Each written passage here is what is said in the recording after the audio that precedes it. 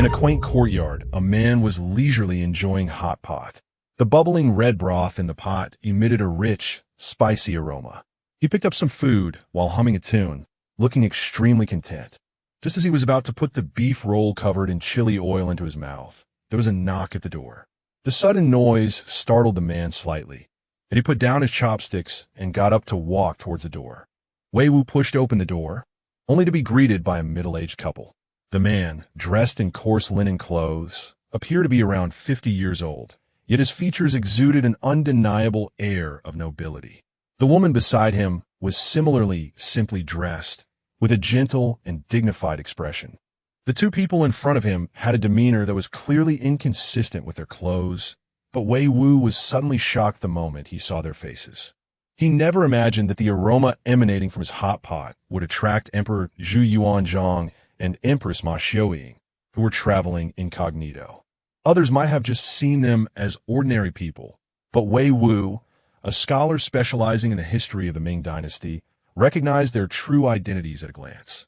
A year ago, Wei Wu was transported from the modern era to the early days of the Ming Dynasty due to an accident and unexpectedly awakened the future package system. Every day, the system delivers a package from the future to him. The contents are random and could be food, daily necessities, high-tech weapons, modern medicines, or even some special items. All of this filled Wei Wu with ecstatic joy. Being able to travel back to the ancient dynasty he was most fascinated by. Although he lost the internet and electronic entertainment, his life over the past year had actually been more carefree and comfortable than before. However, the sudden visit of Zhu Yuanzhang and Ma Xiaoying made Wei Wu realize that this peace was likely about to be broken. After all, his courtyard contained a large number of modern items that clearly did not belong to this era, and he could not explain the origin of these items using common sense. But a bold idea quickly took shape in Wei Wu's mind. He decided to take the initiative to confess his identity as someone from the future to Zhu Yuanzhang and his wife in order to gain their trust. Using historical memories and a constant supply of resources from the system, they aimed to influence the future of the Ming Dynasty while also planning a stable and prosperous life for themselves. Wei Wu was wondering whether he should find a suitable way to explain when a middle-aged man spoke first. "Young man, my wife and I left in a hurry and forgot to bring any money. Now we are hungry and it is inconvenient for us to go back the way we came. We smelled the fragrance coming from your courtyard, so we dared to come and see if we could ask for a bite to eat." Upon hearing this, a strange light flashed in Wei Wu's eyes, but he smiled and pretended not to understand, replying, "Old man, you're too kind. It's just a meal. There's no need for money. Besides, this is right under the Emperor's nose. Who would dare to act recklessly? If you don't mind, please come in. There's still some left in the pot." Upon hearing this, a hint of approval flashed in the man's eyes. He cupped his hands and smiled. "Then thank you very much for your righteous help, young brother. You're too kind. Helping others is helping yourself." Wei Wu smiled and stepped aside, leading the two into the courtyard. As soon as he entered the courtyard, the aroma of the red oil in the pot became even stronger. The middle-aged man couldn't help but stare intently at the hot pot, his Adam's apple bobbing as he swallowed several times. Looking at the pot of red oil bubbling in the middle, he couldn't help but ask, "Young man, is this the legendary antique soup you're cooking in this pot?" Wei Wu laughed heartily. "Old man, you've seen it all. Indeed, this thing has existed since ancient times, but I prefer to call it hot pot." "Hot pot? That's a straightforward name." The man smiled and nodded. Wei Wu turned and went to the kitchen. We brought back 2 sets of bowls and chopsticks before sitting down. "Grandpa's, this pot of soup is quite flavorful and spicy. I wonder if you can handle it." The man waved his hand and laughed. "We come from poor backgrounds. As long as we have enough to eat, we can't be picky." As soon as he finished speaking, he picked up his chopsticks, grabbed a slice of fatty beef, and threw it into his mouth. At first, the aroma was enticing and the flavor intense, followed by a burning sensation that swept through his entire mouth. He gasped for breath to cool it down while wiping the sweat from his forehead, his expression quite complicated. It took him a while to recover, and he turned to look at Wei Wu. "Young man, what did you put in this pot? Why is it so spicy it's practically on fire?" Wei Wu suppressed a laugh and replied meaningfully, "Chili pepper." "Chili pepper? What is that? It's a bit complicated. You can think of it as a more potent form of dogwood, Wei Wu replied casually. The man nodded upon hearing this and didn't press further, instead changing the subject. By the way, young man, I didn't even ask your name while eating this meal with you. My surname is Wei, and my given name is Wu. You could just call me Xiao Wu, Wei Wu replied. Upon hearing this, the man's eyes lit up. Wei Wu? The Wu of Chao Wei. That's an extraordinary name. Your father must have high hopes for you. Wei Wu quickly waved his hand. Old man, please don't talk nonsense. Right now, the Ming Dynasty is at peace. It's not auspicious to talk about warlords. He deliberately changed the subject. Old man, you haven't told us your surname yet? The man smiled slightly. My surname is Zhu. I'm the 8th in my family, so I'm called Zhuba. This is my wife, Ma Ying. Upon hearing this name, Wei Wu's expression remained unchanged, but inwardly he was already thinking, Zhuba, Ma Ying, you think I wouldn't recognize you just because you changed your name? The thought that the mighty Hongwu emperor would come to his courtyard to eat hot pot filled Wei Wu with a sense of utter absurdity, but he still maintained a calm demeanor. Looking up, Zhu Yuanzhang was already sweating profusely from the spiciness, panting as he ate, reluctant to put down his chopsticks. Empress Ma carefully wiped the sweat from his forehead. Just as the three were enjoying their meal, Zhu Yuanzhang suddenly put down his chopsticks, got up, looked around the courtyard, walked to the wall, pointed to a bicycle, and asked, This iron frame only has 2 wheels, front and back, and there's no horse or pusher, yet it can move? He then pointed to the metal grill next to him. And this thing, it looks like a pot, but it's not a pot. Rows of iron bars are laid out horizontally. The structure is quite ingenious. Finally, his gaze fell on the hairdryer and power bank beside the doorstep, especially the solar panel exposed to the sunlight, which made him fall into deep thought. After a long silence, he finally spoke. These items are strange in style and are clearly not produced in our great Ming Dynasty. They are even difficult to describe. Having said that, Zhu Yuanzhang sat down again, his eyes fixed on Wei Wu, his tone tinged with inquiry. Young man, when I gave my name just now, your expression was clearly off. You should have recognized me by now, right? What is your background? And where did you obtain these artifacts? Facing Zhu Yuanzhang's direct gaze, Wei Wu remained silent for a long time before letting out a soft sigh and launching into his performance. As expected of Lord Hongwu, how could my little tricks fool you? I never expected that eating hot pot would attract your attention. Seeing his frank attitude, Zhu Yuanzhang softened his tone. Don't worry. If I really thought you were an assassin, you would probably already be riddled with arrows by now. No one knew about this trip out of the palace. It was just a spur-of-the-moment decision. I never expected to encounter someone as extraordinary as you here. Now, I want to hear you tell me yourself. Who exactly are you? Wei Wu knew that the only way to save his life at this time was to make himself appear irreplaceable. If Zhu Yuanzhang could realize his value, he might not have treated him as a heretic, but instead treated him like a treasure. The most direct and effective way to do this was to confront him directly. But Wei Wu also knew that this was a huge gamble. Even if he could speak eloquently, he couldn't guarantee that Zhu Yuanzhang would believe him. Not to mention that if his identity as a person from the future were exposed, he might not even be able to save his life. So before speaking, Wei Wu first opened the system in his mind and checked if there were any usable trump cards in his storage space.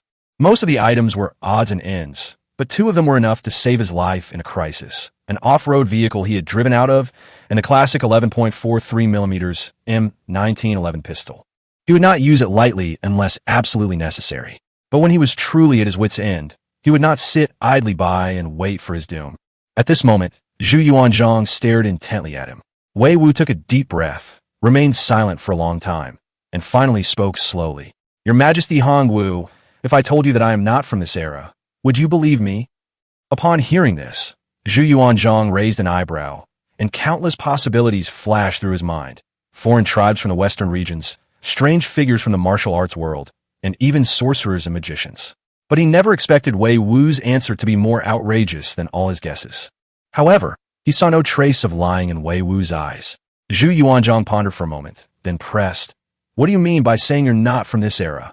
Wei Wu looked directly into Zhu Yuanzhang's eyes and said, word by word, I am a person from 600 years in the future, who traveled from the future. Just like your Majesty, who suddenly traveled from the Ming Dynasty to the reign of Emperor Wu of the Tang Dynasty 600 years ago. This is what I experienced. It sounds absurd, but I can't explain it either. It's true, and I myself don't know why I came here. Zhu Yuanzhang's eyes flickered slightly. And Empress Ma also looked surprised. Before he finished speaking, Wei Wu suddenly stood up, walked to the wall, hopped on the bicycle, and rode it around the courtyard. This thing is called a bicycle. In our time, it was one of the common people's means of transportation, he explained as he rode, his pedals nimble and the wheels swift as the wind. Yuanzhang stared in amazement at the iron device that could be propelled by foot, even feeling a slight urge to try it himself. Then, Wei Wu parked the carriage against the wall and walked to the hairdryer in front of the doorstep. This is called a hairdryer. It's used to dry your hair after showering.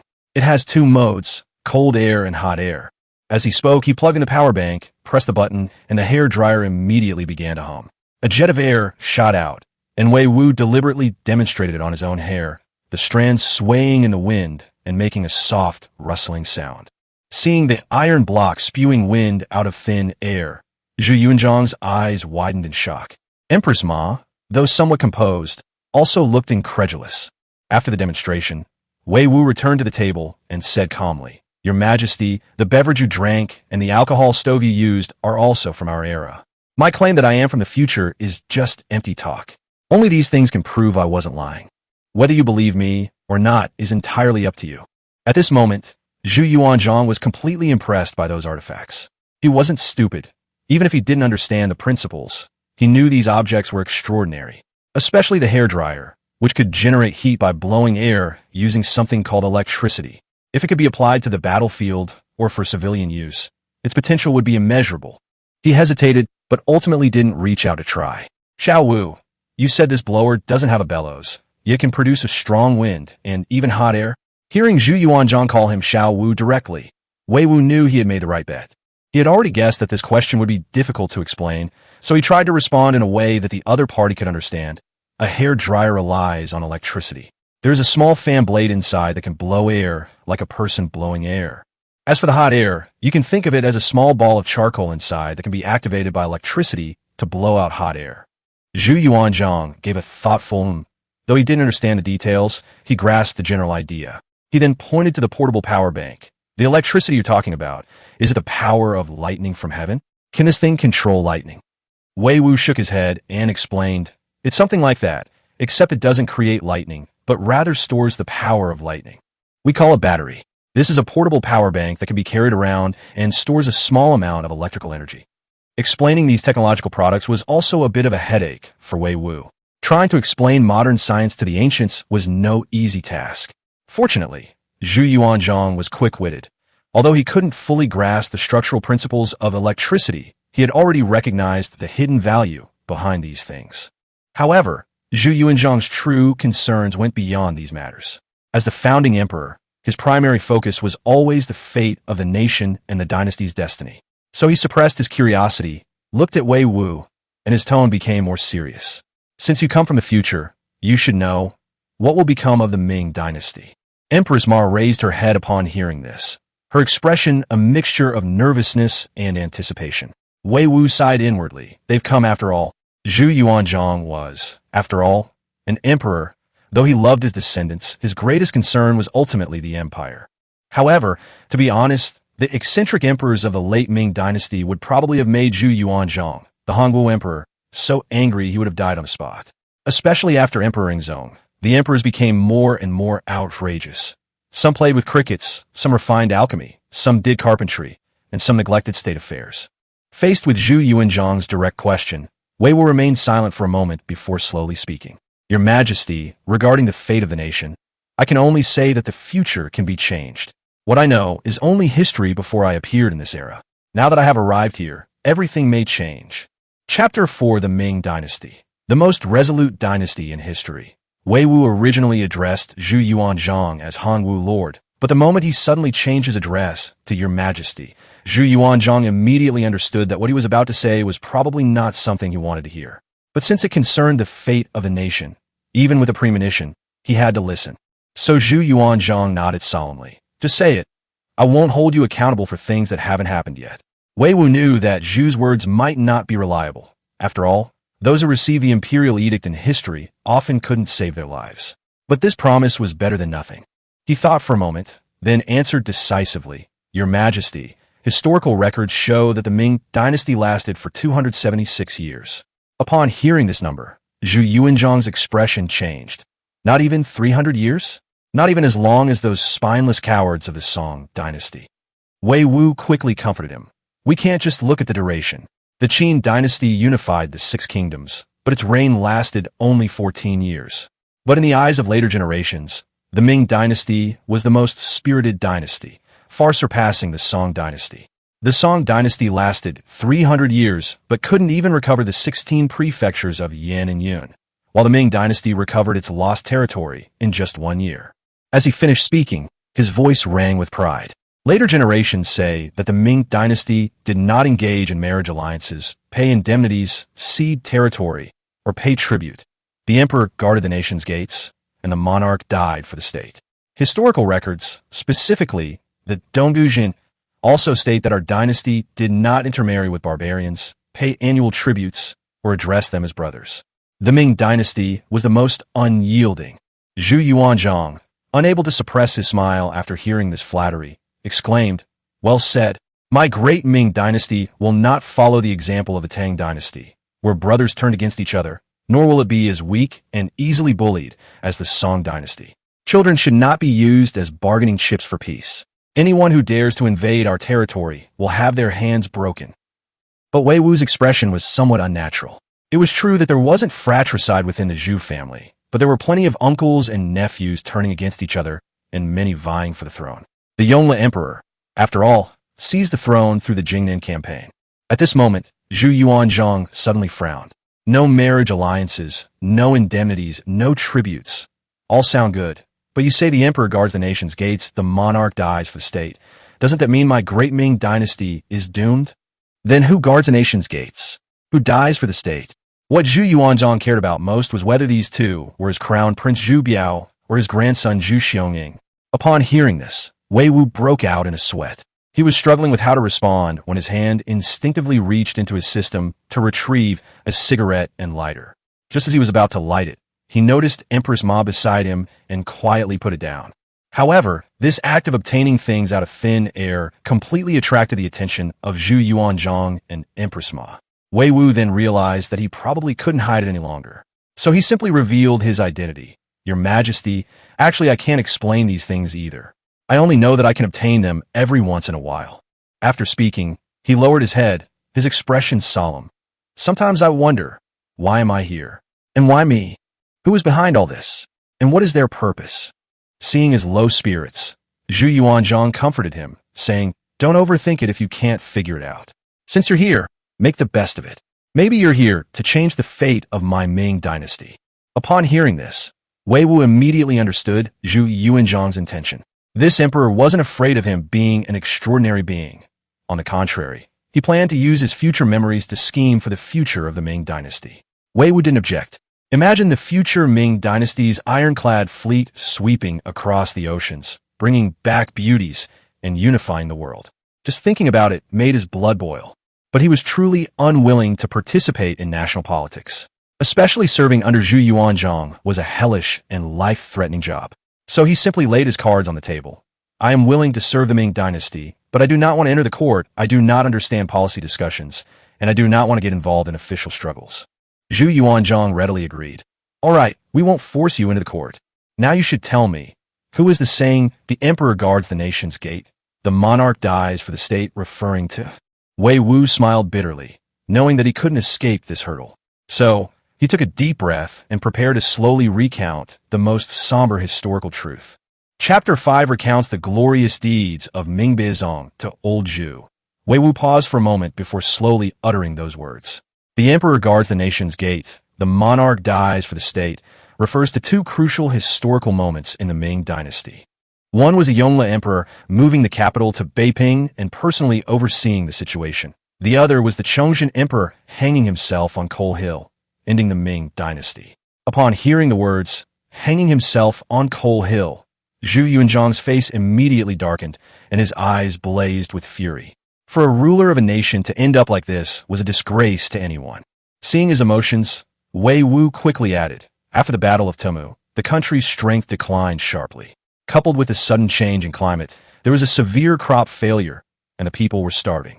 Civil officials colluded with aristocratic families, and eunuchs controlled the government. Under layers of exploitation, the people lived in dire straits. In the Chongzhen era, he did want to be a good emperor, and he did try, but he was willing but unable to do so. Wei Wu spoke in a heavy tone, as if recounting an unchangeable tragedy. At that time, the national treasury was empty, and even military pay could not be paid. On the day the capital fell, the bandits searched the entire city, only to find that there wasn't even 10,000 taels of silver in the palace. It's ironic that 70 million taels were found in the homes of those high-ranking officials and wealthy families. Tan Xian recorded in the Guokei that Emperor Chongzhen was frugal and even sent his personal bronze where to be used for casting weapons. Yet the imperial treasury was pitifully empty. If anyone had been in that position, they probably would have had to atone for their sins with their death. At this point, Wei Wu stopped, not continuing. He knew that Zhu Yuanzhang wasn't in the mood for a story. Sure enough, Zhu Yuanzhang's face turned ashen, his chest heaving violently, his fists clenched so tightly that veins bulged. As the emperor who hated corrupt officials the most, his mind was in turmoil. Empress Ma, standing beside him, looked worried and gently patted his back to help him catch his breath. Wei Wu sat there patiently, waiting until Zhu Yuanzhang calmed down before he softly asked, "Uncle Zhu, how about we stop here for today and you take a rest?" Zhu Yuanzhang waved his hand, a fierce glint in his eyes. "We crawled out of mountains of corpses and seas of blood. We're not going to be scared by these things." He patted Empress Ma beside him and turned to look at Wei Wu. "Continue. Tell me more about the Tumu crisis and the Little Ice Age that you just mentioned." At that moment, Wei Wu felt a surge of admiration. Old Zhu truly lived up to his reputation as a great ruler. Even when his emotions were difficult to control, he could immediately grasp the core issue. In the 14th year of the Zhengtong reign, during the reign of Emperor Yingzong of Ming, Zhu Qizhen, the Oirat leader Yizhen led his army south. As a result, the young and impetuous emperor, under the instigation of the eunuch Wang Zhen, personally led the expedition, which was hasty and chaotic. Wang Zhen, in order to show off when he returned to his hometown, led hundreds of thousands of troops and changed the route haphazardly, without even ensuring logistics. In the end, they were surrounded by the enemy at Tumu Fortress, and hundreds of thousands of troops were wiped out, and even the emperor became a prisoner. At this point, Wei Wu's throat was a little dry. He casually took out a bottle of cola from his system and was about to take a sip when Zhu Yuanzhang snatched it away with lightning speed. "You brat, you don't even know how to show some respect to your Uncle Zhu. I'll take this bottle." Wei Wu looked helpless, so he took out 2 more bottles from the system and considerately opened one and handed it to Empress Ma. Empress Ma took it and smiled, while Zhu Yuanzhang took a sip like a child who had received candy, and his brows relaxed. As the 3 drank and chatted, Zhu Yuanzhang's attention returned to what Wei Wu had just mentioned. The defeat at Tumu Fortress, with hundreds of thousands of soldiers killed and the emperor captured, was a lesson that Zhu Yuanzhang could not fail to heed. Especially since the eunuch Wang Zhen had seized military power. This pained him more than if his heart had been ripped out. "This Wang Zhen, isn't he a eunuch?" Zhu Yuanzhang raised his head and asked coldly. "That's right, he's a eunuch." Wei Wu nodded affirmatively. Old Zhu's expression instantly froze, his tiger-like eyes seeming to spit fire. Fortunately, he was no longer as furious as before, and after slowly calming down, another question arose.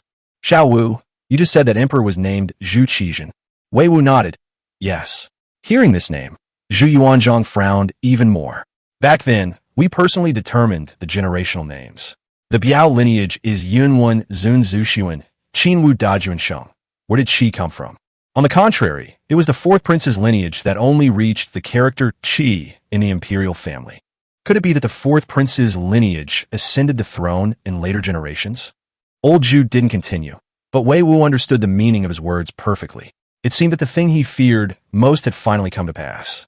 Wei Wu sighed, hesitated for a moment, and then said, "This matter must begin with the Jiangwen emperor." "Wait," Zhu Yuanzhang suddenly waved his hand, interrupting him.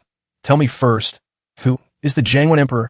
Wei Wu had originally intended to avoid the topic of Zhu Biao and Zhu Xiangying's deaths, but Zhu Yuanzhang's question made it impossible to avoid. He then thought that perhaps this was also an opportunity. If he could protect Zhu Biao and Zhu Xiangying, it would be an immense favor to Zhu Yuanzhang. He immediately answered frankly, "The Jiangwen emperor is your grandson, Zhu Yunwen." Upon hearing this name, Zhu Yuanzhang's expression changed drastically. "Yunwen? Isn't he a son of concubine? Neither the eldest son nor the legitimate heir. How did he ascend the throne?" Chapter 6. Our son is dead. Our grandson is about to die. Wei Wu's words were like a heavy blow to Zhu Yuanzhang's heart. You've probably already guessed it. Yunwen's ascension to the throne means something has happened to our eldest son. Zhu Yuanzhang's expression changed drastically. Xiongning? Something happened to him. But the next moment he shook his head and denied it. No, even if Xiongning is really gone, Yunwen should be made the successor. How could it be Yunwen's turn? Wei Wu sighed softly, then said word by word, "It was you who installed Zhu Yunwen, Your Majesty." Zhu Yuanzhang was shocked and stood up abruptly, staring at Wei Wu in disbelief. Wei Wu did not pause, but recited the contents word by word as if reciting a history book. In the 25th year of Hongwu, Crown Prince Zhu Biao died of illness. In August of the same year, he was buried on the east side of Shaoling Mausoleum and given the posthumous title of Yuan. Empress Ma turned pale upon hearing this, while Zhu Yuanzhang felt as if a bucket of cold water had been poured over his head. On one hand, his son died young. On the other, his grandson also met an untimely end. This was a devastating blow to old Zhu. His eyes were red as he looked at Wei Wu, his voice hoarse as if it had cracked. How exactly did Biao leave? Wei Wu hesitated for a moment, but still answered truthfully. The official record says he died of illness, but folk rumors say it was a cold or a carbuncle on his back. But the most mainstream explanation is that he died from overwork. He died from overwork? Zhu Yuanzhang's voice trembled, and he slapped Wei Wu's arm away. He was about to refute, but then his heart skipped a beat. He recalled how, over the years, he had worked day and night with Zhu Biao to review memorials in order to forge the crown prince. Even he himself sometimes felt utterly exhausted. How could Zhu Biao, whose body was already frail, withstand such a burden?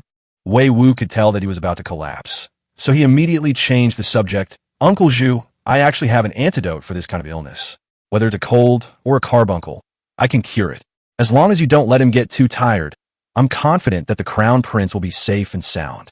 A glint flashed in Zhu Yuanzhang's eyes, and Empress Ma's eyes instantly welled up with tears, as if she had seen a glimmer of hope.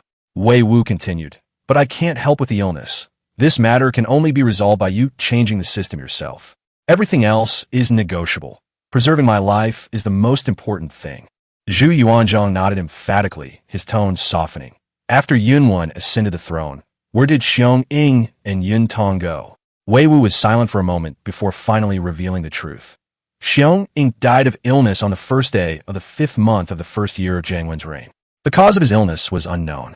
He was buried in Zhongshan and given the posthumous title of Huai. Zhu Yuanzhang felt dizzy and his vision blurred. He almost fell. The eldest grandson only has 1 month to live. He overturned the hot pot on the table, scattering metal utensils everywhere. Immediately afterward, the courtyard gate was violently kicked open, and a group of plainclothes guards wielding knives rushed in, all pointing at Wei Wu. But he remained unfazed, only glancing calmly at Zhu Yuanzhang. Old Zhu roared, "Get out of here! Anyone who dares to step into this courtyard will be sent to death row." Silence returned to the courtyard. Zhu Yuanzhang sat back down, his eyes still bloodshot. "Xiao Wu, what did later generations say? Just say it, don't hold back." Wei Wu nodded gently and began to explain. "Some say the crown prince died of smallpox. Some say it was a cold. And there are even more vicious rumors. They say that Lady Lu wanted her son to become emperor, so she poisoned Xiongning and ruined Yunwen so that he could ascend the throne naturally." Upon hearing this, Zhu Yuanzhang frowned and pondered for a moment. "Lady Lu doesn't have the guts. She can't do anything under our noses." That's what he said, but Wei Wu knew that Zhu Yuanzhang had already become suspicious. Even the most absurd rumors never come from nowhere. Zhu Yuanzhang pressed on in a deep voice. "What about smallpox? Didn't you say that Xiongning had smallpox? Do you have any medical skills?" Wei Wu thought for a moment and answered frankly, "I don't have a way to cure smallpox, but I know how to prevent it." Zhu Yuanzhang's eyes suddenly lit up. "Prevention? Tell me quickly." Wei Wu organized his thoughts and slowly explained. "We discovered that cattle can also get a disease called cowpox, which is similar to smallpox, but the symptoms are much milder. As long as the cowpox virus is inoculated into humans, they can become immune to smallpox after recovery." Zhu Yuanzhang was stunned and repeatedly asked, "You mean diseases on cattle can prevent people from getting smallpox?" "Yes, but the process is a bit complicated, but that's the principle." Zhu Yuanzhang suddenly slammed his hand on the table and shouted, "Mao Xiang!"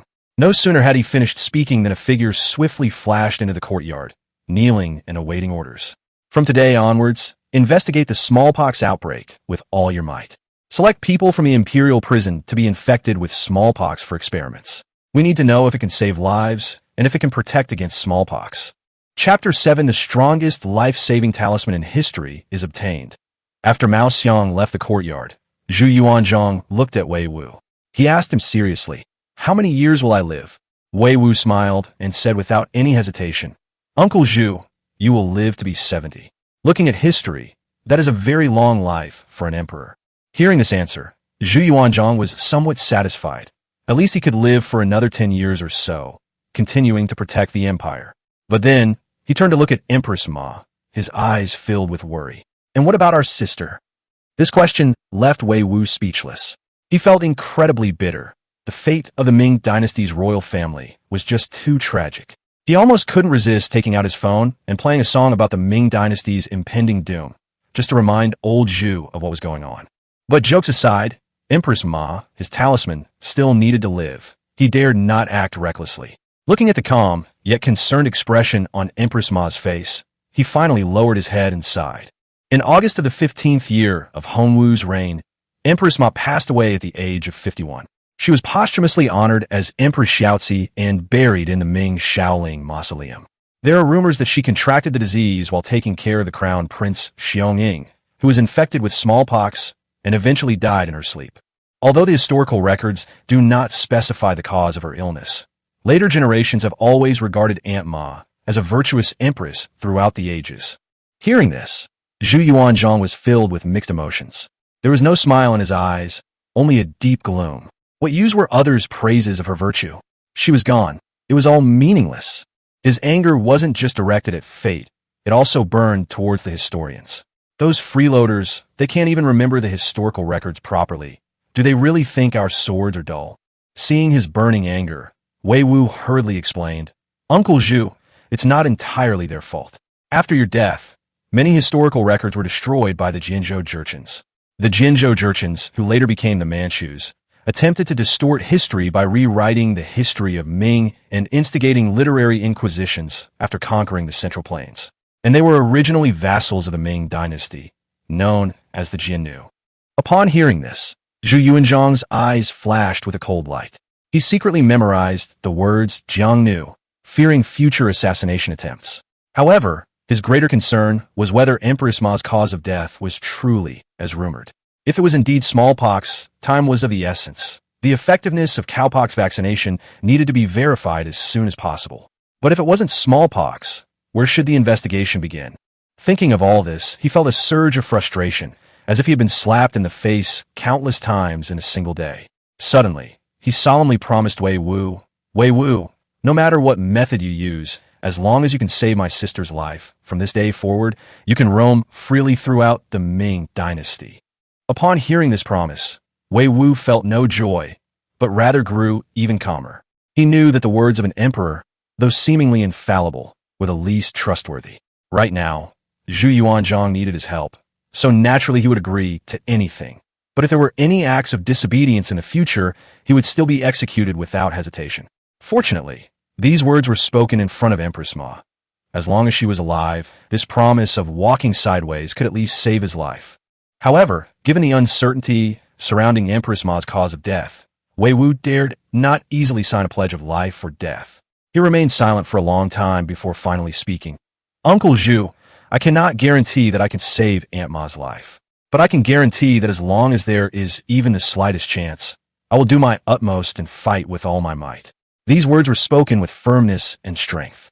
Although Zhu Yuanzhang was somewhat dissatisfied, the look in his eyes showed approval. From the moment he entered, he had been observing Wei Wu, including the subtle detail of him offering the drink to Empress Ma. Furthermore, his restraint when he took out the small box to light a cigarette upon seeing Empress Ma's presence, all indicated that this young man from later generations truly respected his sister. Just as Zhu Yuanzhang was about to respond, Empress Ma stood up and walked to Wei Wu's side. She gently patted Wei Wu's shoulder and said in a gentle tone, "I have agreed to this on behalf of Chongba. You call me aunt, so naturally I will treat you as my own junior. I'm sorry to have troubled you with my affairs, Xiao Wu. Just do your best and don't feel too burdened."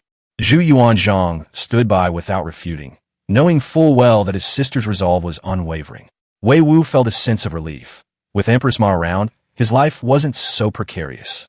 But then Empress Ma added, Xiao Wu, you are a remarkable person of later generations. Since you can't go back, why not settle down and make a living in this Ming Dynasty? She paused, then looked at Zhu Yuanzhang. As long as you don't betray the Ming Dynasty, and don't betray His Majesty, no one in the Ming Dynasty can harm you in the slightest. These words were practically a life-saving talisman for the Ming Dynasty, more effective than any get-out-of-jail-free card. It must be understood that in the Ming Dynasty, Empress Ma's word was law, carrying more weight than Zhu Yuanzhang's. Now, this protective talisman had finally fallen upon Wei Wu's head. However, Wei Wu understood that Empress Ma's support for him wasn't solely based on affection. Her true value lay in his ability to make the Ming Dynasty stronger and its reign longer. This relationship of mutual benefit suited Wei Wu's intentions perfectly. While others would express gratitude at this time, he knew how to seize the opportunity and press his advantage. I won't say anything more, Aunt Ma. I must present you with a small gift to express my gratitude. After saying this, he flipped his wrist and pulled out an exquisite box from his system space, handing it to Empress Ma. Chapter 8 finally saw these two powerful figures off. Although it wasn't the first time they'd seen each other, Zhu Yuanzhang and Empress Ma were still amazed when Wei Wu once again conjured something out of thin air. However, their surprise only lasted a moment before their attention was drawn to the gift box in his hand. It was a simple, square, clean, and elegant velvet gift box. Wei Wu didn't agonize over what to give, simply choosing a safe bet, a perfume gift set. Empress Ma was always thrifty, but even the most frugal woman can't resist the allure of fragrance. Since the hot pot had already been overturned, Wei Wu simply placed the gift box on the table and opened the lid. Inside lay 4 crystal-clear perfume bottles, each exquisitely crafted, emitting a faint fragrance. Pointing to the bottles, he explained to Empress Ma, "This is called perfume. It lasts longer than the current scented lotions, lasting up to 3 hours. When sprayed on clothing, it lasts even longer. The scent will also gradually change over time." Having said that, he picked up one of the bottles, demonstrated the spraying motion, and then respectfully handed it over. Empress Ma took the perfume, lightly sprayed it on her lapel, and immediately the fragrance filled the air. Her eyes lit up slightly, and a look of amazement appeared on her face. This fragrance was indeed extraordinary. While perfumed lotion was fragrant, it was ultimately thin, unlike this perfume, which was rich and layered. Even Zhu Yuanzhang, a rough man, kept sniffing the fragrance, completely captivated by it. Seeing this, Wei Wu took out a mini-trial gift box from the system and handed it to Zhu Yuanzhang. "Uncle Zhu, these are small bottles of perfume. They'll be suitable for you to give to your concubines in the harem later." Zhu Yuanzhang glanced at the box and saw that the bottles were only the size of his little finger, which he found quite appropriate. Compared to Empress Ma's 4 bottles, this box looked like a sample set, and he nodded in satisfaction. "You're thoughtful, young man. No wonder my sister is so protective of you." After saying that, he put the perfume box away. The important matter was about to begin. We were halfway through our questioning earlier. What exactly happened during the Little Ice Age? Zhu Yuanzhang still remembered that crucial point, as well as the unavoidable issue of generational names. But before he could finish speaking, Empress Ma suddenly interrupted him, saying, "Chongba, it's getting late. We should return to the palace." Zhu Yuanzhang wanted to hold on a little longer, but when he looked up, it was already dark, and there were still many palace affairs to attend to. After thinking for a moment, he figured Wei Wu wouldn't run away, and there would be time later, so he nodded and got up. "Xiao Wu, do you live alone in this courtyard? Do you have any relatives?"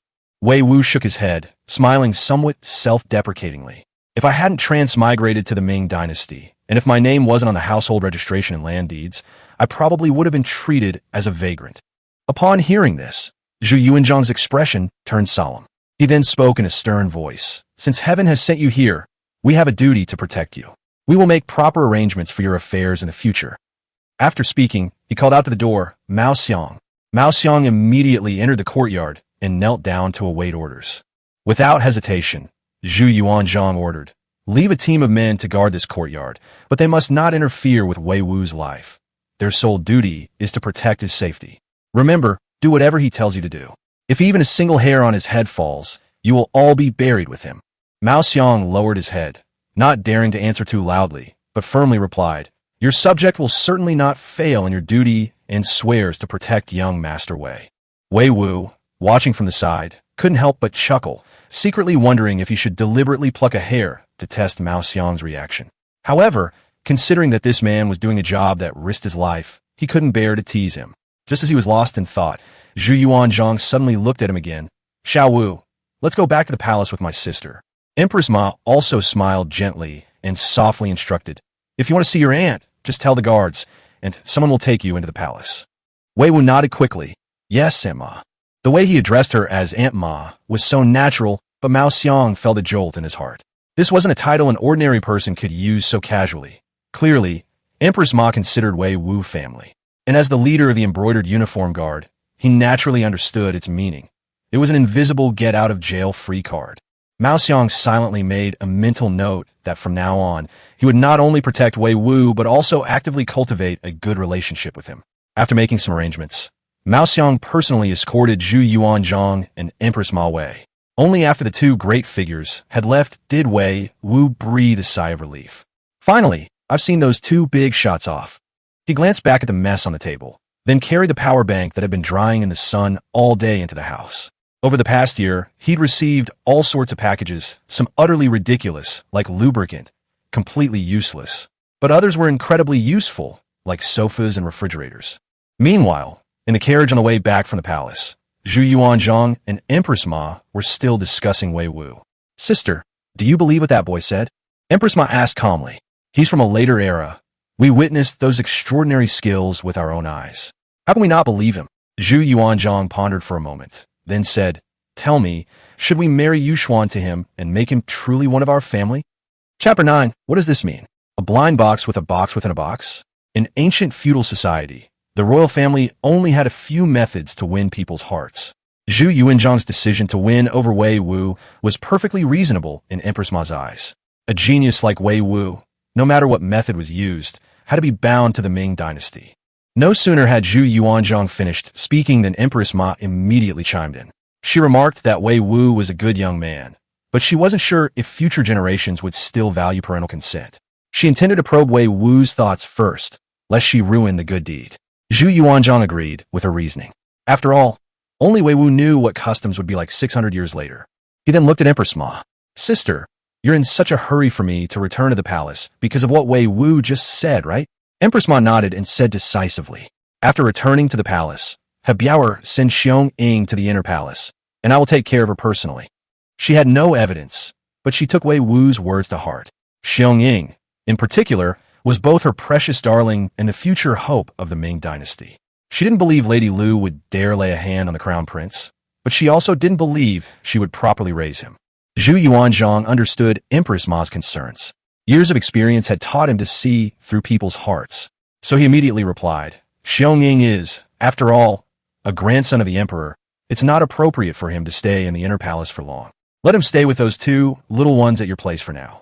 Once I've made arrangements at the eastern palace, it won't be too late for him to go back." At this moment, Wei Wu had no idea that someone was already taking care of his marriage. He suddenly remembered he hadn't opened his delivery for the day. With a thought, he brought up the system inventory interface. The inventory was filled with various items he had opened in the past. 3 delivery packages of different sizes were floating in the air. The smallest was like a book, and the largest was like a television. This is his delivery system. 3 blind boxes a day, you can only choose one. After a year of use, Wei Wu had long since figured out the system's tricks.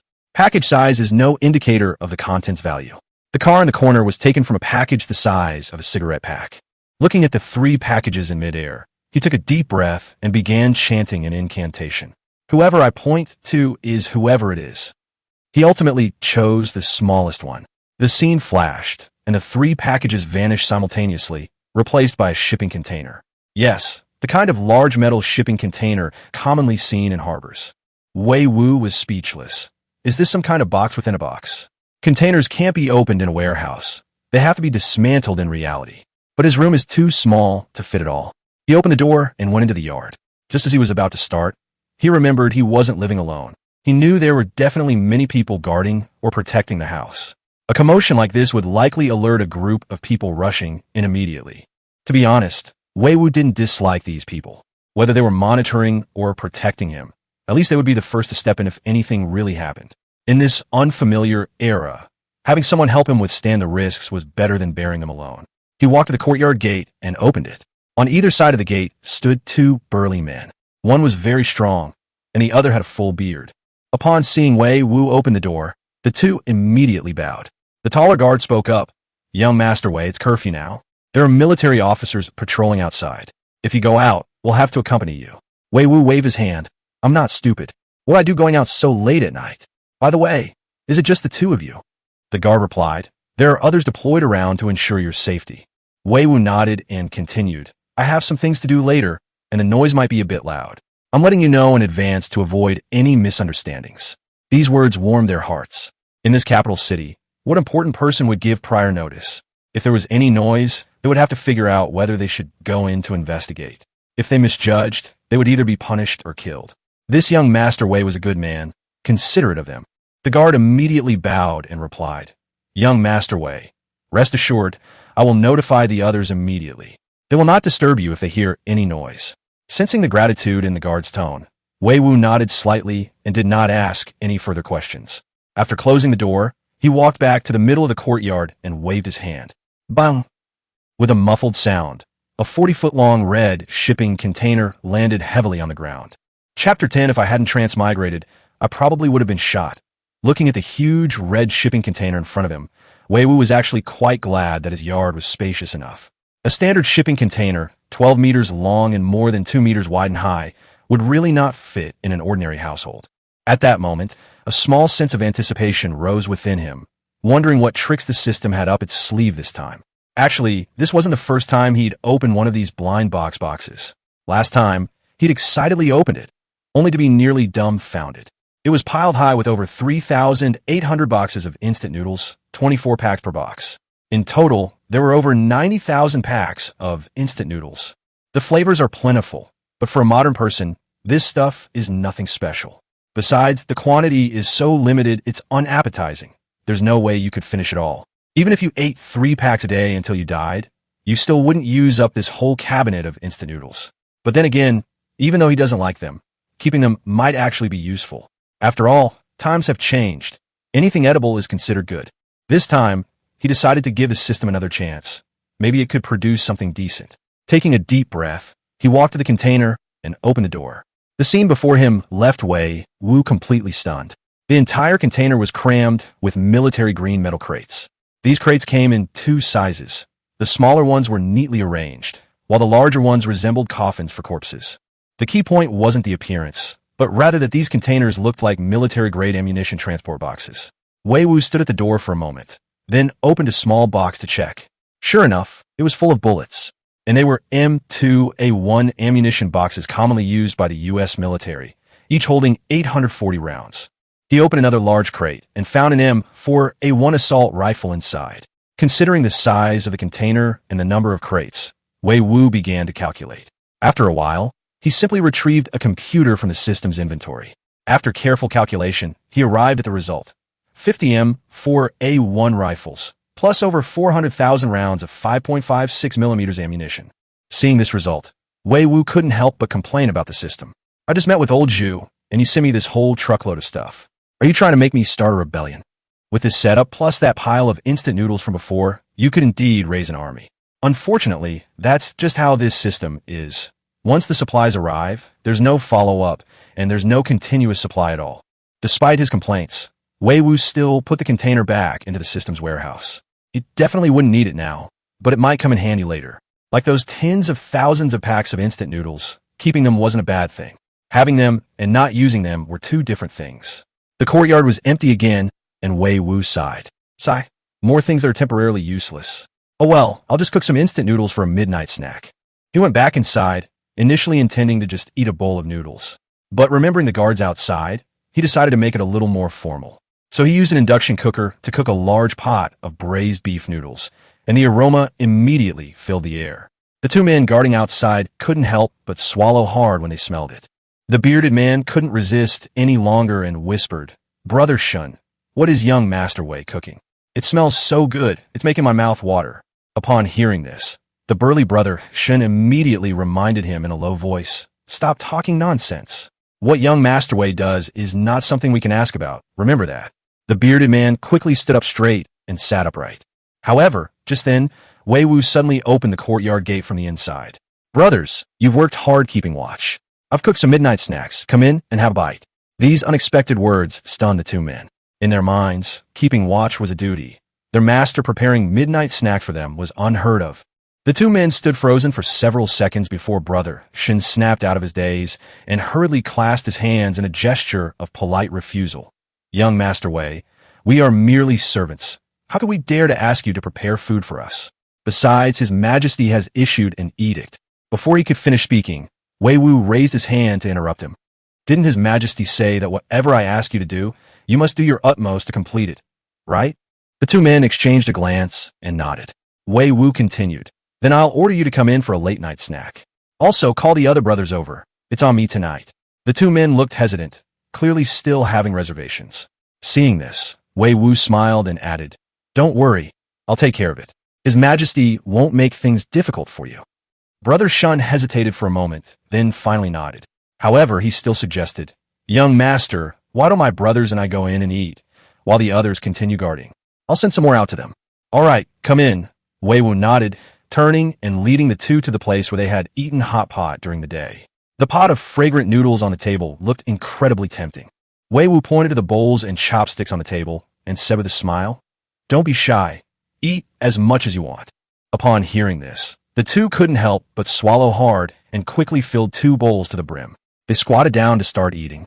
Wei Wu glanced at them and couldn't help but laugh, saying, "Aren't there stools? Why are you squatting on the ground?" Brother Shun hurriedly waved his hand. "Those are the seats for the Emperor and Empress. We can't overstep our bounds. We could just squat and eat."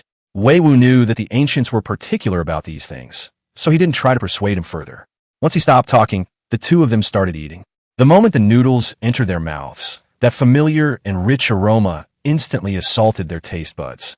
The bearded man barely chewed a few bites before swallowing it whole, a look of satisfaction on his face. By the second bite, Wei Wu even thought the guy's eyes were red. In comparison, Brother Shun was more composed, but he ate just as quickly. After taking the first bite, he looked at Wei Wu with excitement, his eyes filled with admiration and gratitude. "Young Master Wei, such a delicious dish, and you've bestowed it upon 2 rough men like us. I truly don't know how to thank you." Hearing this, Wei Wu's lips twitched slightly. For instant noodles to be called a delicacy, that's probably the highest praise in a niche audience. Chapter 11, even announcing the imperial edict requires me to wake up? Watching the two wolf down their food, Wei Wu could understand. He himself had been stunned by the aroma of the seasoning when he first tried instant noodles. As a young man conditioned by modern MSG and additives, he found it delicious. How much more so would these ancient people? Especially for low-ranking guards like Shenlin and Zhang Hai, their daily diet consisted mainly of soy sauce, salt, and vinegar. Spices like Sichuan peppercorns, black pepper, and star anise were rarely even seen, let alone eaten. In their eyes, these seasonings were reserved for the wealthy and powerful. The taste of instant noodles, which modern people would find tiresome, was a complete sensory experience for them.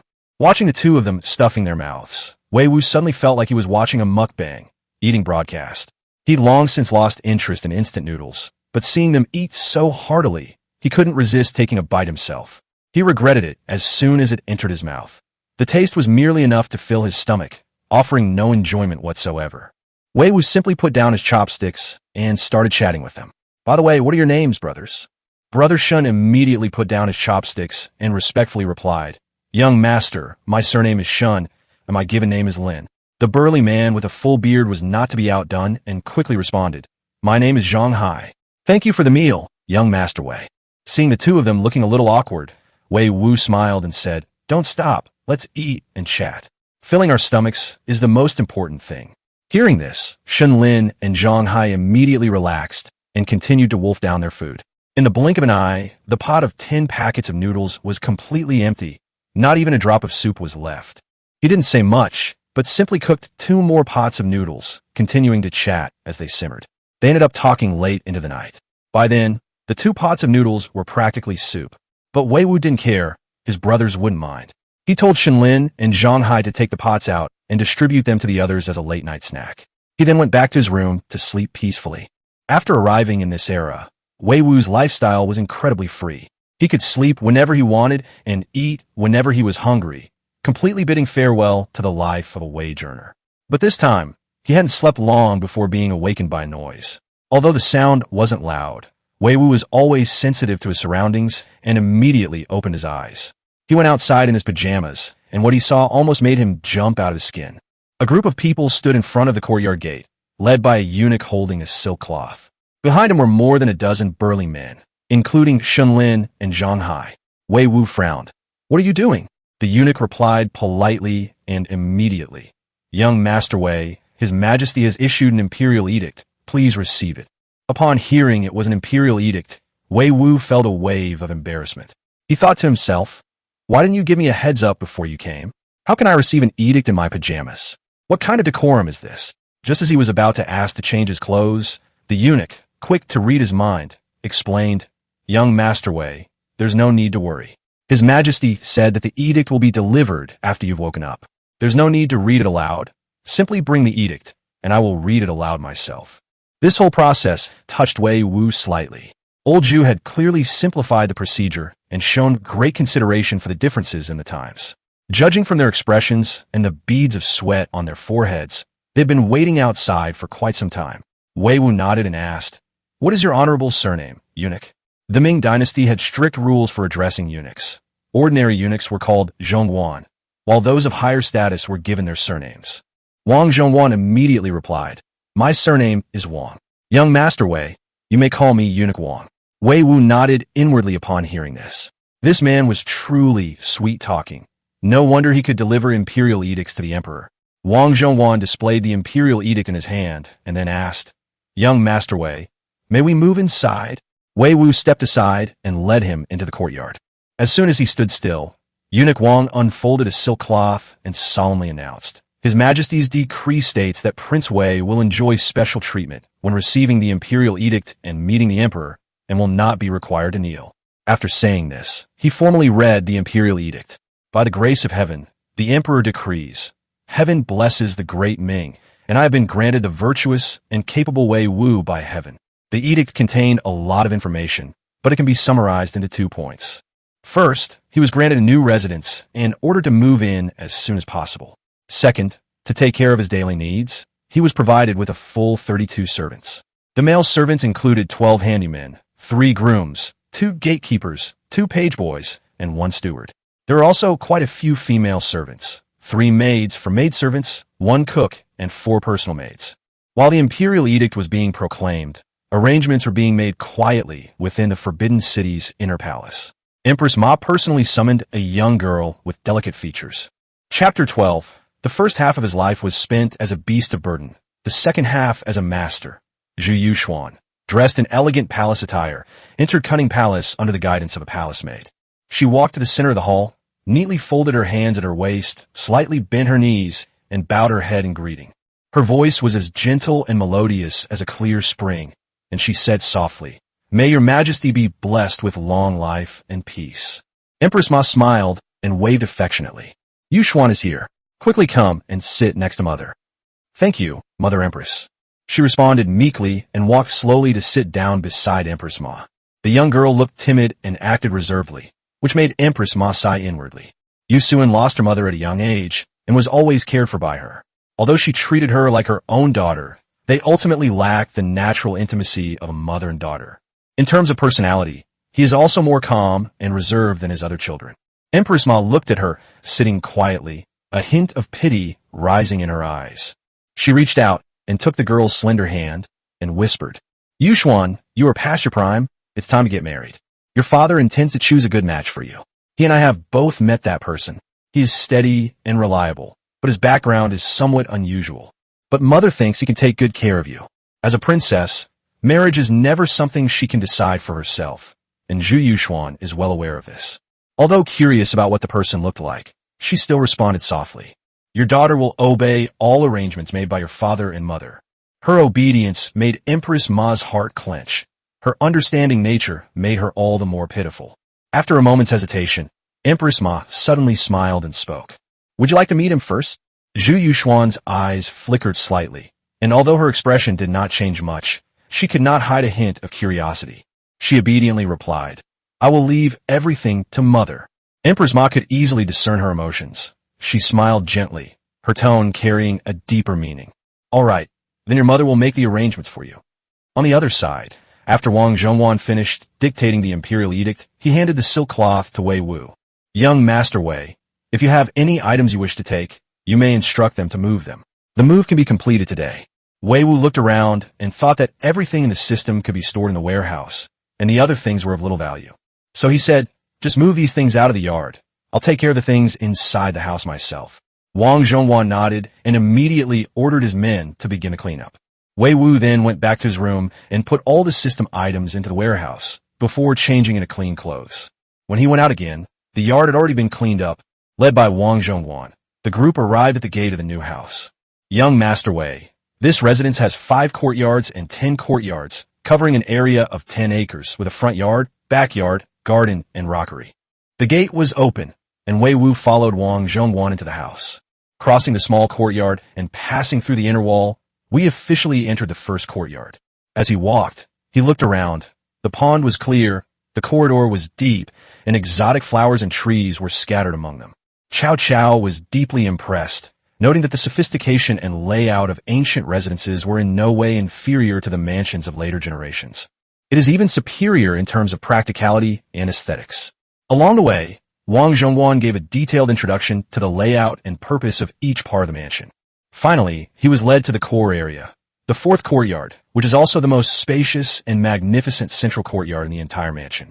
As soon as Wei Wu stepped into the courtyard, he saw a group of people waiting neatly in the center of the courtyard. Wang Zhongwan introduced, "These are the servants bestowed by His Majesty, a total of 33 people." Halfway through his sentence, Wang Zhongwan suddenly paused, and his tone became somewhat unnatural. Wei Wu noticed his pause and raised an eyebrow. "Didn't you just say 32? How come it's 33 now?" Wang Zhongwan hurriedly explained, "This humble servant has overlooked something. Her Majesty the Empress sent an extra person." In fact, Wang Zhongwan was also feeling uneasy at this moment. No one informed him that the princess was mixed in with the servants and dressed as a maid. But he immediately realized what was going on from the clothes and came up with this explanation in a moment of inspiration. After hearing the explanation, Wei Wu had no doubts, as Empress Ma had always treated him well. Seeing that he believed him, Wang Zhongwan breathed a sigh of relief and turned to his servants, shouting, "From now on, young Master Wei will be your master. You must serve him wholeheartedly and not be negligent or lazy. Do you understand?" "Understand." The 33 people responded in unison. However, Wang Zhongwan was immediately faced with another problem. According to custom, a servant must kneel and bow when he first meets his master. But now that there's a princess in the group, how could he dare to make her kneel? Just as he was racking his brains about how to solve the problem, Zhu Yuxuan suddenly took a step forward. "Greetings, sir." She led the way in bowing, and the other servants followed suit, bending down to kneel. Before anyone could kneel down, Wei Wu immediately waved his hand to stop them. "Just bow. From now on, you don't need to kneel at home. Just bow instead." Upon hearing this, the servants all stopped their movements and began to bow. Wei Wu didn't have much of a feeling about the servant system. After all, he was also a corporate slave in his previous life. Now that they've turned the tables, they naturally want to experience what it's like to be in charge.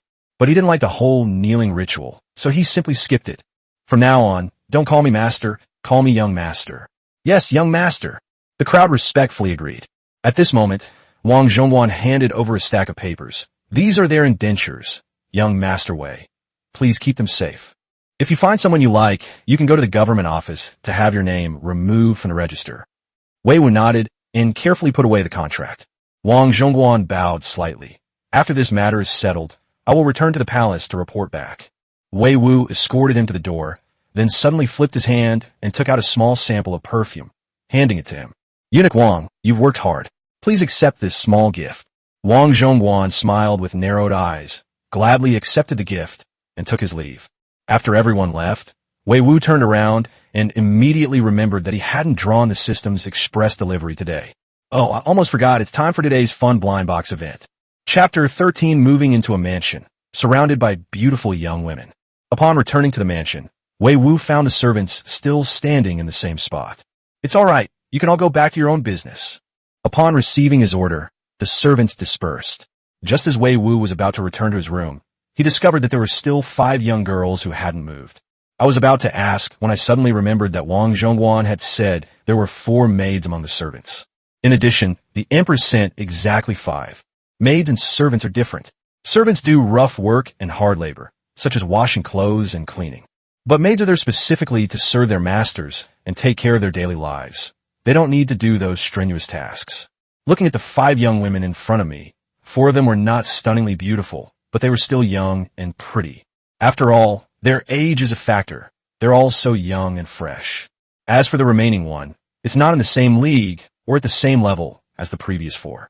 She had a pair of bright, almond-shaped eyes, white teeth, and a face as beautiful as a peach blossom, with fair skin that had a rosy glow. What's even more remarkable is her elegant and gentle temperament, more like a young lady from a wealthy family than a maid. At this moment, Wei Wu suddenly felt a surge of emotion.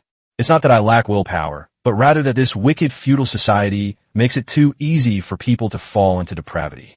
Of course, while you may want to think about it, there are some things you should ask about beforehand. Which of you was sent by the Empress? As soon as she finished speaking, the prettiest of the 5 maids stepped forward. Young master, it's me. Wei Wu examined it carefully for a moment, then continued to ask, May I have your name? Young master, my name is Yuanzhang. Your name is very beautiful. After saying that, Wei Wu looked at the other maids and asked, And what are your names? The remaining 4 maids were clearly different from Yuxian.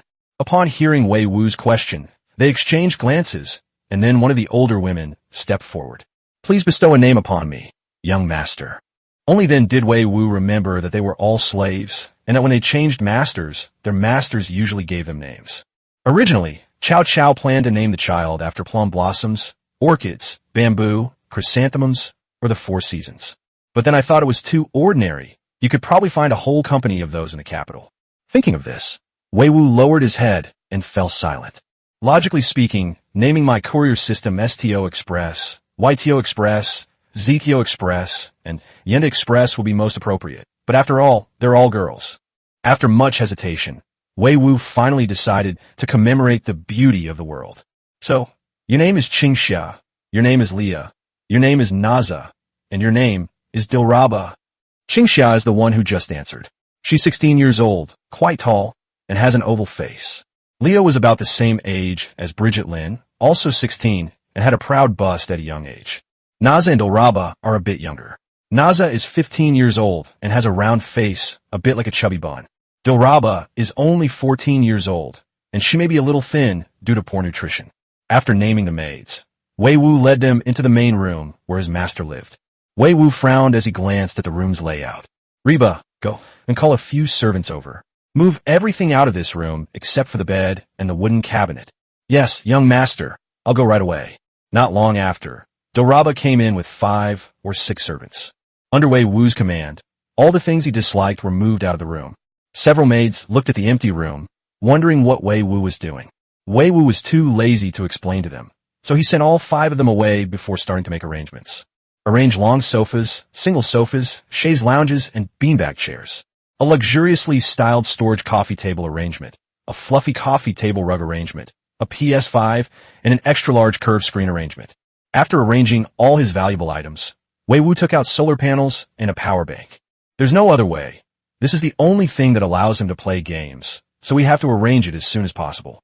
A solar panel can generate 3 kilowatt-hours of electricity per day, while a portable power bank can store 20 kilowatt-hours of electricity. It seems sufficient, but in reality, the screen and PS5 together consume about 4 kilowatt-hours of electricity per day. After everything was arranged, Wei Wu then summoned his 5 maids. The 5 girls were filled with shock as they looked at the strange things that had suddenly appeared in the room. They didn't recognize these things, nor did they know when they had been moved in. I didn't see anyone come in or out. It was always the young master alone in the room. However curious they may be, they all understand one thing. Never ask questions that shouldn't be asked. This is their ironclad rule for survival. Otherwise, they would have no choice but to accept being beaten to death by their employers. Just as the girls were marveling at this, Wei Wu suddenly spoke up. These things can't get wet. When you wipe them, try to wring them out as much as possible, okay? And the same goes for this blackboard and that black box outside. These things are very valuable, so be careful. In addition, every day when the sun comes out, we take this blackboard out and put in the sun to dry.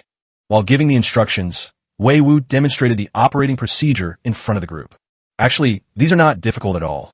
They're all simple, foolproof operations. Open the panel, then plug the solar panel into a power bank. You'll get the hang of it after one try. As for hiding it, Wei Wu never even considered it because there was simply no need for it. These 5 girls took care of his daily life and could be considered his personal maids. They'll find out sooner or later anyway, so it's better to teach them sooner and let them get used to it.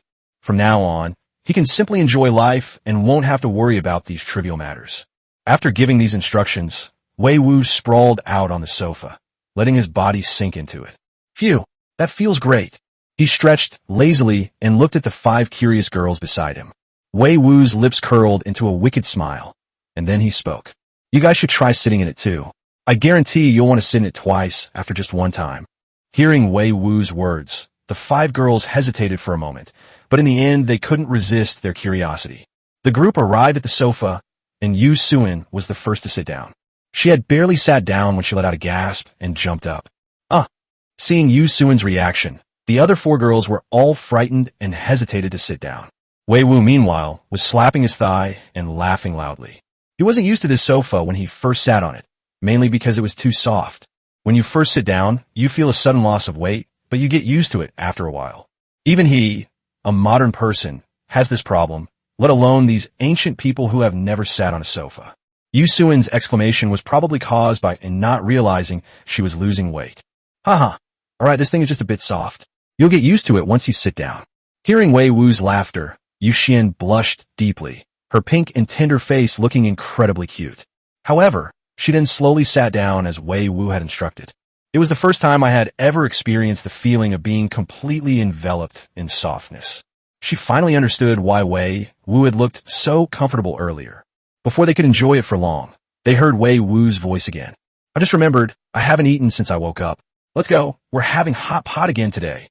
Chapter 14, whenever there's hot pot, old Zhu comes running as soon as he smells it. Hot pot is not a suitable dish to be eaten in a room. Otherwise, the whole house will smell like hot pot, and it will take a long time for the smell to dissipate. Therefore, after making the decision, Wei Wu immediately began to make arrangements.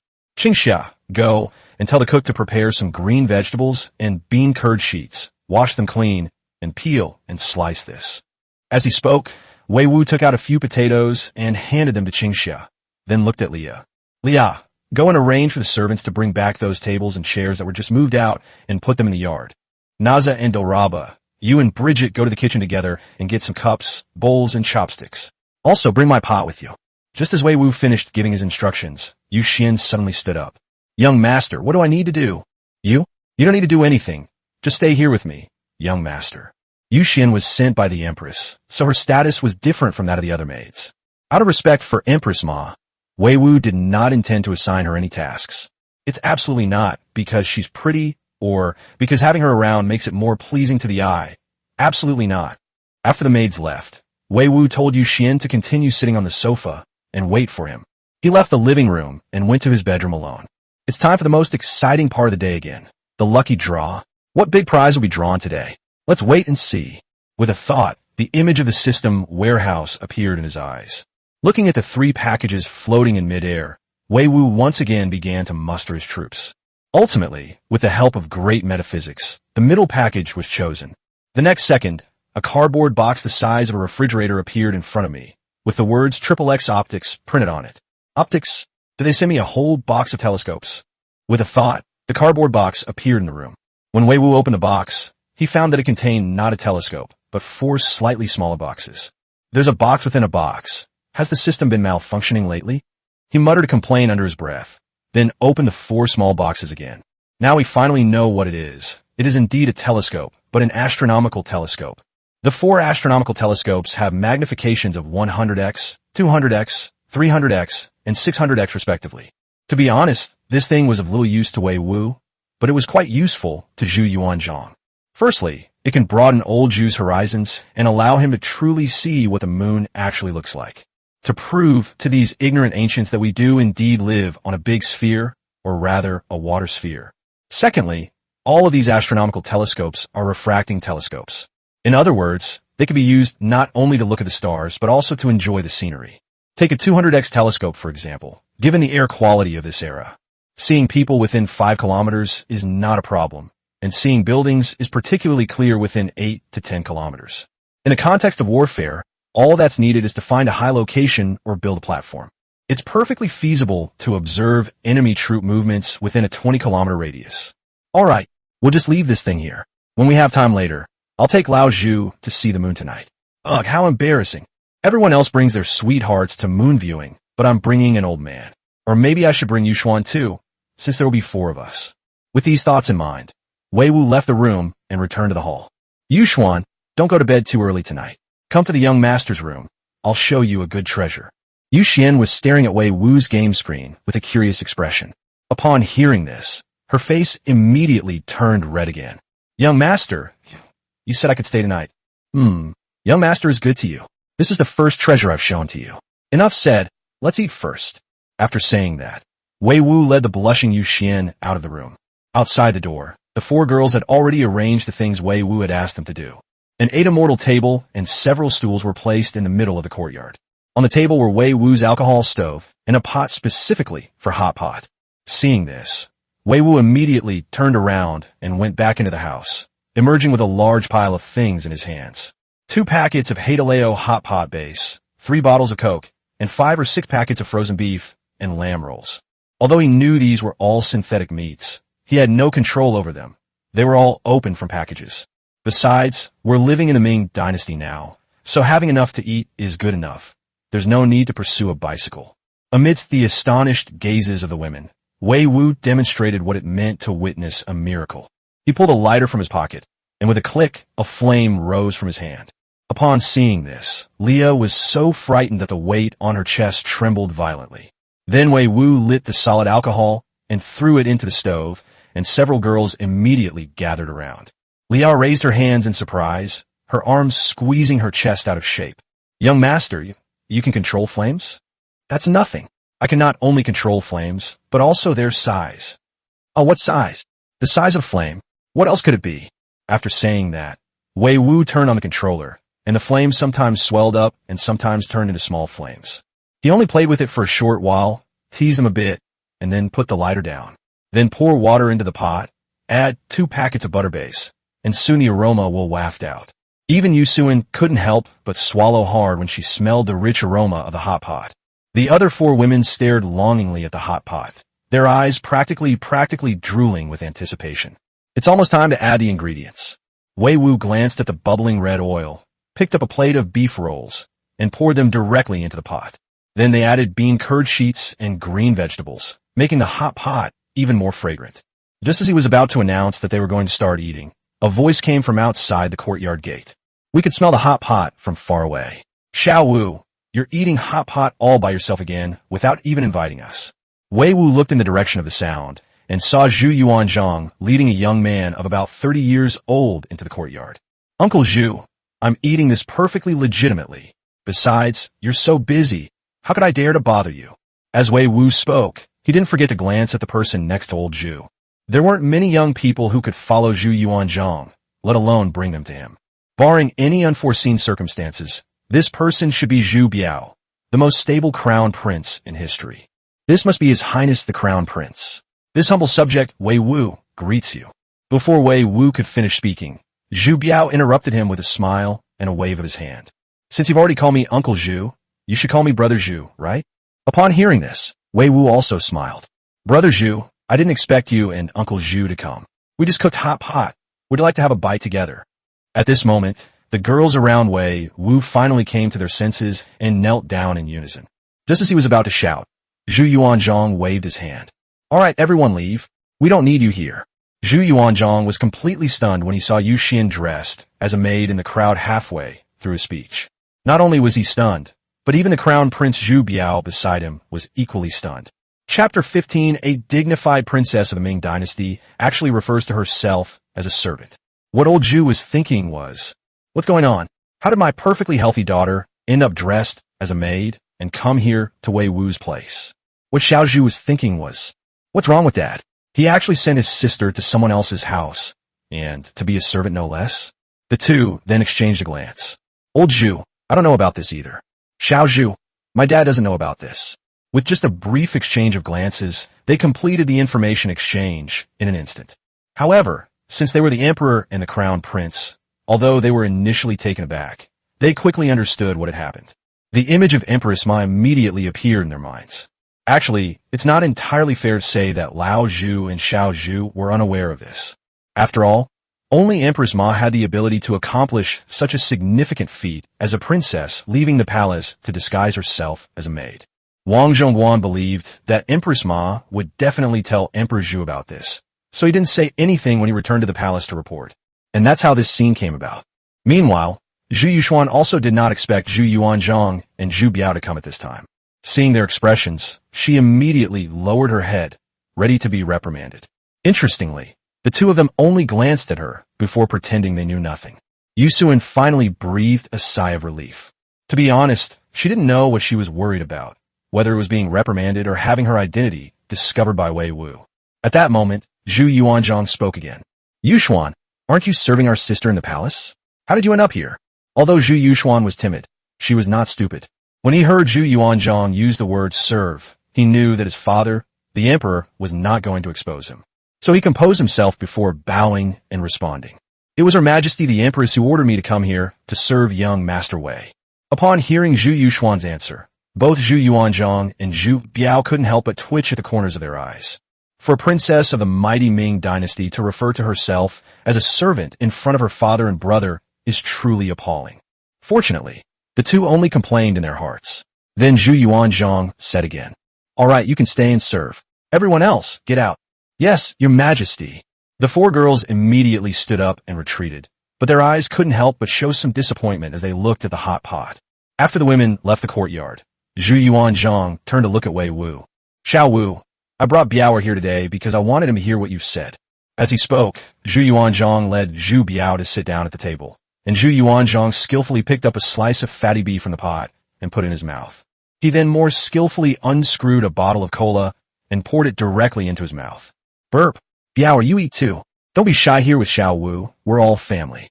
Upon hearing the phrase, "we're all family," Wei Wu didn't think much of it, assuming it referred to the relationship between nephews and nieces. But Zhu Yuxuan, who was standing to the side, bit her red lips and lowered her head with a blush on her face. Wei Wu didn't notice anything unusual about Zhu Yuxuan. Upon hearing what Zhu Yuanzhang said, he immediately began to greet Zhu Biao. "That's right, Brother Zhu. This is something that most people can't get their hands on. You should try it. I guarantee you won't be disappointed." As he spoke, Wei Wu reached out, opened a bottle of cola, and handed it to Zhu Biao. "However, this dish is a bit spicy. You might not be used to it at first, but you can drink some cola after eating to relieve the spiciness." Zhu Biao had drunk Coke last night, and although it wasn't much, he still knew what it tasted like. He took it from Wei Wu but did not drink it immediately. Instead, he placed it aside. Following Zhu Yuanzhang's example, he picked up his chopsticks and took a slice of fatty beef from the pot. His next reaction was the same as Zhu Yuanzhang's the day before. At first, his taste buds were overwhelmed by the strong seasoning, and the rich flavors made him unable to resist starting to chew. But what followed was spiciness, a spiciness far exceeding that of dogwood, bursting in the mouth. Xiao Wu, this hot pot is so spicy. I've never eaten anything this spicy before." Under the impact of the spiciness, Zhu Biao had no choice but to grab a can of cola and gulp it down. In an instant, that peculiar, explosive taste burst forth in his mouth. Zhu Yuanzhang had almost finished the bottle of cola from yesterday, while Zhu Biao only took a small sip. The taste of cola is completely different when you take a small sip versus a large sip. The sensation of countless tiny bubbles bursting in his mouth instantly captivated Zhu Biao. However, Zhu Yuanzhang had told him that even Cao Cao didn't have many of these, so he didn't say anything. He didn't speak, but Zhu Yuanzhang did, and he went straight to the point. "Xiao Wu, what exactly did you mean by that little ice age you told me about yesterday that would reduce crop yields?" Wei Wu was stuffing meat into his mouth when he heard Zhu Yuanzhang's words and had to stop eating. At that moment, he even suspected that Zhu Yuanzhang was doing it on purpose, just to prevent him from grabbing meat. After all, Wei Wu was not afraid of spicy food and ate quickly, while Zhu Yuanzhang needed to drink a sip of water to relieve the spiciness after each bite. However, since the emperor had spoken, he had no choice but to give up eating and begin explaining. The Little Ice Age was simply a period of dramatic changes in weather and climate, with winters becoming colder and more frigid than ever before. In this climate, plant growth will be inhibited, and most crops will even be frozen to death by the cold. Upon hearing Wei Wu's explanation, Zhu Biao immediately stopped eating and looked over. In this era, food was the lifeblood of a country, and as the crown prince, he would naturally attach great importance to it. So after Wei Wu finished speaking, he immediately asked a question. Then why did this mini ice age occur? And why did it only happen in our dynasty? Upon hearing this, Wei Wu sighed deeply. Brother Zhu, I'm sure Uncle Zhu has already told you about my background, right? Zhu Biao nodded, and then Wei Wu turned to look at Zhu Yuxuan. Originally, the idea was to have Zhu Yuxuan leave first, since the fewer people who knew he came from the future, the better. Since old Zhu didn't tell her to leave, it meant there wouldn't be any problems. Moreover, to be honest, Wei Wu already considered Zhu Yuxuan as his woman. With such a beautiful woman in his home, he would never let this prize slip away. At worst, I could go to Amma and beg her to let Zhu Yuxuan marry me. Thinking of this, Wei Wu smiled slightly, but still offered a reminder. Yu Xian, just listen to what I'm about to say. Don't explain it to Qingxia and the others, okay?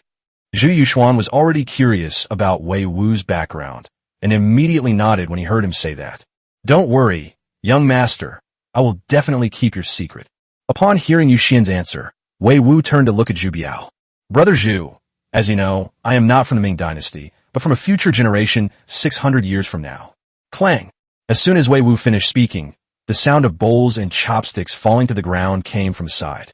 Looking back, he saw Zhu Yuxuan staring at him with her mouth wide open, her body stiff, and her face full of shock. Chapter 16. Old Zhu, want to see the outer world? I'll help you. Wei Wu had anticipated Zhu Yuxuan's reaction, given that what he had said was too shocking. He deliberately mentioned his time travel story first, specifically for Zhu Yuxuan to hear. Fortunately, Zhu Yuxuan only showed shock, not fear.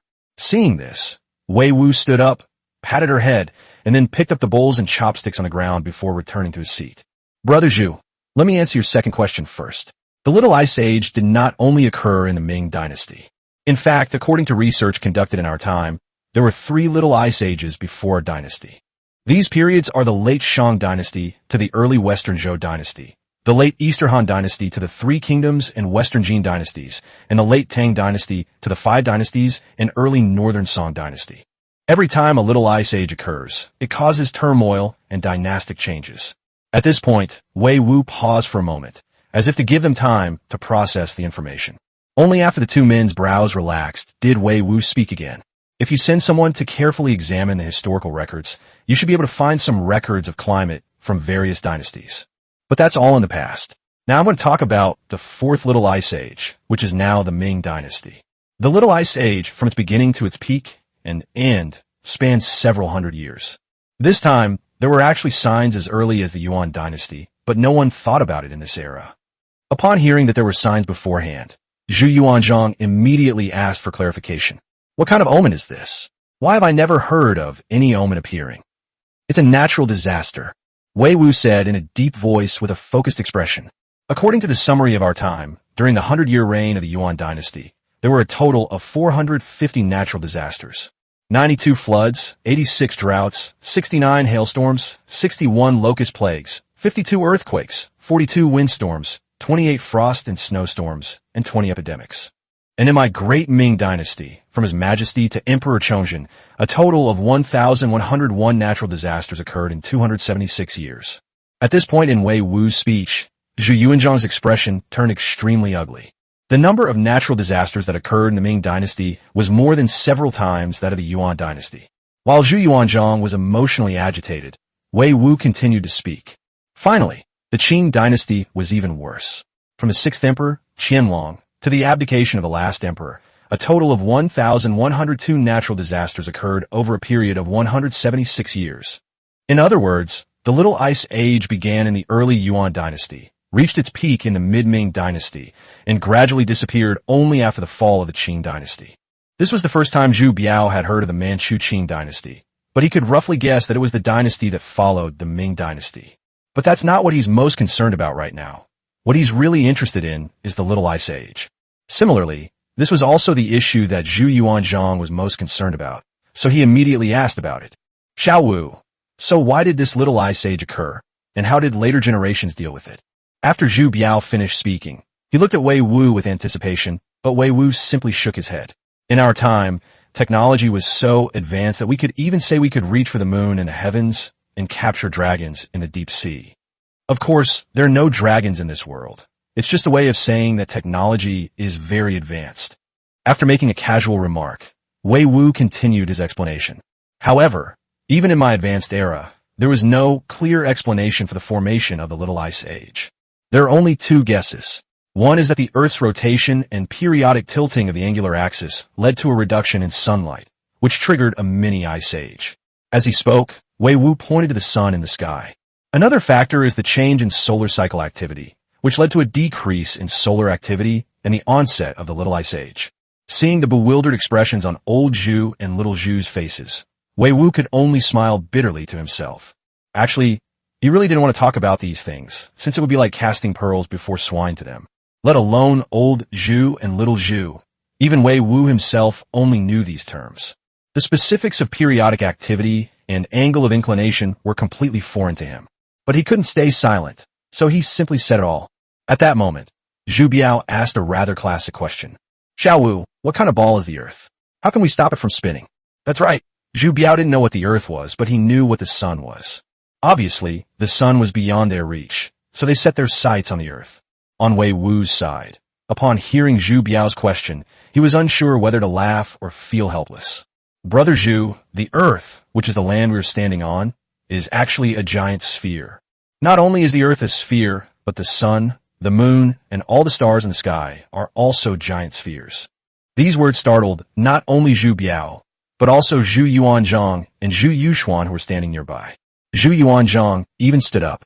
Impossible, absolutely impossible. From ancient times to the present, the sky has always been flat and the Earth is square. How could the Earth be a sphere? If it really were a ball, wouldn't we all fall down? Xiao Wu, what you're saying is utterly absurd. After Zhu Yuanzhang finished speaking, Zhu Biao, who was standing beside him, also spoke up. Xiao Wu, I don't disagree that the sun, moon, and stars are spheres, but I find it hard to believe that the Earth is also a sphere. If the Earth is indeed a sphere as you say, then what about rivers, lakes, and seas? Water flows downhill. Wei Wu had long anticipated their reaction, and he was not surprised at all. After all, it's inevitable to feel unable to accept the sudden disruption of one's established way of thinking. Seeing the two men's agitated state, Wei Wu hesitated for a moment before speaking. I can explain all of this, but I'm afraid that even if I do, Uncle Zhu and Brother Zhu, you'll find it hard to understand. Actually, whether it's the sun and moon, the stars, or the Earth, they all float in a dark, empty space. That's the point. If you want to know, I can use technology to show you the world outside the sky and what the moon really looks like after dark. You'll understand when the time comes, but before it gets dark, let's talk about how to deal with the Little Ice Age. Upon hearing that they could see the outer world with their own eyes, both Zhu Yuanzhang and Zhu Biao trembled. That's beyond the heavens, the place where immortals live. How could they, mere mortals, possibly get a glimpse of it? Even Zhu Yuxuan, who was standing to the side, stared intently at Wei Wu, her eyes full of anticipation, but she dared not utter a word. Seeing this, Wei Wu chuckled and looked at Zhu Yuxuan, asking, Yuxuan, do you believe in the young master? Believe. Zhu Yuxuan nodded subconsciously. She didn't know why. It was just an instinctive reaction. Upon hearing this, Wei Wu laughed loudly and said, Do you remember what the young master just told you? I remember the young master said not to go to bed too early tonight, but to go to his room. He has a treasure to show me. Upon hearing this, Wei Wu's face immediately darkened. This girl, it's enough that you said you remembered. Why did you have to repeat what I said again? If Lao Zhu and Xiao Zhu hear this, my image will be completely ruined. When Wei Wu turned around, the expressions on Zhu Yuanzhang and Zhu Biao's faces were extremely strange. Chapter 17: 2 Ways to Cope with the Little Ice Age. Seeing this, Wei Wu put one hand to his forehead, his expression somewhat embarrassed. Don't get me wrong, the treasure I'm talking about is technology. That's right, the technology from outer space. After Wei Wu finished speaking, Zhu Yuanzhang immediately spoke up. It's alright. It's just that you're still young, so try not to get involved with women before you get married. You should take good care of your health. No, I really don't. Before Wei Wu could finish speaking, Zhu Biao interrupted him. Alright, Brother Zhu has been through this before, I understand. But some things are better done after the wedding, don't you think? To be honest, Wei Wu was a little confused by the two of them. Even though they were saying things to advise me, It always felt like there was a threat in their voice. I don't want to do anything either. At most, he would touch Yuxuan's little hand or hug Yuxuan's slender waist for a while and maybe give her a kiss. If possible, let it proceed naturally. As he pondered, Wei Wu's thoughts completely drifted off course. Cough, cough, cough. At the critical moment, a deep cough sounded, pulling him back to reality. When Wei Wu came to his senses, he noticed that there was something wrong with the way the two looked at each other, and he couldn't help but feel a little uneasy. This is my mine. Your Zhu family even controls this. Not only will they not let me touch them, but they won't even let me lay a finger on them. Wei Wu silently complained to himself for a while, feeling wronged. His attention was entirely focused on Zhu Yuanzhang and Zhu Biao, but he didn't notice that Zhu Yuxuan next to him was blushing so much that he was practically steaming. A pair of delicate white hands gripped the hem of her clothes tightly, the poor piece of fabric almost torn to shreds. Those big, watery eyes stared at the floor, but every now and then they would glance at Wei Wu. He looked like he wanted to see, but was afraid of being discovered. It's a good thing Wei Wu didn't see it. Otherwise, he would have had to find a way to send old Zhu and little Zhu away. Then, late at night, he would enjoy the moon alone with his sweetheart. It's a pity he didn't see it, but Zhu Yuanzhang and Zhu Biao saw it very carefully. Seeing Zhu Yuxuan like this, the two of them were actually quite happy. Royal princesses were always married off by imperial decree, so there was no question of whether they liked or disliked each other. But Zhu Yuxuan's current demeanor clearly indicates that she has feelings for Wei Wu. It's undoubtedly a good thing that my daughter or sister can marry someone she likes. It's not surprising that Zhu Yuxuan fell in love, as women in ancient times had limited opportunities to meet men and even fewer choices. Therefore, it is often easier for love at first sight to happen. Wei Wu's unconventional personality and forward-thinking insights easily created an attractive effect. Cough, cough, cough.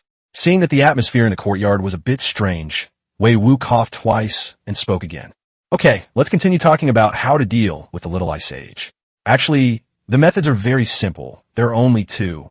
One sentence immediately drew the attention of Zhu Yuanzhang and Zhu Biao. Wei Wu then continued. The first thing is heating. Uncle Zhu must have noticed that the winters have become increasingly cold in recent years. Zhu Yuanzhang nodded. Indeed, he was not an emperor who only stayed in the palace to enjoy himself. He would occasionally come out to inspect the people's conditions. This is why he was able to meet Wei Wu in the outskirts of the capital. Seeing Zhu Yuanzhang nod, Wei Wu continued. A chimney stove can not only boil water and cook rice, but also make the house warmer, thus resisting the cold. If that's not enough, we can promote the heated Kong beds in the north, which only require simple stones, bricks, and yellow mud. After Wei Wu finished speaking, Zhu Biao suddenly interjected. I know about heated brick beds. People in the north use them in winter. But how are those chimneys and stoves made? And can people afford them? Upon hearing this, Wei Wu smiled. The chimney stove is simple to make. You just need to add a chimney to a normal stove and let it extend outside. It can be made with thin sheet metal. If all else fails, you can make it with yellow mud and bamboo tubes. But bamboo tubes don't dissipate heat well, so the temperature inside the room will be lower than that of sheet metal. Chimneys and stoves are not difficult to make. After Wei Wu explained it, Zhu Yuanzhang and Zhu Biao understood. Never underestimate the wisdom of the ancients. They discovered and understood many things very early on. However, due to limitations imposed by the times and other factors, it was not able to be popularized or studied in depth. With the heating issue resolved, Zhu Biao couldn't help but ask immediately, what about the second method? There is enough grain to feed all the people of the Ming Dynasty. When people are well fed, they are less afraid of the cold. Upon hearing this answer, Zhu Yuanzhang and Zhu Biao couldn't help but sigh. They understood this principle all too well, but it was harder than climbing to heaven to feed all the people of the Ming Dynasty. Especially Zhu Yuanzhang. Didn't he understand that only by eating well can one resist the severe cold? He understood better than anyone else, because his whole family had starved to death. Therefore, Zhu Yuanzhang was actually somewhat dissatisfied upon hearing Wei Wu's words. In his view, what Wei Wu was saying was nothing but empty talk and unrealistic. However, at that moment, Wei Wu suddenly blurted out a sentence. It's a coincidence that I happen to have a solution to the food problem. As soon as Wei Wu finished speaking, Zhu Yuanzhang and Zhu Biao stood up abruptly, even shaking the table. If Wei Wu hadn't reacted quickly enough, the hot pot would have spilled all over the place again, just like last time. However, just as he stood up, he found that Zhu Yuanzhang and Zhu Biao had already come to him. The two men grabbed his left hand and his right hand with such force that he felt his arm getting congested. but you can't blame them for being so agitated. You must know that what Wei Wu just said was to ensure that all the people of the Ming Dynasty were well fed. For Zhu Yuanzhang, nothing was more important than ensuring that the people were well fed. Territory and land were not important either. Looking at the two excited people, Wei Wu said with a helpless expression, "Uncle Zhu, Brother Zhu, could you please let me go? I can't speak properly like this." Upon hearing this, the two released each other, but remained close to Wei Wu, waiting for his next words. Wei Wu picked up his chopsticks and scooped a potato slice from the hot pot, suspending it in midair. This is what will ensure that the people of the Ming Dynasty have enough to eat. After saying this, Wei Wu handed the potato directly to Zhu Yuanzhang, indicating that he should taste it. Previously, Zhu Yuanzhang always ate beef rolls and rarely touched the vegetables in the pot. Only then did I realize there was something else in the pot, so I reached in and grabbed a potato and put it in my mouth.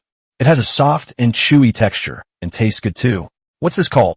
Zhu Yuanzhang chewed and commented, clearly quite satisfied with the potatoes. "Its name is potato, but I prefer to call it potato. However, the name doesn't matter. What matters is that this thing doesn't require much soil. It is not only cold resistant and drought resistant, but also has very low requirements for climate and environment.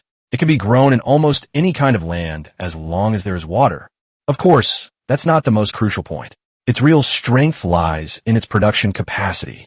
Upon hearing the word production, Zhu Yuanzhang and Zhu Biao immediately held their breath in tension, because this is the most critical issue regarding food security. Chapter 18, The Famine Miracle. Potatoes arrive. But just as the two were waiting for Wei Wu to reveal the answer, he suddenly picked up a can of cola. Of course, he didn't do this on purpose. He was just really thirsty after talking for so long. After waiting for Wei Wu to finish drinking, Zhu Yuanzhang finally heard the answer he wanted most. The yield of potatoes per mu in our time was 3 to 5,000 jin, depending on the fertility of the soil and the climate. According to the weight conversion of the Ming Dynasty, it is between 25 and 41 sure. Even Zhu Yuanzhang, the emperor, forgot his imperial dignity when he heard about this output. He gasped sharply in front of Wei Wu. Zhu Biao, standing to the side, was completely dumbfounded, his mouth agape wide enough to fit an apple. Why does this expression appear? It's very simple, because during the Ming Dynasty, the grain yield per mu, unit of land area, was only 2 to 3 sure, unit of dry measure. Converted to kilograms, 1 mu, unit of land area, only produces 2 to 300 kilograms of grain. Even that depends on the land conditions and climate conditions. It's entirely up to the heavens. Wei Wu also knew that Zhu Yuanzhang and Zhu Biao would be shocked by this. But he just wanted to see how this emperor, who started with only a bowl, looked so unsophisticated. However, just as Wei Wu was secretly laughing to himself, Zhu Yuanzhang suddenly grabbed him by the neck with both hands. "You brat, you actually ate such important grain seeds. You actually ate them. I'll strangle you, you heartless brat. How many people could this save? Is there no meat? Huh, why are you eating it?"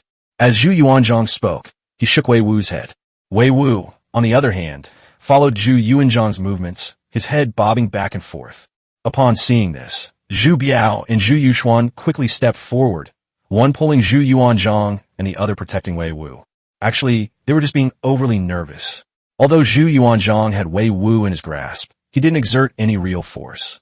The purpose of doing this is simply to vent one's excited emotions. As an emperor, he had to maintain his dignity, but the appearance of potatoes certainly made him lose his composure. Meanwhile, Wei Wu also noticed that Lao Zhu's strength was completely in sync with his actions. Zhu Biao immediately realized this when he tried to stop Zhu Yuanzhang. Of the 4 people present, Zhu Yuxuan was probably the only one kept in the dark. After Wei Wu and Zhu Yuanzhang parted ways, Zhu Yuxuan reached out and stroked Wei Wu's neck with heartache. As those soft, smooth little hands slid across his neck, Wei Wu felt incredibly happy. "Before transmigrating, I was a corporate slave, working hard every day to make a living, and I had no time or money to date. If we're really going to count, if he confirmed his relationship with Zhu Yuxuan, this could be considered his first love." After the brief farce, Zhu Yuanzhang stared intently at Wei Wu. He knew that Wei Wu had the ability to manipulate objects from thin air, and that there must be potatoes that could be used as seeds. In fact, Wei Wu did not disappoint him. He reached out and swiped, and a large sack of potatoes fell to the ground. "Uncle Zhu, I didn't count the potatoes in this bag, but there are about 50 or 60 of them, and the weight is about 1 sure a unit of dry measure. In the current climate, you just need to soak them in water overnight, and then take them out and leave them for a few days. Once sprouts grow on its surface, you can cut off a small piece of the sprout and use it for planting. While Wei Wu was speaking, Zhu Yuanzhang's eyes remained fixed on the sack full of mud. In his eyes, nothing in the world was more precious than it.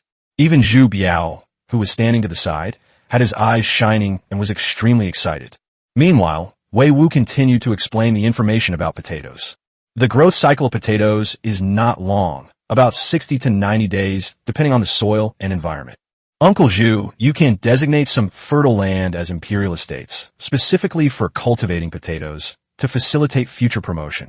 The Little Ice Age has only just begun, and the climate has not yet had a significant impact on crops. Now is the best time. However, when promoting in the future, it needs to be explained that sprouted potatoes contain trace amounts of toxins, and it is best not to eat them.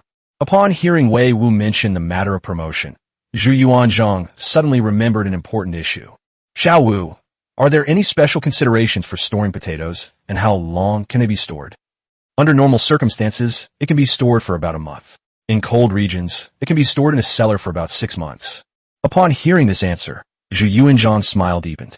This is practically a godsend for food crops to cope with the Little Ice Age.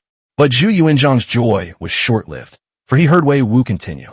If potatoes are made into potato flour, they can be stored for about 3 months under normal circumstances, which is also a good food.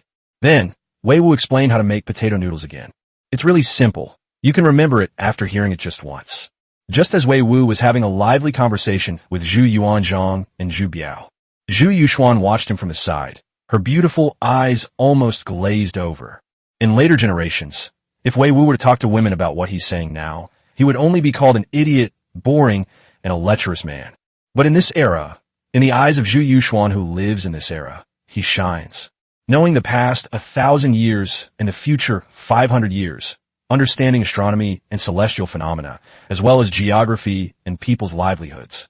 This was an irresistible attraction for women in ancient times. Just as Zhu Yuxuan was in a daze, Zhu Yuanzhang's loud voice suddenly came from the side. Wei Wu, your offering of these grain seeds can ensure that my great Ming will never again suffer from famine.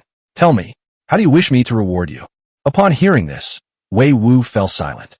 The main problem is that he genuinely doesn't know what he wants, and he really doesn't want to work in officialdom. It was full of cunning old foxes. He knew he couldn't outsmart them. In terms of material things, he has a system for eating, drinking, defecating, and sleeping, and is completely self-sufficient. The key is that the Emperor's bestowal of rewards depends on the Emperor's will, not on whether you actually ask him to say what you want. Seeing Wei Wu remain silent, Zhu Yuanzhang assumed he was deep in thought. In fact, he genuinely wanted to know what Wei Wu wanted, and he was also truly willing to give it to him. Besides the fact that Wei Wu's achievements were indeed great, it could also be considered a kind of benevolent test. From Wei Wu's needs, we can indirectly see what he is more interested in.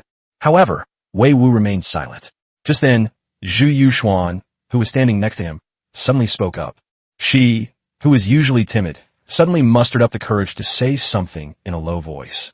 Young master, we are short of money at home. The cook bought vegetables on credit today, and we can't even pay the servants' wages. Moreover, we don't own shops or farmland, so we don't have a stable income. If this continues, we might end up running out of money. Upon hearing Zhu Yuxuan's words, Zhu Yuanzhang and Zhu Biao's expressions changed once again. She's not even married yet, and her elbows are already starting to droop outwards. Meanwhile, Wei Wu, upon hearing Zhu Yuxuan's words, also realized that he was no longer alone. I used to live alone, and as long as I was fed, the rest of the family wouldn't go hungry. But now the family still has more than 30 servants, and there is also Zhu Yuxuan, who is the intended young mistress. So after Zhu Yuxuan finished speaking, he immediately raised his head and looked at Zhu Yuanzhang. Your Majesty, Wei Wu has only recently arrived in the Ming Dynasty. Apart from that small courtyard, he has neither property nor savings. I need money. Furthermore, I have another request that I hope your Majesty will grant. To me, this matter is more important than money. Chapter 19, The Japanese Pirates Deserve to be Exterminated. Upon hearing Wei Wu's words, Zhu Yuanzhang immediately became interested.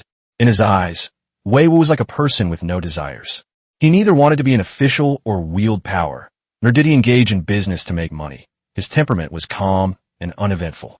But now, it's actually making demands on itself, and even emphasizing how important it is. Since you want money, we'll give you money. As a reward for Wei Wu, we'll give him 5,000 taels of gold, 30,000 taels of silver, and 50,000 strings of paper money. In addition, you will be granted 2,000 acres of fertile land, 3 shops in the capital, 2 restaurants, and 1 tea house, all located in the heart of the city. I'm just curious, given your generally lazy nature, what could possibly make you ask us for something? After Zhu Yuanzhang finished speaking, he kept staring at Wei Wu's expression, but they found that he was not happy at all. On the contrary, his face was serious and his eyes were filled with anger. Just as he was wondering what was going on, Wei Wu spoke up. Your Majesty, I remember in the 2nd year of the Hongwu reign, you sent someone to the Japanese pirates, but the envoy was brutally murdered by them, right? Zhu Yuanzhang, who had been smiling, had his smile vanish instantly upon hearing this. He did send envoys, but the 7 who went, only 2 returned alive. He then sent another envoy the following year, who was nearly killed again, which infuriated him greatly. Now that Wei Wu has brought this up, how could his expression possibly improve? Just as Zhu Yuanzhang remained silent, Wei Wu spoke up again. My request is that the Ming Dynasty should send troops to fight the Japanese pirates at an appropriate time, and the sooner the better. Zhu Yuanzhang frowned as he looked at Wei Wu, and after a long while, he spoke. When the Japanese pirates killed our envoy, we also planned to send troops, but we had no advantage in terms of timing, location, or popular support. The Yuan Dynasty twice sent troops to the east, but they encountered storms and tsunamis at sea, which not only caused great loss of manpower and resources, but also resulted in the deaths and injuries of countless soldiers. The entire court used this as a reason to admonish the people. And in addition, the Ming Dynasty had just been established, and everything was in need of rebuilding, so the people needed to recuperate. There are still remnants of the former Yuan Dynasty. If we rashly launch a large-scale military campaign to the east, it will only give these remnants an opportunity to take advantage of us. Otherwise, given our temperament, if they dare to kill our Ming Dynasty envoy, we could simply wipe out that mere island nation. Wei Wu also understood that, given Zhu Yuanzhang's explosive temper, he would never swallow this insult unless there was absolutely no other way. What he needs to do now is to find a way to persuade Zhu Yuanzhang to turn his attention to the Japanese pirates. So after Zhu Yuanzhang finished speaking, he immediately continued. Now that the Ming Dynasty is at peace, the remnants of the former Yuan Dynasty are nothing to fear. The Ming Dynasty is fully capable of conquering the country in the east. Upon hearing this, Zhu Yuanzhang shook his head and remained silent, but Zhu Biao, who was standing to the side, spoke up. The Japanese pirates live in a small, barren land far overseas. To launch a rash campaign would be a waste of resources and manpower and would not be worth the effort. As the ruler of a country, Father Emperor cannot govern the country based solely on personal whims. He must prioritize the overall situation. Moreover, all the civil and military officials will surely fight to the death to dissuade him from this matter. In fact, Wei Wu understood that, whether it was Zhu Yuanzhang or the civil and military officials, ultimately, there was no mutual benefit involved. They felt that even if the Japanese pirates conquered that small area, it wouldn't make a difference. Not only can it not grow crops, but it is also inconvenient to manage, making it a complete waste of resources. So at this point, Wei Wu knew it was time to throw out the 4 twos. Your Majesty, what if I told you that there's an inexhaustible mountain of silver over there by the Japanese pirates? Upon hearing this, Wei Wu's small courtyard instantly fell silent. You could hear a pin drop. However, that wasn't the end of it. After discarding 4 twos, Wei Wu immediately threw out a royal flush. According to later records, this silver mountain was continuously mined for more than 400 years, with a peak output of 38 tons per year. Alright, ton is a unit of weight in our later generations. 1 ton is equal to 2,000 caddies, so 38 tons is 76,000 caddies of silver. In our great Ming Dynasty, 1 jin is equal to 16 liang, which means that the silver mountain can produce more than 1 million liang of silver every year. Upon hearing that the annual output was 1 million taels of silver, not only Zhu Yuanzhang, but even Zhu Biao became as breathless as an ox. During the Hongwu era, the annual tax revenue of the Ming Dynasty was approximately 20 million taels of silver. In other words, the silver produced by a single silver mountain already reaches 1/20th of the amount produced by a country. Most importantly, the majority of tax revenue came from grain, which was all in cash. The thought that so much of his money was in the hands of the Japanese pirates made Zhu Yuanzhang's eyes turn red. Xiao Wu, You can't make up lies just because you want to send troops to attack the Japanese pirates. Everything you said is true. After Zhu Yuanzhang finished speaking, Zhu Biao, who was standing next to him, also spoke up. If this is true, I am confident that I can persuade all the civil and military officials, and then no one will stand in the way of attacking the Japanese pirates. Upon hearing their words, Wei Wu nodded solemnly. I can guarantee that everything I said is true, and besides the Iwami Ginzan, the Japanese pirates also have a gold mine. According to later surveys, the reserves of this gold mine are approximately 260 tons, which is equivalent to 8 million taels of gold. After defeating the Japanese pirates, we don't need to treat them like human beings. We should send them all to the mining areas to mine for our great Ming Dynasty. They should risk their lives to mine for us. Zhu Yuanzhang and Zhu Biao were, after all, the emperor and the crown prince, so they were quite good at cultivating their composure. After the shock of the Iwami Ginzan incident, I've calmed down now. Hearing that there was a gold mine, I was happy, but I didn't lose my composure like I did before. Money is certainly good, but what Zhu Yuanzhang is more curious about now is what Wei Wu is thinking. Xiao Wu, you've been urging us to send troops against the Japanese pirates. It can't be, because of these minerals, so what is it? As soon as Zhu Yuanzhang said this, Zhu Biao and Zhu Yuxuan both looked at him. Seeing this, Wei Wu took a deep breath and then slowly spoke. On September 18, 1931, the Japanese Guangdong army launched a surprise attack and began an invasion of China. During the subsequent 14 years of the War of Resistance against Japan, the number of Chinese compatriots who died under the brutality of these beasts reached as high as 35 million. In His Majesty's present-day Yingtian Prefecture, which is the Nanjing of later generations, these beasts slaughtered more than 300,000 innocent people here. At this point, Wei Wu's eyes were filled with ferocity, his bloodshot eyes brimming with hatred. Faced with events that had not yet occurred, the three members of the Zhu family could not empathize with Wei Wu's feelings at this moment. Zhu Biao sighed as he looked at Wei Wu, while Zhu Yuxuan stepped forward and gently patted Wei Wu's back to help him catch his breath. Only Zhu Yuanzhang stood still, his eyes filled with rage and fury.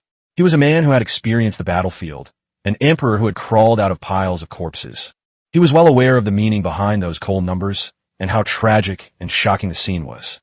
Although those who died were not his people, they were descendants of Yin and Huang, of the Chinese bloodline. How could he possibly accept being slaughtered by Japanese pirates from such a small island? Just then, Wei Wu's voice came from the side again. Therefore, I hope your majesty will grant me permission to accompany the army to the battlefield when we attack the Japanese pirates. I want to personally build a magnificent mound of skulls. When the gold and silver mines are exhausted in the future, I hope your majesty will grant your request to exterminate these beasts. Upon hearing this, Zhu Yuanzhang took a deep breath. I grant your permission. Chapter 20. Zhu Yuanzhang only deserved to eat instant noodles, while little sweetie was allowed to eat crayfish. Upon hearing Zhu Yuanzhang's reply, Wei Wu breathed a sigh of relief. After all, in this era, it's okay for people to die in war, but massacres will be condemned by intellectuals. He worried that Zhu Yuanzhang would reject his proposal because of this concern. Fortunately, Lao Zhu played exceptionally well this time. But just as Zhu Yuanzhang finished speaking, Zhu Biao suddenly spoke up. Father, you mustn't. If you really order the massacre of an entire nation's people, you will surely be condemned for all eternity. Upon hearing Zhu Biao's words, Zhu Yuanzhang simply waved his hand dismissively. It doesn't matter, let them kill us. The more renowned our tyrant's reputation becomes, the higher your prestige will be in the future. That's how Zhu Yuanzhang was. No matter what he did, he always thought of his eldest son. However, no sooner had Zhu Yuanzhang finished speaking than Zhu Biao spoke again. Father, what I mean is, you don't need to give the order personally. It's not worth leaving a bad name for those beasts. Once war breaks out, this matter will be handled by your son. I will ensure that Father Emperor's reputation is not tarnished. Wei Wu watched from the side, secretly amused. That's right, this is the real Zhu Biao. Kind-hearted, benevolent? Those are all just an act for others to see. Anyone who actually thinks Zhu Biao is kind is just full of nonsense. The 4 major cases during the Hongwu reign resulted in a large number of deaths, 3 of which were personally supervised by Zhu Biao. It's just that he died early, otherwise the 4th one would have been there too. Of course, even if he hadn't died, there wouldn't have been a 4th one. Under Lao Zhu's careful tutelage, how could Zhu Biao possibly become a character full of kindness? Now that he had received Zhu's approval, Wei Wu felt relieved. He picked up his chopsticks to eat, only to find that the hot pot had boiled dry. Only then did Wei Wu realize that several hours had passed without him noticing, and the sky had darkened. Twice we tried to eat hot pot, and both times we didn't get to eat hot pot. Old Jew, you're really committing a sin. Wei Wu looked at the hot pot with a sense of wanting to cry, but having no tears, inwardly cursing old Jew for doing something inhuman. But there's nothing we can do about it. Compared to what he's talking about, hot pot is really nothing. Left with no other choice, Wei Wu had to move the hot pot aside and take out a new pot to add water. At the same time, he took out a few packets of instant noodles from the warehouse, intending to just grab a quick bite. However, at this very moment, Yuanzhang started to stir up trouble again. Xiao Wu, you still haven't told me about the generational naming system from yesterday. Why is it old? Before Yuanzhang could finish speaking, Wei Wu could no longer hold back and interrupted him. Uncle Zhu, at least look at the sky in this pot. It's completely burned dry, can't you see? It's all burned dry. I haven't been able to eat a single hot bite since I woke up. Please have pity on me. You are the emperor. You can't let your soldiers go hungry. I only had a bite of meat yesterday, and I haven't had a single bite today. If I don't get a hot meal today, I'll feel like I've let that pot down. Upon hearing Wei Wu's complaints, Yuanzhang realized that Wei Wu had been talking the whole time. He didn't get a single bite to eat, and most importantly, he didn't expect that Wei Wu hadn't eaten anything yesterday either. Wei Wu is a precious treasure now. If he were to starve, it would be a loss for the entire Ming Dynasty. To be honest, only Wei Wu could do that. In this era, who would dare to speak to Yuanzhang like that? The emperor is the greatest emperor, and even if you starve to death, you still have to answer the emperor's questions first. Just then, Zhu Biao chimed in, saying, Yeah, Dad, I'm starving too. Let's eat something first, and we can ask you later if we need anything. After winning over Yuanzhang, Wei Wu took out a packet of instant noodles from the warehouse. But then he thought of Yuanzhang and Zhu Biao, and immediately took out 5 packets of flour. While waiting for the water to boil, he didn't stop working. He went back inside and brought out the 4 astronomical telescopes. While verbally instructing Zhu Yuxuan to unpack and cook noodles, he squatted on the ground assembling the telescope. Fortunately, the lens barrel and lens are readily available. All that's needed is to assemble the frame. He assembled the 4 astronomical telescopes in a short time. I looked up at the sky. Although it wasn't dark yet, the moon had already come out. Just as he was holding the instruction manual, preparing to adjust the angle and lens, the instant noodles were cooked. The rich aroma lingered in the courtyard, making the mouths of the 3 members of the Zhu family water. This time, however, no one tried to take the food from Wei Wu. The 3 of them watched him pick noodles from the pot. Only after he finished picking through his food did Yuanzhang begin to use his chopsticks, filling his bowl to the brim. Zhu Biao then joined the noodle-picking line, while Zhu Yuxuan stood by pitifully watching. Her current status is that of a maid, and she has no right to pick food from the pot in front of the emperor and the crown prince. At this moment, Zhu Yuxuan was actually hoping that Wei Wu would take the opportunity to reward her with a bowl of noodles. Unfortunately, when she looked at Wei Wu, their eyes met, and she conveyed her meaning. Wei Wu shook his head, rejecting Zhu Yuxuan's expectations with his actions. Although she felt a little disappointed, Zhu Yuxuan did not complain. Instead, they believed that Wei Wu was protecting them, since how could a maidservant eat with the emperor? But what was the actual situation? It was that Wei Wu never intended for Zhu Yuxuan to eat this. What's so good about instant noodles? How could you feed this junk food to the woman you booked? After old Zhu and little Zhu leave, they will naturally bring out some good things for little sweetie to eat.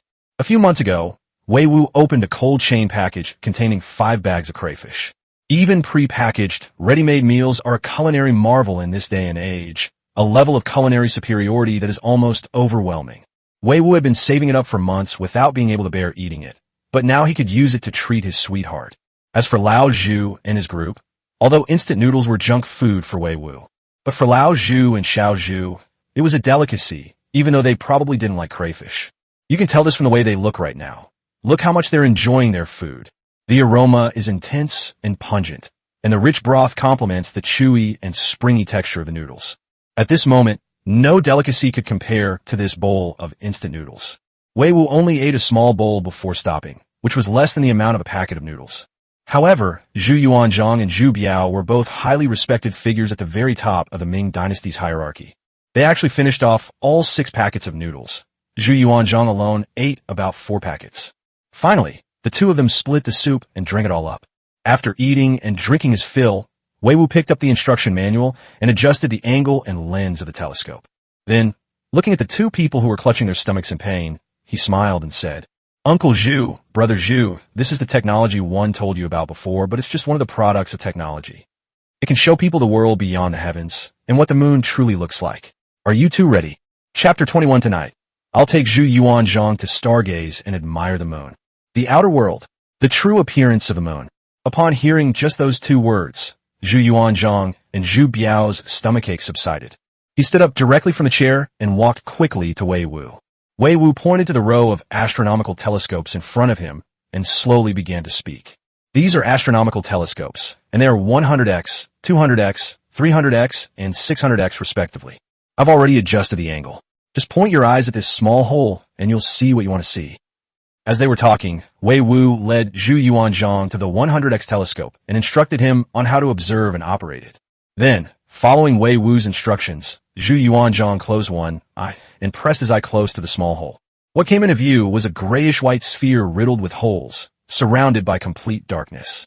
Upon seeing this scene, Zhu Yuanzhang's worldview was about to explode, and his mind was filled with turbulent waves. To be honest, Zhu Yuanzhang initially didn't believe that this thing could clearly see the moon. However, the facts were undeniable, and he had no doubt that what he was seeing was the moon.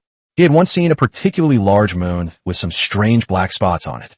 He didn't know what it was before, but now that he sees this scene, he suddenly understands. After leaving the telescope, Zhu Yuanzhang immediately went to a 200x astronomical telescope to take a look. The moon appeared half the size it was before, but it was clearly closer to the viewer. Not only are the details more detailed, but even the black spots can be seen as small, round pits. Zhu Yuanzhang then moved again, this time to the side with 300 times the speed. This time, we couldn't even see half of the moon. We could only see a portion of it. However, the small pits have become larger, and the protruding edges of the pits can be clearly seen. Finally, Zhu Yuanzhang arrived in front of the 600x telescope. He didn't check immediately, but instead took a few deep breaths. I closed my eyes to compose myself, then leaned down to look at the camera. The camera zoomed in again, and this time, he could even see what the bottom of the pit looked like. After getting up again, Zhu Yuanzhang remained silent for a long time before turning to look at Wei Wu. I want to see other stars. Can I see them from here? Yes, but other stars are too far away. You can only see the whole picture, not as clearly as you can see the moon. It's all right. I just want to see if the world beyond the heavens is as you described. This time, Wei Wu did not take the initiative to help Zhu Yuanzhang adjust the angle. Instead, they taught him how to do it, letting him adjust the settings himself to find the stars he wanted to see. This operation is very simple. You just need to point the finder scope at the star you want to see. Then turn the knob to adjust the height, and then adjust the focus until it becomes clear. Zhu Yuanzhang learned how to operate it very easily. During Zhu Yuanzhang's studies, Wei Wu originally wanted Zhu Biao and Zhu Yuxuan to also look at the moon. For reasons unknown, Zhu Yuanzhang intervened and stopped it. Subsequently, Zhu Yuanzhang took over all 4 astronomical telescopes, busying himself with their operation. Wei Wu didn't know what he was doing, and it wasn't convenient for him to ask. After about an hour, Zhu Yuanzhang finally finished his commotion. I am now certain that what you said is true. The outer world is just a dark, empty space. This thing can not only see the moon, but also Mars, just not as clearly as the moon. After saying that, Zhu Yuanzhang turned to look at Zhu Biao. Biao, go take a look too. I've already aimed the angle at the moon. Only then did Wei Wu finally understand that Zhu Yuanzhang did not actually want to seize the astronomical telescope. Rather, he wanted to confirm that the thing was real, so after learning how to operate it, he searched for stars on his own. It's probably because the shock he received was too overwhelming, and he didn't want Zhu Biao to be affected before he was sure of the truth. Wei Wu was not surprised at all by this. It's like someone suddenly telling him that the flat earth theory is true, and then presenting irrefutable evidence. The kind of impact was just as strong for him as it was for Zhu Yuanzhang at that moment. Now that Zhu Yuanzhang no longer monopolized the telescope, Wei Wu could finally have some romance with Yuxian. Little sweet Yuxuan, come here. Today young master will show you what the moon looks like. Without waiting for Zhu Yuxuan's reply, he led his men directly to the telescope with 100x magnification. While the other images have higher magnification, to be honest, the moon doesn't look very good. On the contrary, the 100 times larger moon, with its bigger and rounder shape, is somewhat associated with romance. Standing behind Zhu Yuxuan, I slowly adjusted the camera while inhaling her faint fragrance. Zhu Yuxuan didn't urge him, but just stood in front of Wei Wu with his head down and didn't say anything. Although they weren't alone together, the atmosphere still became ambiguous at that moment. In particular, when Wei Wu turned the knob, he would always accidentally touch Zhu Yuxuan's slender waist. Seeing that the atmosphere was just right, Wei Wu took a deep breath and prepared to move on to the next step. Without going into too much detail, at the very least, we should try to do the same thing as the Titanic's bow. However, just as Wei Wu was preparing to take action, Yuanzhang's voice suddenly came from the side. Xiao Wu, since your telescope can even see the stars in the sky, can it also be used on the battlefield? Upon hearing Yuanzhang's voice, Wei Wugong's newly mustered courage vanished instantly. He didn't dare say anything outwardly, but he was already furious inside. Damn it, you old man. How can you be so clueless? Is this the time to be talking about this? Didn't you see that I'd already jumped over first base and was about to go straight to second base? Why are you interrupting me now? I curse you, old Zhu. I curse that your daughter will always be interrupted when she's being intimate with her husband. Of course, even if he was furious inside, he was still the emperor and had to be given the respect he deserved. Turning back, Wei Wu put on a smile and said softly, Sure, look, this 200x telescope can see people's faces clearly within 5 kilometers. From a distance of 8 to 10 kilometers, you can clearly see the military camps and the movement of troops and supplies. If we take a higher position or build a high platform, we should be able to see the army's movement clearly from 20 kilometers away on the plain. Oh, I forgot to convert it. 1 kilometer is equivalent to almost 2 li, a traditional Chinese unit of distance. Now, after hearing Wei Wu's description, Yuanzhang immediately seized the 3 astronomical telescopes for himself. If it weren't for Wei Wu's tantrum and his claim that a multiplier of 600 was too high and unsuitable for use on the battlefield, I'm afraid we won't even be able to save this last telescope. We've eaten, we've drunk, we've asked what we needed to ask, and we've taken what we needed to take. Seeing that it was getting late, old Zhu finally left with Zhu Biao and the 3 astronomical telescopes. However, Wei Wu was still very careful, and only after he was sure they were completely far away did he close the gate and find Zhu Yuxuan. The freeloader is finally gone, sweetie. It's late. Come on, young master has something very special for you to eat. Chapter 22, Eating Crayfish While Fighting the Black Myth, with a young girl playing along. Back in the courtyard, Wei Wu summoned the 4 girls who had been waiting for a long time and were eating steamed buns to stave off hunger. They were made to clean up the mess on the table before the fire was lit and the pot was set up again. Once the pot is hot, immediately add 3 packets of pre-cooked crayfish. In an instant, a wonderfully fresh aroma wafted from the pot. The bright red crayfish are coated in a thick broth, and with each tumble in the pot, they release an even richer aroma. 5 girls stood to the side, completely unable to resist the aggressive olfactory impact of the crayfish aroma. At that moment, they didn't even care about the crayfish's somewhat terrifying appearance. Completely immersed in this intoxicating fragrance. While taking small bites of the steamed bun, he stared longingly at the crayfish in the pot, swallowing them as he smelled their aroma. Pre-cooked meals are already cooked and only need to be heated slightly before eating.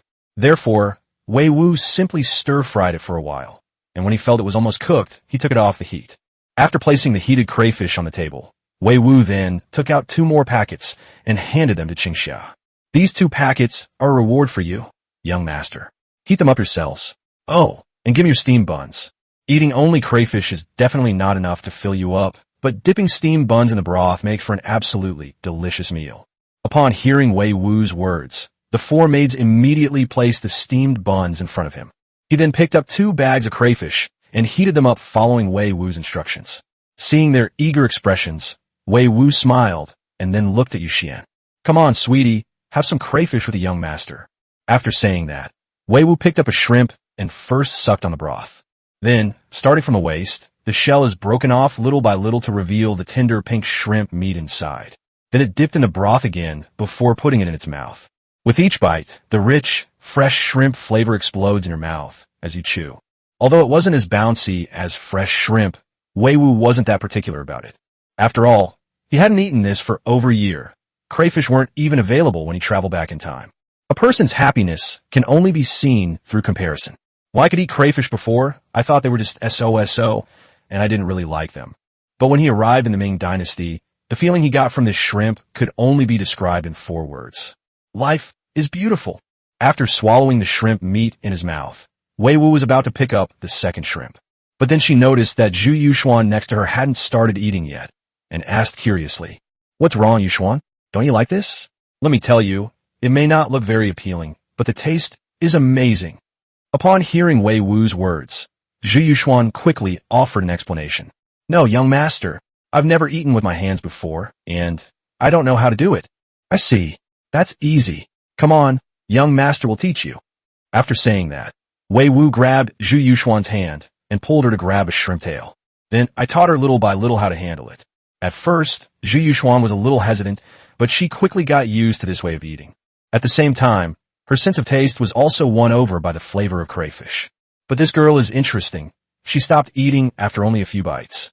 Then, she peeled out all the shrimp meat and put it to Wei Wu's mouth.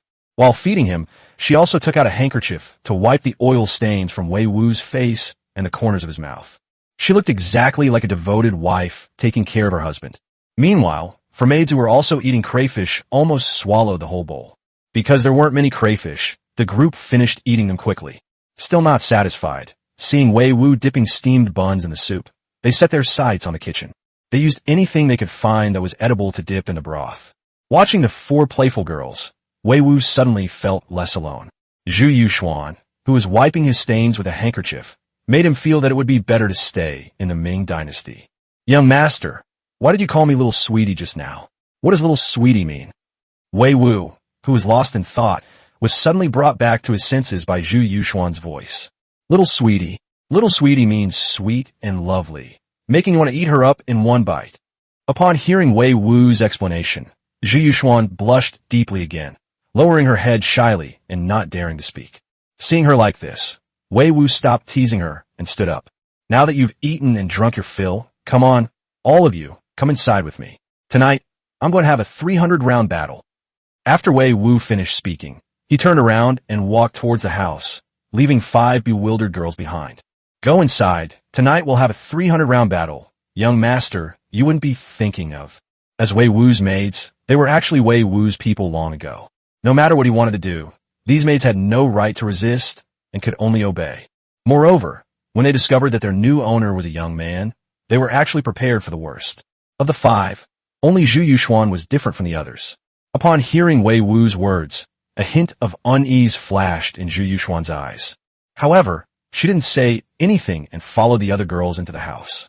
However, it turned out that Wei Wu had not taken off his clothes at all, but was instead fiddling with something he couldn't understand.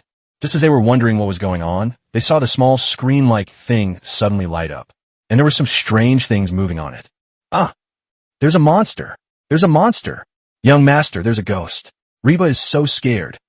Run! Get the young master out of here." The 4 maids were terrified and shouted, but the situation became a complete mess. Zhu Yuxuan was the calmest, and it's unclear where she got the courage, but she actually rushed directly to Wei Wu's side. He picked up Wei Wu's ashtray with one hand and grabbed Wei Wu's arm with the other, trying to pull him away. Her actions clearly showed that she wanted to rescue Wei Wu. However, Wei Wu was terrified by her actions and managed to stop her from throwing the ashtray with all his might. "Just kidding, he only has this one screen. If Zhu Yuxuan really smashes it, he'll have nowhere to cry." After finally subduing Zhu Yuxuan, Wei Wu suddenly took a deep breath and shouted, "Quiet, everyone!" In an instant, the entire room fell silent. "What's all the fuss about? This is my precious little darling. All of you, come and sit down." The maids had already witnessed Wei Wu's amazing abilities, so when they heard that it was his treasure, they immediately calmed down. However, when they arrived at Wei Wu's side, they all covered their faces, looking very shy. Only then did Wei Wu realize that what was beneath him was soft and fragrant. Looking down, he saw that Zhu Yuxuan was pinned down by him, her face flushed red. Seeing this, Wei Wu no longer hesitated, quickly relaxed his body, and pressed down for a while before slowly getting up. Then, as if nothing had happened, he looked at the maids as if nothing had occurred. "Come on, young master will teach you how to play a game, a tense, exciting, and adrenaline-pumping fighting game." Chapter 23. Big Head is gone, and some people's hearts are broken too. Wei Wu then began preparations for the war. First, take out a bunch of grapes and hand them to Qingxia, asking her to wash them and plate them. Then he took out a few bags of sunflower seeds and potato chips and put 2 bottles of cola aside. He took the ashtray back from Zhu Yuxuan and put it away, then prepared 2 packs of soft red Marlboro cigarettes and a lighter. Finally, and most importantly, keep a double dose of quick-acting heart-saving pills within easy reach. The battle has begun. On the screen, the monkey's graceful movements and gorgeous visuals were displayed. The 5 naive girls were instantly stunned, their eyes glazed over and their faces blank. Immediately afterwards, Wei Wu was bombarded with their endless questions. Fortunately, Wei Wu was quite patient, and these girls were also quite clever and quick-witted. From initial bewilderment to later being able to acknowledge the existence of this amazing scene. Moreover, thanks to Wei Wu's explanation, they also gained some understanding of the game. He can occasionally utter a few words like health bar, monster, and skill. But as time went by, the images on the screen were always the same few. The running game is intense. The battle is exhilarating. The screen gradually turns black, and a monkey offers incense. They watched it repeatedly until the 5 girls started to get sleepy. Zhu Yuxuan was alright. She wasn't mainly watching the screen, but rather peeling grape skins and sunflower seed shells. Then he handed the peeled food to Wei Wu's mouth and occasionally fed him a little cola. Midway through, Wei Wu noticed that Zhu Yuxuan seemed interested, so he simply handed the controller over. I want to teach her how to play, but Zhu Yuxuan shook her head and refused. The other maids all knew that Wei Wu doted on Zhu Yuxuan, and that Zhu Yuxuan's status was different from theirs. They're not even on the same level, so I don't think it's wrong for them to exist. But as time went by, the novelty wore off. The girls are getting a little bored watching the same scene repeatedly. When the screen lights up again, the monkey with the iron rod walks through the jungle and meets the big-headed doll. The youngest member, Dilraba, finally couldn't help but ask a question. Young master, is this the only monster in this game? Wei Wu's brow twitched almost imperceptibly. Then he said calmly, No. Then why are you still fighting this monster, young master? Upon hearing this, Wei Wu fell silent, but the sound of the controller button suddenly became a little crisper. But then, Dilraba looked at him with an innocent expression and continued to ask, Young master, are you unable to defeat this monster? Nonsense. You little brat. How could you talk such nonsense? Upon hearing this, Wei Wu could no longer hold back, put down the handle, and stood up. Young master, I just recognize a hero and admire a hero. I've been fighting this big-headed man for dozens of days and nights. As an opponent, I respect his character and do not wish to see him die by my hand. I do not want to feel sentimental because of my opponent's departure. Damn it, don't underestimate the bond between me and Big Head. After speaking, Wei Wu raised his hand and pointed at Dilraba with a trembling hand. You little brat, how dare you talk about me like that? You'll be punished. You absolutely must be punished. You won't get any good food tomorrow. As he spoke, Wei Wu grabbed the nitroglycerin pills, cigarettes, and lighter from the side of him. Young master has an upset stomach and is going to the outhouse. You can all do as you please. After leaving a message, Wei Wu quickly walked out of the house. After coming out of the house, Wei Wu put one hand to his forehead, tears welling up in his eyes. How could I, a dignified man of 8 feet tall, be so humiliated by a little old girl from 600 years ago? How can I possibly save face? So what if I'm bad at the game? Who hasn't been bad at the game before? Is being bad a crime? The bitterness in his heart could not be expressed to outsiders. With a melancholy heart, Wei Wu lit a cigarette to dispel his sorrow. On the other side, the innocent Dilraba looked at the girls in the room with a puzzled expression.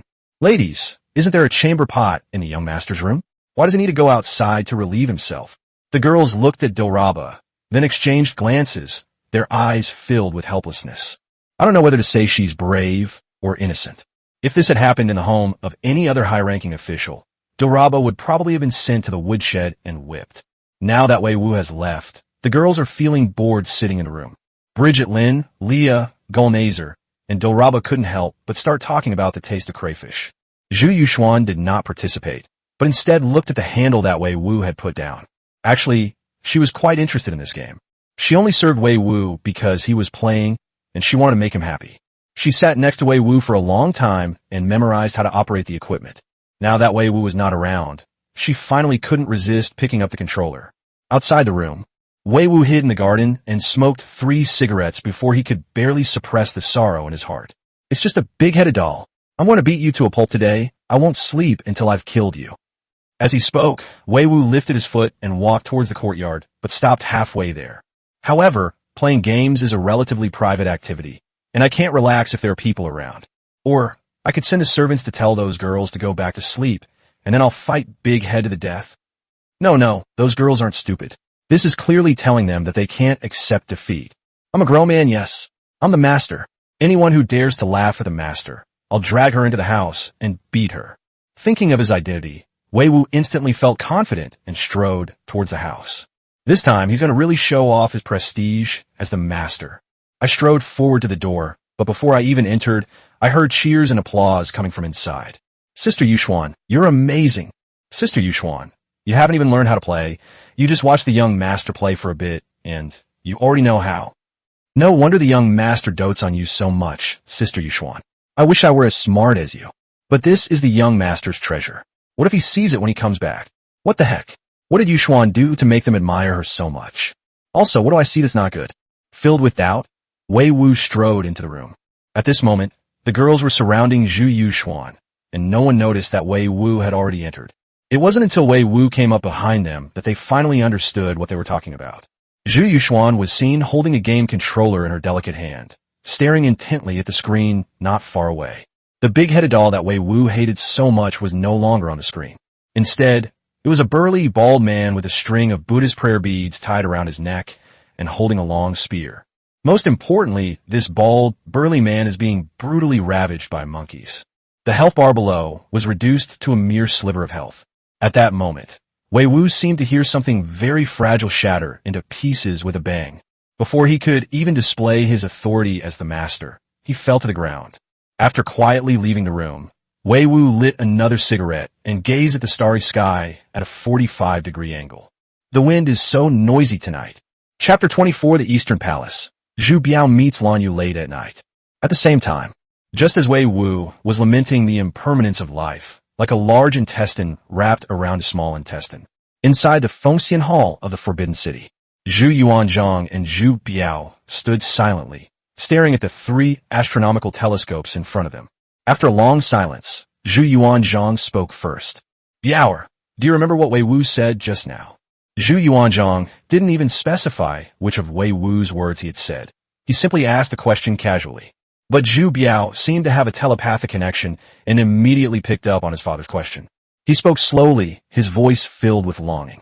To reach for the moon in the heavens and capture dragons in the 5 oceans. Such bold words truly inspire longing. Zhu Yuanzhang felt the same way, but he was more concerned about something else. This thing is no thicker than an arm. It can peer into the outer world and observe the sun, moon, and stars. Technology? Technology. Father, do you want the Ming Dynasty to start developing technology as well? If it's possible 600 years from now, why can't our great Ming Dynasty?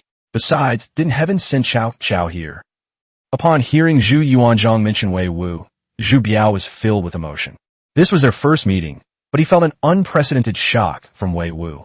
Divine abilities to manipulate objects from the void, celestial crops to alleviate famine, and wondrous tools for peering into the heavens. There's also a renewed understanding of the world. Any one of these insights could be astonishing. However, he accepted these things in just a few hours, which would have shaken anyone's emotions. Just as Zhu Biao was sighing, Zhu Yuanzhang spoke again. This kid is lazy and doesn't want to be an official, and we don't want to force him, but we must develop science and technology. Biao, what do you think? Zhu Biao pondered for a moment upon hearing this, and then smiled. Father, he is unwilling to serve as an official simply because he does not want to get involved in court disputes. In that case, we should just keep him out of it. Before Zhu Yuanzhang could speak, Zhu Biao continued. However, I believe that we should ask Wei Wu directly about this matter. Perhaps he can suggest a better solution. Leave this matter to your son. Father is, after all, the emperor, and he may have reservations if you speak up. Zhu Yuanzhang nodded thoughtfully, then readily agreed. All right, I'll leave that kid Wei Wu to you. After finalizing the questions regarding Wei Wu, Crown Prince Zhu Biao returned directly to the Eastern Palace. Upon returning to his palace, Zhu Biao did not go directly to his room to rest, but instead went to his study. Li Fen. This servant is here. As soon as Zhu Biao finished speaking, a person dressed as a eunuch slowly emerged from the darkness. His appearance was silent, as if he had been lurking in the shadows all along. I wish to see the secret master Lan Yu. Yes. With a response, Li Feng bowed and retreated, slowly disappearing into the darkness.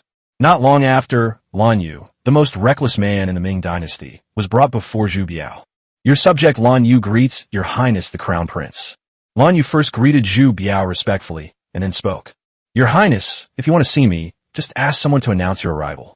Could you please not ask that castrated man who has no testicles? He came to my room in the middle of the night and woke me up at the bedside.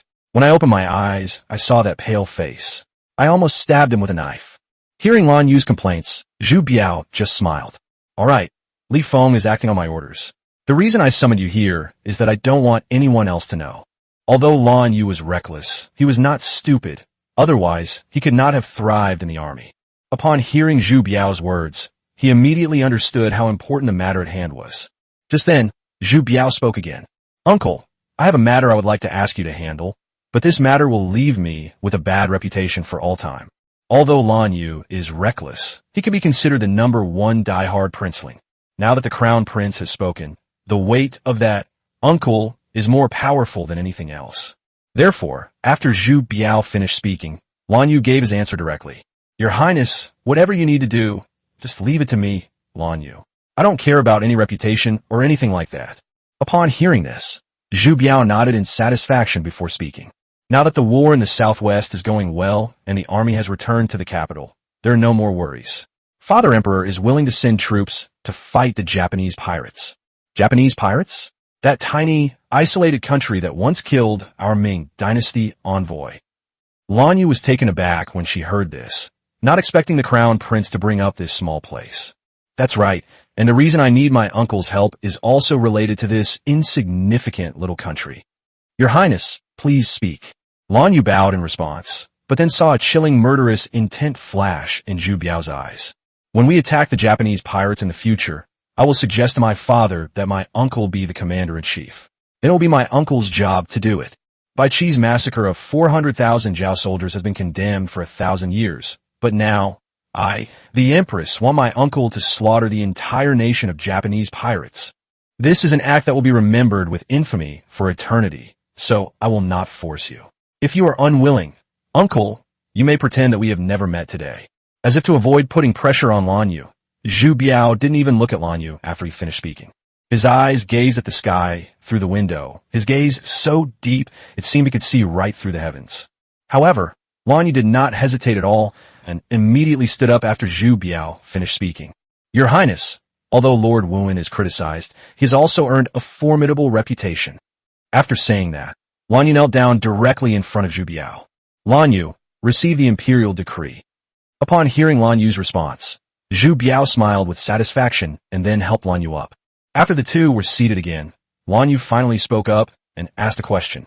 Your Highness, I don't quite understand why your Majesty would send troops to fight the Japanese pirates. They are just a tiny, insignificant country. You mean to say that doing this is not only a waste of manpower and resources, but also a losing proposition, right? Lan Yu, note that I'm not afraid of killing Lan Yu, but the Japanese pirates are poor, and the civil officials will surely cause trouble. Your Highness, I would advise His Majesty to think twice. What if I told you that the land of the Japanese pirates not only has gold mines, but also an inexhaustible mountain of silver? Whoosh! No sooner had Crown Prince Zhu Biao finished speaking than Lan Yu suddenly stood up, moving so fast that he seemed to be making a whistling sound. Then, Lan Yu's powerful and resolute voice rang out. Your Highness, I believe you need not reconsider. That small island in the East China Sea has been an integral part of China's territory since ancient times.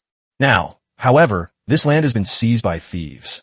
Our great Ming is the legitimate dynasty of the world, and it is only right and proper to recover this homeland.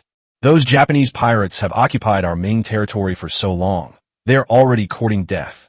Let them destroy our country, wipe out our people, and exterminate our race. Zhu Biao hadn't expected Lan Yu's attitude to change so quickly and to speak with such righteous indignation. But then I thought about it again, and even a brute like Lan Yu reacted this way. Those civil officials and ministers will probably change their minds even faster than Lan Yu when they hear this news. Just as Zhu Biao was chuckling to himself, he suddenly heard Lan Yu's voice asking a question. But Your Highness, if there really are gold and silver mines in the land of the Japanese pirates, why have we never heard of them before? Zhu Biao looked at Lan Yu, smiled slightly, and then said, What I am about to say is known to fewer than 5 people in the entire Ming Dynasty. Uncle, listen carefully and remember it. Chapter 25, Zhu Biao's Scheme. Lan Yu's nighttime break-in at Wei Mansion. Zhu Biao stood up, pushed open the study door, and slowly walked out of the study. Lan Yu immediately perked up and followed Zhu Biao intently. My father and I recently met an extraordinary person. It wouldn't be an exaggeration to say that he can know 1,000 years into the past and 600 years into the future. Upon hearing this, Lan Yu, who was following behind, immediately thought of something. He had recently heard rumors that the former prime minister, Hu Weiyong's residence had been bestowed upon him by His Majesty. No one knew who the reward was given to, but it seems it was this so-called extraordinary person. However, after Zhu Biao finished speaking, Lan Yu frowned inwardly. His first thought was that His Majesty and His Highness the Crown Prince had encountered a charlatan. There's no such thing as knowing 1,000 years into the past or 600 years into the future. Clearly, they've been deceived. Just as he was about to ask, he heard the Crown Prince's voice again. From him, my father and I gained a new understanding of the world and learn a lot of things. As they spoke, the two arrived at the garden and sat down in the garden pavilion.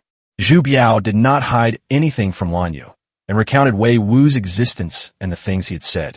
Of course, Zhu Biao concealed Wei Wu's origins and his miraculous methods. He simply mentioned some possible events and what Wei Wu had brought out. However, after Zhu Biao finished speaking, he noticed that Lan Yu's expression was somewhat strange. Before he could continue speaking, he heard Lan Yu's voice full of doubt. Your Highness, I am but a rough man. I do not understand those calculations of the past and future, but... At this point, Lan Yu hesitated for a moment, but then continued through gritted teeth. The climate of this world is inherently unpredictable. Is it really related to the little ice age that person mentioned? He himself couldn't explain it. And as for that potato, how can it be proven to be a superior variety when it hasn't even been produced yet? Zhu Biao was at a loss for words when faced with Lan Yu's question. After all, he had seen many things with his own eyes, but he couldn't explain them to Lan Yu. He deliberately concealed Wei Wu's ability to manipulate objects from thin air, which was actually a form of protection. If people knew about his miraculous abilities, many would probably secretly try to take advantage of him. So after Lan Yu finished speaking, Zhu Biao simply responded with one sentence. I cannot go into details about this matter with you, but my father and I have both witnessed the strangeness firsthand. Upon hearing this, Lan Yu nodded slowly, but said nothing more.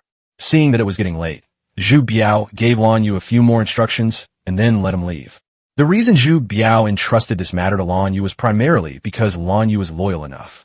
Secondly, Lan Yu is impulsive, so entrusting him with something as simple as slaughtering a country wouldn't seem too abrupt. Furthermore, even though the Ming Dynasty had only been established for a short time, there was already a trend of civil and military officials vying for power. In particular, the Hu Weiyong case involved a wide range of people, which weakened the civil officials while boosting the arrogance of the military generals and nobles. By using the massacre of Japanese pirates, military officers and nobles were given an opportunity to tarnish their own reputations, which could be seen as a means of balancing the interests of both the civil and military factions. Especially Lan Yu, whose loyalty is beyond question. But in recent years, it has indeed gotten a bit arrogant, so doing this can be seen as a form of protection. This move would both preserve his father's reputation and balance the civil and military factions. When the incident comes to light, Yuanzhang, as the emperor, will surely hold them accountable, and Zhu Biao will then step forward to plead for them. In the end, things were settled, Yuanzhang's reputation was preserved, the civil and military officials were balanced, and the military generals and nobles were also protected. It also demonstrates his magnanimity and benevolence as the crown prince of the Ming Dynasty, achieving multiple benefits in one fell swoop. Zhu Biao's ability to become the most stable crown prince in history was due not only to Yuanzhang's favor, but also to his own undeniable competence. On the other side, Lan Yu's face immediately darkened after leaving the East Palace. He couldn't help but curse inwardly whenever he thought of that so-called extraordinary person. How despicable! This fraudster has actually misled His Majesty and the Crown Prince, and even dared to falsely claim that our great Ming Dynasty is doomed. His heart is utterly despicable. You just wait. I will expose your true colors and skin you alive, you bastard who spreads heresy.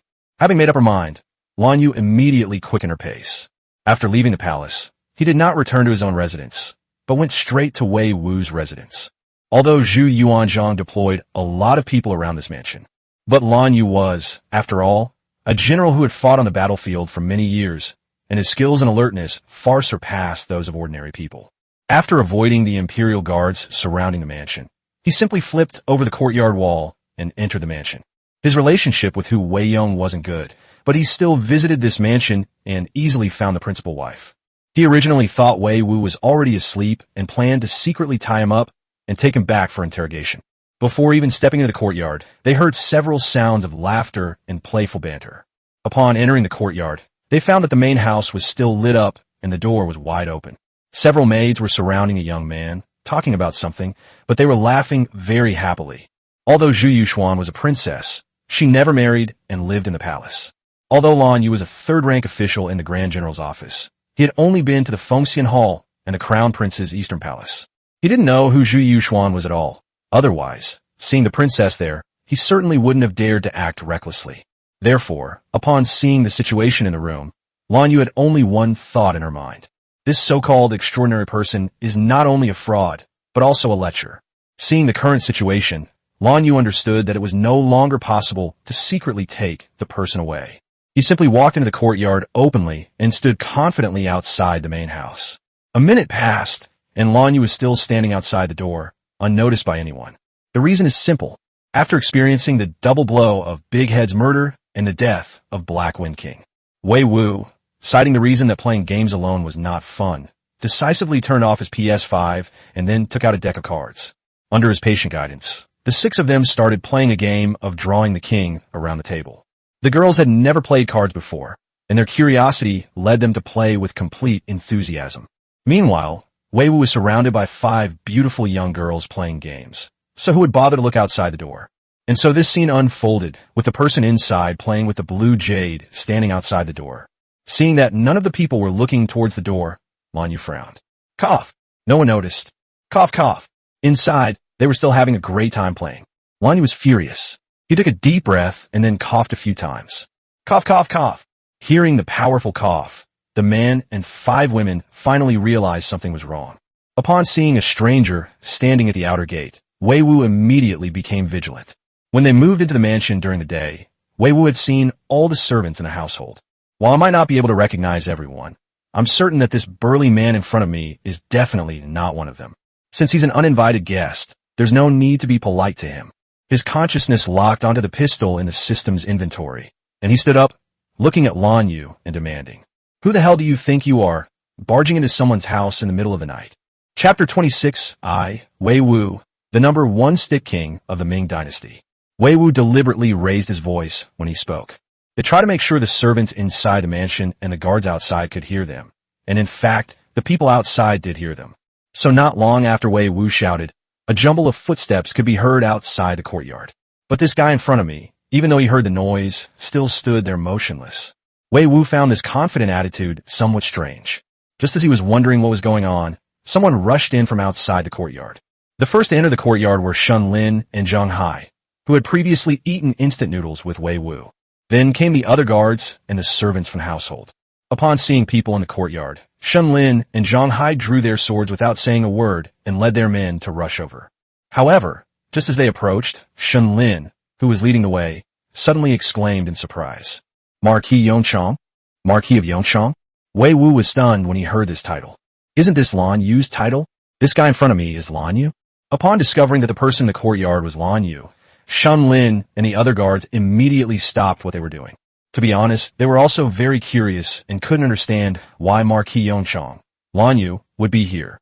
But these people did not let their guard down and all stood in front of Wei Wu. There's no way they can win in a fight. Lan Yu's martial prowess was earned through battle. But Shun Lin was confident that he could get rid of Wei Wu before everyone else fell. Anyway, someone has already been sent to the palace to report, so we just need to stall for a while. However, to Shun Lin's surprise, Wei Wu stepped out from the crowd at this crucial moment. So, it's the Marquis of Yuanzhang. I didn't expect the Marquis to have such peculiar interests. He likes to stay up late at night and go to other people's houses to stand guard. To be honest, Wei Wu didn't have any ill feelings towards Lan Yu, but he certainly didn't like him either. Historically, the last of the 4 major cases during the Hongwu reign was the Lan Yu case. Although Zhu Yuanzhang's reasons for killing him were somewhat far-fetched, Lan Yu could not possibly have committed treason. But that doesn't mean he shouldn't have died, or that the things he did deserve to die. He was arrogant and complacent, allowed his troops to destroy passes, kept many slaves and adopted sons, levied exorbitant taxes, seized fertile land, and drove away and beat the imperial censors. To be fair, Lan Yu was indeed brave on the battlefield and made many great contributions. Otherwise, he wouldn't have been able to obtain the title of duke based solely on his military achievements after the founding of the Ming Dynasty. It should be noted that the dukes of the early Ming Dynasty were basically awarded based on their merits in establishing the dynasty. Therefore, Wei Wu neither liked nor disliked Lan Yu. They won't actively seek out friends, but they also won't deliberately make enemies by being cold to them. But now, this guy actually sneaked into my house in the middle of the night, and I can't tolerate that. Fortunately, today I only play cards with the maids. What if I had played poker with Zhu Yuxuan? This is why Wei Wu immediately started mocking her when he opened his mouth. On Lan Yu's side, upon hearing Wei Wu's taunts, his temper flared up immediately. You treacherous and cunning scoundrel! How dare you use trickery to deceive His Majesty and His Highness the Crown Prince? Today I, Lan Yu, am here to expose you, and while I'm at it, I'll break your bones and take them back to feed my guard dog. Exposing me? Using charlatanry to deceive the Emperor? Bewitching the Emperor and the Crown Prince? Where did this idiot hear these rumors from? Etc.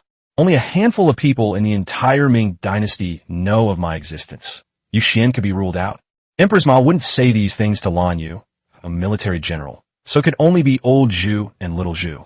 Lan Yu has always been a staunch supporter of the princelings. Without a doubt, he must have heard something from Xiao Zhu. However, Xiao Zhu would never speak ill of himself, so there's only one possibility.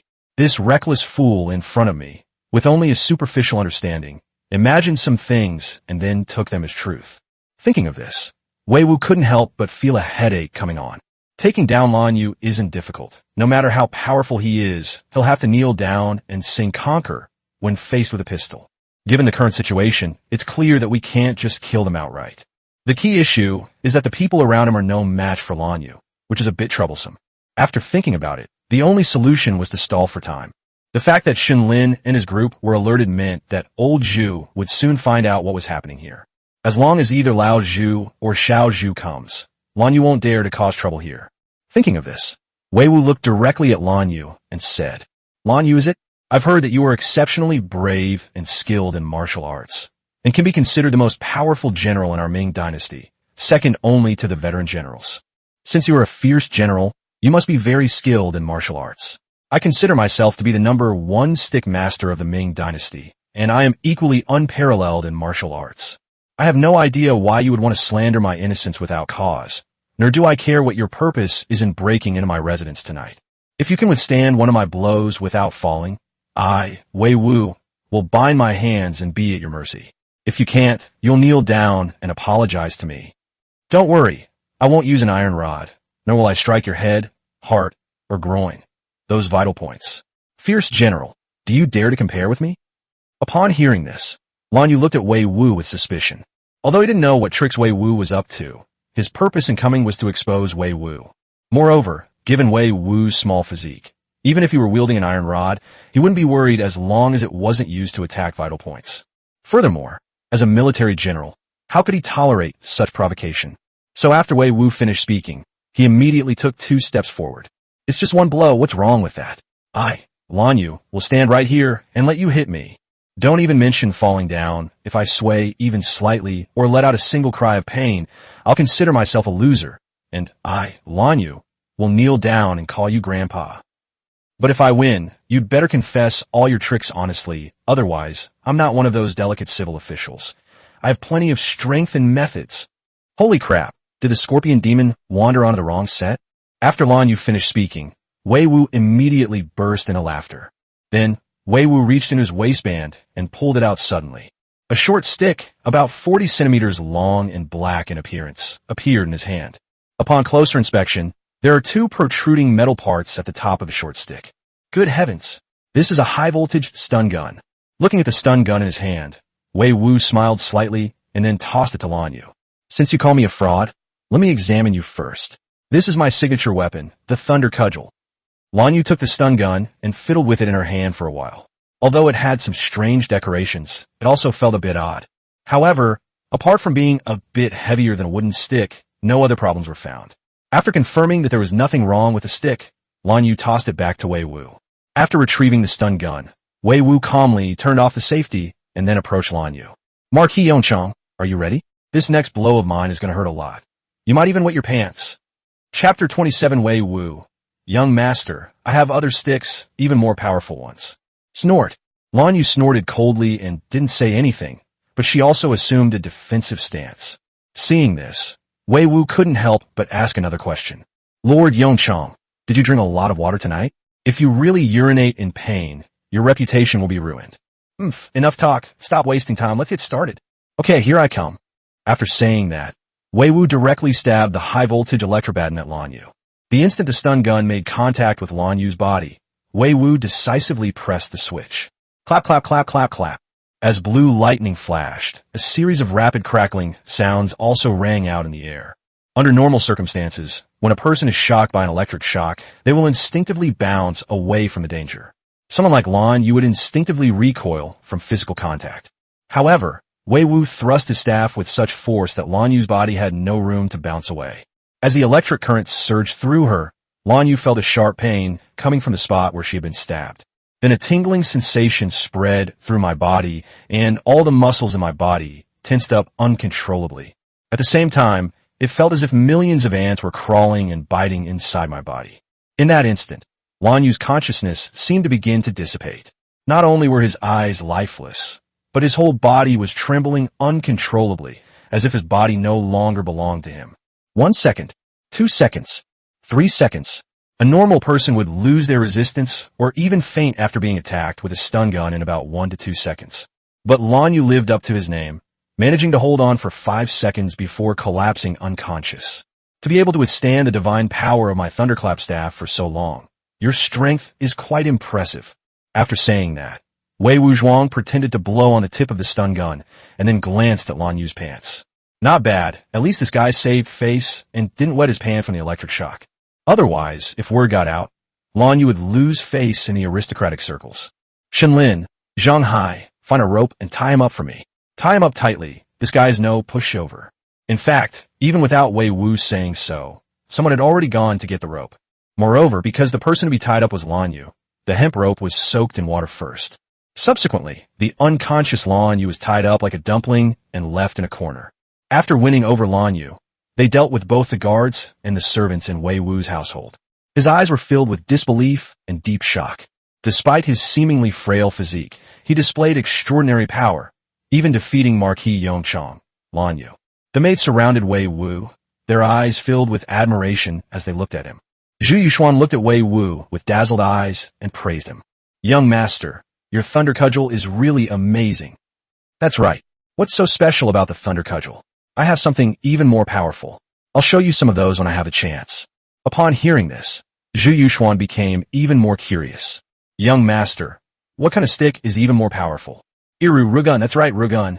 A flexible stick can make a cracking sound like a thunderbolt stick. It can make a sound, but the frequency might not be as fast, although the sound is louder. Zhu Yuxuan didn't understand what frequency meant, but she could understand that the sound was louder. However, just as he was about to ask further questions, Wei Wu had already left and come to Lan Yu's side. It wasn't that he was shy.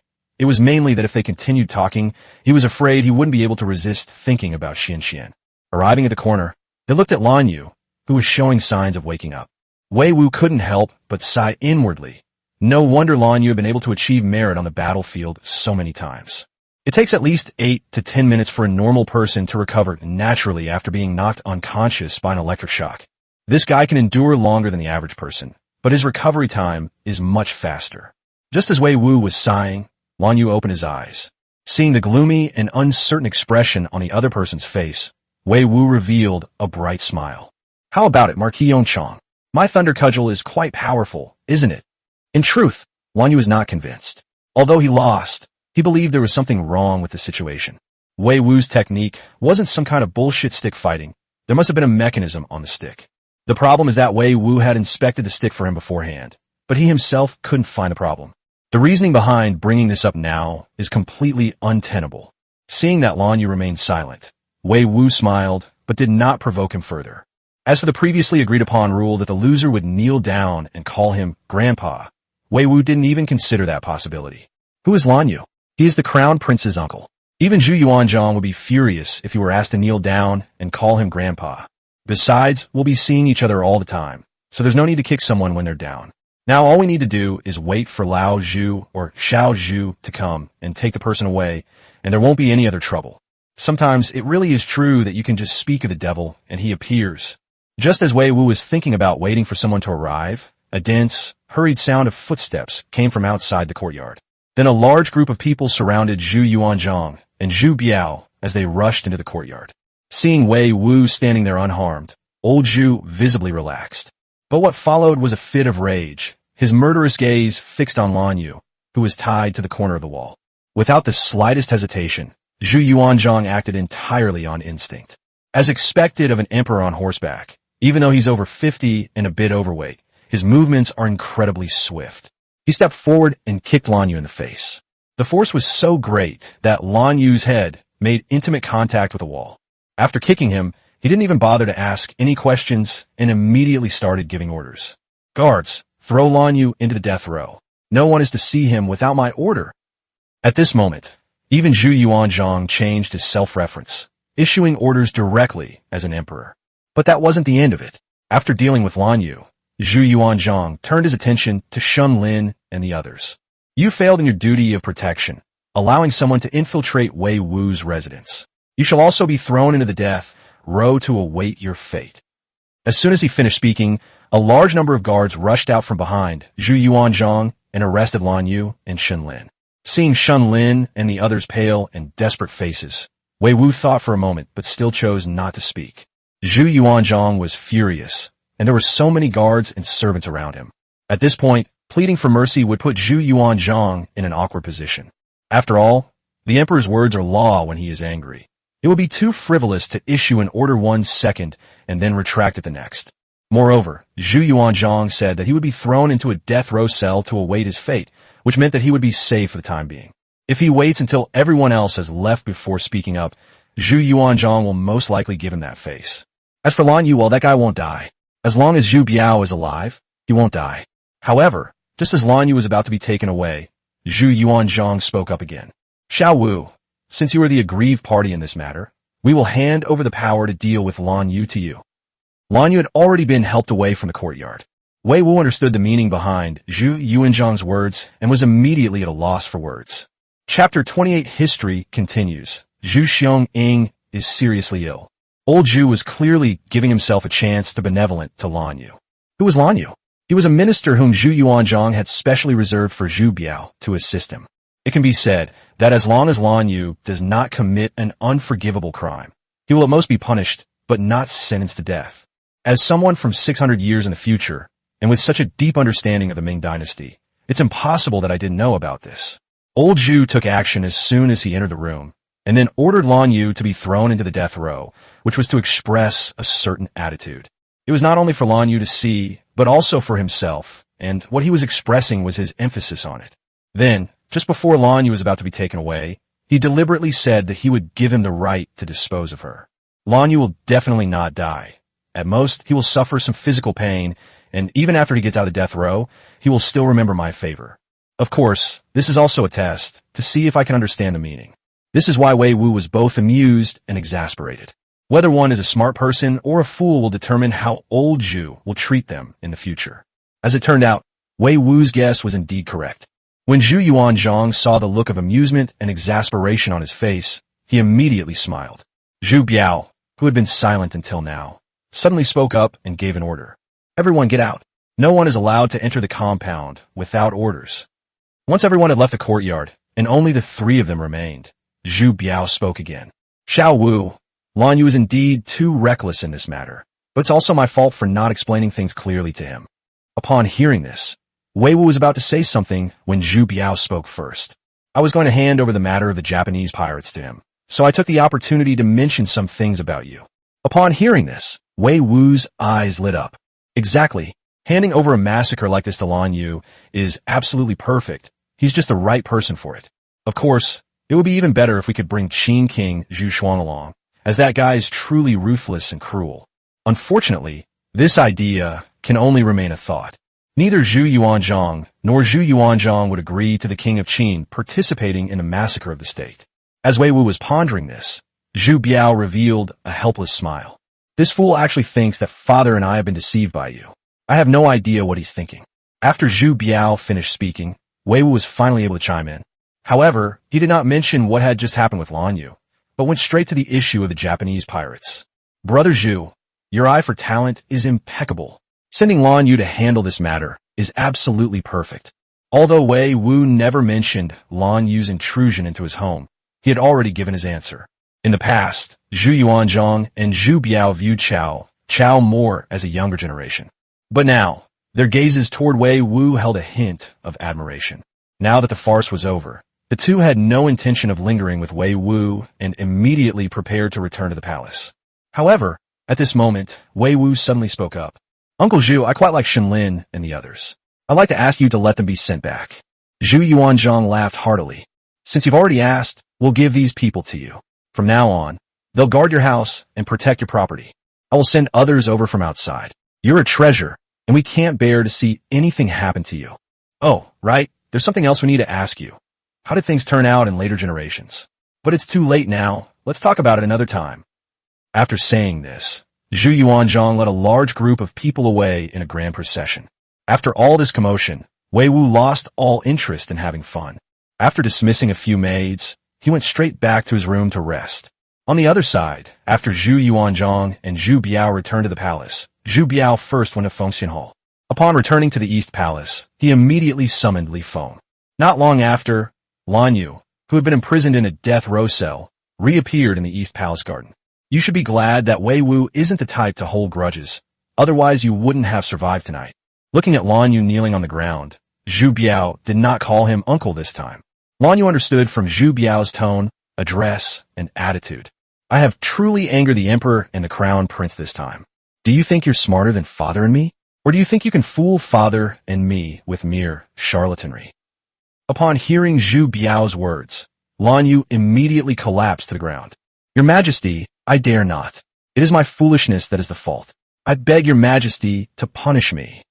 After a long while, without hearing a response from Zhu Biao, Lan Yu did not dare to raise her head.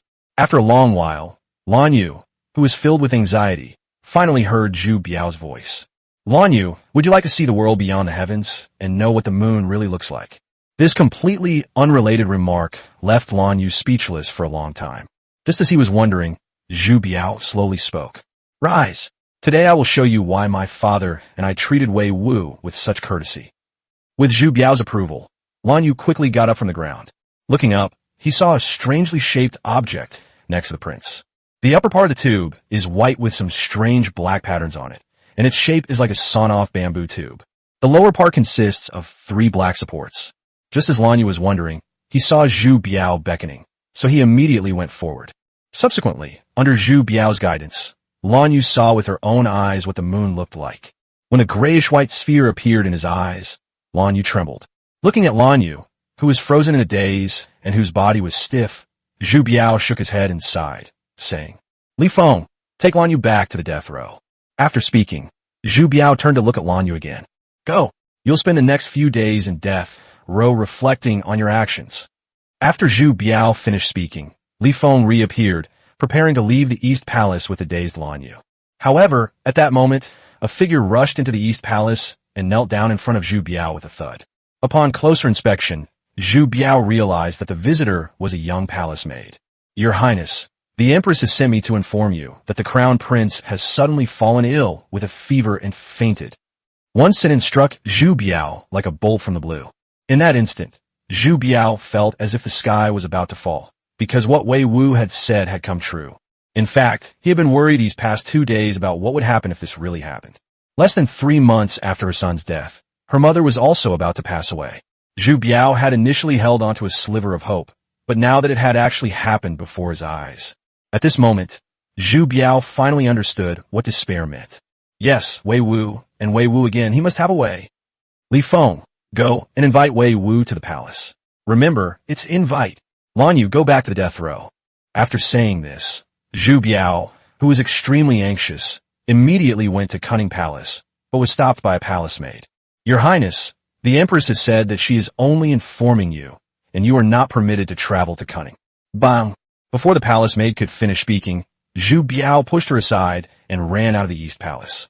Chapter 29. Urgent summoning in the dead of night. Smallpox confirmed. Watching Zhu Biao's hurried departure, Lan Yu was extremely anxious. At the national level, Zhu Xiangying was Zhu Biao's eldest son and the future crown prince.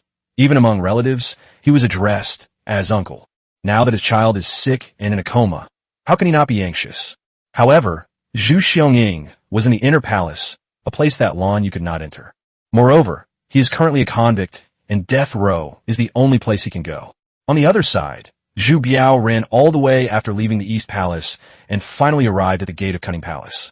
However, the palace gates were heavily guarded by maids and eunuchs, giving you no chance to enter the palace. Get out of the way. I order all of you to stand back. Zhu Biao gave a loud order, but the palace maids and eunuchs simply knelt on the ground and refused to move aside. Just as Zhu Biao was about to force his way in, a eunuch suddenly spoke up. Your Highness, Her Majesty the Empress has decreed that if you force your way into Cunning Palace, it would be unfilial, and she will be very angry. A simple sentence was enough to keep Zhu Biao pinned to the spot. The palace gates were so close, yet he dared not take another step. Seeing that Zhu Biao was no longer trying to force his way in, the eunuch took out a piece of paper from his pocket. However, instead of handing the paper to Zhu Biao, he opened it and held it out for Zhu Biao to see. Since the cause is uncertain, one should not personally take the risk. Upon seeing these 10 words, Zhu Biao immediately understood what Empress Ma meant. Wei Wu once said that it was impossible to determine whether Zhu Xiangying died of smallpox or from cold. If it's just a cold, it's nothing to worry about, but if it's smallpox, that disease is contagious. Understanding what Empress Ma was worried about, Zhu Biao completely gave up on forcing his way in and then ordered someone to summon the imperial physician. Just then, Zhu Yuanzhang arrived at Cunning Palace, but was also blocked at the palace gate and unable to enter. The eunuchs and palace maids naturally dared not stop them, but they also dared not clear the way. They could only endure Zhu Yuanzhang's punches and kicks without daring to move, and then just when they were about to give up, in Cunning Palace, Empress Ma's words made Zhu Yuanzhang stop in his tracks. Left with no other choice, Zhu Yuanzhang went to Zhu Biao's side. Biao, what illness does Xiangying suffer from? Father, I was unaware of this. I have already summoned the imperial physician. An old man and a young boy stood in front of the Cunning Palace gate, looking anxiously in the direction of the gate. Not long after, the imperial physician finally arrived, but was interrupted by Zhu Yuanzhang before he could even perform the proper rites. Today you are the one examining the crown prince. Tell me, what illness does the crown prince suffer from? The imperial physician was so frightened by Zhu Yuanzhang that he trembled all over, and his voice shook uncontrollably. Your Majesty, when I took his pulse, His Highness the Crown Prince did not have any obvious external symptoms. He only said that he was tired, had a headache, and felt palpitations. I then prescribed a calming and tranquilizing remedy. At the second watch of the night, the Empress summoned me urgently, and I examined the grandson's pulse again and discovered that he had a fever. Then His Highness the Crown Prince complained of back pain, and all the symptoms matched. Your Majesty, Your Majesty. The imperial physician stammered and struggled for a long time without giving an answer, which angered Zhu Yuanzhang so much that he grabbed the physician by the collar. I asked you what illness your grandson is suffering from, but you've given me a bunch of nonsense. If you keep rambling, I'll chop you up. If the grandson develops a rash in the next 2 days, I fear it is smallpox, a terrible disease. It wasn't that the imperial physician wanted to be verbose. Rather, he simply didn't dare to easily reveal the illness. The reason is simple. Smallpox was called a terrible disease in ancient times, an incurable evil disease. At the beginning of the Ming Dynasty, a serious illness suddenly appeared in the palace, which was rumored by some people to be a divine retribution. But with Zhu Yuanzhang holding a knife to his throat, the imperial physicians had no choice but to speak out, no matter how much they dared not. Although Zhu Yuanzhang was prepared, the word smallpox still stung his heart. He desperately hoped that his eldest grandson had only caught a cold. Although a cold can be fatal, at least there is hope for treatment. Smallpox was a deadly disease that had no cure. Patients could only rely on themselves to fight it off and gamble with their lives. If they lost the gamble, they would die. Smallpox. Smallpox. Why of all smallpox? Zhu Yuanzhang muttered to himself absent-mindedly, then suddenly remembered something. Why did Xiaoning contract smallpox? There has never been a serious disease in the palace before. Where did this disease come from? Thinking of this, Zhu Yuanzhang immediately looked at Zhu Biao and asked, Biao, has Xiaoning left the palace gates recently? Zhu Biao guessed what Zhu Yuanzhang was thinking and immediately replied. No, I originally planned to take Xiong out of the palace for inspection in the next 2 days, but after my father took me to see Wei Wu, I gave up. Wei Wu? Yes, Wei Wu. Immediately sent someone to bring Wei Wu to the palace. Father, I have already sent someone. Just as old Zhu and his son were talking, Wei Wu was also woken up. The maids wanted to help him undress, but Wei Wu found it troublesome and came to the hall in his pajamas. Looking at the pale-faced, beardless eunuch in front of him, who resembled a wandering ghost, Wei Wu sighed and rubbed his forehead in exasperation. The arrival of a eunuch meant something had happened in the palace, but the timing was giving him a real headache. Disturbing my sleep in the middle of the night is unbearable. Wei Wu was still a little dazed and couldn't help but rub his eyes. However, the eunuch's next words completely brought Wei Wu to his senses. Young Master Wei, His Highness the Crown Prince, has suddenly fallen ill with a fever and fainted. His Highness has ordered me to come and invite you to the palace. Is Zhu Xiongming sick? Fever? Fainting? In modern terms, it's fainting caused by a fever, and this condition can range from minor to serious. Could it be that Zhu Xiongming's real cause of death in history was a cold? Wei Wu wasn't a medical student and didn't know much about medicine. It sounded like symptoms of a cold. A common viral cold does not necessarily cause a high fever, but a bacterial cold can cause a persistent high fever. Based on what he learned from the eunuch, Wei Wu assumed that Zhu Xiongming had only a bacterial cold. After all, there was no such distinction in ancient times. Everything was called wind cold, and it could be fatal. Thinking of this, Wei Wu took out a box of amoxicillin directly from the system warehouse. But he suddenly froze when he looked at the medicine box in his hand. This stuff contains penicillin. Zhu Xiongming is seriously ill right now, and I don't know how to test for allergies. What if he's allergic to penicillin? If I give him this one pill, he might just die on the spot. With that thought in mind, Wei Wu immediately took back the amoxicillin and replaced it with a box of cephalosporins. Although a penicillin allergy can also lead to a cephalosporin allergy, the probability is relatively low. After preparing the medicine and changing his clothes, Wei Wu followed Li Feng out of the residence. With the eunuchs from the crown prince's side leading the way, neither the city patrols nor the palace guards dared to stop them. The journey was smooth and unimpeded, and they soon arrived outside the cunning palace. He glanced at the people kneeling in front of the cunning palace, and then saw Zhu Yuanzhang and Zhu Biao standing not far away. Wei Wu quickly stepped forward and bowed in greeting. Commoner Wei Wu. Before Wei Wu could finish speaking, Zhu Yuanzhang grabbed him. All right, Xiao Wu, what time is it? Stop with the formalities. Zhu Yuanzhang's simple words stunned everyone around him. Has His Majesty ever been this kind? Is this still the same aloof and supreme emperor? When you were punching and kicking us just now, you weren't this kind and friendly at all. However, Zhu Yuanzhang didn't care what they were thinking and simply pulled Wei Wu aside. Xiao Wu, the imperial physician, said that if Xiongming develops a rash in the next 2 days, it is very likely smallpox. Upon hearing this, Wei Wu silently put away the cephalosporin. Chapter 30 Smallpox suspicion remains unresolved. Zhu Yuanzhang enraged. If Zhu Xiongming had just caught a cold, Wei Wu could have figured out a way to deal with it. But even with his system, he was helpless against smallpox. After taking one last look at the palace maids and eunuchs guarding the palace gates, Wei Wu finally understood why such a large-scale operation was being carried out. He sighed inwardly, then Wei Wu said softly, Uncle Zhu, are you really sure it's smallpox? Upon hearing Wei Wu's question, Zhu Yuanzhang quickly repeated what the imperial physician had said. High fever, fatigue, headache, palpitations or rapid heartbeat, and back pain. Upon hearing these symptoms, Wei Wu felt a chill run down his spine. These were typical early symptoms of smallpox. After a moment of contemplation, Wei Wu finally spoke. That should be right. These are the initial symptoms of smallpox. After speaking, Wei Wu immediately fell into deep thought because something puzzled him. How did Zhu Xiongming suddenly contract smallpox?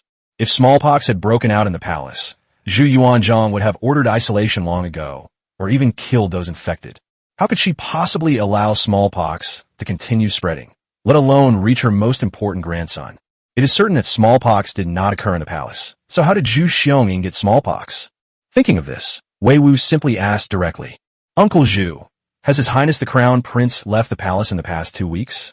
Also, has smallpox been reported in the palace before? Zhu Yuanzhang also knew that smallpox could be transmitted, so he simply assumed that Cao Cao was inquiring about the source. I asked Biao, and he originally planned to take Xiongming out of the palace for inspection, but after meeting you, he stopped planning to go out. Furthermore, I have sent people to investigate, and no one in the palace had contracted smallpox before Yue High School, so it shouldn't be a rumor. Upon hearing this, Wei Wu understood that Yuanzhang was limited by the times. People in this era only knew that smallpox could be transmitted from person to person, but they didn't know that smallpox could only be transmitted from others. Although humans are the only host of the smallpox virus, the virus does not suddenly appear in the human body. It's impossible to suddenly get smallpox for no reason. It's only possible to be infected by someone else. Thinking of this, Wei Wu simply explained it to Yuanzhang directly. Uncle Zhu, smallpox is different from a cold. A cold can originate from within oneself, but smallpox can only be transmitted from others. That's why I asked you those two questions earlier, because His Highness the Crown Prince must have contracted smallpox from someone else. After Wei Wu finished speaking, Yuanzhang, who was originally immersed in grief, immediately erupted with an extremely intense, killing intent. Even Zhu Biao, who was standing to the side, had bloodshot eyes and a terrifying expression on his face. Then, Wei Wu heard Yuanzhang's voice, which was as cold as the deepest hell. "Xiao Wu, are you serious?" Wei Wu nodded, and then continued to explain. "In our time, although we could only prevent it and not cure it, we did a lot of research on smallpox. Smallpox virus infection has an incubation period of 7 to 17 days, and symptoms usually appear 9 to 12 days later. During the incubation period, his body is no different from that of an ordinary person, which is why I asked the Crown Prince whether he had left the palace in the past half-month."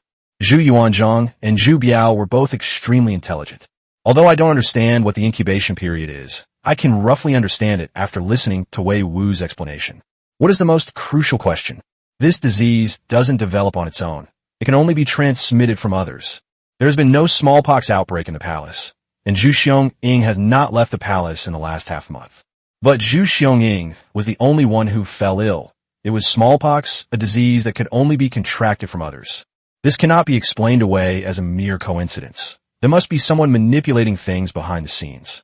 Looking at the tightly closed palace gate, Yuanzhang suppressed his anger and asked again, "Xiao Wu, is it really true that there's absolutely no way for future generations to do this? Didn't you say that someone had studied it? Tell us about any method, even if there's only a sliver of hope, even if it's risky." Wei Wu sensed the grief in Yuanzhang's tone and couldn't help but sigh. Planago asiatica, Hediotis diffusa, Eleusine indica, dandelion, and Isatis indigotica might be somewhat useful. However, these herbs only treat the symptoms caused by smallpox and have no effect on smallpox itself. Even a sliver of hope is a sliver of hope. After hearing what Wei Wu said, Yuanzhang immediately summoned the imperial physician and asked him to write down these herbs. After the imperial physician left, Yuanzhang ordered someone to summon Mao Xiang. "Thoroughly investigate the capital. We need to know who all the people who were infected with smallpox within the past month have met and where they have been. Furthermore, all those who have had contact with the Crown Prince and have taken care of his daily life should be arrested and thoroughly investigated to determine if they have any records of leaving the palace." Upon hearing this, Mao Xiang immediately understood that the Crown Prince had contracted smallpox. "This is a huge deal." Without any hesitation, Mao Xiang immediately responded, "Yes, Your Majesty, I will investigate immediately." After saying that, Mao Xiang immediately got up and ran out of the palace. Just then, the gate of Cunning Palace suddenly opened, and a maid carrying a copper basin came out of the room. Upon seeing this, Zhu Biao was about to step forward to ask, but Wei Wu grabbed him. "Brother Zhu, don't get too close. This disease can be transmitted through the air." Upon hearing this, Zhu Biao stopped moving forward, but still looked at the palace maid and asked her a question. "Tell me, how are Mother and Xionging?" "Your Highness, the Empress is well, but the Crown Prince's fever persists. I will fetch water to wipe His Highness's body." Hearing the palace maid's reply, Zhu Biao felt extremely distressed. Looking at Zhu Biao's worried face, Wei Wu sighed softly. "Brother Zhu, let me go in and take a look. I happen to have some things here that can help alleviate the fever." Zhu Xiong-ing is only 8 years old. His persistent high fever could potentially cause brain damage. Fortunately, Wei Wu had a few boxes of fever-reducing patches, which could at least help Zhu Xiong-ing with physical cooling. But as soon as Wei Wu finished speaking, Zhu Yuanzhang and Zhu Biao became anxious and stopped him at the same time. No. To be honest, Wei Wu didn't expect them to be so excited, and he was startled. Just as he was wondering, Zhu Yuanzhang spoke up. "Xiao Wu, The palace maids could deliver the items, but you must not risk your life yourself. Only then did Wei Wu realize that they were worried he might also contract smallpox, so he immediately laughed and said, "Don't worry, Uncle Zhu. People of our generation were vaccinated against smallpox from childhood, so we won't get infected." After saying that, Wei Wu realized that they didn't understand what a vaccine was, so he explained it again. "It's a method similar to smallpox vaccination. Anyway, you just need to know that I won't get smallpox." Hearing Wei Wu say this, the two were somewhat relieved, but they still had some hesitation in their hearts. On an emotional level, they hoped Wei Wu would join them. Perhaps he could be of some help. But rationally, they all knew one thing. Wei Wu absolutely could not be allowed to get into trouble.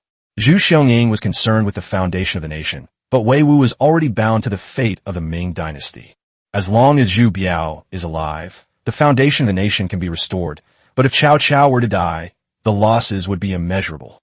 It may seem cold-blooded, but since ancient times, imperial families have always prioritized the country. Even emperors like Zhu Yuanzhang, who placed great importance on family ties, were no exception. Chapter 31 in Cunning Palace. Clues reveal the true culprit. In fact, Wei Wu took the initiative to enter Cunning Palace, not to show off in front of Zhu Yuanzhang. To put it bluntly, if smallpox hadn't posed no threat to him, he wouldn't have even come to the palace. If I get infected, wouldn't my wonderful life, which has just begun, vanish in an instant? He volunteered to enter Cunning Palace simply because he was curious about the inner palace. Since there's no danger and it can boost my favorability, why not? So while the father and son hesitated, Wei Wu turned around and walked directly toward the gate of Cunning Palace. Unlike Zhu Yuanzhang and his son, the palace maids and eunuchs on the road did not stop Wei Wu. "Your Majesty, I am Wei Wu. May I come in?" Upon arriving at the palace gate, Wei Wu did not push the door open directly, but knocked and called out. No sooner had he finished shouting than Empress Ma's extremely tense voice came from inside the room. "Xiao Wu, what are you doing here? Get out of here. Don't come in. This disease is contagious." At that moment, Empress Ma inwardly cursed Zhu Yuanzhang terribly. Wei Wu's importance is beyond doubt, yet Zhu Yuanzhang didn't stop him. What if Wei Wu had caught the virus? Did she want Wei Wu to come in? Of course she did, as he might be the only one who could save Zhu Xiangying. But she knew even more clearly that nothing was more important than the fate of the Ming Dynasty, and her grandson was no exception. On Wei Wu's side, he immediately smiled upon hearing Empress Ma's voice. He understood what Empress Ma was worried about, so he immediately began to explain.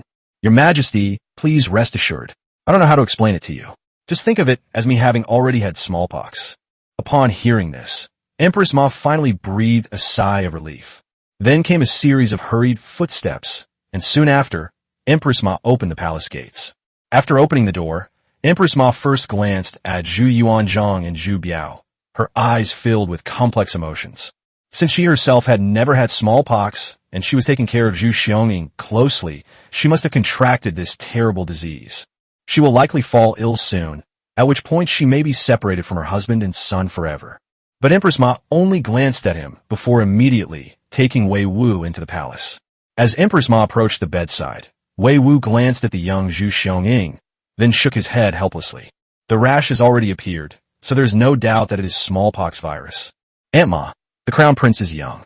If he continues to have a high fever, it may damage his body or even his brain." As he spoke, Wei Wu took out a fever-reducing patch and handed it to Empress Ma. This thing is called a fever-reducing patch.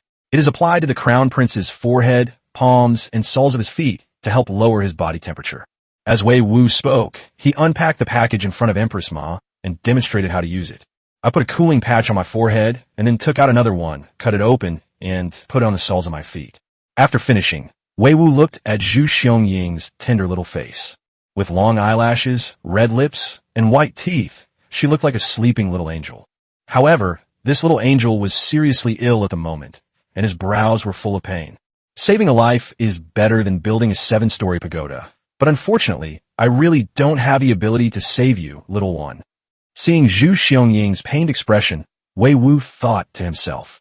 Just then, Empress Ma's slightly hesitant question came from beside him. "Xiao Wu, do you really have no other ideas?" Wei Wu turned around, looked at Empress Ma's miserable face, and shook his head helplessly. Seeing Wei Wu shake his head, Empress Ma's eyes darkened, but she did not give up. "So, your magical method allows you to obtain things every so often, right? Is it possible? Empress Ma's reminder made Wei Wu realize that it was already past midnight, and he hadn't opened the package for today. Although the chances of getting smallpox medication are slim, it's still a possible approach.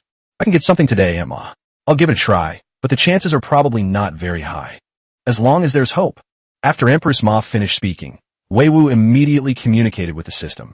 Looking at the 3 packages floating in the air, I couldn't help but feel a sense of anticipation. Medicine, preferably smallpox medicine. May you have boundless Amit Ba. While thinking to himself, Wei Wu directly selected the package on the left that looked like a shoebox. However, when it was opened, it turned out to be a box, but one containing a toy car. My child is about to die, and you're giving me toys? Are you kidding me? While inwardly complaining, Wei Wu turned to look at Empress Ma and shook his head. They didn't get the medicine. They only got some children's toys. As he spoke, Wei Wu flipped his wrist and took out the box of toy cars. Looking at the box in Wei Wu's hand, Empress Ma's tears also slid down her cheeks. The psychological gap between expectation and disappointment is most likely to cause emotional outbursts. Wei Wu didn't know how to comfort him, so he looked around and then got up and walked to the side. There's a wooden box here, filled with many wooden toys and sewn cloth dolls. I'm afraid no one will play these things anymore in the future. Wei Wu sighed softly, squatted down, and placed the toy car box next to the wooden crate. But just as he was about to get up, he suddenly saw a Lubon lock. But the Lubon lock itself isn't the main point. The main point is something stuck to it. He picked up the Lubon lock and examined it closely. It turned out to be a scab the size of soybean. The scab has a slight bump in the middle, making it look like a dried-up chickenpox lesion. Because the color of the scab is very similar to the color of the wood in the Lubon lock, it is not easy to tell the difference unless you look closely. But how come there's a scab in the Crown Prince's toy box? Then Wei Wu turned to look at Empress Ma, who was still weeping. Aunt Ma, isn't this the Crown Prince's toy box? Has anyone touched it since it was brought here? Upon hearing Wei Wu's voice, Empress Ma finally looked up. No, I brought Xiongying to Cunning Palace yesterday, and no one in the palace has touched Xiongying's things. When it was delivered that day, Yue played with it for a while, but quickly put it away. Upon hearing Empress Ma's description, Wei Wu immediately frowned. In other words, this scab was already in this box before Zhu Xiongying was taken to Kuanning Palace. If Wei Wu had only guessed that someone had deliberately used smallpox to harm Zhu Xiongying. So now it's almost certain that it was man-made. Just as Wei Wu was deep in thought, Empress Ma also got up and came to his side. Xiao Wu, what's wrong? Wei Wu came to his senses and handed the Lubon lock directly to Empress Ma. Aunt Ma, look at the things on this Lubon lock. Don't they look like the scabs on the body of someone who has contracted smallpox? If I'm not mistaken, His Highness the Crown Prince was deliberately framed and contracted smallpox. Upon hearing this, Empress Ma immediately looked at Lu Banlock, and then her eyes were filled with endless anger, devoid of any sorrow. Xiao Wu, can this scab be passed on to others? Chapter 32 Crown Princess Lu is finished. Wei Wu didn't know what Empress Ma meant by asking this, but he still answered truthfully. It can mostly be transmitted from person to person. Smallpox is actually a creature even smaller than a goo poisoning, which is called a virus. This virus can survive for months at room temperature if it attaches to scabs, dust, or clothing. After listening to Wei Wu's explanation, Empress Ma asked again, then, can we isolate it to prevent it from spreading to humans? Can. As he spoke, Wei Wu took out a sealed bag and sealed the scab inside. At this point, he had already guessed what Empress Ma meant. She simply wanted to show this to Zhu Yuanzhang. But they were afraid that old Zhu might get smallpox, so they asked him. Although Wei Wu's current approach cannot completely isolate the virus, it has at least minimized its transmissibility. As long as Lao Zhu and Xiao Zhu wear masks and avoid direct contact, there will be no risk of infection. As expected, just as Wei Wu had guessed. After he sealed the scab, Empress Ma handed over a brocade box and said, Xiao Wu, I'll have to trouble you to show this to Chongba and Biaoer. Wei Wu said nothing, put the sealed bag into the brocade box, and then took out a bottle of medical alcohol and sprayed a few times. After closing the brocade box, he got up and left Cunning Palace carrying the box. As soon as he stepped out of the palace gate, he saw Zhu Yuanzhang and Zhu Biao walking towards him. So he quickly shouted, Your Majesty, Your Highness the Crown Prince, please wait. Please have someone prepare hot water and a change of clothes for me immediately. As he spoke, Wei Wu placed the brocade box on the ground and took out medical alcohol again to spray it continuously. Your Majesty, I'll leave this box here. No one is allowed to touch it until I return after bathing and changing. After Wei Wu finished speaking, Zhu Yuanzhang immediately arranged for palace servants to prepare hot water and clothes, and took Wei Wu to bathe. At the same time, he ordered that no one was allowed to touch the brocade box. Actually, it's not fair to blame Wei Wu for being so cautious. Zhu Yuanzhang was his biggest backer in the Ming Dynasty. Anyone can get into trouble, but Zhu Yuanzhang absolutely cannot. Better safe than sorry. After bathing and changing, Wei Wu returned to Cunning Palace, took out 2 masks, and helped Zhu Yuanzhang and Zhu Biao put them on. After dismissing everyone, he approached Zhu Yuanzhang with a brocade box and whispered, "Uncle Zhu, His Highness the Crown Prince has developed a rash, and it is now certain that he has contracted smallpox." Upon hearing these words, the last glimmer of hope in the hearts of Zhu Yuanzhang and Zhu Biao was shattered. Next, Wei Wu opened the brocade box and took the sealed bag out of it. If nothing unexpected happens, this thing should be a scab from a smallpox patient, which was found in the Crown Prince's toy box. Don't worry, I've sealed it away and taken special measures to protect it. You won't get sick if you don't touch it directly. I asked Aunt Ma, and she said that after this toy box was moved from the East Palace, no one in Cunning Palace, except for the Crown Prince, has ever touched it. After he finished speaking, Wei Wu repeated the concept of the virus to the 2 of them. Zhu Yuanzhang listened while looking at the sealed bag in Wei Wu's hand, his face remaining expressionless throughout.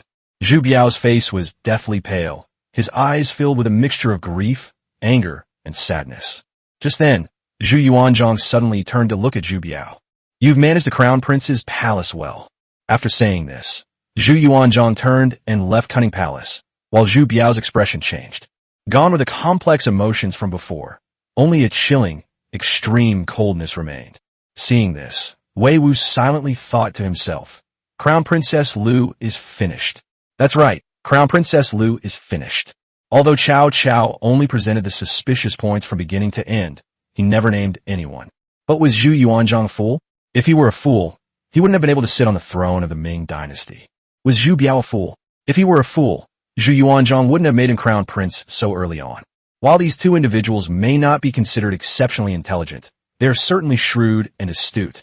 The points of doubt raised by Wei Wu are so obvious that even an ordinary person could guess the general idea. Zhu Xiangying's daily life was confined to the East Palace and Kuining Palace, and few people had access to him.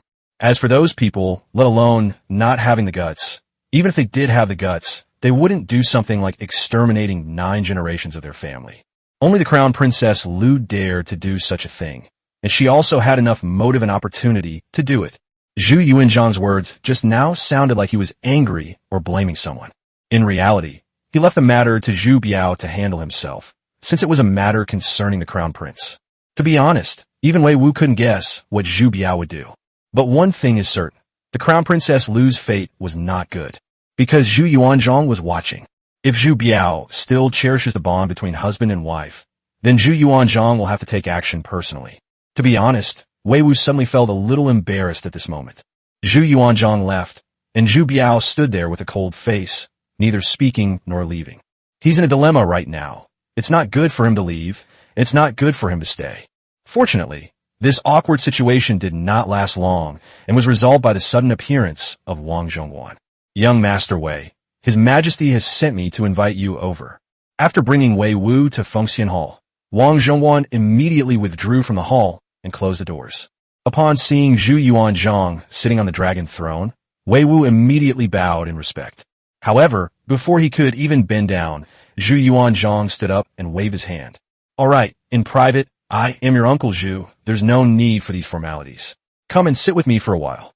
As they were talking, Zhu Yuanzhang, accompanied by Wei Wu, plopped down on the steps below the dragon throne. "Xiao Wu, tell me the truth. If we vaccinate our sister with cowpox now, will it prevent smallpox?" Regarding the smallpox vaccine issue, Mao Xiang's side has not yet reached a conclusion. The main problem is that the time frame is too short. It has only been 3 days since Zhu Yuanzhang issued the order. Zhu Yuanzhang brought it up now because he had no other choice but to gamble on Wei Wu's trust. Because after Zhu Xiangying's death, Empress Ma only had less than 3 months to live. If nothing unexpected happens, it can now be basically confirmed that Empress Ma died of smallpox. Wei Wu knew what answer Zhu Yuanzhang wanted to hear, but he could not possibly speak on such a matter. "I'm sorry, Uncle Zhu. Aunt Ma took care of the Crown Prince so closely that she was completely exposed to the smallpox virus. Aunt Ma is very likely already infected, but the virus is still in the incubation period and the symptoms have not yet appeared. Vaccination with smallpox vaccine under these circumstances. It is said that men do not easily shed tears, but Zhu Yuanzhang's eyes were already wet at this moment, though the tears did not fall. Seeing this, Wei Wu couldn't continue speaking. The two sat on the steps in silence for a long time before Zhu Yuanzhang finally spoke again. Actually, I knew this would be the result, but people are always a little unwilling to accept it. Xiongying, for now on you don't need to call me Crown Prince anymore. Call me Uncle Zhu or Brother Zhu Biao. Then he will be your nephew. From now on, call him Xiongying. I only wish this child a bright future.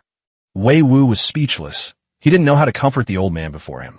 Fortunately, the powerful ruler did not need comforting and quickly recovered his composure after a brief period of sadness. Xiao Wu, I'd like to hear your opinion on the smallpox matter. Do you think it's the Liu family's fault? Chapter 33 will contain spoilers again. Sorry, Judy.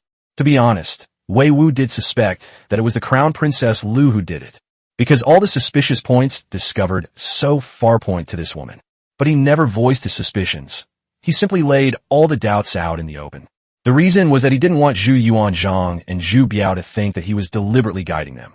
After all, this is a family matter between the emperor and the crown prince, and he, as an outsider, doesn't need to make such a fuss. Anyway, all the doubts are there, and it's their own business what they think. But now Zhu Yuanzhang directly asked the question and pointed out the Liu family, leaving Wei Wu somewhat helpless. As if sensing Wei Wu's concerns, Zhu Yuanzhang smiled and patted him on the shoulder. Xiao Wu, I can sense that you have some kind of, how should I put it? It's like there's an invisible barrier between us. I can understand. After all, I am the emperor who controls life and death. As the saying goes, serving a ruler is like serving a tiger. Emperors do not open their hearts to others. But actually, we really want to be honest with you, but we also understand that this can't be proven by words alone. It takes time to prove it. We don't expect you to be completely open and honest with us in a short time. So let's put it another way. At this point, Zhu Yuanzhang turned to look at Wei Wu, his eyes filled with utmost openness. The world is bustling, all for profit. The world is bustling, all for gain. You are a smart person, knowing your own value and importance. The common people's benefit is wealth. The official's benefit is power, and the emperor's benefit is the world. Therefore, to us, your importance is far greater than you think. As long as you don't betray the Ming Dynasty or us, even if you make a mistake, we have to admit it, right? In the end, Zhu Yuanzhang even made a witty remark to lighten the mood. It must be said that Zhu Yuanzhang's words were indeed very sincere. However, for Wei Wu, a person from a later generation who had experienced the information explosion, this was not the case. Human nature is fickle. There's really no guarantee of anything.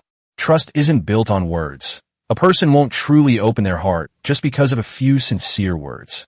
Of course, Wei Wu also believed that this was his true feeling, at least at this moment. As for the future, no one can say for sure what will happen. Therefore, he is willing to show the appropriate attitude in order to be sincere at this moment. After all, the emperor had been so open and honest with him, so he had to give him some face and couldn't refuse him outright. Uncle Zhu, my greatest joy in life is having a wife and children, a warm bed, and living a comfortable life. So I assure you that I will not betray the Ming Dynasty. After all, you are the emperor, you value me, and you can always protect me. But who knows what the future emperor will be like? So, could you please have mercy and give me a get-out-of-jail-free card or something? As he spoke, Wei Wu deliberately raised his eyebrows in a wink. In fact, Cao Cao knew perfectly well that this thing was useless, and that the emperor had plenty of reasons to kill him. Especially during the Hongwu reign, those who possessed imperial edicts of merit were executed.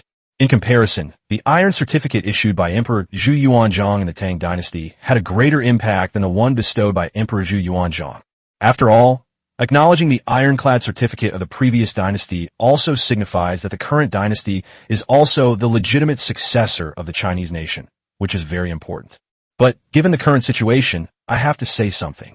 As it turned out, Wei Wu was right, and Zhu Yuanzhang burst into laughter upon hearing it. You brat, fine. I'll have someone specially cast an immunity token and issue an imperial decree to bestow it upon you in public. Now you have no more worries, right? So, can you answer my question now? Wei Wu nodded in satisfaction, and then said directly, I think it was Lady Liu. She was the crown prince's principal wife. After Xiongying passed away, she and her son were the biggest beneficiaries. Lady Liu went from being a concubine to the principal wife, and naturally her son became the nominal legitimate heir. As long as Zhu Yunwen continues to be raised into a useless person, no one will be able to compete with her son for the throne. That's exactly what she did, which is why Zhu Yunwen was able to ascend the throne and become emperor. Otherwise, the emperor should have been Zhu Yunwen. Zhu Yuanzhang remained silent for a while before slowly speaking. Yes, there's only one throne. If she doesn't fight for it, her son will never have a chance in his lifetime. As he spoke, his gaze was fixed on the distance, and he seemed lost in thought. After a long while, Zhu Yuanzhang came to his senses and looked at Wei Wu. Xiao Wu, you said last time that Yunwen ascended the throne, but his generation name became the fourth. Why is that? This sudden sharp turn almost caused Wei Wu to strain his back. Why did the crown princess Lu suddenly switch the topic to Judy when she was talking about the crown princess Lu? But on second thought, when it comes to the throne, these two are indeed inextricably linked. After a moment of silence, and having carefully organized his thoughts, Wei Wu finally spoke. Uncle Zhu, even if I didn't tell you, you probably already guessed the reason. That's right, it's a power struggle between uncle and nephew. In the 31st year of Han Wu, Emperor Jiangwen ascended the throne and established the reign title Jiangwen. In August of the following year, the first year of Jiangwen, Emperor Jiangwen implemented a policy of weakening the power of the princes. Upon hearing the words, reducing the power of the princes, Zhu Yuanzhang immediately frowned. When the princes were initially in theft, many ministers did oppose it, fearing a repeat of the chaos of the Han and Ming dynasties. Zhu Yuanzhang also had his own selfish motives. He simply wanted to give his son some benefits. In fact, he understood that reducing the power of the princes was an inevitable policy after the new emperor ascended the throne, which would benefit the centralization of power. Despite this conflicting mindset, Zhu Yuanzhang was still influenced by his past hardships and chose to end theft princes. However, some measures were also taken to prevent unforeseen circumstances from arising in the future. For example, princes were not allowed to interfere in the administration of their fiefdoms, were not permitted to have private dealings, and were not allowed to enter the capital without an imperial edict. As for whether future emperors would reduce the power of the regional princes, and whether the regional princes would cause trouble, he was no longer alive then, and he couldn't interfere in the affairs of his children and grandchildren even if he wanted to. It was a bit of selfishness on his part. Zhu Yuanzhang never expected that Zhu Yunwen would be so unwise, impatiently reducing the power of the princes just 1 year after ascending the throne. Even a year is not enough time for the imperial court to maintain stability, so reducing the power of the princes at this point would not be a wise move. After a moment of silence, Zhu Yuanzhang sighed softly and asked again. The fourth prince must have been pushed too far during the campaign to reduce the power of the princes, which is why he chose to rebel and seize the throne, right? Yes, it was carried out under the pretext of purging the court of corrupt officials, and is historically known as the Jing'an campaign. We acknowledge that the fourth prince is indeed talented, but even with talent, it would be incredibly difficult for him to seize power. How did he manage to do it? It must be said that Zhu's vision and political acumen were truly remarkable. Zhu Di was indeed a man of great talent and ambition, but the Jing'an campaign was still extremely difficult, and he almost died several times. Thinking back on what had happened, Wei Wu couldn't help but chuckle to himself, and then said, Personal ability is one aspect, but the main reason is the contrast with the enemy. Otherwise, the Jing'an rebellion would not have succeeded.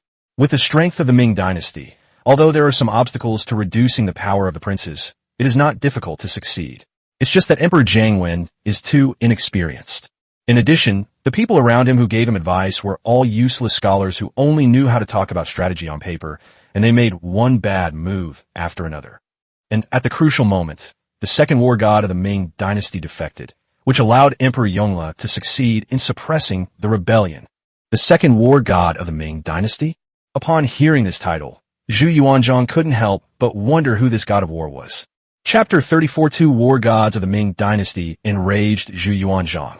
Xiao Wu, who is this second war god of the Ming Dynasty you mentioned? Where are his glorious achievements? Forehead. Wei Wu was actually in a bit of a daze just now, so he casually used a nickname that would later be used to tease people. Now that Zhu Yuanzhang has specifically asked him about this, he doesn't know what to say. Seeing Wei Wu's hesitant appearance, Zhu Yuanzhang was no fool and immediately understood. Xiao Wu, this so-called second war god of the Ming Dynasty you mentioned, probably doesn't have a good reputation. Wei Wu nodded. Tell me, We also want to know who this second war god of the Ming Dynasty is, and what glorious achievements he has made.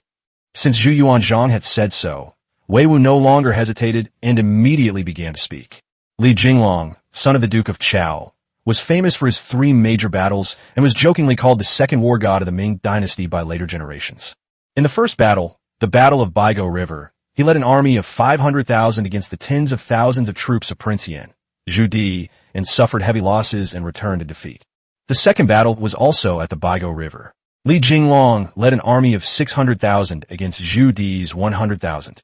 He was defeated again and abandoned his baggage and retreated to Jinan. In the third battle, he led his troops to guard the gates of Nanjing. When Zhu Di's army was at the city gates, he took the initiative to open the gates and surrender, welcoming the Prince of Yan into the city. Zhu Yuanzhang never expected that the second greatest war god of the Ming Dynasty would be that little fellow Li Jinglong. Because Li Jinglong was handsome from a young age and well-versed in historical records and anecdotes, Zhu Yuanzhang actually liked him quite a bit. He was just a 13-year-old kid at the time, but he never expected to achieve such a brilliant record later on. Wenzhong's offspring is so incompetent. It seems we need to be careful in the future and not let this little rascal take command of the army. Zhu Yuanzhang casually made a sarcastic remark, and then presented Wei Wu with a difficult problem. Since you've already mentioned the second war god, then let's not hide the first war god of the Ming Dynasty anymore. Tell us. Upon hearing this, Wei Wu couldn't help but inwardly complain. Okay, if you hadn't said that, I would have just said that I was the greatest war god of the Ming Dynasty. Anyway, I've already mentioned it before, but since you said that first, how am I supposed to respond to what you're saying next? Why don't you teach me? Looking at Zhu Yuanzhang's still somewhat smiling face, Wei Wu thought for a moment and decided it was best not to provoke him. Uncle Zhu, the so-called #1 war god of the Ming Dynasty, is actually just so-so. Let's not talk about it. Upon hearing this, the smile on Zhu Yuanzhang's face vanished instantly. Speak. I want to hear it. Which unfilial descendant is it? Okay, this is what you told me to say. Don't blame me if you get so angry that your blood vessels burst. Seeing Zhu's gritted teeth, Wei Wu knew he couldn't escape. I simply said it openly and honestly. That was Emperor Yingzong of Ming, Zhu Qizhan, who was captured alive by the Oirat Mongols in the Battle of Tumu Fortress and taken away by them. He was later known as the Oirat student. He was imprisoned in Bayan Timur's territory for more than a year. When the Ming Dynasty established a new emperor, the Oirat released him. The Oirat Mongols once took him to Xuanfu and Datong, demanding that the garrison open the city gates, but Zhu Qizhan did not order his soldiers to do so. It is only because of his previous achievements, coupled with the fact that he executed Yu Qian, the junior protector of the state, who was saving the dynasty from collapse upon returning to the capital, that he is despised by later generations. So they fabricated the story of his kidnapping, which led to his titles of the Great Ming's First War God and the Gatekeeper Emperor. Was Zhu Yuanzhang angry? Yes. Upon hearing the glorious deeds of Emperor Zhu Qizhan of the Ming Dynasty again, Zhu Yuanzhang was so angry he felt like his lungs were about to explode. The veins on his forehead throbbed like earthworms, and his clenched fists trembled uncontrollably. The dignified emperor of the Ming Dynasty was captured, and not only did he not die, but he was also given the nickname the Gatekeeper Emperor. Regardless of whether he actually called her doorman or not, this form of address remains an indelible stain on the Ming Dynasty. To be honest, if Zhu Qizhan were standing here now, Zhu Yuanzhang would draw his sword and kill this unfilial descendant. Alright, don't mention that bastard again. I don't want to hear his name again. Son of a bitch. Upon hearing these 3 words, Wei Wu almost couldn't help but burst out laughing. If Zhu Qizhan was a bastard, then what are you, old man? Isn't this just a way of insulting yourself? However, it's clear that Zhu Yuanzhang was genuinely angered, and Wei Wu wouldn't idly invite trouble. At this moment, Zhu Yuanzhang spoke again. Let's talk about the 4th brother.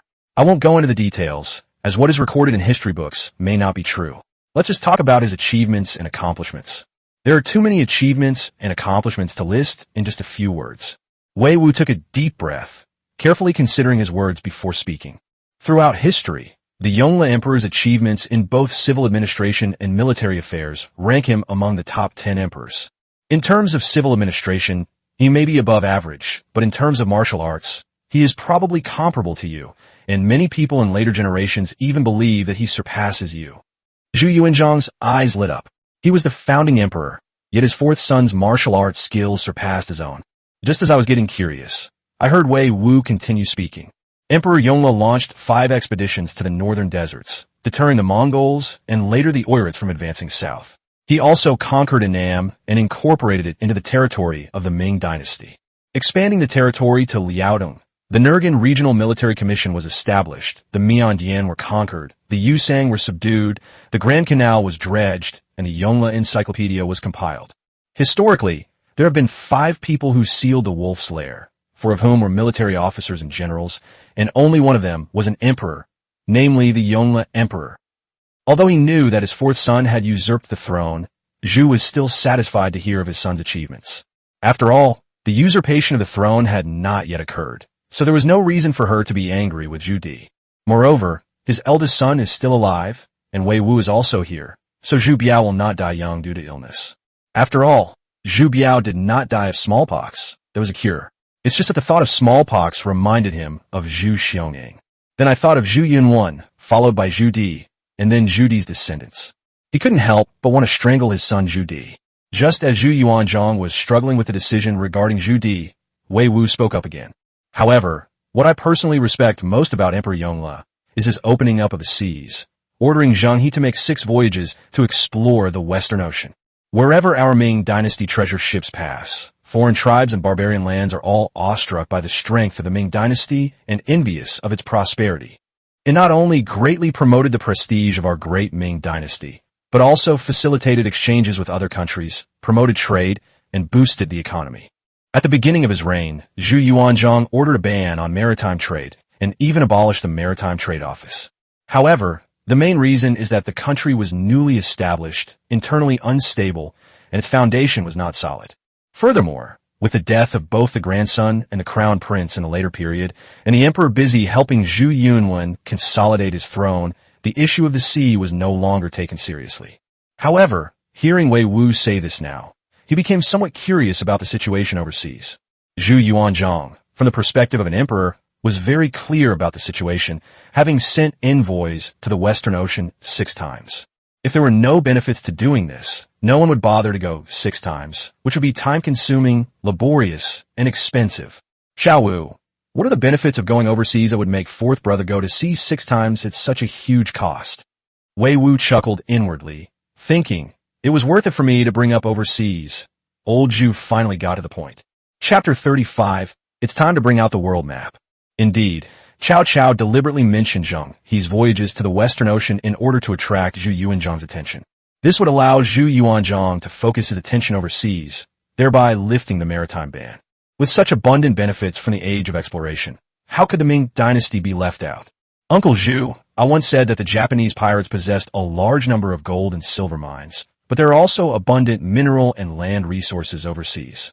Gold, silver, copper, iron, and other metal ores, abundant species resources, and in some places the land can even yield 3 harvests a year. Putting everything else aside, the fact that there were 3 harvests in 1 year alone made Zhu Yuanzhang's eyes light up. Just then, Wei Wu suddenly pulled out a world map. Uncle Zhu, I told you before that the world is a giant sphere. Do you remember? In fact, our Earth is a water planet, with 70% of its total surface area being ocean and only 30% being land. This is a world map drawn in later times. The red area is the territory of China in later times, and the blue area is all sea. As Wei Wu spoke, he spread the map out on the ground to show it to the world. He then pointed out Hishikari Town in Kagoshima Prefecture and Oda City in Shirmaine Prefecture on the map. This is the location of the Japanese gold mine and the Iwami silver mine. Looking at the world map in Wei Wu's hand, Zhu Yuanzhang was truly amazed. It turns out the world is so big, the territory of the Ming Dynasty was less than 1/10 of that. What shocked them even more was the ocean. The endless sea was so much larger than the land. At this moment, he truly understood what it meant to be a drop in the ocean. Then Wei Wu continued, Your Majesty, throughout history, China has always been a leading nation in the world. But then we were surpassed by the Western barbarians, and even hundreds of years later, the Western powers forced open our doors, bringing a century of humiliation. At this point, Wei Wu gave Zhu Yuanzhang a brief explanation of the Gregorian calendar before continuing. The period from 1400 to 1699 is known to later generations as the Age of Exploration, during which countries around the world exchanged ideas, developed, and progressed through the ocean. But the Ming Dynasty only opened up the sea during the reign of Emperor Yongle. Emperor Renzong Zhu Gaoqi reigned for less than a year, followed by Emperor Xuanzong Zhuzhanji. But in the 8th year of the Xuande reign, Zhuzhanji once again banned the sea, and the ban was more stringent than ever before. After closing itself off from the world, the Ming Dynasty became isolated from the world, and China was caught up and surpassed by the West, starting from the age of exploration. After Wei Wu finished speaking, Yuanzhang frowned and fell into deep thought, and no one knew what he was thinking. A moment later, he pointed to the location of what would later become South Korea. This place is so close to the Japanese pirates, separated only by a strait. Wouldn't it be more convenient to cross the sea from here? Upon hearing this, Wei Wu immediately explained. This place is now called Goryeo. In the 25th year of Hongwu, Yisongjuwai overthrew Goryeo and established himself as king. I request that you bestow a name upon it, after which it will be called Joseon. This strait is 600 li away from the Japanese pirates at its farthest point, and only 300 li away at its closest point, making it much more convenient to land on the island. Wei Wu didn't know why Yuanzhang asked that question, but he was certain it wasn't about sending troops. After all, even a vassal state would not allow the Ming army to openly pass through its territory.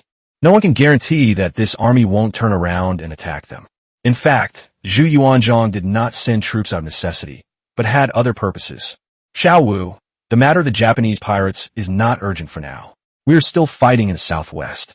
Although the situation is good, it is not advisable to fight on two fronts. We will discuss the matter of the Japanese pirates after the southwestern campaign is over and the troops return to the capital. Before that, we would like to send someone to the Japanese pirates first. Firstly, we need to investigate the situation to understand ourselves and our enemy. Secondly, we need to find the exact location of the gold and silver mines to make full preparations for future expeditions. Upon hearing this, Wei Wu immediately responded, Uncle Zhu, you know better than me how to handle important national affairs. You can make the decision on this matter. I only want them to die, even if it means the destruction of the country and the extinction of the race. But I know this is no small matter. The more preparations we make, the fewer casualties our Ming soldiers will suffer. And before that, I need to figure out if I can develop a steam engine. Then the seas will belong to the Ming Dynasty. Upon hearing a new term, Yuanzhang immediately grasped its key point. Xiao Wu, what is this striving chicken you mentioned, and what is its purpose? The steam engine is a very powerful machine that can replace livestock and human power, making vehicles and ships move on their own. Upon hearing this, Yuanzhang realized he had made a mistake. It wasn't the chicken but the machine. But then he continued to ask, how is it possible to move vehicles and boats without using livestock or human labor? Wei Wu thought for a moment, and then gave a description that Yuanzhang could understand. Uncle Zhu, have you ever seen a kettle boiling water? Doesn't the lid get pushed up by the boiling steam? The steam engine uses this principle to convert steam into driving force by burning coal or wood. It's just that the process is a bit complicated, and I'm not sure if I can actually build it. Wei Wu's statement was not unfounded. He genuinely possessed blueprints related to steam engines. Moreover, it was a blueprint for a reciprocating steam engine.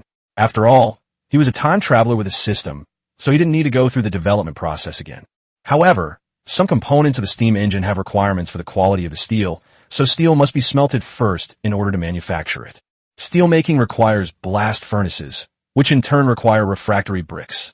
And to get all that sorted out, steam engine components had to be cast. Wei Wu was just an ordinary person in the past. He knew these things, but that didn't mean he could create them. At this point, Wei Wu couldn't help but complain about the system in his mind. The courier delivered so many things, mostly things for eating, drinking, having fun, and enjoying life. Am I, Wei Wu, such a shallow person? That's true, but system, you can't be so unambitious. Why didn't you send me the 3 great books on time travel? As Wei Wu was inwardly ranting, he heard Yuanzhang's question. Xiao Wu, is this steam engine also considered technology?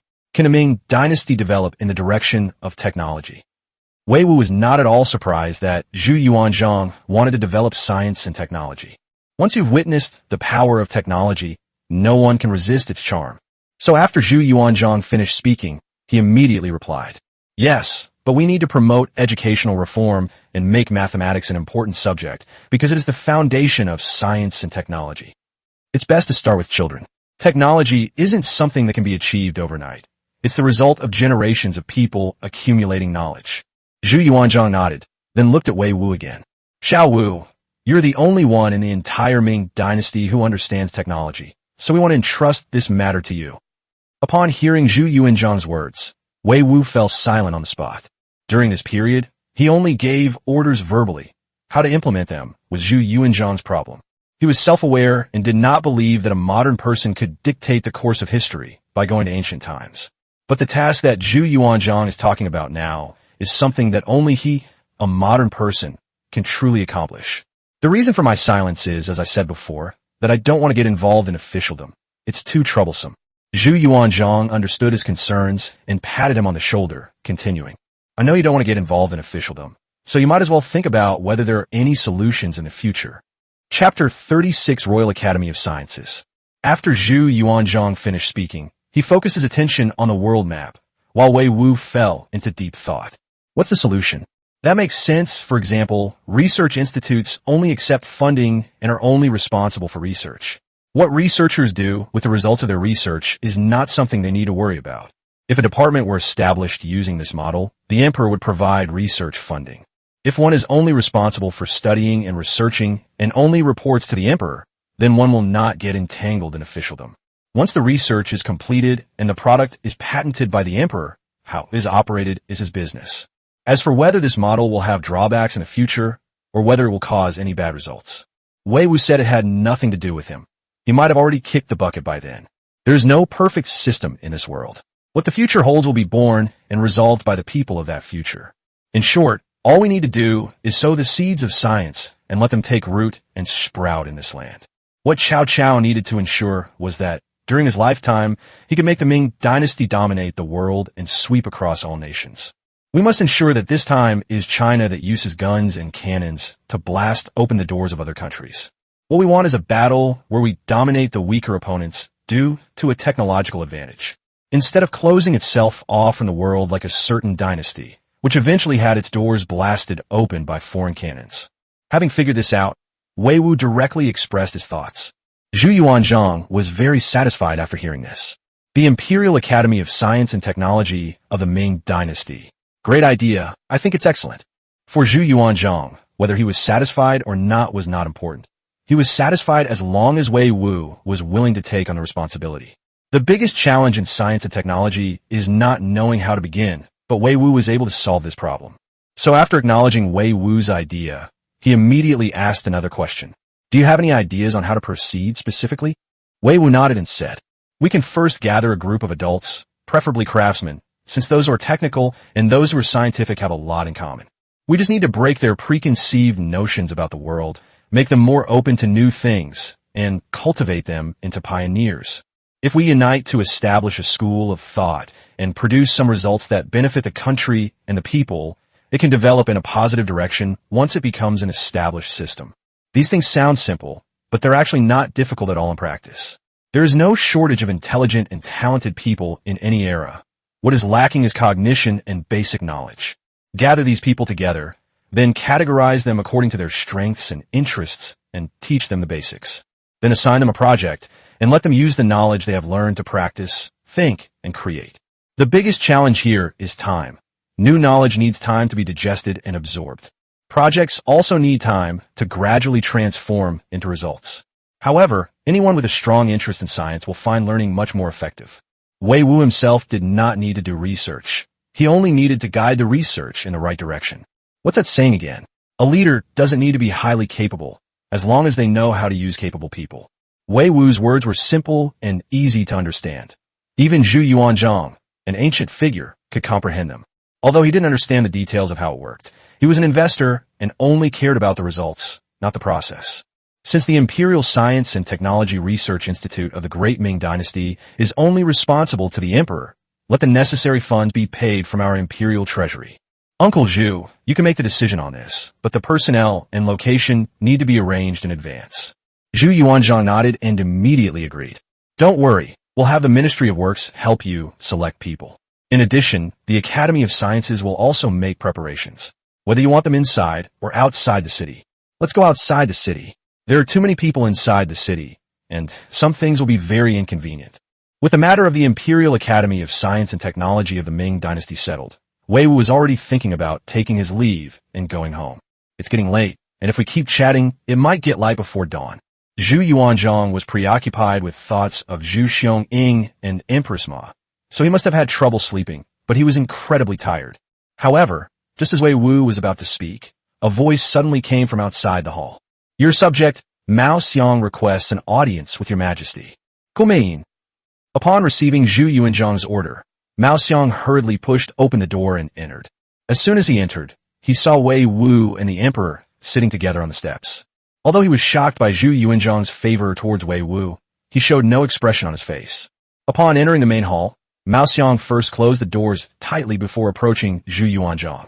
Seeing this, Wei Wu quickly moved aside, and sure enough, Mao Xiang knelt down as soon as he left.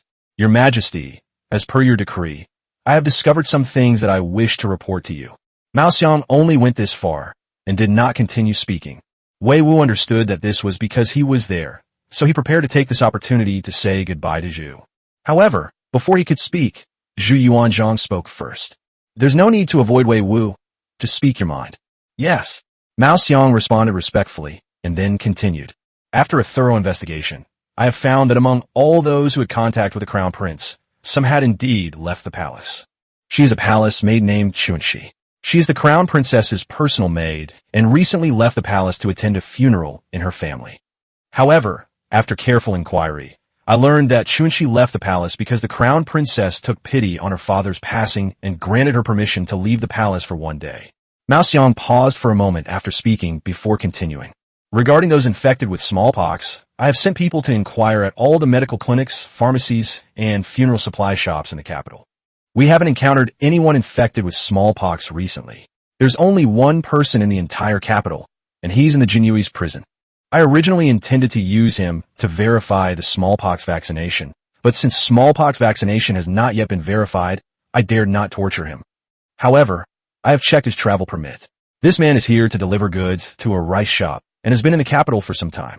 We haven't yet found out whether Chunxi has had any contact with this person. Wei Wu listened from the side and sighed inwardly. We found some things on both sides, but they were all trivial. If it's impossible to even connect the two sides, then the survey results are not very useful. Zhu Yuanzhang is probably going to start yelling at me now. Wei Wu thought to himself and decided to speak up directly. Uncle Zhu, it's getting late, and I'm really sleepy. Why don't I go back to sleep first? Zhu Yuanzhang sighed and laughed. Why are you so lazy, kid? Go back and rest. All right. In response, Wei Wu turned and left Fengxian Hall without saying another word. Watching Wei Wu's departing figure, Zhu Yuanzhang sighed softly. This kid is still keeping his distance. Trust really can't be built in just a few words. Let's give it time. Zhu Yuanzhang muttered something to himself, then turned to look at Mao Xiang. Continue to investigate whether there was any contact between the two. No clue should be overlooked. Also, send someone to keep an eye on the crown prince. If you do give that boy Xiong a proper send-off. As he spoke, another name came to mind. Zhu Yunwen. Chapter 37 Wei Wu. I solemnly swear to formally join the Wind Spirit Moon Shadow sect. To Zhu Yuanzhang, the crown princess Lu was nothing more than a crown princess. If it was Lady Chang, Zhu Biao's first wife and the daughter of his own old brother, Zhu Yuanzhang would have to take her seriously. Lady Lu was merely a concubine who had been promoted to the position of principal wife. Her death did not cause Zhu Yuanzhang the slightest emotional fluctuation. Only Zhu Yunwen made it difficult for him to choose. After all, he was a descendant of the Zhu family. But after hesitating for a while, Zhu Yuanzhang made a decision in his heart. Yunwen, don't blame your grandfather for being heartless. Blame your mother for her sins.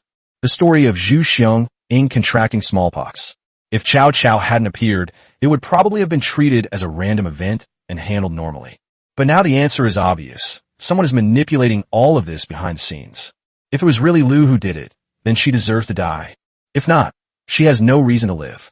The reason is simple. While Zhu Xiong was alive, the Lu family had no chance whatsoever. But Zhu Xiong died. And even if the Lu family originally had no ambition, it would give rise to ambition because of it. Because after Zhu Xiong's death, the biggest beneficiaries were Lady Lu and her son Zhu Yunwen. The only obstacle left is Zhu Yunwen. She cannot be killed again, otherwise it will definitely arouse suspicion. But as a mother, she can educate her children. After Zhu Yuanzhang abolished the prime minister system, a large number of state affairs fell on the emperor's shoulders. Zhu Biao often handled state affairs with Zhu Yuanzhang, so the discipline of his children was naturally left to Lady Lu. If it really comes to that, it would be tantamount to repeating the history that Cao Cao described. Therefore, Zhu Yuanzhang had several plans in mind. Firstly, it was based on the fact that his beloved grandson, Zhu Xiangying, could not withstand the dreaded smallpox disease and eventually passed away. Therefore, Lady Lu must die. If there is evidence, she must die immediately. If there is no evidence, she must die by accident. But Lady Lu was not only the crown princess, but also a member of the Lu clan, a gentry family in Jiangnan. Therefore, Zhu Yunwen also had to disappear after Lady Lu's death, so that all those who had ulterior motives behind him would give up. At the same time, Zhu Biao was asked to establish another concubine and have as many sons as possible to ensure the stability of the state. During this period, he personally mentored Zhu Yunwen, and so far Zhu Yunwen has only shown some negative changes. With careful adjustments, it's still possible to correct it. The other arrangement was based on the assumption that Zhu Xiangying survived smallpox. So we should just kill the Lu family and release Zhu Yunwen to his fiefdom ahead of schedule, even though doing so would be against the rules. But in the Ming Dynasty, Zhu Yuanzhang's rules were the rules. Zhu Yunwen has already been proven by Cao Cao to be completely unfit to be a wise ruler. There's no need to place any hope in him. Everything should be prioritized for the sake of the Ming Dynasty. Function Hall. Upon receiving Zhu Yuanzhang's order, Mao Xiang immediately left the palace to carry out his duties. Zhu Yuanzhang also returned to his palace to rest. That night, not only Zhu Yuanzhang didn't sleep well, but many others did too.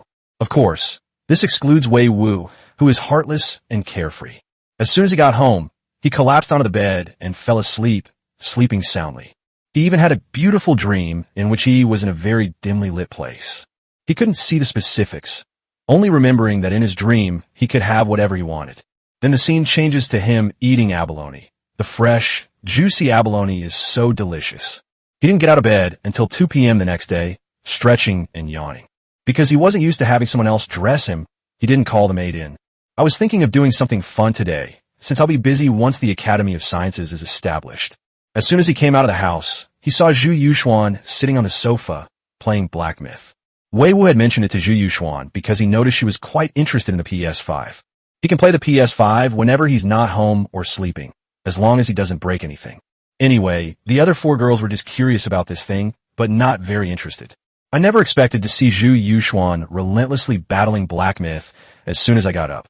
Upon closer inspection, this girl had actually managed to defeat the Yellow Wind Great Sage. Just as Wei Wu was still reeling from the shock, Zhu Yuxuan also saw him. He immediately put down the controller and went to Wei Wu's side. "Young master, you're awake. Are you hungry? I'll go find the cook to get you something to eat." Wei Wu glanced at the desperate situation and coughed twice. "No need. I just woke up and don't have much of an appetite. Then, let me bring you some water to wash up. You drooled a lot while you were sleeping." "Huh, a cough. Maybe it's because of a dream.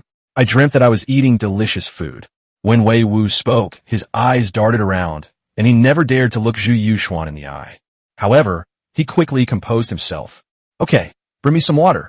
Then, with Zhu Yuxuan's help, Wei Wu washed his face and then brushed his teeth carefully. After washing up, Wei Wu wondered if he should play some games to pass the time. Zhu Yuxuan grabbed his sleeve and pointed towards the screen. "Young master, look, I've defeated this Yellow Wind Great Sage, but it's so powerful, I've been killed by it several times already." Zhu Yuxuan pouts when she speaks, making her look extremely cute. However, while admiring the scene, Wei Wu was inwardly roaring with rage. "What do you mean? Huh? What exactly do you mean by this, girl? Are you showing off? Are you trying to show off to your young master? I've developed a deep rivalry with Big Head, and now you're telling me you've started cultivating a rivalry with Yellow Wind Great Sage? Are you looking down on me? Are you trying to force me? Are you never going to stop? Looks like you really want to fight me. Fine. If your young master doesn't show his true skills, you really think I'm a pushover? Luckily, I still have a trick up my sleeve. Do you have the strength to fight me, Wei Wu?" Looking at Zhu Yuxuan's pretty face, Wei Wu let out a low sound. "Yu Xian, things have come to this point. It seems that your young master has no choice but to reveal his identity to you. I, Wei Wu, hereby formally announce that I will join the largest sect in the gaming world and become a member of the Wind Spirit Moon Shadow sect." After saying that, Wei Wu went straight to the sofa, picked up the handle, and started operating it. Then the game screen went black and then lit up again, and Wei Wu's lips curled into a smile. True Chi locked. Health locked. Resistance lock. Unlock the limits on damage, defense, and durability. Unlock all skills. Eliminate skill cooldowns. Power. I feel an endless surge of power rising within me. After his complete transformation, a fierce fighting spirit ignited in Wei Wu's eyes. "You Xian, just you wait. I'll show you what a true invincible master is." As Wei Wu spoke, the monkey on the screen had already approached the great sage Yellow Wind with a stick. Chapter 38 Dark Clouds over the palace. Smallpox cure arrives. The wind and moon shadows are ruthless in their attacks. Surrounded by 100 or so monkeys, the great sage Yellow Wind was like a pitiful little quail. Wei Wu, standing to the side, demonstrated what smooth, fluid movement and miraculous dodging truly meant. 5 minutes later, the great sage Yellow Wind finally died under the hail of clubs. Great sage Yellow Wind, humph. Your fall only proves that you are nothing more than a monster. Young master, you're amazing. Seeing Huang Feng dashing easily defeated by Wei Wu, Zhu Yuxuan stood by with eyes full of admiration and said, this worship allowed Wei Wu to regain the dignity of his lord, and his heart was greatly satisfied. Just as he was feeling a little smug, Zhu Yuxuan spoke up again. Young master, why can you summon so many monkeys, while I can only summon so few and have to wait a long time? This this is of course the power bestowed upon me by the sect, a power that only disciples of the Wind Spirit Moon Shadow sect possess. Upon hearing this, Zhu Yuxuan immediately looked at Wei Wu with anticipation. Then, may I join the Wind Spirit Moon Shadow sect? Just kidding, this is the only skill I have to hold my own. If you learn it, how will I survive? Wei Wu thought to himself, but said it tactfully. The Wind Spirit Moon Shadow sect can only be joined by people with extremely strong minds and wills. The basic requirement is to be unafraid of worldly opinions and to be able to smile slightly in the face of criticism from thousands. Upon hearing this, Zhu Yuxuan's face immediately showed a disappointed expression. That's so difficult. Wei Wu chuckled inwardly, but didn't say anything more about the matter, mainly because there was no way to explain it. You can't exactly say, Yuxuan, don't compare yourself to the young master. The young master is not only cheating in life, but also in games. In fact, Wei Wu already knew that the version of Black Myth he was playing was a hack version. Even when he was being brutally defeated by the boss, he didn't activate Wind Spirit Moon Shadow, since activating it would mean a speedrun. This is the Ming Dynasty. Once you've actually cleared the game, there'll be nothing left to pass the time. Fortunately, it's no longer necessary. Since it's already started, let's just have some fun crushing the noobs. Now, people use cheats to easily defeat monsters in games. In the future, they will use cheats to easily defeat the entire world. With Zhu Yuxuan by his side, Wei Wu was completely immersed in the joy of the game. They played from the moment they woke up until nightfall, only putting down the controller when the monkey put on the golden headband. Turning around, I found that Zhu Yuxuan had fallen asleep with her head resting on my shoulder.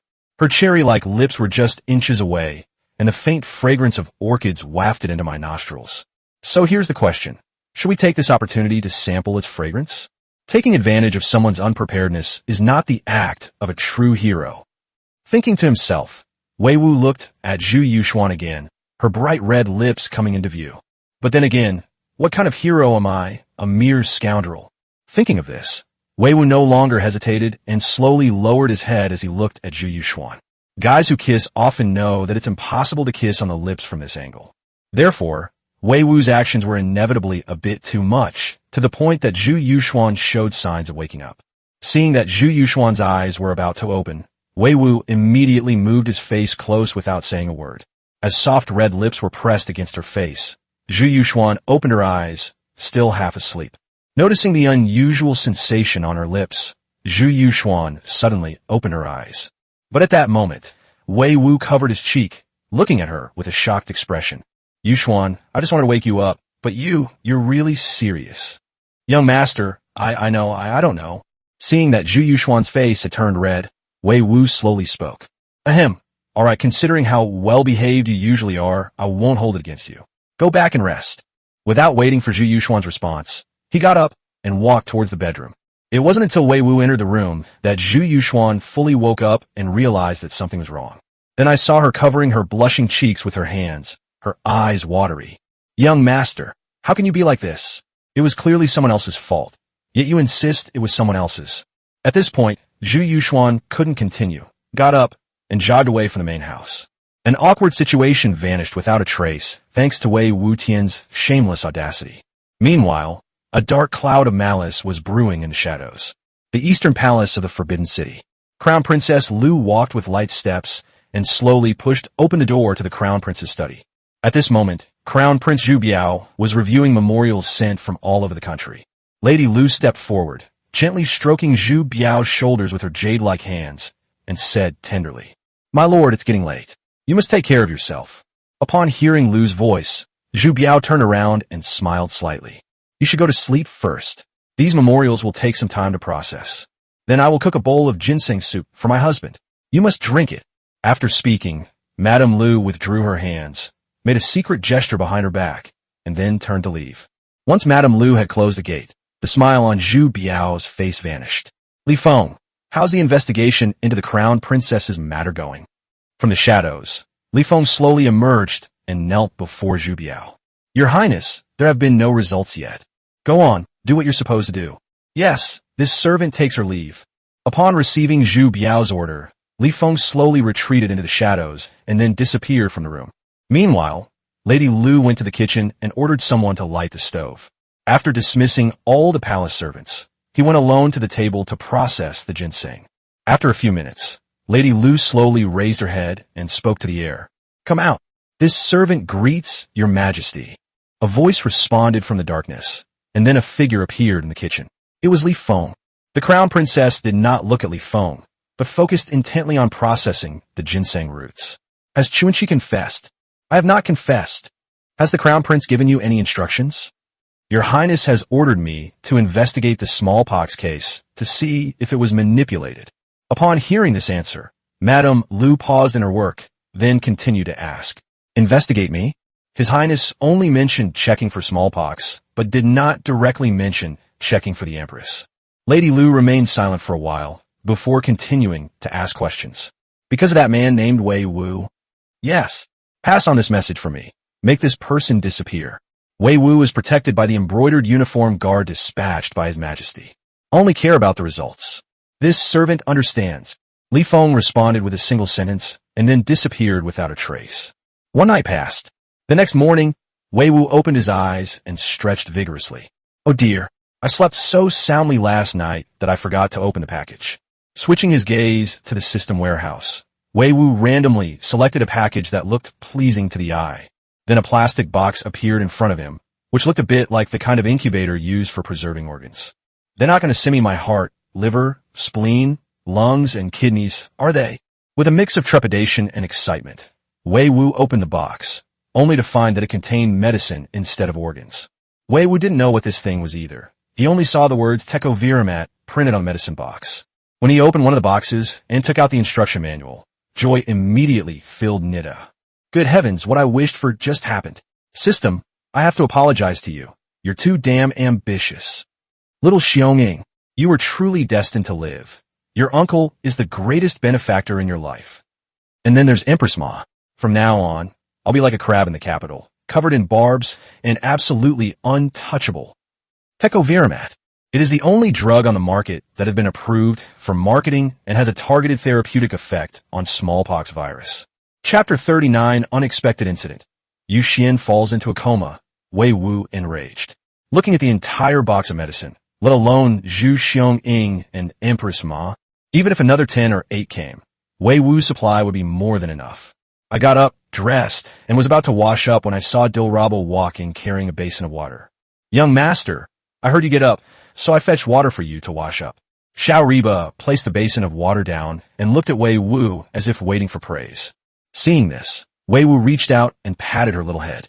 "Dilraba is great. By the way, why are you here today? Where is Yuxuan?" Previously, it was Yuxian who fetched water for Wei Wu to wash up, so he was a little unaccustomed to it suddenly being done by Dilraba. Fortunately, Dilraba immediately provided an answer. "Young master said yesterday that he wanted to eat wild vegetable dumplings, so Sister Qingxia took Sister Yuxuan and Sister Leah to buy the ingredients." Upon hearing this, Wei Wu suddenly remembered that he had indeed mentioned wanting to eat wild vegetable dumplings yesterday. At the same time, he understood why Yuxuan had gone with him. The girl was probably too shy to see him. But thinking about it, it makes sense. After all, these were women in ancient times, and they weren't as open about this as women in later generations. Although he had obtained the smallpox medicine, Wei Wu did not intend to send it over immediately. Things that are too easily obtained are not considered very valuable. It's best to wait and let old Zhu and his family worry a bit, so that the value of the medicine is shown and they will appreciate our kindness more. This has nothing to do with being selfish or not. In this unfamiliar world, he has to prioritize himself. Just as Wei Wu was thinking this, a series of chaotic noises suddenly came from outside the courtyard gate. Wei Wu was still wondering what was going on when he saw a servant rushing into the courtyard in a panic. Young master, something terrible has happened. What's the matter that you're in such a hurry? As soon as Wei Wu finished speaking, the servant ran up to him. Young master, Miss Yuxuan, Miss Qingxia, and Miss Leah are in trouble. Upon hearing that 3 of his maids had been in trouble, including Yu Xian, Wei Wu's expression immediately darkened. What happened to them? The servant had never seen Wei Wu with such a serious expression before, and was momentarily startled. Miss Yuxuan is unconscious. Miss Qingxia is seriously injured with several broken bones, and Miss Leah has a bruised and swollen face. What exactly happened? Young master, I don't know either. Miss Leah's eyes were red, and she wouldn't say anything when asked. Where are they? The manager has been assigned to the front yard, which is the closest available location. Upon hearing this, Wei Wu didn't hesitate and immediately strode towards the front yard. As soon as I arrived at the gate of the courtyard, I saw Leah clutching her chest, sitting on the steps in a disheveled state. Not only were his clothes torn in many places, but his face was also covered in bruises. When Leah saw Wei Wu enter, her eyes immediately reddened. Just as she was about to get up, Wei Wu was already standing in front of her. Leah, where are Yuxuan and Qingxia? Sister Yuxuan and Sister Qingxia are inside. The doctor is examining their injuries, and Granny Wang is helping them. Granny Wang was a rough housekeeper in the household, and when Wei Wu heard that she was inside, he gave up the idea of going in. We can only ask the doctor about the specifics when he comes out. But before that, what he really wants to know is what happened. Leah, tell me, what happened after you went out? Upon hearing this, Leah could no longer hold back her tears, which immediately streamed down her face. This morning, my 2 older sisters and I went out to shop. Leah recounted the story while tears streamed down her face. It turned out that they had run into someone they knew from the Jiafangxi, a government-run entertainment district, this morning while they were shopping. That's right, Qingxia and the other 3 all came from the Jiafangxi, a government-run entertainment institution. The Jiafangxi, under the jurisdiction of the Ministry of Rites, was originally an institution related to rites, music, and dance. However, in the Ming Dynasty, in addition to these, the Jiafangxi Imperial Music Bureau also trained official prostitutes to supply government-run brothels. Most of the women were former officials or relatives of wealthy families. Because they were guilty of a crime, but not punishable by death, they would be demoted to a lowly status and sent to the Jiafangxi, a government-run entertainment district. Women who were beautiful and skilled in music, chess, calligraphy, and painting would be sent to government-run brothels to serve customers. Women who are beautiful but lack skills will also be sent there after training. Only those who lack beauty and have no skills will become slaves to be sold in brokerage firms. The woman that Qingxia and her friends met today was of average appearance, barely above average. Originally, this woman was supposed to undergo training and then be sent to a government-run brothel. Unfortunately, because of Qingxia and the others, that person was eliminated and almost became a slave. However, this woman did not want to become a servant or slave. She only wanted to go to a government-run brothel to live a better life. Thus, the conflict arose, and she resented Qingxia and the other 3 for taking away her opportunity. Just then, Yuanzhang issued an order to bestow rewards, and Qingxia and the other few best ones were sent to Wei Wu's side. Then the woman got her chance and finally achieved her wish of becoming a proud service worker. However, she did not feel relieved by this. Instead, she kept brooding over it. Today, I happened to run into Bridget Lin and her friend shopping on the street, so I stopped them. Bridget Lin and the others didn't recognize her at first, until the woman revealed her identity herself. Bridget Lin and the others originally thought they were meeting up to catch up and were quite happy to run into someone they knew. After only a few words, the woman's attitude changed after she found out about their recent situation. What started as sarcastic insults eventually escalated into outright abuse. Qingxia thought it was better to avoid trouble and didn't want to bother with this crazy woman. However, the woman suddenly turned her attack on their master, Wei Wu. Zhu Yuxuan was displeased and immediately stood up to refute her. Bridget Lin and Leah also angrily argued with the other party. Unfortunately, the three little girls were no match for that woman. After all, he came from a brothel, so he could spout vulgarities with ease. Moreover, the woman was accompanied by several burly men who intimidated Qingxia and the others with their imposing presence. Furthermore, she didn't care about her status as a prostitute at all. On the contrary, she was proud of living a more comfortable life. Normally, it would have absolutely no effect on her. In her anger, Bridget Lin uttered a sentence that directly hit the woman's sore spot. "You're just a backup option. If we hadn't followed the young master, you wouldn't even be worthy of being a prostitute." That one sentence ripped open the woman's wounds. Enraged, he ordered the burly men around him to beat up Qingxia and the others. Bridget Lin was also the one who was beaten the most severely because of those words, and several bones in her body were broken. Zhu Yuxuan wasn't hit, but she was pushed by someone in the chaos. He accidentally hit his head when he fell and immediately lost consciousness. However, precisely because of this, the other party was worried about causing a death, so they stopped and left. Fortunately, a few kind aunties helped me hire a cart so that I could bring my two sisters back. After hearing Leah's description, Wei Wu's face was so gloomy it could drip water. "Tell me, what's that woman's name? And which floor of the 16-story buildings along the Qinhuai River is she on?" Chapter 40. Dare to touch my people? You're asking for death. Upon hearing Wei Wu's question, Leah dared not conceal anything. "I don't know which floor she's on. I only heard those burly men calling her Miss Yuanzhang." Moonplum. A cold glint flashed in Wei Wu's eyes. "Looks like I'll have to take a trip to the Qinhuai River tonight." The so-called 16 brothels of the Qinhuai River refers to the 16 government-run brothels along the Qinhuai River. In fact, this was all created by Old Zhu. Old Zhu believed that brothels could not be eradicated, and that people needed an outlet for their pent-up emotions. Therefore, the imperial court simply established government-run brothels, which could both punish convicted women and increase tax revenue. They are Qingjiang Tower, Heming Tower, Zuaxian Tower, Jixian Tower, Lemon Tower, Qingyan Tower, and Suilyo Tower.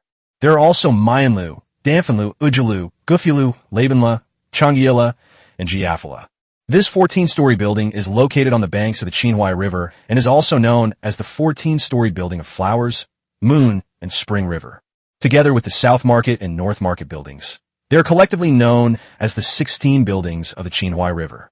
It can be said to be the most bustling and vibrant location in Beijing, with colorful buildings and houses lining both banks of the river. Every night, the lights here illuminate the river, creating a dazzling spectacle like a galaxy. From a man's perspective, Wei Wu didn't see anything wrong with this. After all, even in later generations, many countries still relied on this as their main source of tax revenue. He never expected that he would become connected with this famous brothel in this way. Just as Wei Wu was pondering how to find someone to take revenge tonight, the door was suddenly pushed open. An elderly man with a white beard slowly walked out of the house, carrying a medicine box. Upon seeing this, Wei Wu immediately stepped forward. "Doctor, how are my two maids injured?" The old man looked at Wei Wu, stroked his long beard, and slowly said, "The seriously injured girl suffered multiple fractures, but fortunately her life is not in danger. She will recover after a few months of medication and rest. The other girl who suffered a head injury has woken up and is fine. She just needs to rest for a few days." Wei Wu breathed a sigh of relief and turned to the servant beside him, instructing, "Notify the manager to give the doctor double the consultation fee and send someone to take the doctor back." The old man left with the servant with a happy expression, and Wei Wu also led Leah into the house. As soon as I entered, I heard Zhu Yuxuan and Qingxia talking. "Qingxia, Sister Yuxuan, Leah and I have caused trouble for the young master. Will he be angry if he finds out?" "Zhu Yuxuan, don't worry. Young master always dotes on us. He won't be angry about this." "Qingxia, Sister Yuxuan, the young master usually dotes on you the most. If he doesn't want us, could you please plead for me and Leah?" At this point, Bridget Lin's voice trembled and trembled with sobs. "We just want to serve our young master well. We don't want to leave here. We don't want to leave our young master." Although Zhu Yuxuan was a princess, she could completely understand Qingxia's worries. During this time, Wei Wu spent time with them without ever putting on an arrogant or condescending attitude. They played and joked together and would share delicious food with the maids. How many masters treat their servants so well? Not to mention the maids like Qingxia. Even Princess Zhu Yuxuan was reluctant to leave this place. Based on what Zhu Yuxuan had learned over the past few days, Wei Wu certainly wouldn't get angry at them because of this. In this situation, her words are useless. Only Wei Wu's personal statement that he will not blame them will suffice. All she can do now is try her best to comfort Bridget Lin. If the young master really wants to kick you out, I'll try to see if I can plead for you. However, the young master is usually so good to us, I believe he will not be angry about this, much less kick you out. Hearing that Zhu Yuxuan was willing to plead for her, Qingxia's brows relaxed slightly. However, they quickly reassembled due to physical pain. Just then, Wei Wu's angry voice came from outside the gate. Who says I don't get angry? Let me tell you, I'm so angry right now that my lungs are about to explode, so angry that I want to kill someone. As they were talking, Wei Wu had already brought Leah to the bedside. He first reached out and touched Yuxuan's head, but instead touched a large, bulging bump. Seeing Yu Xian's little face contorted in pain, Wei Wu felt a pang of heartache. Turning to look at Qingxia, he saw her lowering her head in fear, not daring to look at him. Seeing this, Wei Wu spoke again. You little girls, remember this. I'm angry because my people were bullied and beaten up. Only I can bully my people. I get angry if anyone else even touches you. I'll avenge you for this. After saying that, Wei Wu flipped his wrist and took out 3 bags of silky white chocolate, handing them to the 3 people respectively. Young master, I don't know anything about medicine. I can only give you some snacks. Eating something sweet might make the pain less. All right, you all can rest at home. Remember, next time you go out shopping, take a few servants with you. A mere prostitute dares to be so arrogant. She thinks she's superior just because she's a prostitute. Yuanma, is that it? I'd like to see just how awesome she is. After saying that, Wei Wu didn't say anything more to the 3 women and turned to leave the room. As soon as he came out of the room, Wei Wu stood in the courtyard and shouted. One of the embroidered uniform guards has come out. Something's up. Not long after he shouted, a figure outside the courtyard gate came to him and bowed. Young Master Wei, what is it? What is your surname? Zhang Hao, a despicable person. Wei Wu nodded, then continued. My maid has been beaten. I'm going to the Qinhuai River tonight. Are you coming with me or staying here? His Majesty has ordered us to protect young Master Wei's safety. Wherever you go, we will go. How many of you are there in total? There are 60 people in total, divided into 2 teams to take turns guarding. There are only 30 brothers around the mansion. Wei Wu said nothing, but directly ordered someone to have the steward bring 100 strings of cash and give them to Zhang Hao. Send someone to the Qinhuai River to investigate a prostitute named Yuanma. I need to know which floor she's on. After you found out the truth, don't alert her. Go directly to the madam and tell her that I'm going to book that woman named Yuanma tonight. Agree to whatever amount of money she asks for. I only have one request. You must keep her here. The rest of the money is for you to distribute among the brothers as a reward for their hard work. Even though they had no money, Zhang Hao and his men had to do whatever Wei Wu ordered them to do. Not to mention that Wei Wu even gave them money, so naturally they had no objections. So after receiving the money, Zhang Hao immediately sent someone to the Qinhuai River to gather information. When the messenger returned in the evening, Zhang Hao immediately went to find Wei Wu. Young Master Wei, it has been confirmed that the prostitute named Yuanma is a courtesan at Mayan Pavilion. In addition, Yuanma was taking a liking to a wealthy merchant named Zhou Shana, who spent 20 strings of cash to book her. Upon hearing this, Wei Wu waved his hand, indicating that he would no longer pay attention to the money that had already been given away. As long as things are done properly, that's all that matters. So Wei Wu immediately spoke up after Zhang Hao finished speaking. Let's take the people and head to Mayan Tower. Chapter 41, my first visit to a brothel, and I even got scammed. Is 20 strings of cash a lot or not? To be honest, it's not. In later generations, Chen Yuan's appearance fee reached as high as 1,000 taels, which is almost 1 million taels over 24 years. However, for Yuanma, a woman who was neither a top courtesan nor a famous prostitute, 20 taels was an astronomical price. 1 string of paper money is equal to 1,000 coins or 1 tael of silver, and 20 strings of paper money is 20 taels of silver. Keep in mind that it was only the 15th year of the Hongwu reign, and the paper money had only been issued for a few years, so it hadn't depreciated like it would later. Moreover, the entrance fee to a brothel is only 7 coins. When Shimin Qing first entered the Lichuan brothel, he only spent 5 taels of silver. It only cost 20 taels to hire a woman for the entire first month of the year, while Wei Wu spent 20 taels just to hire Yuanma for 1 day. However, as long as he could achieve his goal, 20 taels was nothing to Wei Wu. Even 2,000 taels wouldn't have mattered. Led by the embroidered uniform guard, Wei Wu and his party of 61 people went directly to the Qinhuai River. Originally, there were only 30 people, but since the shift changers also arrived, he simply brought them along. In front of the main gate of Meiyan building, Wei Wu glanced coldly at the magnificent gate, then turned to Zhang Hao and said, "You take 2 brothers with you inside. The rest of you wait outside. Let them act according to the situation." Zhang Hao nodded, then led his men who had come to investigate during the day, and followed Wei Wu into Meiyan Tower. As soon as you enter the gate, you can see 2 large red lanterns hanging on both sides. Then, upon entering the building, one sees oil lamps shrouded in mist and lotus-shaped lanterns hanging high above. The oil lamps weren't bright enough, but there were plenty of various lanterns and colored lights hanging in Meiyan Tower. Not only does it make the interior less dark, but it also gives people an extremely ambiguous feeling. In addition, the black lacquered wooden pillars standing in the lobby on the first floor were all covered with light pink and purple gauze curtains. Meanwhile, on the second floor, rows of red curtains hung high down. In the hall, at several tables, scantily clad women were drinking with guests. They were dressed in the same thin gauze as the women walking back and forth, only in different colors. However, even though their fair arms and slender legs were visible through the thin gauze, they didn't care at all, and instead smiled coquettishly. She seemed to be enjoying the men's adoring gazes. Even the 3 imperial guards who came in with Wei Wu couldn't help but be attracted to these women. Perhaps only Wei Wu's eyes remained clear, completely unaffected by these women. The reason is simple. These women exposed their arms and thighs, and even most of their shoulders. But in reality, it had no impact on him whatsoever. Speaking of revealing clothes, he once saw many girls displaying most of their bodies while strolling down a pedestrian street. It's even more so. Only the ancients, who could only see such a sight by paying money, would be amazed by it, and even attracted by it.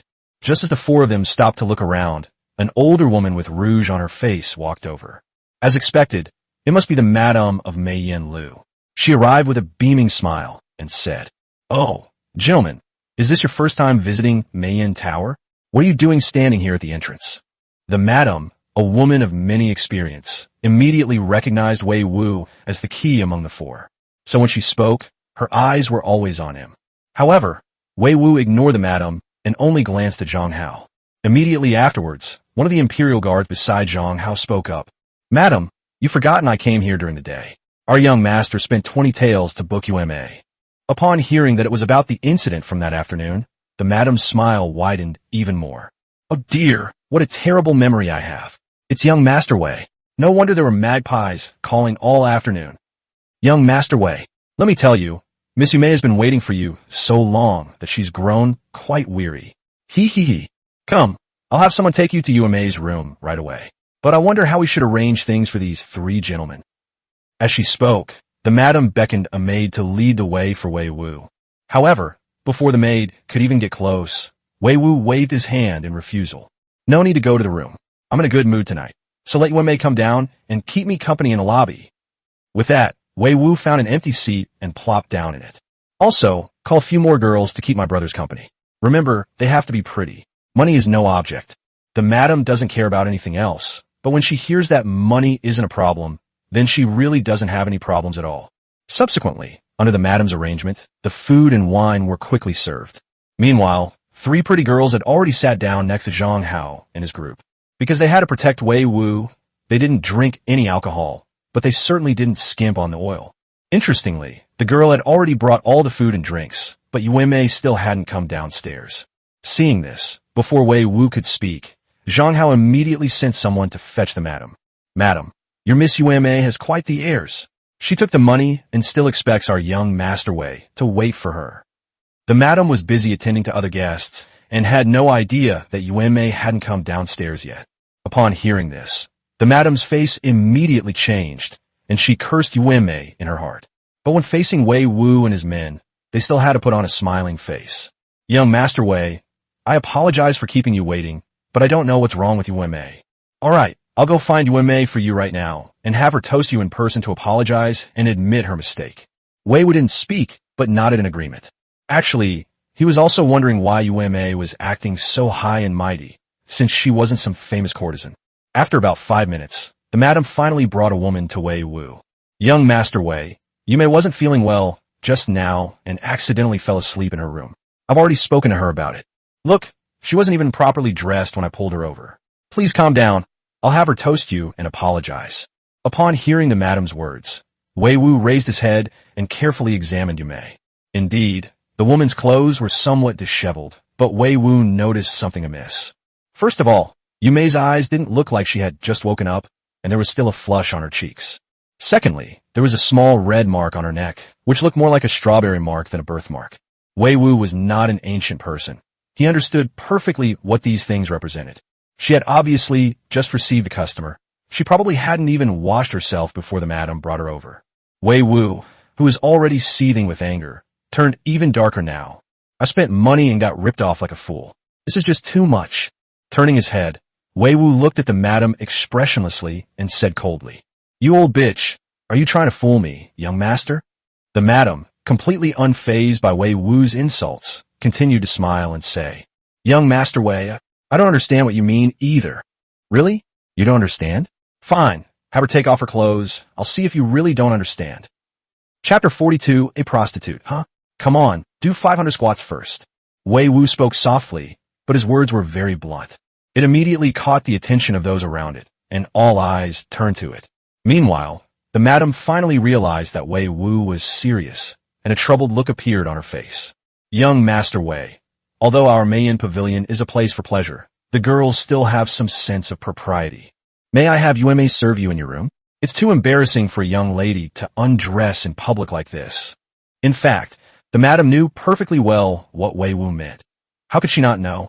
When she went upstairs just now, she saw with her own eyes Yume being tormented by a man. But she couldn't say anything about it, so she could only pretend to be stupid and try to cover it up. At the very least, it would be best to take Wei Wu upstairs to her room and resolve the matter privately. After all, she had received money from someone else to hire her, but the girl was secretly entertaining other customers. If word gets out about this, who will want to spend money to find girls at Mayan Tower anymore? However, Wei Wu came here today specifically to cause trouble, so how could he let the madam fool him so easily? Knowing full well that the madam was trying to smooth things over, he decided to be blunt and clear. "Have her serve you? Huh, she was just making love with someone else in the room, and now she's going to serve me after getting all dirty? I spent 20 taels to book her out for today. Is this how Mei Yin Lu does business? Fine, I'll play along with you to the end today. Zhang Hao, go find 100 beggars and tell them that I'm treating them to a brothel and women." Upon hearing Wei Wu's order, Zhang Hao immediately gave a look to his subordinates. The latter understood and, without saying a word, got up and walked towards the outside of Mei Yin building. The madam was now completely panicked. Of course she wanted to make money, but she couldn't make this kind of money, otherwise no one would come to Mei Yin Lu. There are plenty of women in the 16th floor of the capital who would be willing to spend money to find these girls who have been played by beggars. Even if you don't mind the dirt, you'll still worry about catching some disease you shouldn't have. Seeing that the Imperial Guard had already walked out the door, the madam hurriedly begged Wei Wu for mercy. "Young Master Wei, my dear young Master Wei, you can't do this. If you send a beggar like this, how will Mei Yin Lu ever do business again?" "What? You're afraid I'll pay you? Don't worry, I've got plenty of money. I'll double the beggar's bill tonight. This isn't about money. Young Master Wei, please be magnanimous and spare us." Wei Wu turned to look at the madam and snorted coldly. "You want me to stop playing? Sure. Make her take off her clothes to prove her identity." After speaking, Wei Wu looked directly at Yume, whose face was filled with panic, and said again, "If I'm wrong, I'll book the entire building for you today, and all your expenses will be on me. But if I'm right, I won't cause trouble for your madam, but she has to give me an explanation." At this point, Wei Wu's eyes widened, and he roared angrily at Yume. "Take it off." Upon hearing this angry shout, Yume, who was already in a panic, turned pale and fell to the ground. The onlookers around them also understood what had happened. As fellow clients of prostitutes, they fully understood Wei Wu and firmly stood by his side. "Take it off! Take it off! Take it off! If you take the money and still sleep with other people, you have to take your clothes off to prove your identity. Take it off! You have to take it off! Damn it, this is outrageous! Even prostitutes have to abide by the rules. We all support you, young master. She must verify her identity." Seeing that all the other guests were joining in the commotion, the madam was truly at a loss. If Wei Wu was there to cause trouble, she could have called her guards and thugs to drive him away. But now they're in the right, and she knows perfectly well what the situation really is. Finally, having exhausted all other options, the madam made her decision. The madam originally intended to cover it up, since Wei Wu had said that Yume was serving drinks in a lobby on the first floor. Thinking that when Wei Wu was about to enter the room, she would find an excuse to have Yume wash up first before serving him. But now, the situation is beyond her control. Compared to having 100 beggars ruin her, giving up Yume is the choice with the least loss. After letting out a long sigh, the madam finally spoke. Young Master Wei, I won't lie to you anymore. When I went up there just now, that slut was indeed entertaining customers. But Mei Yanlu really knew nothing about this. This slut secretly took on customers in order to make money. I really have no other choice. Since you can't get rid of your resentment, I'll hand this bitch over to you. Do whatever you want with her. As long as she doesn't get hurt, that's fine. Also, Mei Yanlu will cover your and these other guests' expenses tonight. How about that? Yume still held a glimmer of hope, but the madam's words plunged her into despair. In this Mei Yanlu, without the madam's protection, she was not even as good as a rat in the gutter. The young Master Wei in front of her was clearly not someone to be trifled with. So, Yume immediately knelt down. Young Master Wei, I was wrong. Please forgive me, young Master Wei. I promise I will wash myself clean and serve you well. As Yume spoke, she cried, her face streaked with tears, but Wei Wu remained unmoved. He didn't even glance at Yume, but turned to look at the madam. You don't need to worry about the expenses. I like everything except money. Just remember what you said. She is at my disposal. The madam was speechless and could only nod to indicate that she understood. Seeing this, Wei Wu turned to look at Yume and said in a calm tone, Take it off. At this moment, Yume knew very well that she had no choice or room for resistance. They had no choice but to obey Wei Wu's orders, their clothes slipping off their shoulders one by one. Then he wrapped his arms around himself and stood naked in the hall. The onlookers immediately started to jeer loudly, and some even whistled. But at that moment, Wei Wu spoke up again. Stand up. Yume stood up in fear, but then she heard Wei Wu's voice. Squat down. Helpless. Yume could only slowly squat down. Just as she was wondering what Wei Wu was trying to do, Wei Wu spoke again. Do this 500 times. If you do it even once less, I'll have those 100 beggars give you a good beating. Upon hearing this, not only Yume, but also the madam and the onlookers were dumbfounded. What the hell? Coming to a brothel and paying prostitutes to strip naked and do squats in public? Admittedly, it does seem a bit childish, but was Wei Wu really just playing around? Of course not. He didn't come here to play around. He came to avenge Zhu Yuxuan and the others. The 100 beggars haven't arrived yet, so let's just tease that wretched Yume for a bit. In addition to Yume, none of the thugs who attacked Zhu Yuxuan will escape either. Under Wei Wu's coercion, Yume dare not resist and began to do squats in front of everyone. It must be said that even in a brothel, it would be difficult to see such a spectacular scene. The guests in the hall were immediately drawn to this scene. However, just as everyone was focused on the matter, the Imperial Guard who had been looking for the beggar finally returned. Chapter 43, even the Heavenly King himself couldn't save her, I'm telling you. The Imperial Guards, who were originally panting, were immediately drawn to Yume's body as soon as they entered the room. Even his rapid breathing calmed down at one point. It's true that someone as insignificant as him wouldn't even stoop to visiting a brothel, let alone witness such a spectacular scene. Fortunately, he remembered his mission and immediately came to Wei Wu's side. Young Master Wei, we have found the beggars, but there are too many of them, about 150. Once they heard that someone was inviting them to visit brothels, they wouldn't leave no matter how hard I tried to get rid of them. I really had no other choice. Do you want it? Before the man could finish speaking, Wei Wu waved his hand to interrupt him. No need. A few dozen more won't make a difference.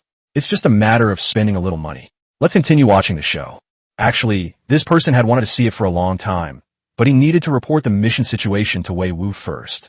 Now that he had Wei Wu's permission, he couldn't wait to turn and look at Yume. Those eyes were fixed intently on the most important parts of Yume's body. He wished he could turn his gaze into reality and then ravage Yume. After a long, long time, under everyone's watchful eyes, Yume painstakingly completed 500 squats. Several times during the journey, she collapsed to the ground from exhaustion, crying and begging Wei Wu to forgive her. However, the answer I received each time was always the same, 100 beggars. The thought of being violated by hundreds of dirty beggars made Yume tremble with fear. Ultimately, driven by fear, she unleashed astonishing potential.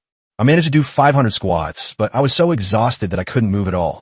Of course, at this moment she also breathed a sigh of relief, no longer worried about being abused by the beggar. However, when she looked at Wei Wu with pleading eyes, she received no response. Wei Wu looked at her indifferently, then sneered and looked at the madam. "There are 150 beggars outside. I won't waste your rooms. I'll have someone prepare a woodshed and lock her up with the beggars." Upon hearing Wei Wu's words, Yu Mei, who had collapsed to the ground, was filled with fear. "Even though I did everything as requested, why is this person still unwilling to let me go?" She was filled with resentment, but too exhausted to speak, and could only stare intently at Wei Wu. The madam standing nearby was also surprised that Wei Wu would actually ask Yu Mei to serve those beggars. "There are 150 people here, and they are all beggars who have no women to vent their frustrations on. If they really ruin her, Yu Mei will probably be ruined." Thinking of that outcome, the madam immediately wanted to plead for Wei Wu to change the punishment. However, just as she was about to speak, Wei Wu spoke first. "Remember what you just said. I'll deal with this woman. Don't you dare renege on my promise, madam." In fact, not only the madam, but also the other onlookers felt that Wei Wu had gone too far. After all, she was a beautiful young woman, and they had just had a feast for the eyes. Now they're going to be ruined by beggars, and so many of them at that. It's such a waste. They're all just spending money to have fun, and they wouldn't risk offending anyone by standing up for prostitutes over something like this. After a moment of silence, the madam finally spoke. "Young Master Wei, if she's really violated by those beggars, even if she survives, she will become a cripple." After hearing the madam's words, Wei Wu sneered inwardly. "Just to ruin her? You're overthinking it. Do you think I let her off so easily?" Thinking of this, Wei Wu directly took out a stack of banknotes and slammed them on the table. "You're worried she won't be able to take customers in the future? No problem. Just take out the contract of indenture and I'll buy her. Since you're not one of Mei Yin Lu's people, there's no need to feel sorry for yourself. But you better think it through before you name your price." These boastful remarks left the madam speechless. However, considering that she was in the wrong, the madam had no choice but to grit her teeth and admit it. "Today we received a deposit of 20 taels of silver from young Master Wei. But our Mei Yin Lu girls have made a grave mistake and angered him. In this way, young Master Wei only needs to pay another 10 taels of silver, and Yu Mei's indenture will belong to young Master Wei." Honestly, the price the madam offered was a really reasonable one. The redemption fee for a prostitute of ordinary quality is generally around 30 taels, and the highest will not exceed 50 taels. If it weren't for a wealthy merchant vying for it today, the cost of booking Yu Mei wouldn't have been as high as 20 taels of silver. Brothels, they're basically places where people are hung up and sold. Whoever pays the most money gets to keep it. However, this amount of money was nothing to Wei Wu, and he immediately took out 10 strings of cash. However, just as the madam was about to take the money, a voice suddenly came from the crowd. "Wait a minute. I'll offer 50 taels of silver to redeem Miss Yu Mei." According to the rules of Mei Yin Pavilion, the highest bidder wins. This immediately drew the attention of everyone present, including Wei Wu. A fat, bloated man emerged from the crowd, quickly approached Yu Mei, and helped her up. Upon seeing this man, Yu Mei felt as if she had seen a savior, and her eyes immediately turned red. The madam's face immediately darkened when she saw the man. Because when she went upstairs just now, the man who was on top of Yu Mei was this man. If it weren't for him, Mei Yin Lu wouldn't have caused so much trouble, and now she even dares to come out and cause more trouble. Therefore, as soon as the man finished speaking, the madam immediately refused. "My lord, the rule is that the highest bidder wins, but Yu Mei made a mistake first, and this is her way of apologizing to young Master Wei. 100 taels, I'll give you 100 taels. Converted to 24 years. One coin was equal to $1, and 100 taels were equal to 100,000. Wei Wu was somewhat surprised that this man was willing to spend 100,000 yuan to redeem Yu Mei from her servitude. If nothing unexpected happens, he should be the wealthy businessman named Zhou Shanhe, and also the man upstairs just now. However, this man is just a wealthy merchant. Would Wei Wu take him seriously? With him here today, even if the heavenly king himself came, Yu Mei wouldn't be able to escape this calamity. Of course, Wei Wu had no intention of competing with this person, because there was simply no need for it. Just as the man was full of confidence that he could redeem Yu Mei, Wei Wu looked directly at Zhang Hao and said, "It's up to you. Do whatever you want with him, whether you beat him or lock him up. I just don't want to see him." Zhang Hao nodded, said nothing, and simply waved towards the gate. Then 2 men rushed in, pinning Zhou Shanhe down on either side as they prepared to leave. But at that moment, the madam suddenly spoke up to stop her. "Young Master Wei, we have nothing to say about your punishment of Yu Mei, but you cannot be violent towards our guests in Mei Yin Lu. No sooner had the madam finished speaking than 7 or 8 burly bodyguards and thugs emerged from Mei Yin Tower. However, they didn't attack immediately. Instead, they stood behind the madam, who then spoke. Young Master Wei, business is all about harmony and making money. Mei Yin Lu doesn't want to make things difficult for you. As for your grudge with this customer, we'd like to resolve this after you leave Mei Yin Tower. Otherwise, we'll have no choice but to leave you there and wait for the authorities to handle it. After being thwarted time and again, Wei Wu was already losing patience. Is that so? But I've lost my patience. If you don't want to make things difficult for me, then I'll make things difficult for you today. After saying that, Wei Wu turned around and shouted something toward the door. Everyone get in here. Chapter 44. Those who have laid a hand on us, none of them will escape. At Wei Wu's command, all the imperial guards outside rushed in, including Zhang Hao and his group. There were more than 60 burly men who filled the hall. The madam and her bodyguards were also surprised that Wei Wu had brought so many people with him. Aside from the girls, Mei Yin Lu only had about 20 or 30 guards, thugs, servants, and miscellaneous workers. Looking at the group of fierce-looking people in front of her, the madam wished she could tear Yuan Mei, that slut, to pieces. If this matter isn't handled properly today, Mei Yin Lu might never be able to do business again. While anxiously wondering how to handle the situation, the madam secretly made a gesture behind her back. A pimp hiding in the shadows saw the gesture and quietly left the hall without making a sound. He then ran quickly to the backyard of Mei Yin Tower, went out through the back door, and sprinted towards the government office. Meanwhile, while the madam in the hall was still anxiously trying to find a solution, Wei Wu suddenly looked at Yuan.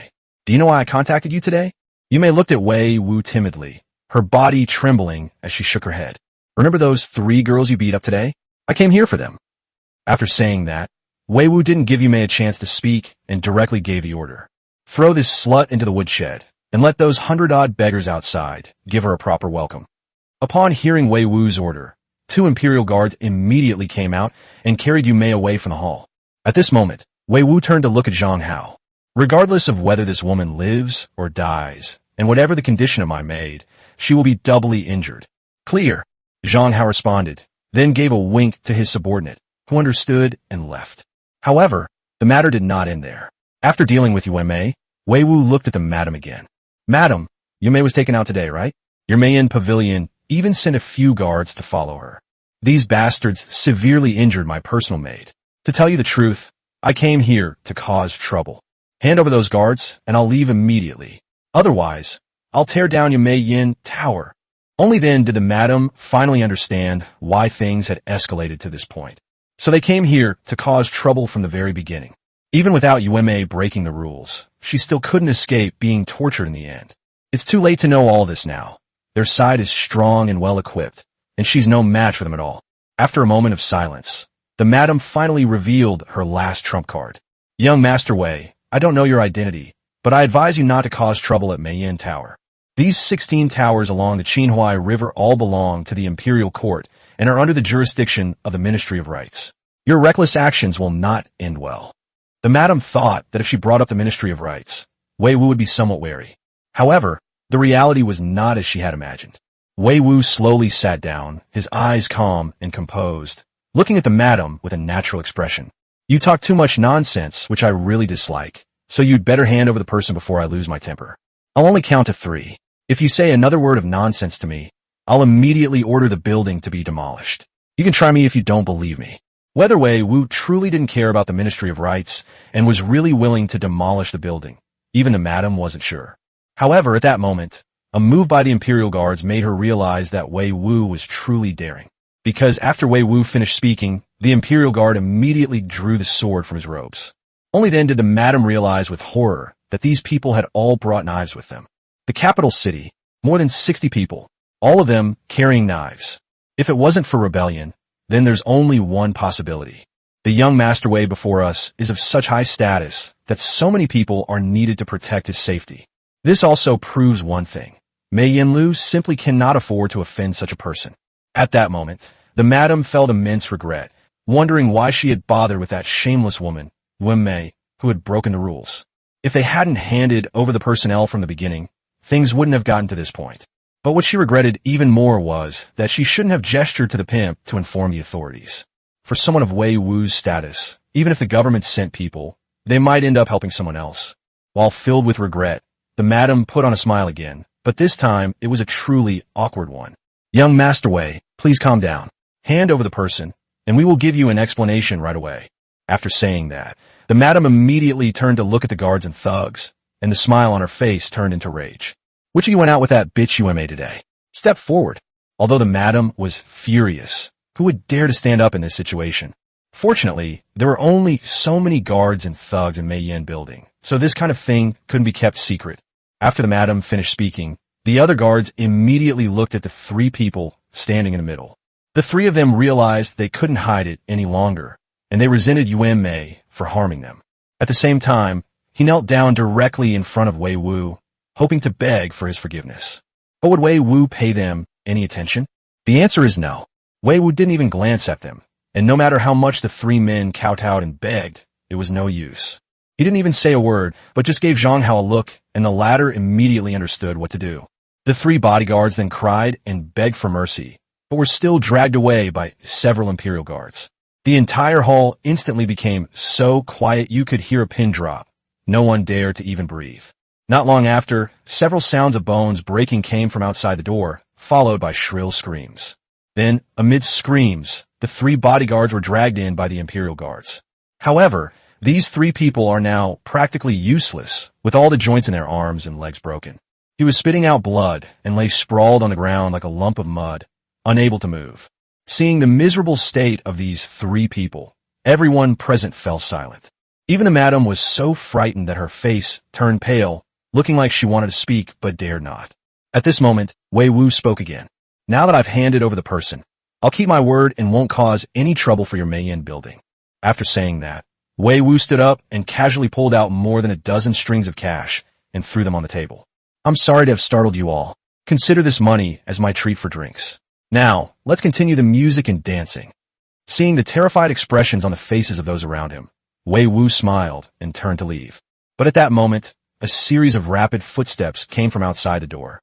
Wei Wu was still wondering what was happening outside and why so many people had suddenly appeared. At this moment, Zhang Hao suddenly leaned close to Wei Wu's ear and whispered, Young Master Wei, don't worry. They're from the 5 cities garrison, responsible for night patrols. Leave it to me. After saying that, Zhang Hao took out a token from his pocket and prepared to go out and negotiate with the people outside. However, at that moment, a whooshing sound suddenly rang out from outside the door, followed by an arrow flying into the hall. The rapidly flying arrow grazed Zhang Hao's cheek, leaving a bloody gash on his face. Realizing what was happening, Zhang Hao tackled Wei Wu to the ground while shouting, Protect young Master Wei. No sooner had he finished speaking than a dozen arrows shot in from outside the door, heading straight for Wei Wu. Chapter 45. A gun is swift beyond 7 paces, accurate and fast within 7 paces. Fortunately, Zhang Hao's shout prompted the Imperial Guards to react swiftly. As soon as the arrows flew in, they drew their swords and stood in front of Wei Wu. Unfortunately, the arrows were flying too fast, and only a small portion of them were blocked by their swords. Most of the rest were blocked by their bodies, but Wei Wu was unharmed. After blocking the first wave of arrows, Wei Wu finally came to his senses. Just as he was about to draw his gun, he suddenly found that he could not move his hands. At the same time, Zhang Hao's voice came to my ears. The lobby and rooms on the 1st floor are not safe. Take young Master Wei to the rooms on the 2nd floor immediately to take shelter. It must be said that Zhang Hao's decision was correct. Every room in Mei Yan building has a window. Without knowing how many people are there, the rooms on the 1st floor are simply not enough to keep anyone out. On the contrary, the 2nd floor is far from the ground, making it easier to defend. Subsequently, under the protection of 5 Imperial Guards, Wei Wu was carried almost entirely off the ground to a room on the 2nd floor. 2 Imperial Guards stood guard outside the door, while 3 others stood guard by the window inside the room. Wei Wu, on the other hand, frowned and fell into deep thought. You could tell from those arrows that these people outside are definitely after us. However, he has not made any enemies with anyone since he transmigrated. It was only today, in order to stand up for Zhu Yuxuan and the others, that they came to Mei Yan Tower and acted arrogantly. But even a fool would know that Mei Yanlu couldn't possibly have any connection with these people. In the Ming Dynasty, crossbows were considered military equipment, which were definitely prohibited items. The charge of illegally possessing military equipment is similar to that of treason. Mayan Lu was under the jurisdiction of the Ministry of Rights and was a government-run brothel. It had neither the reason nor the courage to do so. Most importantly, they were able to mobilize manpower in the capital and even bring along prohibited weapons like crossbows. It's easy to imagine that the person behind sending them was not only audacious, but also someone of extraordinary status. Thinking of this, Wei Wu frowned even more deeply. Who is behind this, so eager to kill me? Old Zhu would never do it, nor would Zhu Biao. Otherwise, there would be no need for such trouble, and the embroidered uniform guard could have taken action. Blue Jade? No. Although Lan Yu is a reckless fool, he doesn't have the guts to use weapons to kill people. Otherwise, let alone old Zhu, even Zhu Biao would have killed him. Apart from Lan Yu, I had absolutely no contact with any other powerful figures in the capital. It's impossible that they just don't like me and think I'm in their way, so they want to get rid of me, etc. If they really thought I was in their way, that's why they took such a big risk to kill me. That proves that the risks and benefits of the matter I interfered with far outweigh the risk of killing me. The only thing that fits this description is probably the matter of the crown prince Zhu Xiangying. That vile woman Lu, it must be her. Although there was no conclusive evidence, Wei Wu was convinced that the person behind it all was Crown Princess Lu. Because only Zhu Xiangying contracted smallpox, and it was only after his suggestion that the accidental event became inevitable. Moreover, Zhu Yuanzhang arrested many people from the Eastern Palace, clearly indicating that he was investigating the smallpox issue. On the day Zhu Yuanzhang ordered a thorough investigation, Cunning Palace was filled with palace maids and eunuchs, a place teeming with people and eyes. As the crown princess, Lady Lu had no difficulty whatsoever in finding out what happened back then. Therefore, it makes sense to focus on oneself. Bang! Just as Wei Wu was pondering this, the sound of wood breaking suddenly rang out in the room. Turning my head, I saw a group of men in black smash through the wooden window and enter the house. Before the man in black even landed, he flicked his wrists, and 2 throwing knives shot out from his sleeves. In the blink of an eye, the 2 throwing knives pierced the throats of the 2 Imperial Guards. Then, with a flash of light, the last Imperial Guard also died under the black-clad man's blade. Having dealt with the 3 Imperial Guards in the room, the man in black did not attack Wei Wu, but instead rushed towards the door. Just then, 2 Imperial Guards outside the door heard the commotion and burst in. Before they could even draw their swords, a streak of lightning slashed across their throats, and they both fell to the ground dead. After dealing with the 2 men, the man in black closed the door and then fixed his gaze on Wei Wu. To be honest, if he hadn't seen it with his own eyes, Wei Wu would have thought he was watching a martial arts movie. This person's movements were incredibly fast, swift, and decisive, and his martial arts prowess was terrifying. He was dressed in black, and his face was covered with a black cloth, so his appearance was completely obscured. Despite being stared at, Wei Wu did not show any signs of panic. He didn't foolishly ask stupid questions like who sent him or that he was there to kill him. Instead, he calmly met the man in black's gaze, while simultaneously offering a faint compliment. Not bad, but it's a pity you didn't kill me the first time. Now, you've missed your chance. The man in black remained silent, a flicker of doubt crossing his sharp eyes, but it quickly vanished. Seeing this, Wei Wu also felt a sense of doubt. Is this person's silence due to their cold nature? Or are they worried that speaking might reveal something? Just as Wei Wu was speculating, the man in black walked towards him with a knife in hand. Are you going to make your move? Too bad, as I just said, you've missed your chance. Bang! No sooner had he finished speaking than a gunshot rang out like a thunderclap in the room. The man in black felt as if something had stung him on the left side of his lower abdomen. At first, he didn't pay much attention, since he didn't feel anything wrong with his body at the moment. Just as he raised the sword to kill Wei Wu, he suddenly felt an itch in his abdomen, like insects crawling on it. Then, intense pain suddenly appeared, as if my abdomen had suddenly split open. Bang! Just as the man in black was wondering what was going on, gunshots rang out again. However, Wei Wu missed this time. He originally intended to hit the heart, but the shot grazed the arm instead. At this moment, the man in black realized that he had kicked a steel plate. He watched as Wei Wu pulled a dark object from his pocket and pointed it at him. The man in black understood that this was what had caused him to get hurt. Although he didn't know what it was, he was certain that another hit would kill him. So before Wei Wu could fire, the man in black, enduring the excruciating pain, leaped out of the window. Wei Wu watched helplessly as his opponent fled, but had no intention of getting up to give chase. Because it was uncertain whether the other party might be hiding outside waiting for an opportunity to strike, and the man in black was too skilled in combat. If I let him get close to the window, I might not even have time to fire a shot. Only after confirming that no one was outside the window did Wei Wu finally breathe a sigh of relief, but anger followed. I'm known for my compassionate heart, yet someone still wants to kill me. Fine, let's have some fun then. As he spoke, Wei Wu coldly took out a blast helmet, a bulletproof vest, and a metal blast shield from the warehouse. Not content with arming himself to the teeth, he also took out an M4A1 and 4 magazines from the warehouse. Today I'll show you what an M4A1 Bodhisattva is, a 5.56mm 6-root purification bullet, with great compassion to save all beings. Muttering something to himself, Wei Wu held a metal riot shield in his left hand and an automatic rifle in his right. Bang! He kicked open the door and strode out.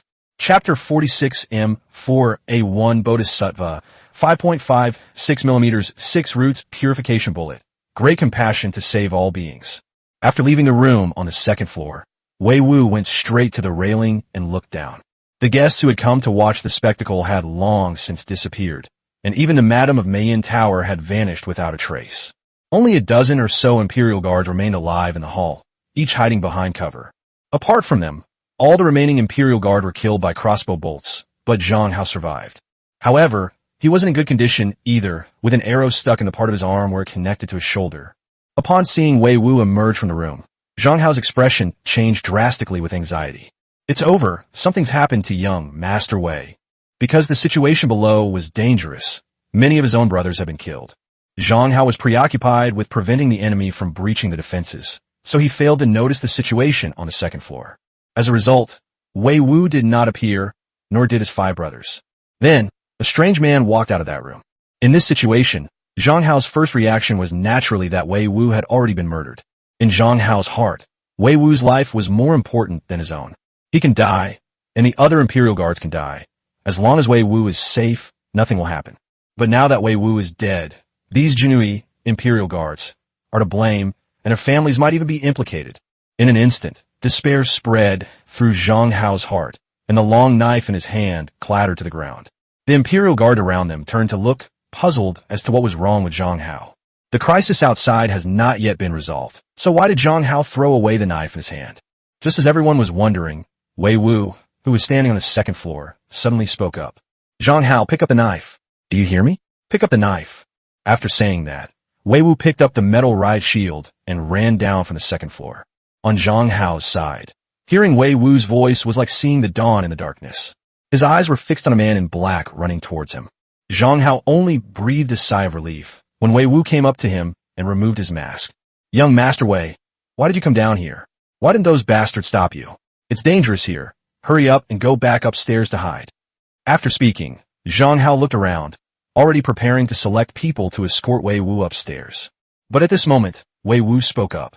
Someone broke into the room just now and killed all 5 of my brothers. I came down here to avenge them. Upon hearing that his 5 brothers had died, Zhang Hao sighed inwardly. But now is not the time to worry about that. The most important thing is to protect Wei Wu's safety. So, after Wei Wu finished speaking, he immediately grabbed Wei Wu's shoulder, preparing to personally escort him to a different hiding place. Before he could make a move, Wei Wu broke free from Zhang Hao's grasp. I told you, I came down here to avenge them. Zhang Hao was so anxious he was about to cry, and he even began to resent Wei Wu in his heart. You're a young master. You should have stayed hidden. Why did you come down here to join in the fun? If we die, we die. But if you die, our whole family will suffer. Can't we just follow instructions at a time like this? Do you only feel happy when you've killed us all? These were all Zhang Hao's innermost thoughts, but he couldn't say them out loud. He could only suppress his frustration and try his best to persuade Wei Wu with gentle words. Young Master Wei, you are of noble status and highly regarded by His Majesty. You must not be harmed under any circumstances. We cannot bear the responsibility. Please, have some understanding for us brothers. I, Zhang Hao, and my brothers are begging you. Please just hide. Having said all that, Wei Wu understood what Zhang Hao was thinking. However, he couldn't explain much to Zhang Hao, because even if he did, they wouldn't understand. Since reasoning doesn't work, let's prove it with actions. Having made up his mind, Wei Wu did not hesitate at all and walked towards the gate with his metal riot shield in hand. As soon as he appeared, he heard the sound of a bowstring snapping, followed by more than a dozen arrows flying towards him. Knock, knock, knock, knock. A series of impact sounds emanated from the metal blast shield. Fortunately, the metal riot shield was large enough to completely shield Wei Wu's body from behind. This volley of arrows did not harm him at all. Instead, it allowed him to see the situation outside. A total of 15 people, 8 in front and 7 in back, all holding bows and crossbows, lined up a dozen meters outside the gate. A volley of arrows had just been fired, and now some people were reloading their crossbows. Seeing this, Wei Wu immediately realized that his chance to make a move had come. However, at that moment, Zhang Hao suddenly rushed up to him and grabbed his hand. "Young Master Wei, please stop this nonsense. The lives of my entire family are at stake." Before Zhang Hao could finish speaking, Wei Wu turned around and interrupted him. "Zhang Hao, trust me this once." Seeing Wei Wu's determined gaze, Zhang Hao slowly closed his eyes and said nothing more. Then, Wei Wu spoke again. "Hold the shield for me. I'll take care of those guys outside." After speaking, Wei Wu handed the riot shield to Zhang Hao and adjusted his posture, pointing his gun outwards. Zhang Hao didn't know what Wei Wu was trying to do, but he could only hold onto the shield tightly to protect Wei Wu. Just then, a spark finally flew from the muzzle of the M4A1. After a gunshot, a series of explosions like firecrackers followed. Da, da, da, da. Bullets shot out from the muzzle and instantly struck the assassins carrying crossbows. Wei Wu had played with guns at a shooting range before and knew the basic shooting movements, but his marksmanship was rather poor. Fortunately, these assassins were only a dozen meters away from him, so he didn't need to aim at them. Wei Wu simply held his automatic rifle and fired back and forth in that direction. After firing a magazine, he immediately pulled out a new magazine, loaded it, and continued firing. After 2 rounds, fewer than 3 people were left standing outside the door. The others had been riddled with bullets. The 3 remaining people were also completely bewildered, having no idea what had happened. While they were still in a daze, Wei Wu walked out from behind the riot shield with an automatic rifle in hand. Upon seeing this, the 3 immediately raised their crossbows and prepared to fire. However, they were unaware that Wei Wu had already loaded a 3rd magazine. 6 5.5 6mm purification bullets. With great compassion to save all beings, I will send you to the afterlife today. No sooner had the words left his mouth than the flames from the muzzle of the M4A1 burst forth once more. With a firing rate of 10 bullets per second, it only takes 3 seconds to empty 30 bullets.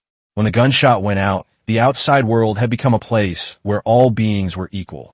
Zhang Hao, who was originally full of complaints, froze on the spot when he saw this scene. He couldn't understand how Wei Wu had done it, and could only stare dumbfounded at the corpses. If someone is near him, they can hear him talking. "Your Majesty, you think too highly of us. Young Master Wei is so capable, he doesn't need anyone else to protect him." Zhang Hao stood behind Wei Wu muttering to himself, unaware that someone else was hiding in the shadows. "Call out." A whooshing sound suddenly rang out, and an arrow shot out from the shadows, striking Wei Wu precisely in the heart. Chapter 47, Overcoming the Crisis. News of Shunlin. Quiet. Dead silence. Zhang Hao never expected that there would be an assassin lurking in the shadows under such circumstances. However, it was too late to know now. Being shot in the heart by an arrow meant certain death. Just as Zhang Hao was at a loss, Wei Wu made his move. Instead of falling to the ground after being shot by an arrow, he took off running for his life. He quickly ran behind Zhang Hao and hid his body behind the riot shield. Damn, thank goodness I was wearing a bulletproof vest, or I'd be dead. Sure enough, showing off never ends well. It must be admitted that the assassin's arrow was extremely accurate, hitting Wei Wu right in the heart. But Wei Wu was wearing a bulletproof vest, which could stop bullets, let alone arrows from a mere crossbow. Moreover, the chest area is the most protective part of a bulletproof vest, so it couldn't harm Wei Wu in the slightest. The man hiding in the shadows realized he had failed to kill Wei Wu, so he immediately threw down his bow and crossbow and turned to flee. Although he moved quickly, Wei Wu still saw it. The guy hiding in the shadows is the man in black who just tried to assassinate him in the room. To be honest, Wei Wu is still a little scared now, not because of that hidden arrow.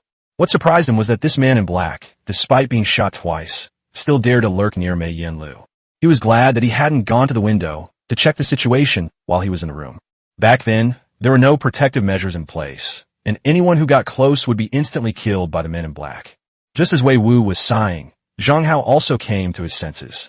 "Chase him. We must catch that assassin." At Zhang Hao's command, half of the remaining dozen or so Imperial Guards immediately set out in pursuit. The rest of the people surrounded Wei Wu, protecting him in the middle. "Young Master Wei, let's escort you back first." We're short-handed right now, and you'll be in great danger if the enemy has any backup plans.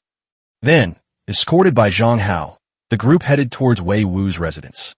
In the Ming Dynasty, a curfew was in effect at night, and no one was allowed to wander the streets at night. Even in places like brothels, it's only lively inside. No one comes out.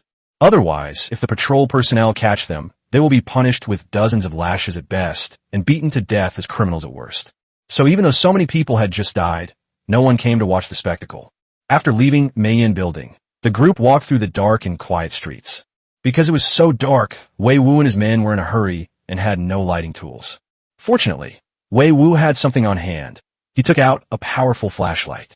Snap! A strong white light shone from the flashlight, and the dark street was no longer an obstacle for them. However, the group had not gone far when they heard a series of rapid footsteps in the distance. Upon hearing this commotion, Zhang Hao's face darkened, and he immediately ordered everyone to stand in front of Wei Wu. Not long after, a group of soldiers came running out from around the corner. Who dares to violate curfew? Surrender immediately. Upon seeing Wei Wu and his men, the leading soldier roared angrily and drew his sword, ready to attack. Zhang Hao, who had been extremely nervous, breathed a sigh of relief upon hearing the angry shout. From what they said, we could tell they were soldiers from the 5 cities garrison. Zhang Hao immediately replied loudly, "Don't make a move. We are from the Yuanzhang division and are on a mission. This is our token." After saying that, Zhang Hao took out the token from his pocket and threw it in front of the group of soldiers. Although the embroidered uniform guard has been established, it has not yet been publicly announced, so Zhang Hao refers to himself as the director of the Imperial Guard. "So you're brothers from the Yuan division. Since you're on a mission, we won't disturb you any longer." After a careful inspection, it was confirmed that there was nothing wrong with the token, and the soldiers immediately let him through. At this point, Zhang Hao could have easily asked the soldiers to help escort Wei Wu. But after what just happened, Zhang Hao no longer dared to trust anyone else. If the enemy can even get their hands on weapons and crossbows, who knows what other means they might have. Wei Wu's safety is paramount. At this time, only his own people can be trusted. After dealing with the 5 cities garrison, Wei Wu and his men traveled without hindrance. The group quickly returned to the mansion. After sending Wei Wu to the hospital, Zhang Hao finally felt relieved. "Young Master Wei, we are short-handed right now. I will send someone back to the garrison to call for more men. For your safety, please try to stay awake and not fall asleep until our people arrive. Furthermore, I will immediately send someone to inform His Majesty about what just happened and to strengthen the defenses here." Actually, Zhang Hao had no choice but to ask Wei Wu for his cooperation. After all that has happened tonight, what if the other party really has other tricks up their sleeve? Therefore, Wei Wu needs to remain clear-headed to better cooperate with them in protecting him. Wei Wu wasn't stupid. He understood what Zhang Hao meant as soon as he finished speaking. When it comes to his own safety, he naturally wouldn't let his guard down. However, Wei Wu also had his own ideas about the matter concerning old Zhu. "Zhang Hao, don't send anyone to His Majesty's side for now. Too many things have happened these past few days. Let His Majesty rest well. I plan to go to the palace tomorrow. I'll just tell His Majesty about tonight's events tomorrow." Upon hearing Wei Wu's words, Zhang Hao was momentarily unsure whether he should agree. After all, this matter was too serious, and concealing it would be a grave crime, but he dared not disobey Wei Wu's orders. Seeing Zhang Hao's hesitant expression, Wei Wu reached out and patted him on the shoulder. "Don't worry, I'll explain that it was my request, and His Majesty won't punish them. Just like Shen Lin and the others, it was I who pleaded for them." Seeing that Wei Wu had gone this far, Zhang Hao had no choice but to nod in agreement. However, Zhang Hao was somewhat puzzled when he heard Wei Wu's last words. "Young Master Wei, you said you pleaded for Shen Lin and the others?" "Yes, I pleaded with His Majesty, and he agreed to give them to me so that they could help me guard my house from now on." After saying that, Wei Wu asked another question. "Oh, by the way, do you know what Shen Lin and the others are up to? It's been 2 days. Why haven't they come looking for me yet?" Zhang Hao knew that Shen Lin had made a mistake and was thrown into death row, but he didn't know the details. They had no idea what happened after Shen Lin was thrown into death row. His orders were to protect Wei Wu, and even if they all died, they could not let anything happen to Wei Wu. It wasn't until Wei Wu said it himself that he realized Shen Lin had been pardoned by the Emperor and given to Wei Wu. As for the veracity of this news, Zhang Hao had no doubt about it whatsoever. Given the Emperor's high regard for Wei Wu, this matter would be insignificant if he simply spoke up. However, since Wei Wu mentioned Shen Lin, Zhang Hao also thought of Shen Lin's current situation. "Young Master Wei, It's not that Lin and the others aren't coming to find you. It's just that they're still locked up in jail. Upon hearing Zhang Hao's answer, Wei Wu immediately frowned. What? His Majesty has already pardoned him. So why is he still imprisoned? Chapter 48. Zhang Hao in a dilemma. Lin in trouble. Hearing Wei Wu's question, Zhang Hao also felt somewhat helpless. Young Master Wei, the prison is not under my jurisdiction, so I'm not very clear about it. Zhang Hao could tell that Wei Wu cared a lot about this matter, so he continued. Here's what we'll do. When the brothers from the garrison arrive, you can rest first, and I'll go back to the garrison to inquire for you. Seeing Zhang Hao's shoulder stained with blood and the arrow still lodged in his hand, Wei Wu decisively shook his head. So many of his brothers died, and he himself was injured, with half his body stained with blood.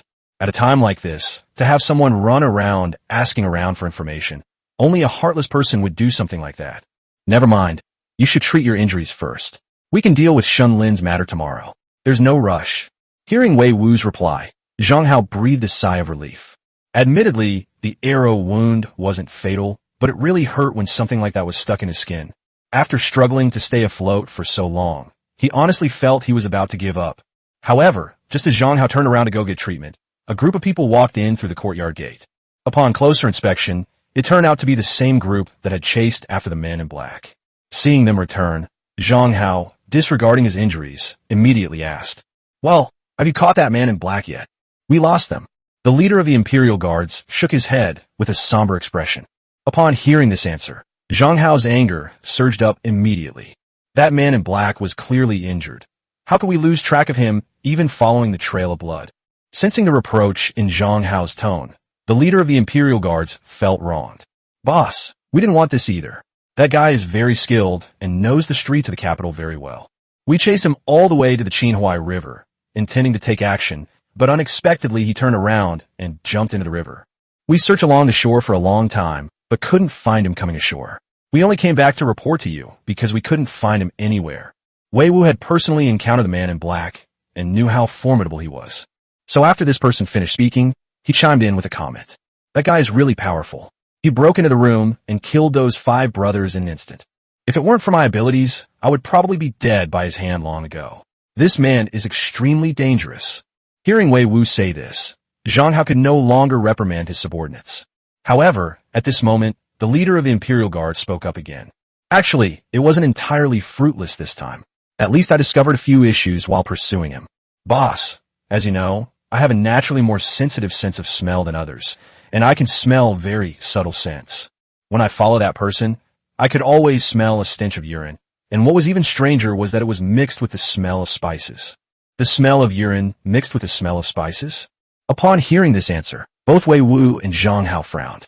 Neither of these two scents were particularly noteworthy in the Ming Dynasty. Scholars and literati would typically carry sachets or similar items. It's not surprising that it smells like urine.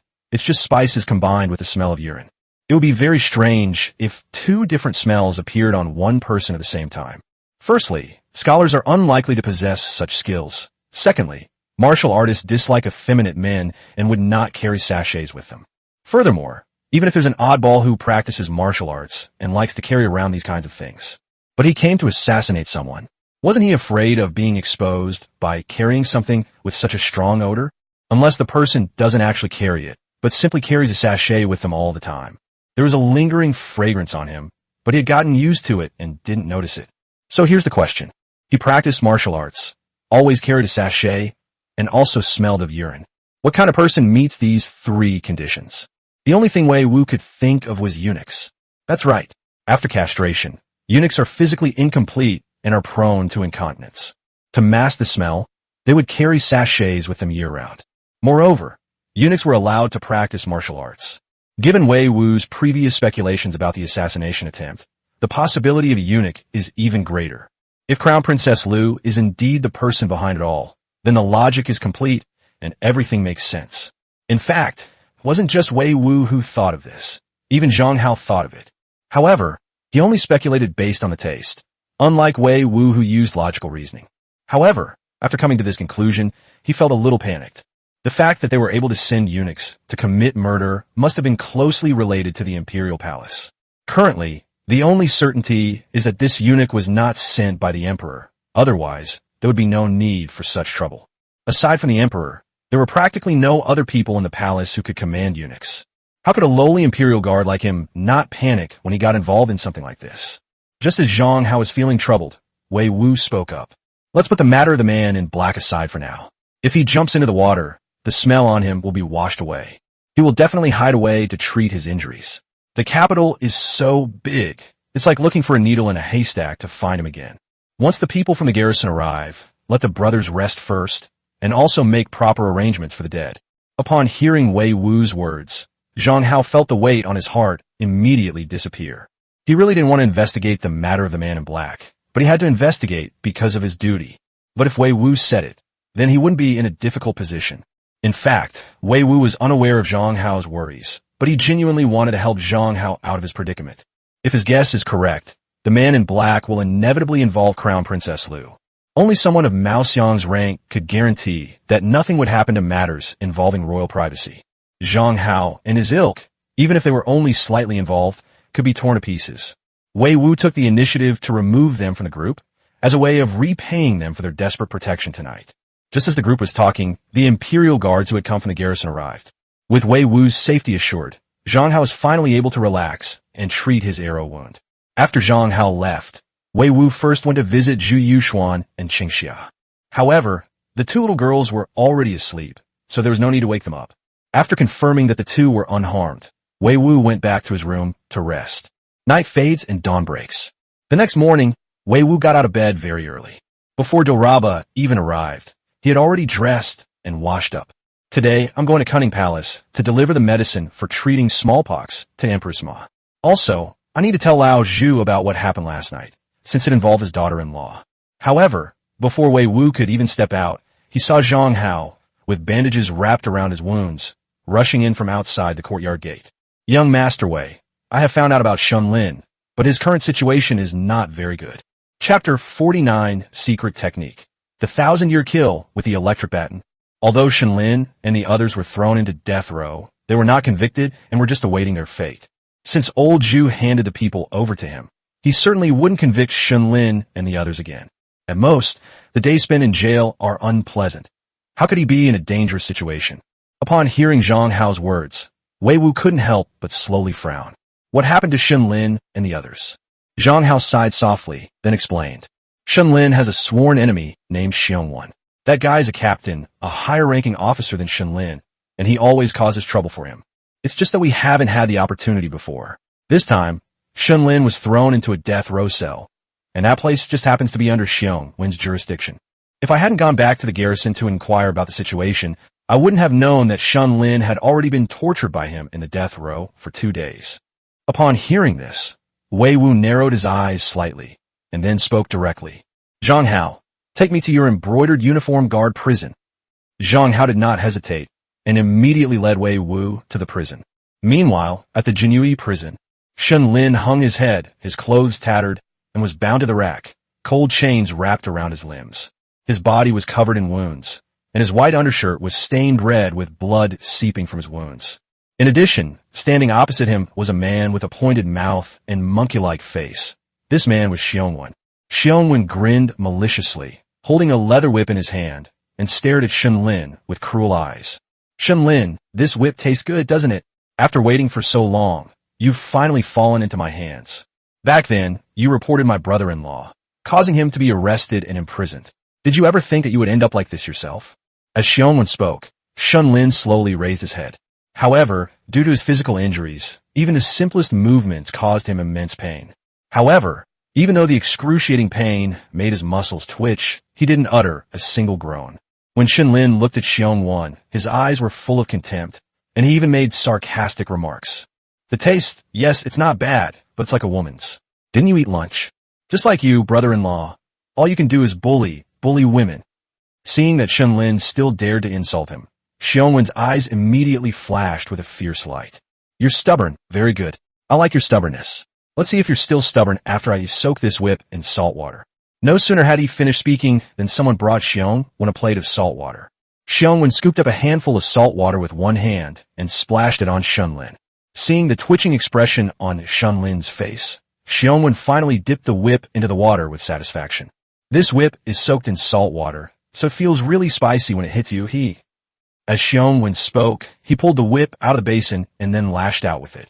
Smack! Previously, Xiongwen had been using an ordinary whip to slowly torture Shenlin, but this time he went all out. A whip that has been soaked in water is not only heavier, but the small burrs on the whip will also increase friction after they expand. A normal person wouldn't last more than a few hits before being knocked unconscious from the pain. Xiongwen wanted Shenlin to scream and wail in front of him, but things didn't go as he wished. The whip left a long, bloody welt on Shenlin's body. The wound was raw and bleeding slowly seeped out, staining a large area of the clothes red. The saline solution seeped into the wound, causing Shenlin's veins to bulge all over his body from the pain. But he gritted his teeth and endured it, his cheeks bulging high, and he didn't even let out a scream.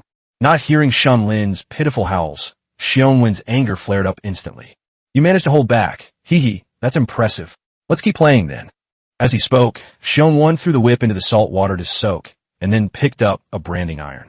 The salt water whip is too heavy. If it kills you, we'll have no fun anymore. But this branding iron won't kill you. Xiongwen grinned maliciously and casually placed the branding iron into the charcoal stove. It would take a while for the soldering iron to heat up, and Xiongwen didn't want to waste that time. Holding salt water in one hand, he would occasionally sprinkle a little on Shenlin, which was extremely vicious. As time passed, the soldering iron in the charcoal stove became red hot. Seeing this, Xiongwen picked up the soldering iron and waved it back and forth in front of Shenlin. When this branding iron is heated but not red hot, the pain is mild. When it is slightly red, the pain is moderate, but when it is heated to a bright red, it is a different story.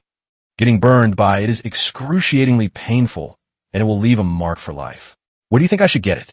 How about my face? After saying that, Xiongwen pointed the branding iron at Shenlin. However, he did not stab directly, but instead slowly brought the branding iron closer to Shenlin. As the saying goes, death is not scary. What's scariest is the process of waiting to die. This was also Xiongwen's purpose, to deliberately create fear and to torment Shenlin with the fear in his heart. As the soldering iron slowly approached, its intense heat also drew ever closer. Shenlin could already smell the charcoal on the branding iron, and his hair was curled up due to the high temperature. My cheeks started to sting from the high temperature. If you move that branding iron an inch further, I'll shove it up your ass. Just as the branding iron was about to be pressed against Shenlin's face, a cold voice rang out in the torture chamber. Xiongwen turned around and saw a young man standing at the door of the torture chamber, looking at him with icy eyes. That's right, Wei Wu finally arrived at the crucial moment. If he had arrived 2 seconds later, Shenlin's face would probably have been scalded. Seeing Xiongwen's pointed, monkey-like face and Shenlin's miserable state, Wei Wu was furious. I haven't even had a chance to use my men yet, and they've been tortured into this state by this son of a bitch. At this moment, Wei Wu even wondered whether he should just shoot Xiongwen and kill him. But then I felt that was too easy on him, and there was no need to waste a bullet on this guy. Since he enjoys torturing people, let him experience what it's like to be tortured. Just as Wei Wu made up his mind, Xiongwen suddenly spoke up. Who are you, daring to trespass into the Imperial Guard's prison? Wei Wu didn't say anything, but walked straight towards where Shenlin was tied up. Upon seeing this, Xiongwen immediately dropped the branding iron, drew his long sword, and pointed it at Wei Wu. You've trespassed into the prison. I suspect you're trying to break me out. Prepare to die. With a loud shout, Xiongwen charged towards Wei Wu with his sword drawn. However, at that moment, a figure rushed into the torture chamber and came to Wei Wu's side in an instant. Xiongwen didn't even get a chance to touch Wei Wu before he was kicked away. When he got up, he felt a chill on his neck. Turning his head, he saw Zhang Hao holding a long knife, the blade pressed against his neck. Just as Xiongwen was about to say something, he suddenly felt a hard stick being pressed against his buttocks. Then a voice filled with suppressed anger was heard. Zhang Hao, put the knife away. Upon hearing this, Zhang Hao immediately sheathed his sword, and then saw a flash of blue light in the torture chamber. At the same time, a series of crackling and popping sounds came from behind. Chapter 50 talked to me about rules. My rules are the rules. The blue light and the loud noise lasted for about 3 seconds before stopping. A delicate flower withered and turned black under the continuous impact of a strong electric current. The owner of the flowers then collapsed to the ground, trembling all over. Tie him up with a rope. Wei Wu casually gave an order, put away the stun gun, and came to Shenlin. After taking a few steps closer, Shenlin's extremely weak voice came through. Young Master Wei, what brings you here? Of course I came to see you. My yard is waiting for you to come back and guard it from me." After Wei Wu finished speaking, Shenlin forced a weak smile despite the excruciating pain. "Young Master Wei, you jest. We failed in our duty to protect you. How could we possibly have the face to return? Besides, we are now imprisoned. Don't worry. I've already pleaded with His Majesty, and he will not pursue your responsibility any further." Before Shenlin could finish speaking, Wei Wu waved his hand and continued. "However, from now on you will no longer be Jinyui Imperial Guards. You will have to follow me for the rest of your lives and help me guard my home." Upon hearing this, Shenlin managed a weak smile. "It is our honor to serve you, young master, and to guard your home." Shenlin knew very well that this was the best way out for him and his brothers.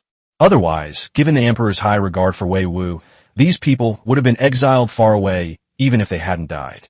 Flogging, caning, penal servitude, exile, and death. Exile was the most severe punishment below the death penalty. At Wei Wu's signal, Zhang Hao and several others took Shenlin down from the rack. The process inevitably aggravated his wounds, causing Shenlin to turn pale and break out in a cold sweat from the pain. However, his willpower was truly strong. Even so, he didn't utter a single cry of pain. After setting Shenlin down to sit, Wei Wu turned to look at Xiongwan, who had already been tied up. Originally, I wanted to see if he had woken up, since his recovery time was almost up. However, the first thing he saw when he turned around was that Xiongwan's crotch was leaking yellow fluid. Holy crap, did this guy's sphincter get damaged by an electric shock?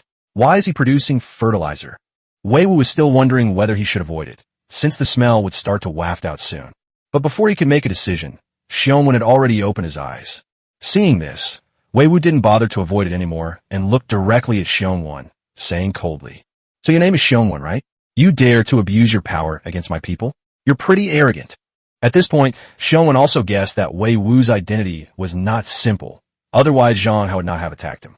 He dared not confront Wei Wu directly, but with a quick glance, he immediately thought of how to argue his way out. "Young master, Shenlin was sent to the death row by order of His Majesty himself. Are you sure he is one of your men?" Wei Wu sneered, then said, "His Majesty himself pardoned him and sent him to me. Tell me, isn't he one of my men?" Although it was just a simple sentence, it made Xiongwan's heart pound wildly. Even high-ranking officials like commanders of 1,000 men within the embroidered uniform guard were not qualified to meet the Emperor. But this young master in front of us is able to receive a personal reward from the Emperor. This clearly shows that this young man is no ordinary person. But now that things have come to this, he has no choice but to bite the bullet and try to make up for it. "Young master, I have not received any imperial order to release the prisoners. The use of torture was simply in accordance with the rules." Xiongwan's idea was good, and his reasons were also very valid. Unfortunately, he was facing Wei Wu, a man with whom there was no need to reason. "Rules? You're talking to me about rules? Huh, Shenlin, do you remember how many lashes he gave you?" Wei Wu stared at Xiongwan and asked a question without turning his head. Then Shenlin said weakly, "I don't remember. Maybe more than 40 lashes. All right, 100 lashes it is. If he lashes you 100 times, I'll repay him tenfold. I'll lash him 1,000 times." As soon as he finished speaking, everyone around him was stunned. Could it really be done like that? As for Xiongwan, it's unclear whether he experienced a stress reaction after being electrocuted. Upon hearing Wei Wu's words, the man was so frightened that he broke out in a cold sweat and shouted, "Regardless of your status, the embroidered uniform guard is the Emperor's personal guard, and only His Majesty can punish them. Then, do I have the right to punish you?" After Xiongwan finished speaking, before Wei Wu could speak, a voice came from outside the door. When everyone turned around, they saw Mao Xiang, the commander of the embroidered uniform guard, standing at the door of the torture chamber. At that moment, Xiongwan felt as if the sky was about to collapse. It's just Shenlin. First, a young master appeared, and now even our own commander has shown up. Moreover, it's obvious that he's on that young master's side. So isn't he completely ruined? However, Mao Xiang didn't even glance at Xiongwan's despair. He went straight to Wei Wu, then cupped his hands and said, "Young Master Wei, we meet again. Commander Mao, this is quite an honor." Wei Wu returned the greeting with clasped hands, and then Mao Xiang said, "Young Master Wei, I've looked into this matter. Rest assured, I will definitely give you an explanation." After saying this, Mao Xiang pointed at Xiongwan and turned to his subordinates, saying, "Since young Master Wei has ordered 1,000 lashes, you shall receive 1,000 lashes regardless of whether you live or die. If you receive one less lash, You shall receive 10 lashes. As soon as Mao Xiang finished speaking, the imperial guards beside him rushed forward. Xianwen couldn't even beg for mercy before his mouth was gagged, and he was taken away. Only then did Mao Xiang turn his head back to look at Wei Wu. Prisons are filthy places. I have some good tea. Why don't we come over for a cup of tea and a chat? I happen to enjoy drinking tea, but I don't know much about it. I'd be grateful if Commander Mao could teach me. Upon hearing that Wei Wu had given him face, Mao Xiang smiled slightly. After ordering someone to take Shen Lin to the medical staff for treatment, Mao Xiang gestured to Wei Wu to invite him to join him. Upon leaving the prison and arriving at the guardhouse hall, the two had barely sat down when tea was served. Without a doubt, Mao Xiang had arranged it in advance. Wei Wu picked up the teacup and took a sip. The tea was mellow, sweet, and had a lingering aftertaste. It was indeed a fine tea. Seeing that Wei Wu was satisfied with the tea, Mao Xiang finally spoke. Young Master Wei, regarding Shen Lin's matter, it's not that I'm making things difficult for him. I think there's been a misunderstanding. I haven't received the imperial edict. Perhaps too many things have happened recently, and the decree couldn't be delivered to me in time. However, I believe that young Master Wei will not speak recklessly, and those people will be released in a while. At this point, Mao Xiang suddenly let out a long sigh. First, the Marquis of Yuanzhang broke into my residence at night, and then there was that incident in the palace. I haven't slept a wink since I got so busy. After Mao Xiang finished speaking, Wei Wu did not think that it was an excuse. Too many things happened that night. First, Lan Yu fell ill, then Zhu Xiongying fell ill, and Empress Ma sealed off Kuaning Palace. Old Zhu was extremely anxious, so it's normal that insignificant figures like Shen Lin were overlooked. However, upon hearing Mao Xiang mention matters in the palace, Wei Wu asked a question out of curiosity. Any progress on the smallpox case? Chapter 51, Shen Lin's meritorious service. Key evidence chain in the smallpox case. It would have been better if he hadn't asked that question. As soon as he did, Mao Xiang sighed with a worried expression. The person infected with smallpox and the palace maid Chuanxi were completely unrelated. They were complete strangers. I originally intended to conduct a thorough investigation from Chuanxi's side, but the crown princess sent someone over to inquire, and her words were full of concern. Upon hearing this, Wei Wu understood Mao Xiang's predicament, as it involved the Eastern Palace. The crown princess was of noble status, while Mao Xiang was, in essence, just a subject. When dealing with matters, it is necessary to consider the problem from multiple perspectives. If Mao Xiang were to act recklessly simply because he has the emperor's orders, then his death would be imminent.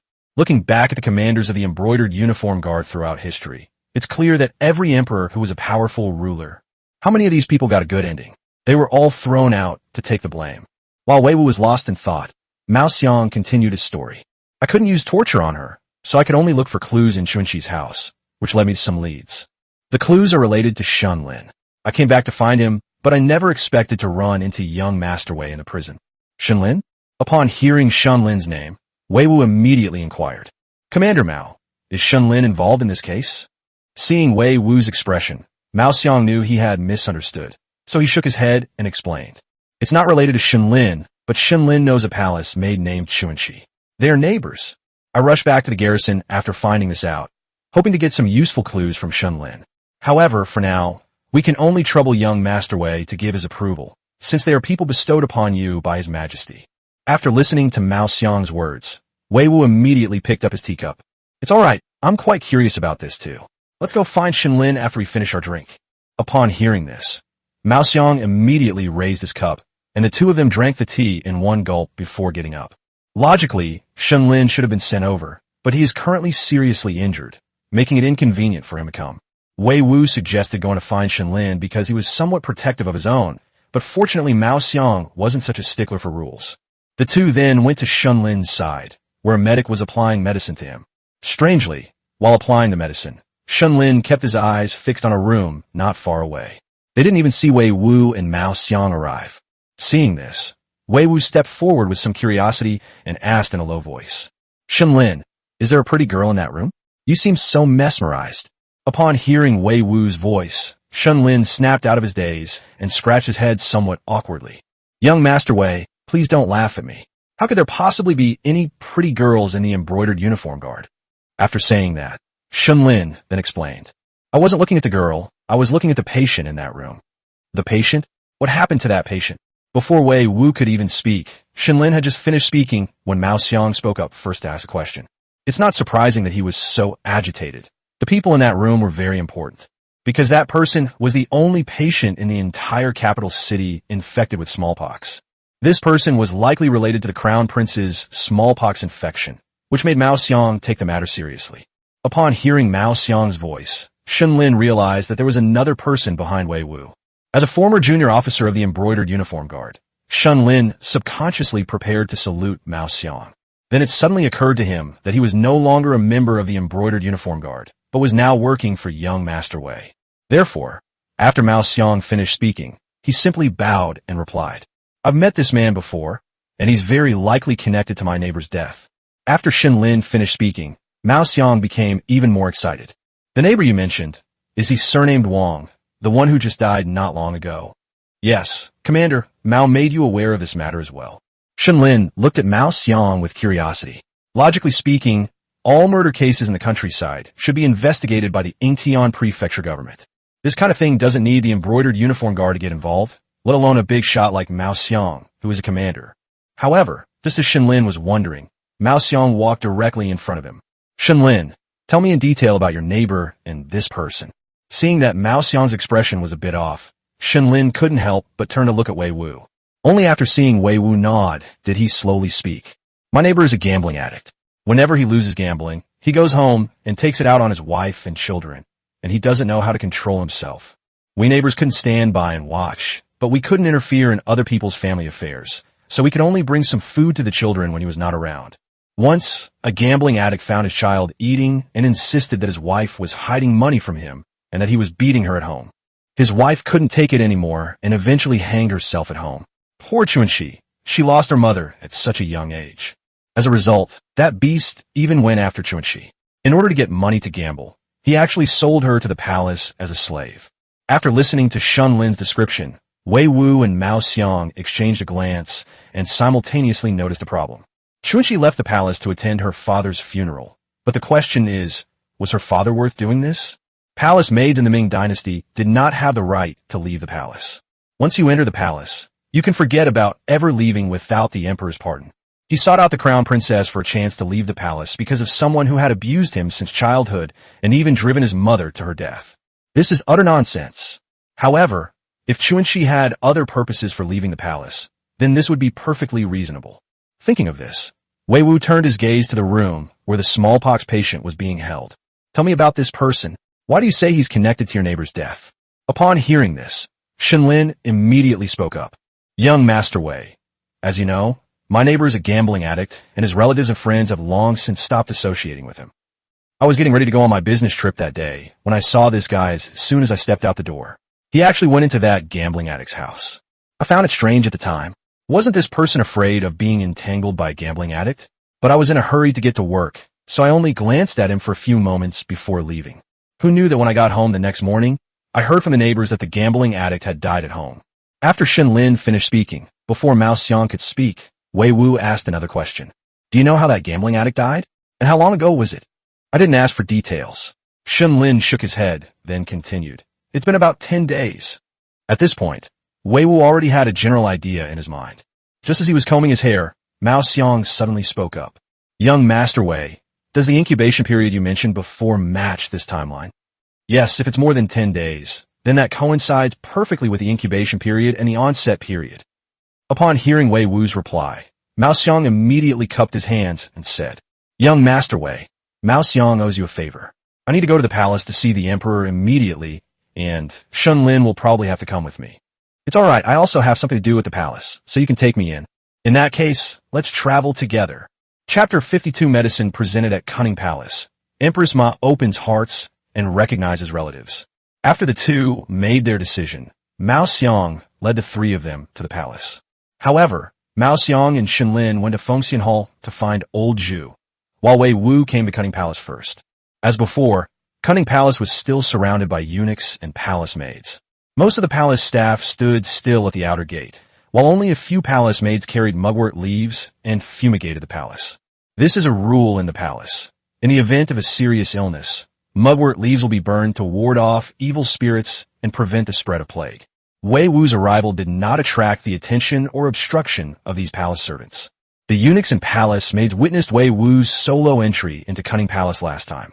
Upon seeing Wei Wu arrive, a eunuch immediately trotted up to him. "Young Master Wei, are you here to request an audience with Her Majesty the Empress?" "Yes. Thank you for your trouble, father-in-law. I wouldn't dare. Young Master Wei, please come with me." The eunuch quickly waved his hand, then led Wei Wu to the gate of Cunning Palace. "Knock, knock, knock.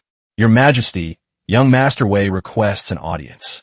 No sooner had the eunuch finished speaking than Empress Ma's voice came from inside the room. "Xiao Wu is here. Let Xiao Wu in quickly." Then the palace gates opened, and Empress Ma appeared before Wei Wu with a haggard look on her face. Seeing Empress Ma's current state, Wei Wu sighed inwardly. The saying, "The hearts of parents are full of love and worry for each other," applies not only to parents, but also to the relationship between grandparents and grandchildren. Upon entering the palace, Wei Wu casually closed the palace gates before turning around and whispering, "Ma, even if you have to take care of Xiongning, you can't neglect your own health." Upon hearing Wei Wu's words, Empress Ma's face showed even greater worry. Alas, Xiongnings's fever has subsided these past few days, but every night he suffers from unbearable pain and tosses and turns, unable to fall asleep. This child is so sensible. He endures the pain without saying anything so as not to worry me. But the more sensible he is, the more my heart aches. Smallpox attacks can indeed cause headaches and muscle and joint pain. Wei Wu hadn't expected that Zhu Xiongning, at only 8 years old, could endure such pain. This was simply to avoid worrying Empress Ma. To be honest, he really admired the little guy. When he was impotent, he was in so much pain that he trembled all over and would cry out, "Ouch!" every now and then. Recalling those unbearable past events, Wei Wu quickly shook his head. Looking at Empress Ma again, he found her sitting by the bed, wiping Zhu Xiongnings's cheeks. In fact, seeing Empress Ma's current state, Wei Wu could roughly guess the cause of her death. It is certain that Empress Ma contracted smallpox, but she did not die from it. Empress Ma was already in her 50s, and her health was in a declining phase of her life. In ancient times, hygiene conditions and nutritional balance in diet were also inadequate. Zhu Xiongning contracted smallpox, and Empress Ma took care of her day and night, unable to eat or sleep properly. Physical fitness and immunity will naturally decline, coupled with the blow of Zhu Xiongnings's death. It can be said that he was extremely weak, both psychologically and physiologically. It was inevitable that she would be infected with the smallpox virus, but unlike Zhu Xiongning, Empress Ma survived. However, her prolonged weakness, coupled with the smallpox virus, completely depleted her body. So much so that when she fell ill, she chose not to take medicine, lest Zhu Yuanzhang take his anger out on the imperial physicians, because she understood that her body was beyond medical help. Otherwise, if one could survive, who would want to die? Thinking of this, Wei Wu couldn't help but feel deeply moved. Human beings can be powerful in some ways, but they can also be quite weak in others. But now that he's here, all this misfortune will be completely changed. I, Wei Wu, am determined to save this wise and virtuous empress before me. Even Jesus couldn't save her, and my little brother, the system, has said. Thinking proudly to himself, Wei Wu then looked directly at Empress Ma and said, "Aunt Ma, do you remember when I told you that there was a medicine that could cure smallpox in our time?" Snap! Empress Ma, who was washing cotton towels, froze upon hearing Wei Wu's words. The cotton towel in her hand fell into the basin, splashing water all over the floor. She turned around tremblingly, looking at Wei Wu with eyes that were a mixture of expectation and fear. Why was she timid? Because she was afraid her expectations would be dashed. Fortunately, there is always a way out. Just as Empress Ma was hoping for it, Wei Wu decisively took out a medicine bottle and handed it over. Looking at the small white medicine bottle in Wei Wu's hand, tears welled up in Empress Ma's eyes in an instant. "Xiao Wu, is this really true? I'm not dreaming.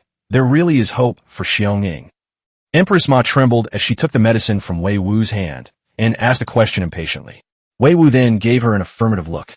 "Don't worry, Aunt Ma, it's true. With this medicine, Xiongning will definitely recover. In the future, he will be able to enjoy your company and grow into a wise and benevolent ruler of the Ming Dynasty." Empress Ma gripped the medicine bottle tightly, afraid that she might drop it. The worry that had been on his face was now replaced by a smile, because the future that Wei Wu spoke of was exactly the future she longed for. All of this can only be achieved through this bottle of medicine in my hand.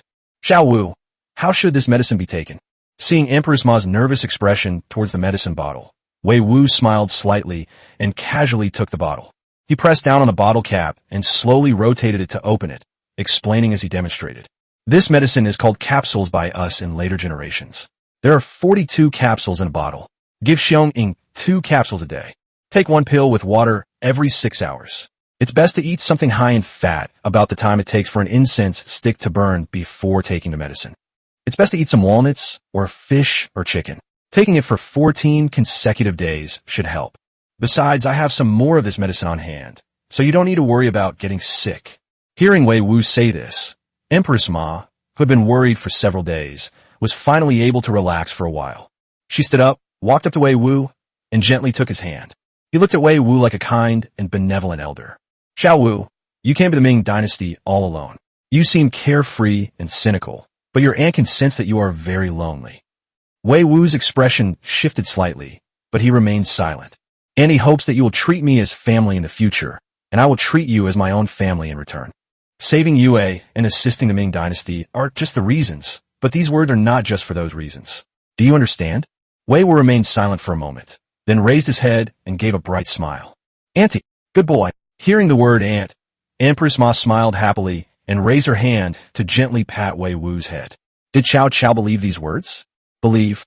Unlike Zhu Yuanzhang, even after their heart-to-heart talk that night, Wei Wu only opened a crack in his heart.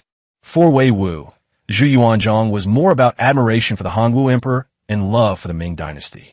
But when he was with Empress Ma, he felt as if he were facing a real family member, and this feeling was very comfortable. He didn't know why, but the door opened so easily. Looking at the warm smile on Empress Ma's face, Wei Wu suddenly thought a question. If I tell Aunt Ma now that I was bullied and that someone tried to kill me last night, what will happen? Thinking of this, Wei Wu couldn't help but laugh. Chapter 53, Li Shanshang, who had taken a gunpowder. Of course, thinking about it is one thing, laughing about it is another. Wei Wu would never actually reveal this matter. Empress Ma was already exhausted and haggard from taking care of Zhu Xiong Ying day and night. As a junior, you shouldn't bring up such matters and cause your elders worry. It's not like you can't handle it yourself. Even if I can't solve it myself, there's still old Zhu, right? He's the one who's going to use the knife. Coming to his senses, Wei Wu glanced at Zhu Xiong Ying lying on the bed and handed the medicine bottle back to Empress Ma. Auntie, let someone bring him food first. Let Xiong Ying eat something so we can give him his medicine later. Upon hearing Wei Wu's reminder, Empress Ma finally came to her senses and immediately gave instructions to the palace maid beside her. By my order, prepare a meal immediately, including chicken, fish, and large dried fruit. Oh, and halfway through her speech, Empress Ma suddenly turned to look at Wei Wu. Xiao Wu, what do you like to eat? Your aunt will have them make it for you. Forehead. To be honest, Wei Wu really had no interest in the so-called imperial banquet. In this era, besides seafood, which is primarily known for its natural umami flavor, there are other ingredients available. There's probably nothing else that suits his taste. However, since Empress Ma had already spoken, he couldn't refuse, so he just gave a casual reply. I'm not very hungry either. I'll just mooch a meal from UA High School. Empress Ma assumed that Wei Wu was just being shy, so after thinking for a moment, she ordered a dish for him. Your Uncle Zhu especially likes a certain kind of roast duck, and I also think it tastes good. So let's have this one. Roast duck? Yes. Old Zhu is famously fond of roast duck. The most important thing about this is the heat, as well as the ingredients and techniques used for baking. The taste will definitely be excellent. Upon hearing Empress Ma mention this, Wei Wu immediately became interested. Okay, I also want to try the roast duck that Uncle Zhu likes and see what it tastes like. Upon hearing that Wei Wu was interested, Empress Ma immediately ordered people to prepare roast duck. Not long after, Zhu Xiong-ying's food was delivered over. Empress Ma gently woke Zhu Xiong-ying and then fed him food bite by bite. Although Zhu Xiong-ying was weak, he still looked at Wei Wu with curiosity in his eyes. I don't understand how this person is in the Empress Dowager's palace, and why he's sitting there so naturally. Since he was old enough to understand, apart from his grandfather, even his father had never dared to be so casual. Seeing Zhu Xiong-ying's curious expression, Wei Wu smiled slightly, got up, and opened the toy box. I took out the toy car from last time, unpacked it, and played with it for a while. This caused Zhu Xiong-ying to frequently glance at the toy car. Seeing this, Wei Wu went directly to the bedside and placed the toy next to him. Eat well, take your medicine properly, and when you get better, there will be an even more interesting gift. Upon hearing Wei Wu's words, Zhu Xiongming nodded and became even more obedient while eating. With Wei Wu's help, Empress Ma learned how to take the capsule medicine. Unfortunately, Zhu Xiongming had already finished eating, but Wei Wu's roast duck hadn't arrived yet. Just as he was looking forward to it, the eunuch's voice came from outside the door. Your Majesty, His Majesty has sent me to invite young Master Wei to the Fengxian Hall for a meeting.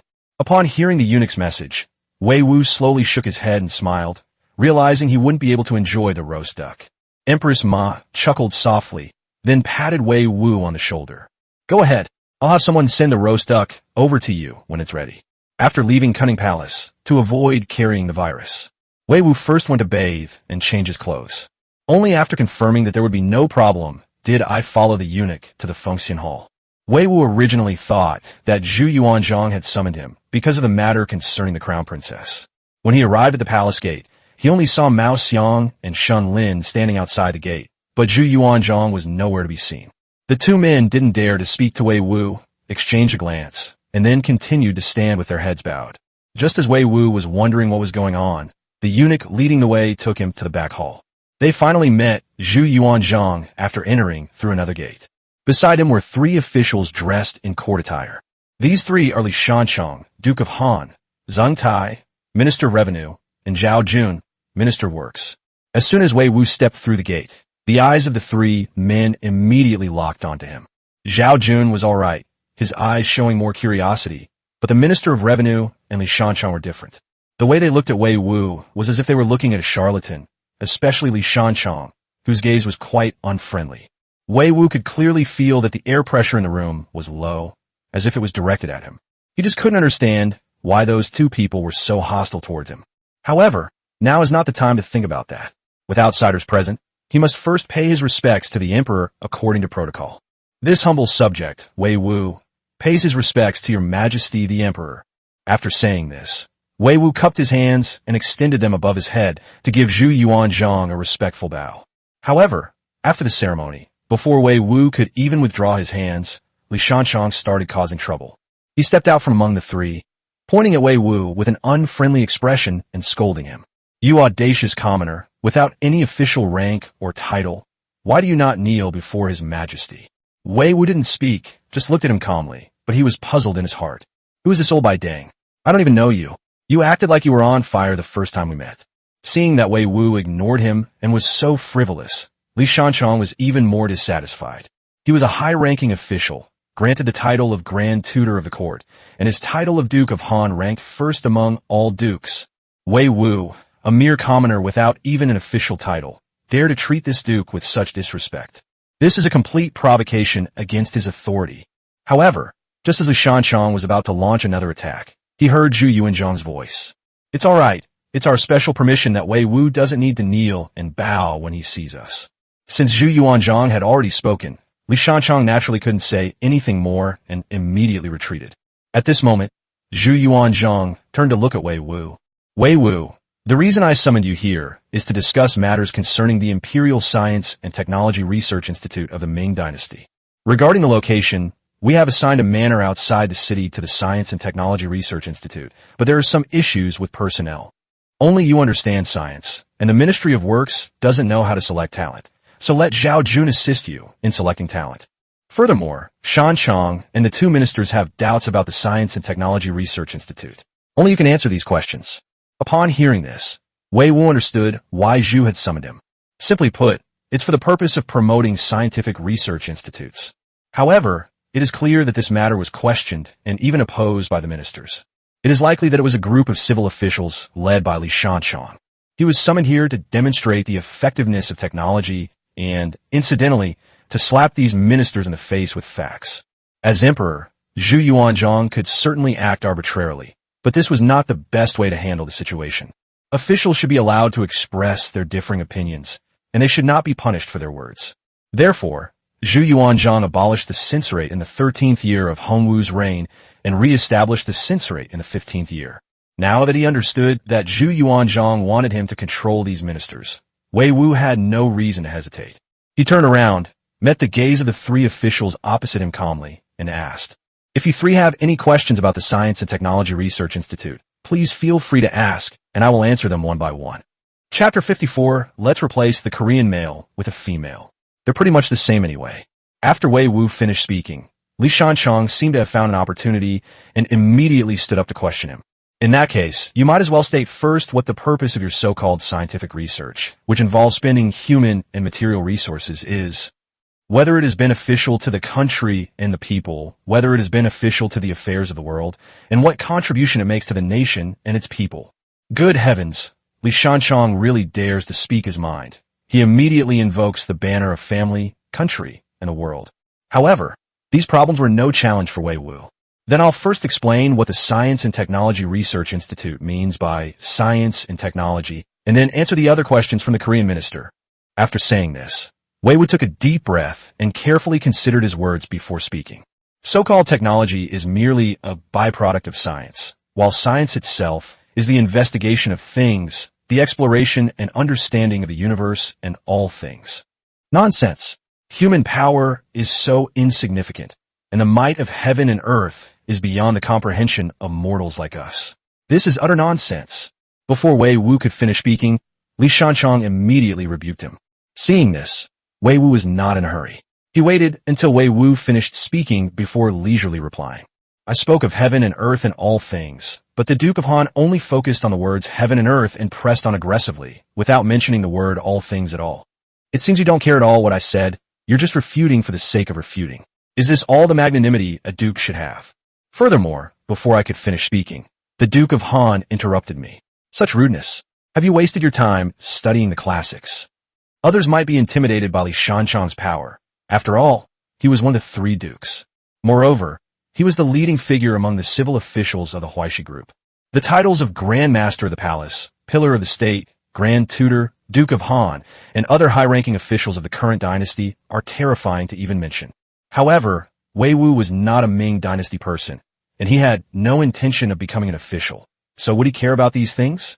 Li Shanchong's power is none of his business. He doesn't need to care about anything and can just do whatever he wants. As it turned out, Wei Wu's attitude really angered Li Shanchong. Given his status, every civil official in the court would carefully consider his words before speaking to him. Now, however, he is being humiliated by an unknown junior, whose attitude lacks even the most basic respect. But what Wei Wu said was true. It was indeed him who interrupted Wei Wu. In front of the emperor, he could not use his power to intimidate him, so he could only suppress his anger and glare at Wei Wu. Seeing that he remained silent, Wei Wu continued. Science consists of 3 steps. First, exploring all things. Second, understanding the nature of all things. And finally, striving to achieve control. As asked by the Korean government, the purpose of spending manpower and resources is to complete the first 2 steps in order to reach the 3rd step. Technology is derived from science and represents the methods and tools by which human beings control all things. After saying this, Wei Wu stopped and looked at the 3 of them, waiting for them to speak. In fact, Li Shanchong had been holding back for a long time, and now he could finally speak. You say you can control everything, right? Then why don't you demonstrate what you control? That way, we can broaden our horizons. Li Shanchong was clearly deliberately stirring up trouble here, seizing on a point to embarrass Wei Wu. Cao Cao was referring to the process and the achievable result, and he explained that it was divided into 3 steps. However, Li Shanchong completely ignored the first 2 steps and let him demonstrate success before even starting the research. This is like asking a nursing infant to solve a calculus problem immediately. It's incredibly difficult. Fortunately, Wei Wu didn't need to solve math problems. He only needed to demonstrate his results.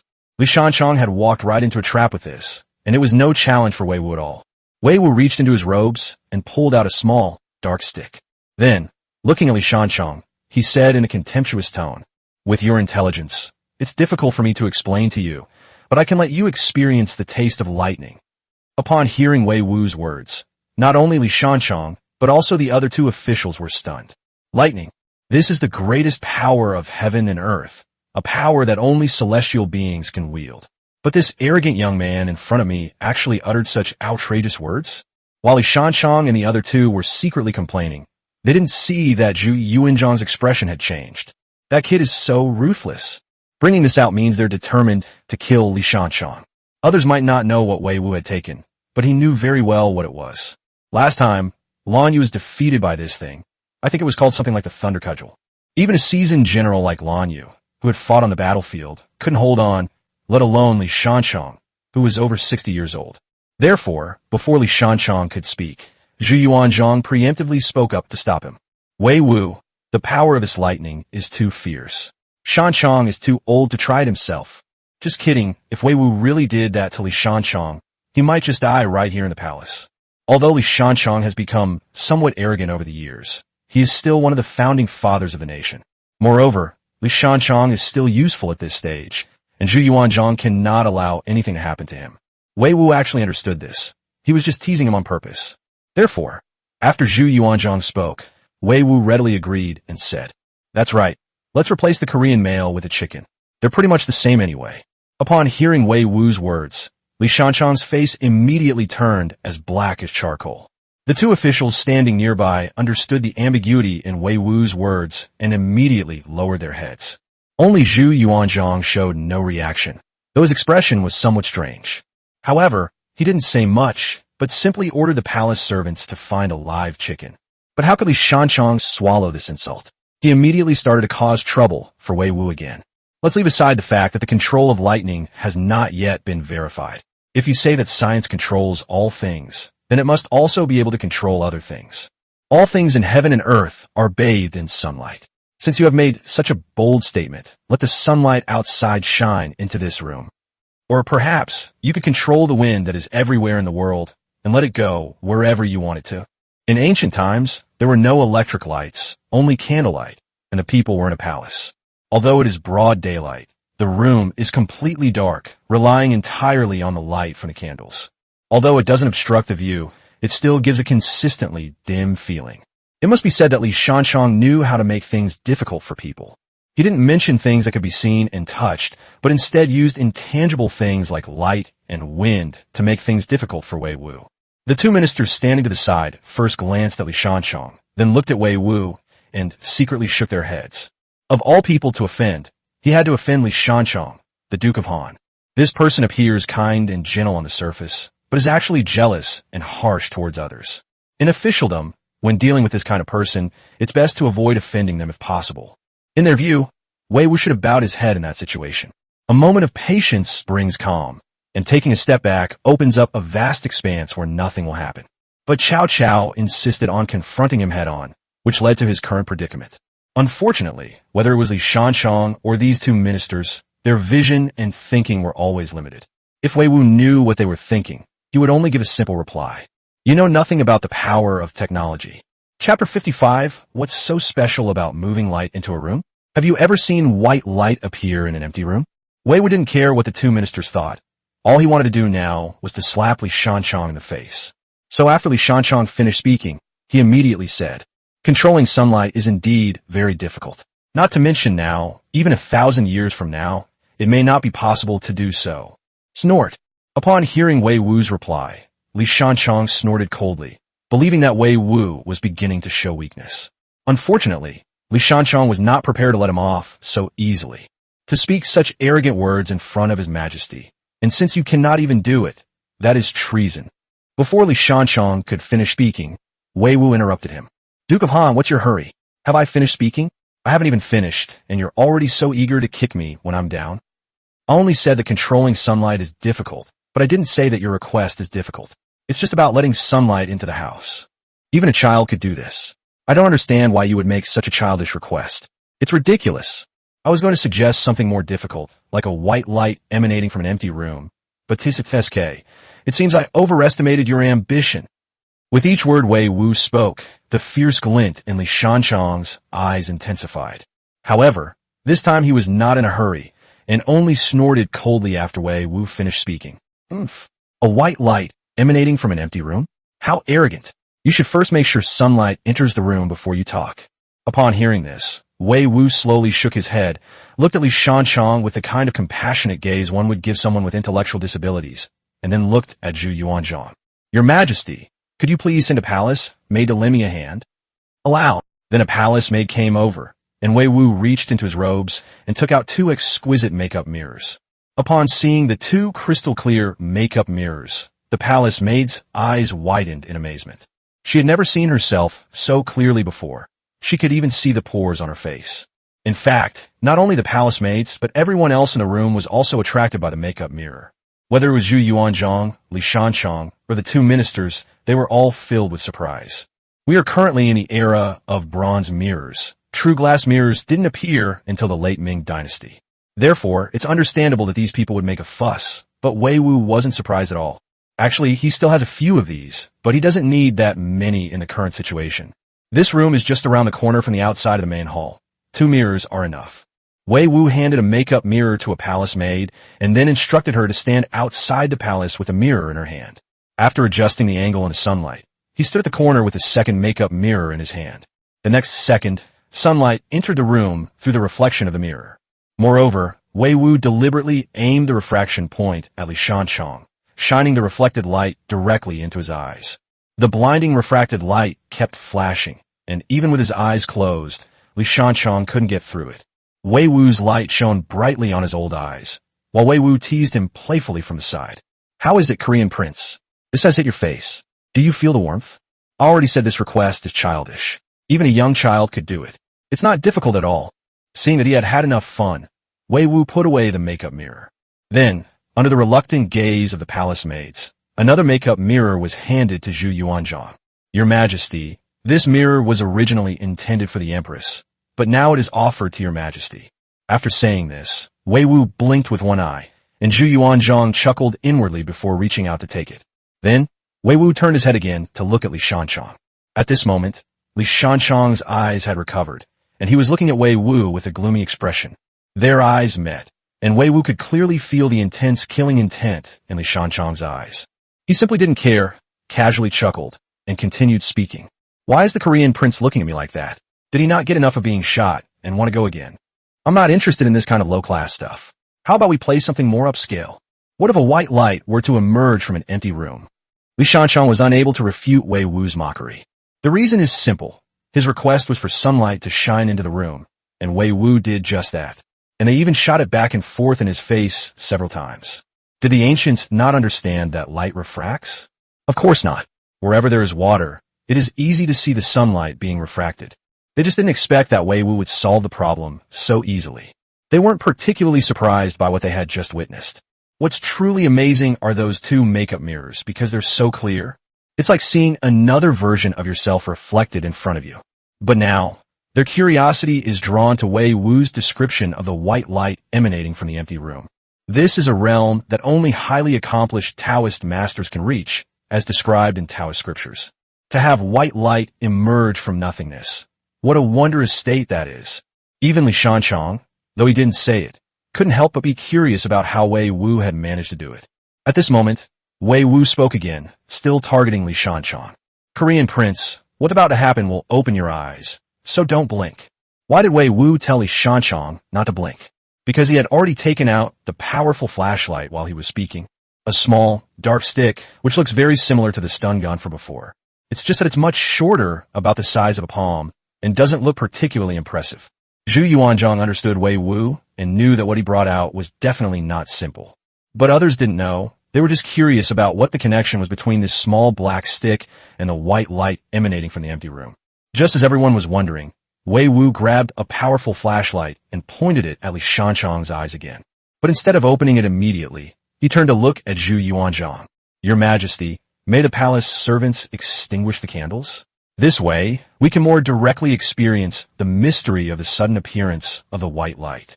Upon hearing Wei Wu's words, Yuanzhang naturally did not object and immediately ordered his men to carry them out.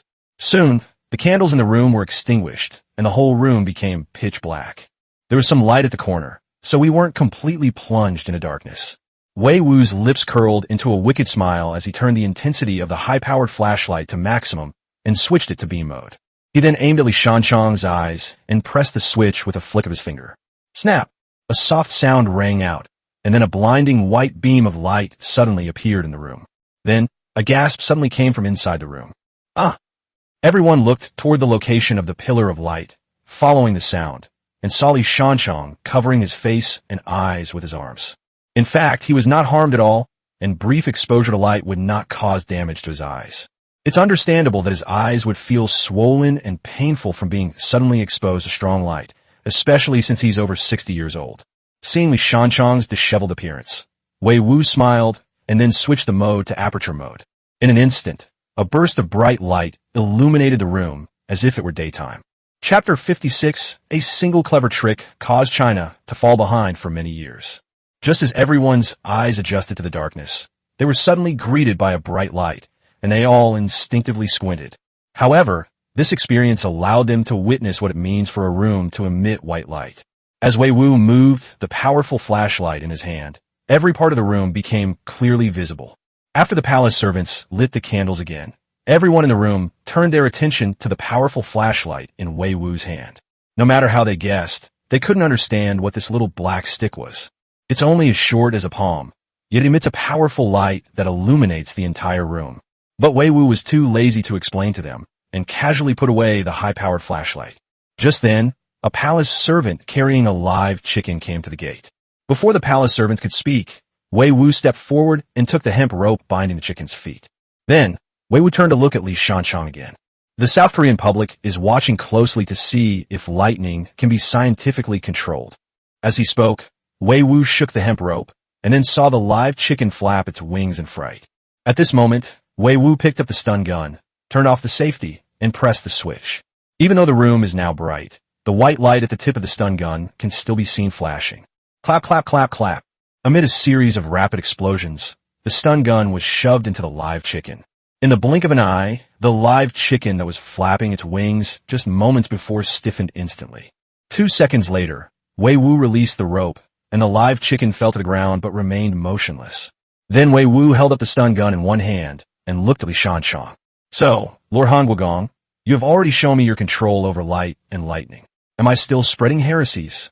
Seeing the stun gun waving in Wei Wu's hand, Li Shanchang subconsciously took a step back. Although his momentum had weakened, Li Shanchang's words remained defiant. It is indeed somewhat strange, but it is just a crooked path and a strange skill. What use is it to the country and the people? Wei Wu wasn't too angry about Li Shanchang's previous actions. Even if the other party is aggressive and has a condescending attitude, it doesn't matter. But now, this phrase, strange skills and ingenious tricks, immediately ignited Wei Wu's temper.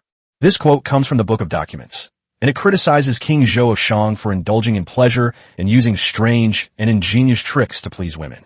But later it changed its meaning, and those literati wanted to highlight the status of all other professions are inferior, only studying is superior. They like to use tricks and ingenuity to attack knowledge from other disciplines. Exploring new things is considered a clever trick. The emergence of new technologies is considered a clever trick. Everything is considered a clever trick. China's technology in all aspects far surpassed that of Europe at the same time, and the 4 great inventions all originated in China. Because of this one ingenious trick, they were caught up with and even overtaken by others. Because of this one phrase, tricks and gimmicks, countless new technologies and innovations have been nipped in the bud. The result was humiliation, being bullied by others with more advanced technology. Although Wei Wu did not experience a century of humiliation, he did experience the backwardness of that time. Powerful nations, leveraging their technological advantages, have stolen countless precious resources. Even so, they continue to suppress and sanction China, restricting its development and rise at every level. Now, Li Shanchang's words about strange skills and tricks have completely ignited Wei Wu's anger, and he's become quite blunt in his speech. Strange tricks and ingenious skills. Again, strange tricks and ingenious skills. It is because of vermin like you that China has suffered so much humiliation. Is technological progress just a clever trick? The curved plow, which deeply tills the land and increases grain yield, isn't that a clever trick? Isn't it a kind of ingenious skill to weave cloth on a loom so that you can have clothes to keep warm and cover your body in winter? At this point, Wei Wu walked directly to Li Shanchang, staring at him with a fierce glint in his eyes. Li Shanchang, you son of a bitch, you eat food grown with strange and ingenious techniques and wear clothes woven with strange and ingenious techniques. Enjoying the convenience brought by these ingenious tricks while cursing as soon as you put down your chopsticks, you're really a piece of trash. If you're so capable, then don't touch anything produced by strange and ingenious techniques. Let's see if you old dog, can still spew filth from your mouth. Didn't you ask what use these things are to the country and its people? Fine, I'll tell you what they're useful for. Li Shanchong was a man of such status, and when had he ever been insulted like this before? Now he was being humiliated like this by Wei Wu, a peasant from the lowest rungs of society. How could he possibly tolerate it? However, Wei Wu was not going to give him a chance to speak. A few days ago, I presented His Majesty with grain seeds, a type of grain that can yield 25 shur per mu, or even 41 shur per mu. This kind of grain can be grown 3 times a year. I ask you, is it beneficial to the country and the people? Is it related to the country? Upon hearing Wei Wu's words, Li Shanchong's anger surged, and he was also incredibly shocked. Grain has always been a crucial and paramount issue in ancient times. In the early Ming Dynasty, the grain yield per mu was only 2 to 3 shur, which was only possible in the Jiangnan region, a land of fish and rice. In other places, 1 or 2 stones would be considered quite good. But now, Wei Wu can ask for 25 shur, a unit of dry measure, at a time, and sometimes even more than 40 shur. To them, neither Li Shanchong nor the other 2 ministers could believe such a thing. Their first reaction was that Wei Wu was lying. Coming to his senses, Li Shanchong was about to use this opportunity to attack Wei Wu when he saw Wei Wu turn his head to look at Yuanzhang. Your Majesty, have those potatoes been planted yet? Upon hearing this, Yuanzhang immediately spoke. Some of the sprouted ones have already been planted according to your method, and many more are still undergoing germination. Seeing this, Wei Wu turned to look at Li Shanchong again. Li Shanchong, let me tell you, the earliest yield of this kind of grain was also not much, at most only 7 or 8 shur per mu. It is through in-depth research into the so-called ingenious skills and ingenuity you mentioned that the grain yield has been increased to its current level. You think you're something special just because you've read a couple of books of sages? You're just a pig pretending to be an elephant, nothing more than a piece of trash using the words of sages to seek personal gain. After a flurry of attacks, Wei Wu once again spoke about the role of technology. Let me tell you, scientific research is enough to change the world. Life is nothing more than the 4 necessities of food, clothing, shelter, and transportation. Clothing, even a thin shirt, can protect against the cold. Food can increase grain production several times or even dozens of times. For living, cement can be used to build high-rise buildings, and 100 families can live in a place where 10 households live. For transportation, it can carry 100 people to travel 1,000 miles in a day. What you call ingenious skills and tricks can accomplish things that you could never achieve in your entire life. That is the power of science. Wei Wu's words left Li Shanchong speechless. He could have caused trouble in this area before demonstrating the power of technology. But Wei Wu had already demonstrated the facts, and if he continued to make things difficult for Yuanzhang, it would be disrespectful to him. What Yuanzhang said next proved to be true. Now that you, my dear ministers, have witnessed the wonders of science, let this matter be settled and no longer be discussed. The Ministry of Revenue will plan out the land and hand it over to Wei Wu, while the Ministry of Works will select craftsmen to cooperate. This must not be neglected.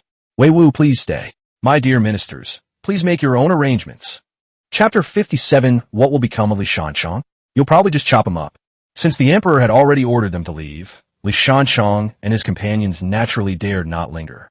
After bowing respectfully, he withdrew from the hall and left. After they left, Yuanzhang looked at Wei Wu with amusement. Xiao Wu, you've really opened our eyes today. You're usually so lazy, but you actually got angry and swore in front of us. What? Wei Wu sighed deeply before explaining. Uncle Zhu, I don't want to get angry either. If you knew what happened in the future, you might have cursed me even more fiercely. Our land of China is full of talented people. Whether it is the brilliant culture or the advanced technology, it far surpasses the barbarian countries overseas. The 4 great inventions, papermaking, the compass cart, printing, and gunpowder all originated here, laying a solid foundation for science. We should have stood at the pinnacle, letting the world see clearly who truly deserves to be called the uncrowned king of this world. At this point, Wei Wu took a deep breath to calm himself down before continuing. And what was the result? Those scholars, in order to elevate their own status, suppressed other forms of knowledge without any explanation. As the ancients said, the extension of knowledge lies in the investigation of things. Only when things are investigated can knowledge be extended. Yet they only preach the words of sages that benefit themselves. A single phrase, tricks and gimmicks, has rendered science obsolete, truly harming Chinese civilization immensely. As he spoke, Wei Wu recalled the numerous humiliating treaties signed by the Ming Dynasty that ceded sovereignty to the country. During the late Qing Dynasty, 8,000 British and French troops invaded Tianjin, and the Qing Dynasty dispatched 7,000 cavalry and more than 20,000 infantry to fight back. 10,000 dead or wounded, yet only 5 enemy soldiers killed. Such a laughable record has never been seen throughout history. Why does this happen? Because they have superior technology and advanced weaponry. It's a complete technological, crushing victory.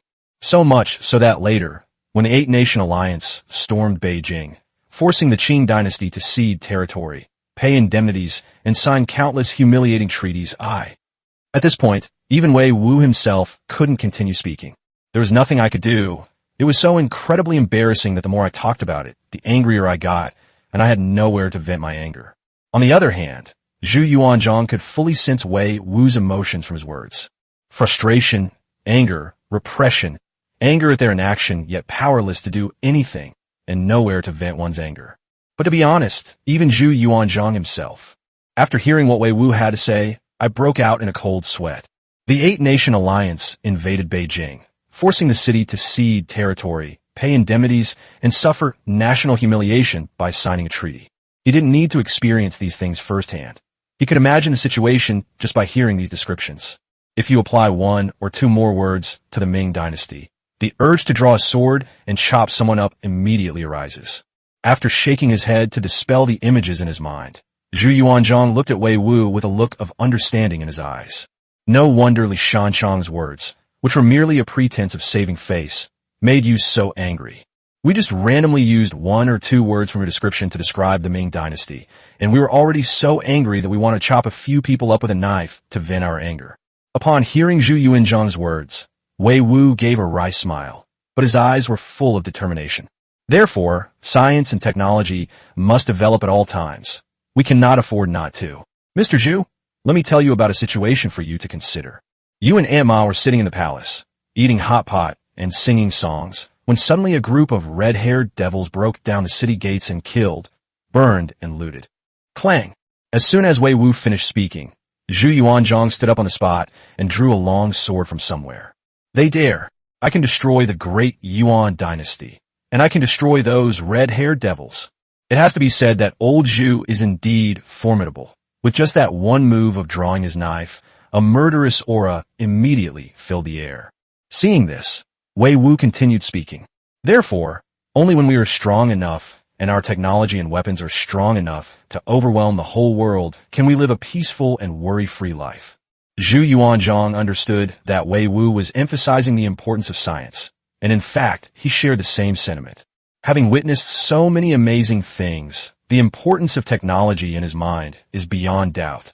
After sheathing the sword with a backhand motion, Zhu Yuanzhang spoke directly. Don't worry, the Ming Dynasty Royal Academy of Sciences is bound to be established, and no one can stop it. We just called you here to save ourselves some trouble. Besides, don't you want to know why Li Shanchang is causing you trouble? When Li Shanchang was mentioned, Wei Wu was genuinely curious about this matter. But before he could even ask, old Zhu spoke up.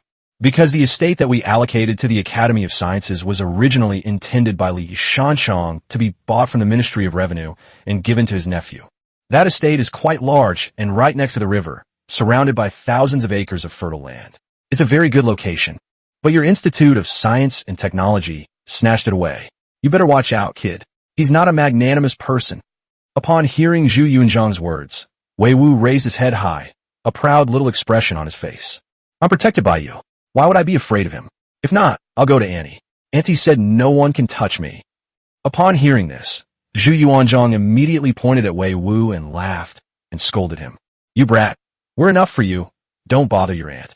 After saying that, Zhu Yuanzhang turned to ask about Li Shanchang.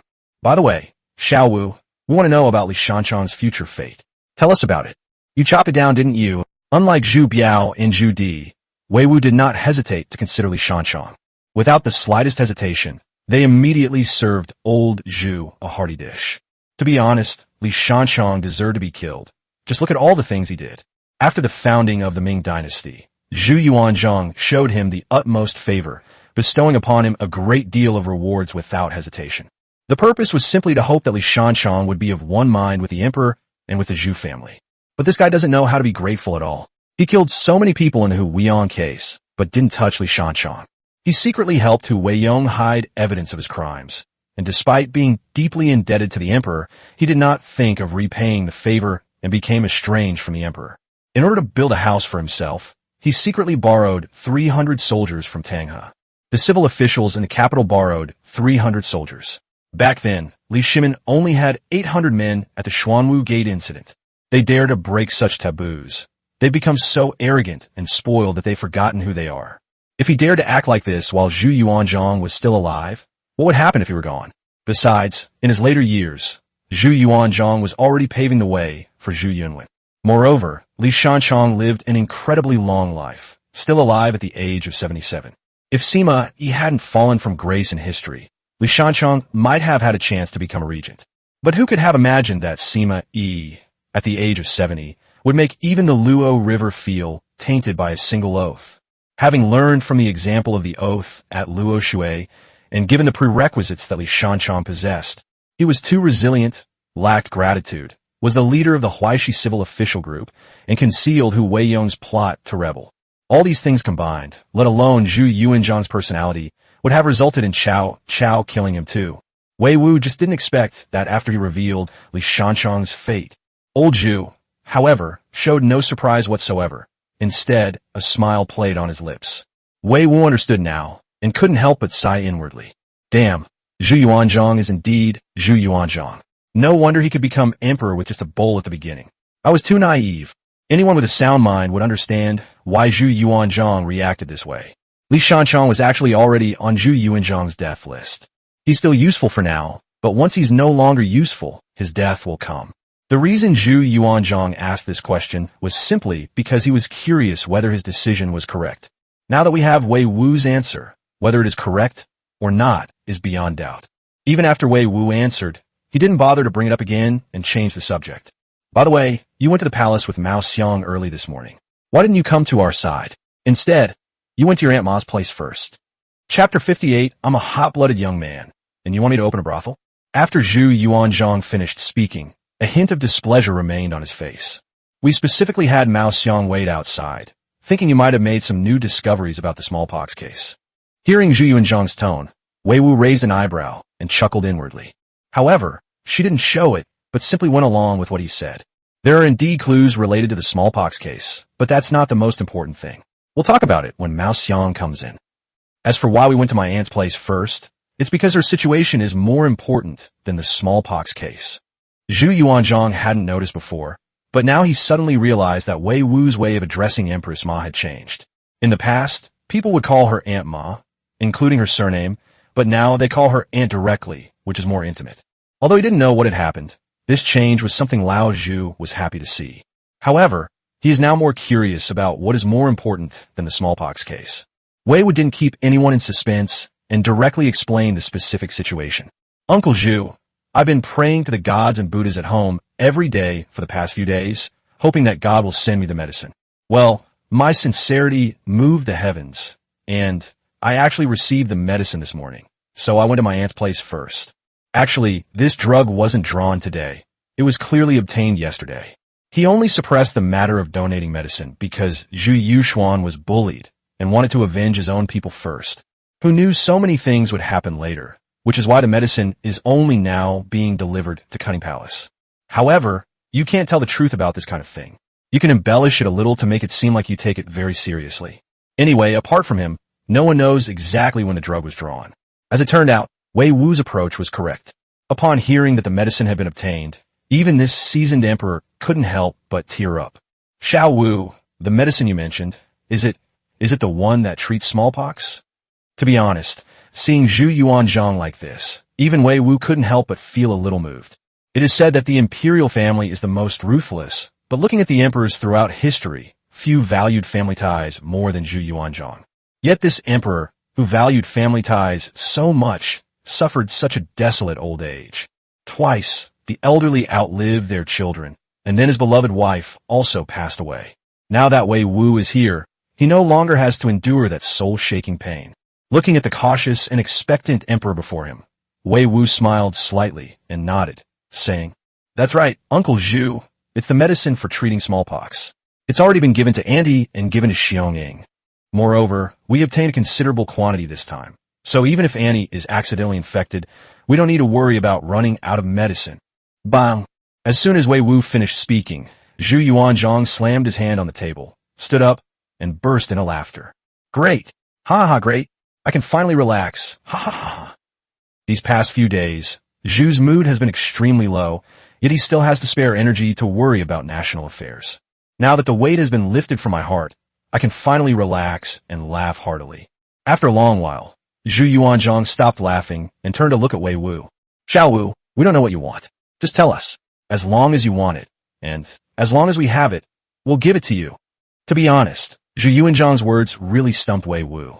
He doesn't aspire to be an official, nor does he need one, and he seems to have more money than he can spend right now. After thinking for a long time, Wei Wu finally found something that interested him. Uncle Zhu, you know I don't want to be an official, but I will definitely go when we fight the Japanese pirates in the future. Why don't you just give me a title? With a title, but no official position, I won't have to get involved in officialdom. Of course, if it causes dissatisfaction among the civil and military officials, you could just give me some silver and land. I'm not picky. After the founding of the Ming Dynasty, Zhu Yuanzhang divided the nobility into 3 ranks: Duke, Marquis, and Earl. Furthermore, it was specifically stipulated that civil officials could not be granted the titles of Duke or Marquis, and could only be granted the title of Earl at most. Wei Wu asked for a noble title, and, at the same time, specifically requested that he also participate in the campaign against the Japanese pirates. This clearly means they want to bestow a marquisate upon him. Zhu Yuanzhang understood Wei Wu's thoughts in an instant, but had no objections. If it weren't for the fact that granting a title of duke would inevitably face opposition from civil and military officials, Zhu Yuanzhang would have been able to offer a duke's position. After all, a title is nothing compared to the contributions and importance made by Wei Wu. However, even if he were granted a noble title, it wouldn't be that simple, since Wei Wu had no military achievements. If it were after the attack on the Japanese pirates, granting him a marquisate would be no problem, and no one could say anything about it. But now, unless one has made extraordinary contributions, being granted a title of nobility will certainly be obstructed by the officials. After considering the matter carefully, Zhu Yuanzhang came up with an idea. How about this? The matter of donating medicine is extremely precious to us, but the civil and military officials will not share our feelings. To be granted a title in this way will surely be met with obstruction. In fact, those corrupt censors might even try to make us bang our heads against a pillar in front of the palace. We propose that you be granted the title of Earl for contributing divine food to save the world, and that you be promoted to Marquis after the potato yield per acre is verified. What do you say? For Wei Wu, as long as he could be granted the title of Marquis, the timing was not that important. So when Zhu Yuanzhang finished speaking, he immediately nodded in agreement. But at this moment, Zhu Yuanzhang spoke up again. What should have been yours, but had to be delayed, will give you some more money and land as compensation.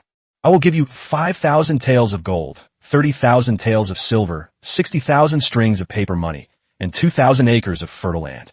Oh, by the way, we'll give you the Mei Yin building, the one where you showed off your prowess last night, to use as a shop. Upon hearing this, Wei Wu sighed inwardly. Sure enough, Zhu already knew about this. However, he was not surprised by this. After all, nearly 50 people died last night. This is in the capital, and they even use crossbows, which are prohibited weapons. If this matter could be kept secret until the next day, before Emperor Zhu found out, then he would have been an emperor for nothing. Wei Wu never expected that Zhu would make such a decision and give Mei Yin Lu to him. After a long period of blank expression, Wei Wu finally came to his senses and quickly asked the question. Uncle Zhu, you want me, a young man full of vigor, to open a brothel? I cough. I'm not that kind of person. However, it wouldn't be impossible to lead the Ming Dynasty to make the service industry more professional and diversified. But I'll be the Duke's man soon. Wouldn't it be a laughing stock if I really went to open a brothel? No matter what title you are granted in the future, people may not say it to your face, but behind your back they might call you the chicken head marquis. Fortunately, although Zhu Yuanzhang was a down-to-earth emperor, he wasn't that unreliable. Besides, it's now basically confirmed that Zhu Yuxuan will marry Wei Wu as his principal wife. No emperor would allow his son-in-law to run a brothel. So after Wei Wu finished speaking, Zhu Yuanzhang immediately pointed at his nose and cursed him. You wish. That's for you to use as a shop. If you dare to open a brothel, believe me, I'll break your legs. Shops. As soon as Zhu Yuanzhang finished speaking, Wei Wu's eyes lit up. Chapter 59, The Truth Revealed, The Crown Princess's End. Mei Lu is such a nice place. Of course, the good place here does not refer to its function, although its function certainly makes it a good place. But the good place that Wei Wu mentioned refers to its location, the most bustling area of the Qinhuai River. After all, the 14th floor of Huaiwa was built by old Zhu. So how could the location be bad?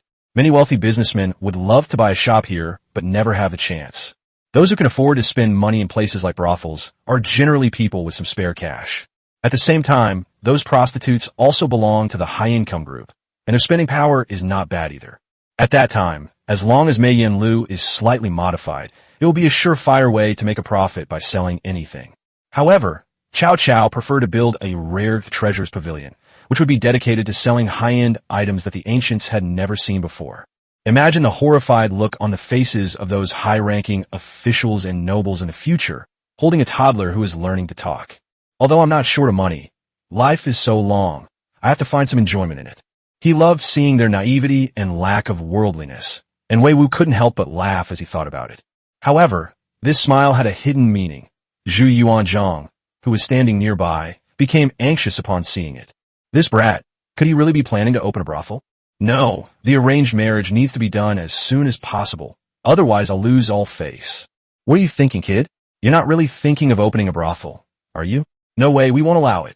Interrupted by Zhu Yuanzhang's somewhat impatient voice, Wei Wu finally came to his senses. Uncle Zhu, I have a heart condition. Your sudden outbursts might frighten me and make me sick again. Wei Wu replied helplessly, and then continued. I'm thinking of opening a shop in Meiyan building to do business. The location is good, and I'm sure I can make money there. Hearing that Wei Wu was doing it for money, Zhu Yuanzhang breathed a sigh of relief. However, he clearly didn't want to continue this topic, so he changed the subject and asked about what happened last night. Such a big thing happened last night, and the Imperial Guards didn't even come to report to us. Was that your idea?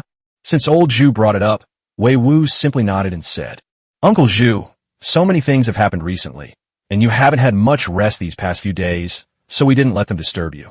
After speaking, Wei Wu paused for a moment before continuing to ask, Uncle Zhu should know something about what happened last night. Zhu Yuanzhang nodded. He not only knew a little about it, but he also knew the cause and process. In particular, she learned that the guards of those brothels had actually injured Zhu Yuxuan, causing her to fall into a coma. Old Zhu almost ordered the embroidered uniform guard to demolish Meiyin Tower and arrest and behead everyone there. Regardless, Zhu Yuxuan was still Zhu Yuanzhang's daughter, even though he hadn't shown her much affection in the past.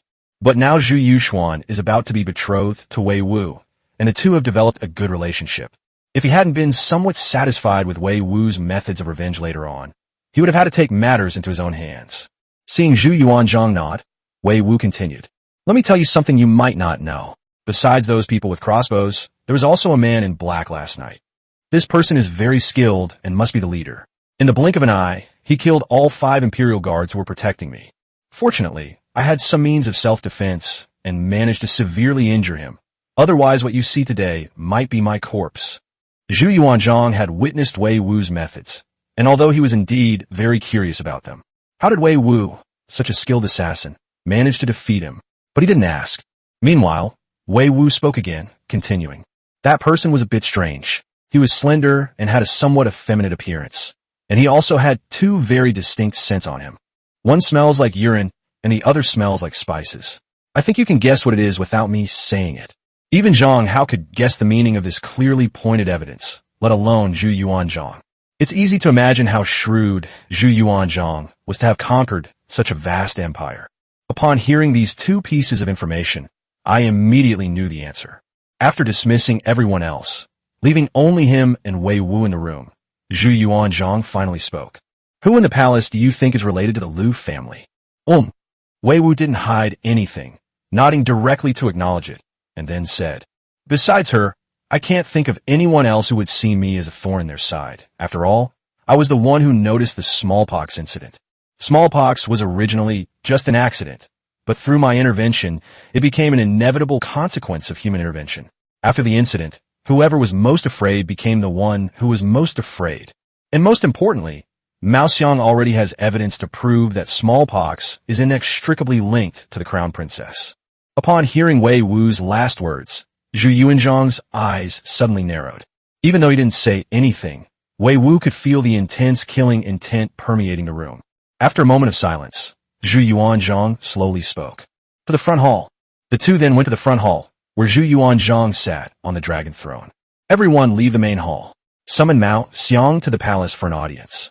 With that, all the palace eunuchs and maids withdrew, and then Mao Xiang led Shenlin into the main hall. Mao Xiang, tell me everything you have found out. Seeing the cold expression on Yuanzhang's face, Mao Xiang immediately guessed what was going on. Covered in wounds, Shenlin approached the dragon throne, bowed to Yuanzhang, and then spoke. Your Majesty, it has been confirmed that Xuanxi, the crown princess's personal maid, did have contact with a person infected with smallpox. Mao Xiang then revealed all the clues he had found, and Yuanzhang's expression grew increasingly grim as he listened. Even though he had suspected it beforehand, the facts still enraged him. Shenlin, who was also kneeling on the ground, was pale and trembling uncontrollably. He knew that Xuanxi was involved in some serious issues, but he never expected it to be this serious. A mere palace maid, yet she's practically caused a huge uproar. He's nothing but an ant. If he gets involved in something like this, he'll probably die a horrible death.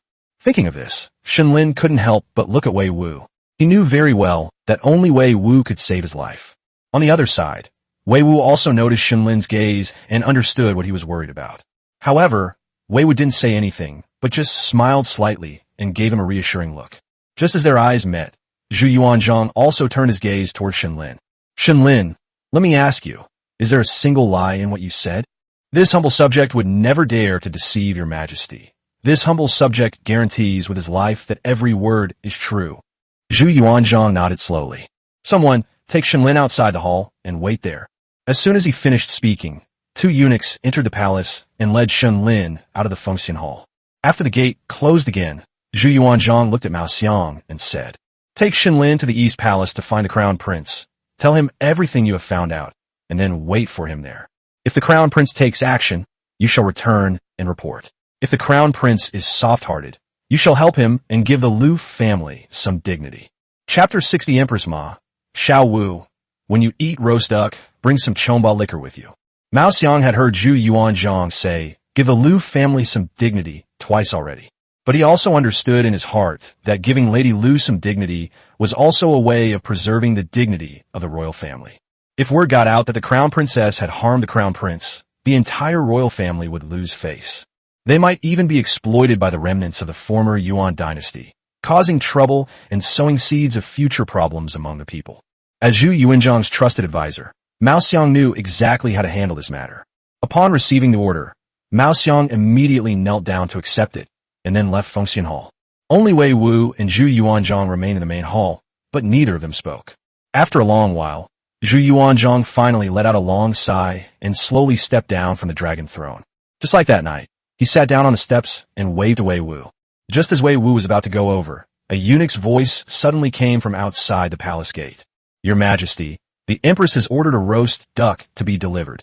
Hey, our sister is so kind. She knows we get hungry easily, so she had roast duck prepared in advance.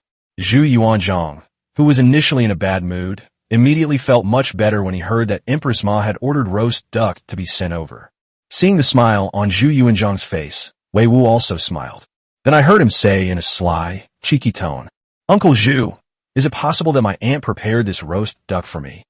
Upon hearing this, Yuanzhang actually laughed arrogantly, and with a wave of his hand, he said directly, Impossible, absolutely impossible. Your aunt knows we like roast duck. She must have prepared it for us. If you want some, we could just share a duck leg with you.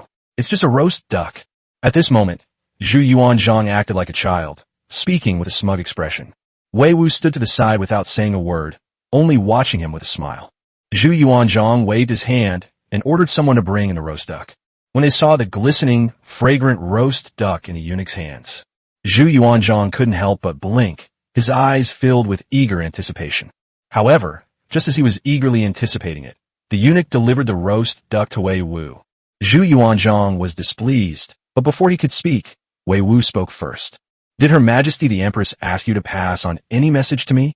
Yes, Her Majesty the Empress said to eat it while it's hot, and also told young Master Wei to carry His Majesty on his back so that it won't be taken away. What? Did her girl really say that? Before Wei Wu could even finish speaking, Zhu Yuanzhang stood up and glared at the eunuch. Stared at by Zhu Yuanzhang's eyes, the eunuch quickly knelt down, almost crying in fear. This servant dares not deceive your majesty. That is indeed what the Empress said. All right, you can go now. Zhu Yuanzhang certainly wouldn't make things difficult for a eunuch just because of a single sentence. However, upon learning the truth, he was indeed somewhat displeased and dismissed the person with a wave of his hand. After the eunuch left the hall, Wei Wu suddenly tore off a duck leg and said in a sly tone, "Uncle Zhu, just tell me if you want some. I'll give you a duck leg. It's just a roast duck." As he spoke, Wei Wu deliberately raised his eyebrows, making a funny face. Seeing Wei Wu's smug expression after getting the benefit, Zhu Yuanzhang was quite angry. But then he narrowed his eyes and stretched out his large hand with lightning speed. "You brat, give it to me now." Hey, Uncle Zhu, you have no sportsmanship. Why are you using a gun? Enough with the nonsense. Let the capable take the place. I'm going to tell Auntie. Go ahead, leave the roast duck behind. In the end, Wei Wu was no match for Zhu Yuanzhang, and half of his roast duck was taken away. After some playful fighting, the two of them sat on the steps like father and son, gnawing on duck. Meanwhile, at the Eastern Palace, Crown Prince Zhu Biao had already listened to Mao Xiang and Shun Lin's retelling. Unlike Zhu Yuanzhang, Zhu Biao maintained a completely expressionless face throughout the entire process. It felt like this had nothing to do with him. He was just an outsider. Zhu Biao only spoke slowly after Mao Xiang finished speaking. "I understand. Go back and report to Father Emperor." After Zhu Biao finished speaking, he prepared to get up, but found that Mao Xiang was standing still. "Is there anything else you need to report?" "No, it's just that His Majesty ordered me to stay here and be at His Highness's beck and call." After Mao Xiang finished speaking, Zhu Biao immediately understood what he meant and couldn't help but sigh softly. "Father, you underestimate your son too much. All right, you may stay here for now. You can return and report back after I have dealt with this matter." After speaking, Zhu Biao immediately ordered someone to summon the Crown Princess Lu, while he himself sat down at his desk reviewing memorials. For a moment, the Crown Prince's study was so quiet you could hear a pin drop. About half a cup of tea later, there was a soft knock on the door. "Come in." The door opened, and Crown Princess Lu, dressed in magnificent robes, slowly entered the study. "Your Highness, did you send someone to summon me here because of something important?" When she first entered, Madame Lu appeared perfectly normal, and there was no apparent problem with her expression. It wasn't until she saw Mao Xiang and Shen Lin standing beside her that Madame Lu's demeanor changed slightly. Mao Xiang was Zhu Yuanzhang's sharpest weapon. Wherever he appeared, trouble was sure to follow. Looking at Mao Xiang's expressionless face, a strong sense of unease spread through Lu Shi's heart. Mao Xiang was in the Crown Prince's study, and the Crown Prince had ordered someone to summon him. Could it be that? As Lady Lu was pondering this, she saw Zhu Biao raise his head and look at her.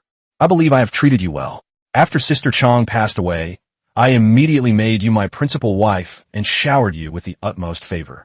Xiaoying has called you mother since he was a child. How could you be so cruel as a mother, harming your own child with smallpox?" When Zhu Biao spoke, there was no anger in his tone. It was as if he were just having a casual conversation.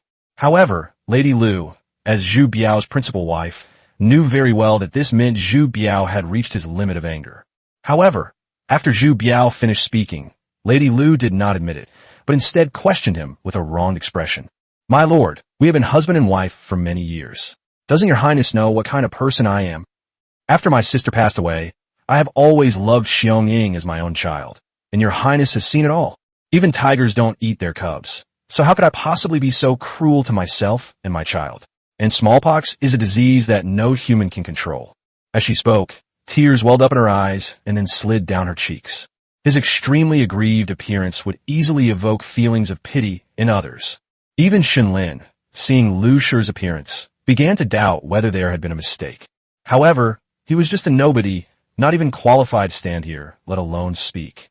Zhu Biao, who was truly qualified, simply looked at Lady Lu calmly, without the slightest fluctuation in his eyes. After Lady Lu finished speaking, Zhu Biao finally spoke. "You should be familiar with the name Fu Guwei. He was the only person in the capital who contracted smallpox. Although he is from Huzhou, his ancestral home is Fengyang. If I remember correctly, your ancestral home is also Fengyang." Chapter 61 Li Feng kills Lady Lu.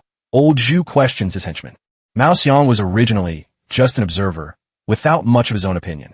However, upon hearing Zhu Biao's words, A look of surprise flashed in his eyes. It turns out that His Highness the Crown Prince did conduct an investigation, but his investigation focused on a different area than mine. I didn't even know the guy's name was Wei. Your Highness even found out his ancestral home. Although Mao Xiang had long known that the Crown Prince was a very capable heir apparent, he only truly understood it now. The future emperor before us is not only capable, but his methods and cunning are no less than those of the current emperor. Just as Mao Xiang was pondering this, Lady Lu walked straight up to Zhu Biao. She looked directly at Zhu Biao, her eyes filled with nothing but endless sorrow and grievance, showing no fear whatsoever. Your Highness, I do not know a man named Wei, nor have I ever done anything to harm Xiaoming. If your Highness does not believe me, then please grant me death. Zhu Biao, who had been expressionless the whole time, suddenly smiled when he heard this. I did not lay a hand on you simply because I have not yet found any evidence that Xuanxi and Wei are connected. But that doesn't mean I don't suspect you. Now that we have witnesses, are you still going to pretend to be innocent in front of me? As he spoke, Zhu Biao reached under the table and took out a sealed bag, which he then tossed at Lu's feet. Upon seeing the sealed bag, Ms. Lu's pupils constricted sharply, and she realized that the matter was now settled. As for evidence, well, this kind of case is bound to be covered up, so there's no need for so-called witnesses and physical evidence. Will you do it yourself, or will I help you? Upon hearing these utterly heartless words, Lady Lu finally understood one thing. The so-called long-term marital relationship was actually just a self-deceptive joke on her part. Zhu Biao only ever loved one person. She was just a pitiful substitute. Seeing that Madame Lu remained silent, Zhu Biao also stopped talking to her. Li Feng, make your move. At his command, Li Feng immediately appeared in the study, appearing out of nowhere behind Madame Lu. He transformed one hand into a claw and rushed towards where Lu was standing, his tiger's mouth aimed directly at her throat. Lady Lu suddenly woke up and turned to look at Li Feng behind her. But at that moment, Li Feng's hand was already about to grab her throat. In her haste, Lady Lu only managed to utter one sentence. Li Feng, how dare you? Upon hearing Lu's voice, a resolute and ruthless glint flashed in Li Feng's eyes, and his movements quickened even further. Lady Lu saw the murderous intent in his eyes, but it was too late to say anything at that moment. Click! A crisp cracking sound echoed in the study, and Madame Lu collapsed weakly to the ground. Even as she breathed her last, her eyes remained open, filled with a complex and unfathomable expression. The Crown Princess was enjoying herself at Xuanwu Lake today when she accidentally fell into the lake. Her entourage failed to supervise her properly and have all been executed. After Zhu Biao finished speaking, Li Feng immediately nodded, then took out a piece of black cloth and took the Lu family's package away. Seeing this scene, Mao Xiang didn't feel anything. He was already used to the emperor's ruthlessness. But Shenlin was genuinely terrified. It was clearly only the Crown Princess who was guilty, but the Crown Prince's casual remark resulted in the deaths of a large number of people. The purpose was simply to cover up the true cause of the Crown Princess's death. How cold-blooded the imperial family is. At this moment, Shenlin felt extremely fortunate to have been given to Wei Wu as a bodyguard. Otherwise, one day they might end up like these people, losing their lives without even knowing why. Just as Shenlin's thoughts were churning, Zhu Biao happened to look at him. Your name is Shenlin, right? Yes, Your Highness.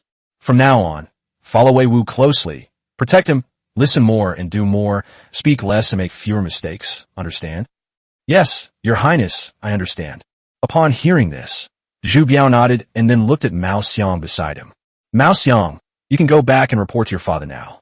Yes, Your Majesty, I shall take my leave. After bowing, Mao Xiang immediately led Shenlin away from the East Palace and rushed to the Fengxian Hall to report back. At this moment, Wei Wu and Zhu Yuanzhang were still sitting on the steps, eating roast duck and chatting. The half roast duck in their hand was basically just a skeleton. This was not the first time that Wei Wu and Zhu Yuanzhang had done this, and Mao Xiang was already used to it. On the contrary, Shenlin's expression was one of astonishment, as if he had seen a ghost. Although his emotions were like a roller coaster today, going up and down many times. But seeing this scene still shocked him. The emperor, a king among men. Surprisingly, he and Wei Wu sat on the steps eating roast duck, just like ordinary people in the city. Previously, Shenlin only knew that the emperor had shown great favor to Wei Wu, but now he realized just how deep that favor was. Despite his shock, Shenlin dared not be rude. He merely glanced at him before lowering his head. Upon seeing the two return, Zhu Yuanzhang casually tossed the skeleton into a plate and asked, "Ow! Your Majesty, His Highness the Crown Prince did not ask me for help." Zhu Yuanzhang nodded, then continued to ask, "The Crown Princess has met with misfortune?" "Yes, today the Crown Princess was playing at Xuanwu Lake when she accidentally fell into the lake and died. The palace servants were all executed for failing to take proper care of her. Let the Crown Prince handle this matter. You may leave." After bowing again, Mao Xiang took Shun Lin away from the palace to treat his injuries. Speaking of which, Shun Lin was also miserable. He was covered in injuries and had to be dragged to the palace to be a witness. Now he is finally free. After the two left, Zhu Yuanzhang turned to look at Wei Wu. "Xiao Wu, there's something on my mind. I wanted to ask you about it since the night Lan Yu broke into your residence." Wei Wu was used to Zhu Yuanzhang occasionally asking him for spoilers, and he answered quite readily. "Yes, Uncle Zhu, go ahead and ask. As you know, we merged the Ilwan division and the Gongwei division to create the Jinyui. I want to know what the Jinyui is like in later generations." Why did Zhu Yuanzhang care about the embroidered uniform guard? Because this was a knife he specially crafted, the sharpest knife in the hands of an emperor. However, if a knife is not fully under control, it may injure its owner. Just because Zhu Yuanzhang was able to control this institution does not mean that later rulers will have the same level of control. In fact, even if Zhu Yuanzhang didn't ask Wei Wu about the embroidered uniform guard, he would find an opportunity to bring it up. I guess what Old Master Zhu wants to ask is what the drawbacks of the embroidered uniform guard are. Seeing Zhu Yuanzhang nod, Wei Wu continued. "First of all, the embroidered uniform guard has too much power. In order to facilitate their actions, His Majesty has given them the functions of investigation, arrest, and interrogation. Although this method is indeed very efficient, and in fact it is, the name of the embroidered uniform guard makes all officials tremble at the mere mention of it. This is probably the situation you wanted to see, Uncle Zhu. However, the fear of the officials has also fueled the arrogance of the embroidered uniform guard." At this point, Wei Wu had to bring up Zhu Di again. "I mentioned the Yongle Emperor to you last time. Ji Gang, the commander of the embroidered uniform guard during the Yongle era, was extremely powerful. In the 5th year of the Yongle reign, Empress Su passed away. Emperor Yongle issued an edict to select beauties from all over the country, and local governments sent beauties to the capital to gather. This Ji Gang was so audacious that before the emperor even selected women, he would pick out the most beautiful women and keep them at home for his own pleasure." As soon as Wei Wu finished speaking, Zhu Yuanzhang snorted coldly from the side. "Deceiving the emperor and committing treason deserves death. Uncle Zhu, this is nothing. He's done many more serious things." Chapter 62, Refusing the Arranged Marriage. "Whoever regrets, it is a grandson. Tell me all the other outrageous things you've done." After Zhu Yuanzhang finished speaking, Wei Wu did not hesitate and continued. After selecting the beauties, Ji Gang confiscated the crown and robes of the deceased king of Wu and secretly kept them in his home, even wearing them in private. Even when drinking with others, he would order his men to raise their glasses in celebration and shout, "Long live the emperor." Yet no one dared to denounce him. Not only did the family privately support a large number of outlaws, but they also secretly built tunnels and stockpiled tens of thousands of weapons such as knives, guns, arrows, and armor. It was only then that Zhu Yuanzhang realized the even greater significance of Wei Wu's earlier words. Wearing royal robes and crown in secret, ordering people to shout, "Long live the emperor," secretly building tunnels, and hoarding tens of thousands of weapons. This is clearly an act of rebellion. Ji Gang was merely a commander of the embroidered uniform guard, yet he managed to achieve such a feat. One can only imagine how arrogant the embroidered uniform guard would become in the future. However, Zhu Yuanzhang thought that was the end of it. Little did he know that the most exciting part was yet to come. Wei Wu observed Zhu Yuanzhang's expression, confirming that he had finished processing the information before continuing. What's most outrageous is that Ji Gang even imitated Zhao Gao from the pre-Qin period and played the trick of calling a deer a horse in front of Emperor Yongle. In the 14th year of the Yongle reign, the Yongle Emperor presided over a willow shooting competition. Ji Gang was extremely skilled in archery and horsemanship, but he deliberately shot the arrow off course. He then ordered his subordinates to break off willow branches and shout that they had hit the target, just to see if anyone would step forward to correct him. As you can probably guess, everyone present was intimidated by Ji Gang's power, and not a single person dared to step forward and expose him. Bang! After listening to Wei Wu's account, Zhu Yuanzhang slapped the dragon pillar next to him. The story of calling a deer a horse is well known. It's a phrase that can also be seen as a tactic. This tactic could be used by the emperor to test the loyalty of his ministers or to consolidate his own power. However, if it were used by a subject, it would be an extremely humiliating thing for any emperor. This is something that absolutely cannot be allowed to happen. Based on Wei Wu's previous description of Zhu Di, it can be confirmed that Zhu Di was absolutely qualified as an emperor. Based on this, Zhu Yuanzhang guessed that Ji Gang's power was deliberately allowed to grow by Zhu Di, because he himself was prepared to do the same, allowing Mao Xiang to be hated, feared, and dreaded by the officials. If the opportunity arises in the future, just push them out to take the blame and kill them as well. What angered Zhu Yuanzhang was that Zhu Di let things run wild without knowing how to maintain a proper balance. They actually let Ji Gang get away with this to such an extent that he even went so far as to call a deer a horse. Excessive indulgence would damage the emperor's authority. Perhaps Zhu Di had the ability to solve it, but what about the emperors after him? While feeling indignant, Zhu Yuanzhang asked again. What was the result? Ji Gang was executed by slow slicing, and his whole family was exiled to the border. Upon hearing this, Zhu Yuanzhang became even more certain that Zhu Di had done it on purpose. Otherwise, it would have been a case of not guarding the border, but rather implicating the entire family. Fortunately, this hasn't happened yet, and we can still find ways to avoid it. Xiao Wu, you said that excessive power is the first drawback, but is there a second one? Have. Wei Wu nodded and then said, Your Majesty, the system you established for the embroidered uniform guard is the same as that of other guard posts. It is a military officer system, and the position can be inherited. Military officers were promoted for their merits, and their descendants could inherit the positions, so that there were always cases of meritorious service leading to promotions in every generation. As time goes by, the number of military officers increases, and the number of officers does not match the number of vacancies, which leads to the phenomenon of redundant officials. What Wei Wu pointed out were all very critical issues that needed to be addressed. Zhu Yuanzhang was very clear about this, so after a brief thought, he came up with an idea. If the powers of the embroidered uniform guard were split up, leaving only one or two, and interrogation were conducted by a separate department, would that be feasible? Wei Wu gave a wry smile, then shook his head and said, Uncle Zhu, you think too highly of me. All I can do is tell you about the drawbacks that have been exposed. Whether the specific system should be changed and how it should be changed is not something that someone like me, who has never been an official, can solve. Moreover, the embroidered uniform guard is the emperor's personal army, so this matter can probably only be decided by you personally. Did Cao Cao really not know? Of course not. Later generations had similar ideas to Zhu Yuanzhang, which gained widespread acceptance.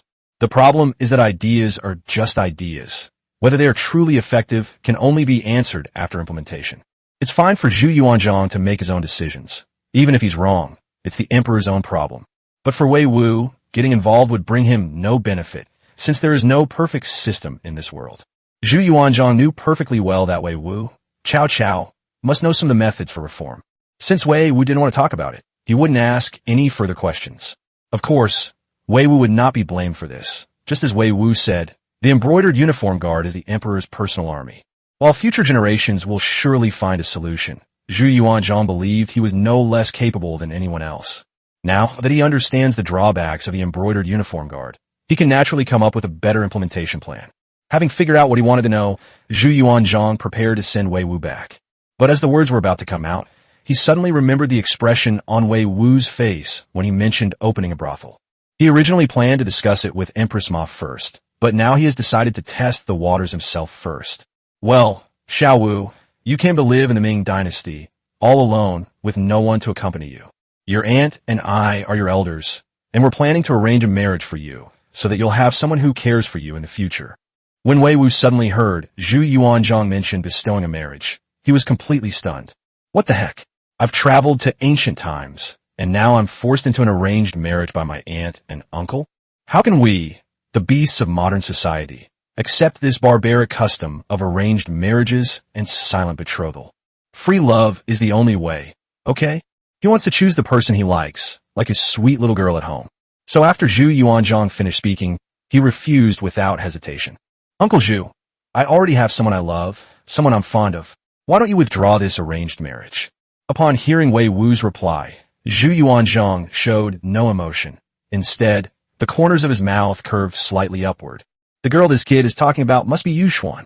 Let's test you out first. Withdrawing it isn't impossible, but you have to tell me first who your sweetheart is. Then I'll tell you. You can't interfere. Zhu Yuanzhang waved his hand and said, all right. Despite receiving Zhu Yuanzhang's promise, Wei Wu was still somewhat uneasy. You are the emperor. Your word is law. You cannot go back on your word. Zhu Yuanzhang grew impatient and glared at him, saying, you brat, are you going to tell me or not? Seeing this, Wei Wu chuckled and said, to be honest, I was even planning to ask my aunt to marry the maid that my aunt gave me. Upon hearing that it was Zhu Yuxuan, Zhu Yuanzhang smiled. That's true. We can't force someone to do something they don't want to do. But we are planning to marry our princess to you. Since you're unwilling, don't you dare regret it later. Anyone who begs us to arrange a marriage for them in the future will be a coward. Zhu Yuanzhang's meaningful laughter made Wei Wu somewhat suspicious. But can he back down now? Obviously not. Uncle Zhu, I'm telling you this now. If I go back on my word, I'll be a coward. Chapter 63. What title would be best for this noble title? Haha, alright. Let's see just how tough you really are.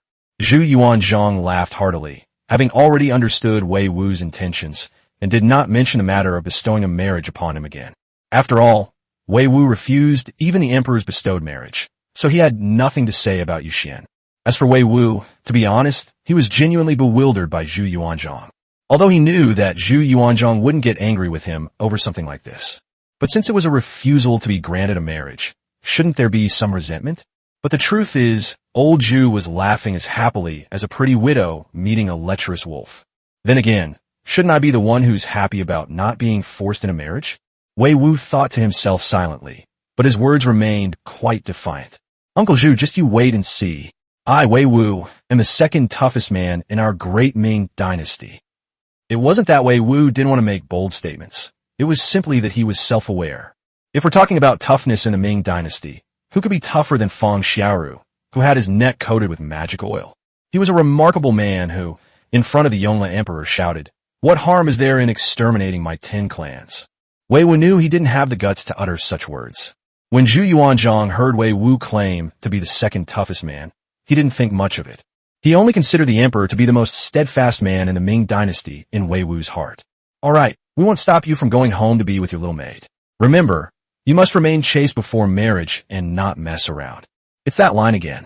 Why does this old man always bring it up with me? I really did that. Can you stop me now? Despite his inner thoughts, Wei Wu still gave a normal reply. Okay. After saying this, Wei Wu prepared to leave the palace to go back and rest and have some good food. However, just as he was about to step out of the palace gate, he heard old Zhu's voice again behind him. By the way, get a good rest tonight. Have the maid prepare your clothes. Tomorrow you will attend the morning court session at Fengxian Hall. Huh? Upon hearing Zhu Yuanzhang's words, Wei Wu immediately turned around and looked at him with a puzzled expression. After a long silence, he finally asked, Uncle Zhu, I am neither an official nor a nobleman, so why would I attend the morning court? Besides, you have promised not to let me get involved in officialdom. Zhu Yuanzhang had long known of Wei Wu's lazy nature, so he wasn't angry when he heard what Wei Wu said. He just looked at Wei Wu and chuckled and cursed. You brat, who said you have to attend the morning court session? We said you have to participate in the morning court session, and you can't refuse. Before Wei Wu could speak, Zhu Yuanzhang preemptively said, you little brat, you want a title, don't you? If the emperor bestows a title upon you, and you dare not come to the Fengxian Hall to express your gratitude, believe me, those civil officials will curse you to death. Upon hearing this, Wei Wu finally understood that it was because of the matter of bestowing titles. If that's the case, then we really have no choice but to come. Unless there are special circumstances, when the emperor bestows a title, the person concerned must personally express his gratitude to the emperor. Not bad, not bad. From now on, we're nobles too. But what title would be best for us? After pondering for a while, Wei Wu couldn't help but ask directly, Uncle Zhu, what title do you think would be most suitable for me given this noble rank? We'll handle the account ban issue ourselves, don't worry. Will we possibly cheat you? After saying that, Zhu Yuanzhang waved his hand directly at Wei Wu. Alright, I just wanted to let you know. The title, gold, silver, and land will be given to you tomorrow. Go back now. Seeing that Zhu Yuanzhang had waved him away, Wei Wu didn't linger and left Fengxian Hall, heading toward the palace gates. Just as Wei Wu was rushing home, Li Feng also arrived at the shore of Xuanwu Lake with the body of Crown Princess Lu. Xuanwu Lake is a royal forbidden area, and ordinary people are absolutely not allowed to approach it, because it served not only as a royal garden and lake for viewing, but also as a warehouse for storing imperial edicts. The yellow register was organized by household and contained detailed information such as hometown, name, age, number of people, land and houses, household registration, and assets. The yellow register library was built on a small island in the middle of Xuanwu Lake to prevent fires and theft. Therefore, even if Li Feng brought Lu Shi's body here, no one else would see it. Looking at the calm lake surface with only faint ripples, Li Feng did not hesitate and threw the body into the lake. Your Majesty, please don't blame me for being ruthless. In that situation, if you didn't die, I would have been torn to pieces. It's better for you to die than for me to die. Besides, over the years you've been holding on to my past, you've forced me to do a lot of things for you. At this point, a sudden surge of anger rose in Li Feng's eyes, as if filled with endless resentment. In order to protect myself, I have lived on thin ice in the Eastern Palace all these years, and I've tried my best to find a sliver of hope in the cracks. If I make one wrong step, I will be doomed. You manipulate me like a puppet, but did you ever think that you would end up like this yourself? Now that you are finally dead, I can finally be free. Your death was not unjust. Not at all. You deserved it. After all, if we're talking about committing evil, you're the mastermind. Standing by the lake, Li Feng stared intently at Crown Princess Lu, watching her slowly sink into the lake. He murmured to himself with a smile on his lips. You could clearly tell from his tone that he was very happy and extremely relaxed. Only after the Crown Princess's body had completely sunk to the bottom of the lake did Li Feng turn around and prepare to leave. However, at that moment, Li Feng's body suddenly trembled. He clutched his lower abdomen with one hand, his face turning deathly pale. Then you could see a trickle of red blood seeping through the fabric where he was covering his hand. What kind of weapon did young Master Wei use? It's not like a firearm at all, yet its power is so immense. That's right, Li Feng was the man in black who assassinated Wei Wu that night. He was shot twice, one in the abdomen, but it was blocked by a token at his waist. Unfortunately, the token was made of wood, which offset some of the kinetic energy, but the bullet still managed to penetrate his body. However, it was precisely because of this token that the bullet did not damage the internal organs, but only made a hole in the body. Wei Wu's second shot missed, grazing Li Feng's arm. Although he was left with a laceration, it wasn't particularly serious for Li Feng, and he was able to handle it himself. Neither bullet caused a fatal wound, which is why he's still alive. Fortunately, I won't fight him again, otherwise I might not be so lucky next time. Touching the sticky bloodstains on his hands, Li Feng thought to himself. After completing the tasks assigned by Zhu Biao, Li Feng turned and headed towards the East Palace, preparing to return and report back. Meanwhile, Wei Wu, who had already returned home, was preparing to visit Qingxia. However, halfway there, I suddenly remembered something. I've been so busy since last night that I almost forgot about today's lucky draw. The scene shifts, and Wei Wu silently prays as he looks at the 3 packages in midair in the system warehouse. System, I'll set a few keywords, you decide. I want it to be alluring in appearance, soft in body, snow white or pink, elegant and noble, with a faint fragrance, pleasing and unforgettable. Chapter 64. The system understands keywords. Nothing tastes better than dumplings. After giving the system a hint in his mind, Wei Wu opened one of the packages with great anticipation. The warehouse screen flashed, and today's grand prize draw appeared before my eyes. Looking at the package delivered by the system, Wei Wu was deeply moved and couldn't calm down for a long time. System, you're fucking amazing. I am impressed. You got the keywords down perfectly. Awesome. Wei Wu didn't even need to open the large, square box. You could see what's inside through that transparent plastic film. He shook his head, no longer paying attention to the warehouse, and strode over to Qingxia. As the saying goes, it takes 100 days to recover from a broken bone. Bridget Lin had several bones broken, and she definitely won't be able to get out of bed for a while. However, the household chores do not require maids, and there are 4 maids around. Bridget Lin doesn't need to worry about anything. She can rest and recover in peace. When Wei Wu arrived at the courtyard where Qingxia was recuperating, Naza was sitting by the bed talking to her as he entered the room. Sister Qingxia, do you think the young master dotes on Sister Yuxuan so much? Will he bring out more delicious food tomorrow, like... At this point, Naza tilted her head and thought for a moment, her soft, round face looking extremely cute. Then, in the next second, those clear eyes suddenly lit up. Just like the crayfish from the other day, it was so delicious. I've never eaten anything so good in my life. If there's something delicious to eat tomorrow, I wonder if the young master would be willing to give us a little bit. Just a tiny bit would be fine. Well, so they're already eyeing my inventory? Unfortunately, I don't even have one of these myself. If I want to eat it, I'll have to pray to the gods and Buddhas to make the system take care of me. Wei Wu shook his head and chuckled to himself, but he was rather curious about what day it would be tomorrow. Just then, Qingxia, who was lying on the bed, also spoke. Naza, being able to serve someone as good as the young master is already the greatest blessing of our lives, you know?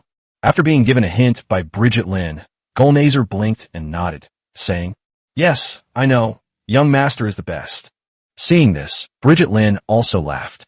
Young master is kind-hearted and is willing to reward us with some precious things. But if young master doesn't reward us, we can't expect it. We are different from Sister Yuxuan. She is beautiful, gentle, and kind-hearted. It is only right that she is favored by the young master. As soon as Bridget Lin finished speaking, Gulnazer immediately brought the topic back to its original point. Then tomorrow is Sister Yuxuan's birthday. Young master will definitely bring out some really delicious things, right? Seeing that the little girl was only thinking about food, Qingxiao was at a loss for what to do. Just then, Wei Wu suddenly walked into the room. "You just said that tomorrow is Yuxuan's birthday?" "Ah, young master, when did you arrive?" Upon hearing Wei Wu's voice, Naza was immediately startled.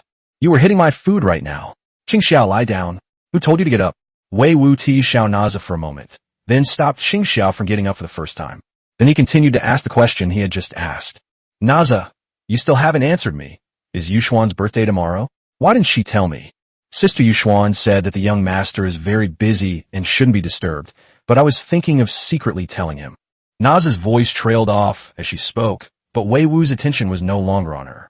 If tomorrow is Yusuan's birthday, then the things we just opened in the package will come in handy. It has an alluring appearance, a soft texture, and is either snow white or pinkish in color. It is elegant and noble, with a faint fragrance that is pleasant and leaves a lasting impression.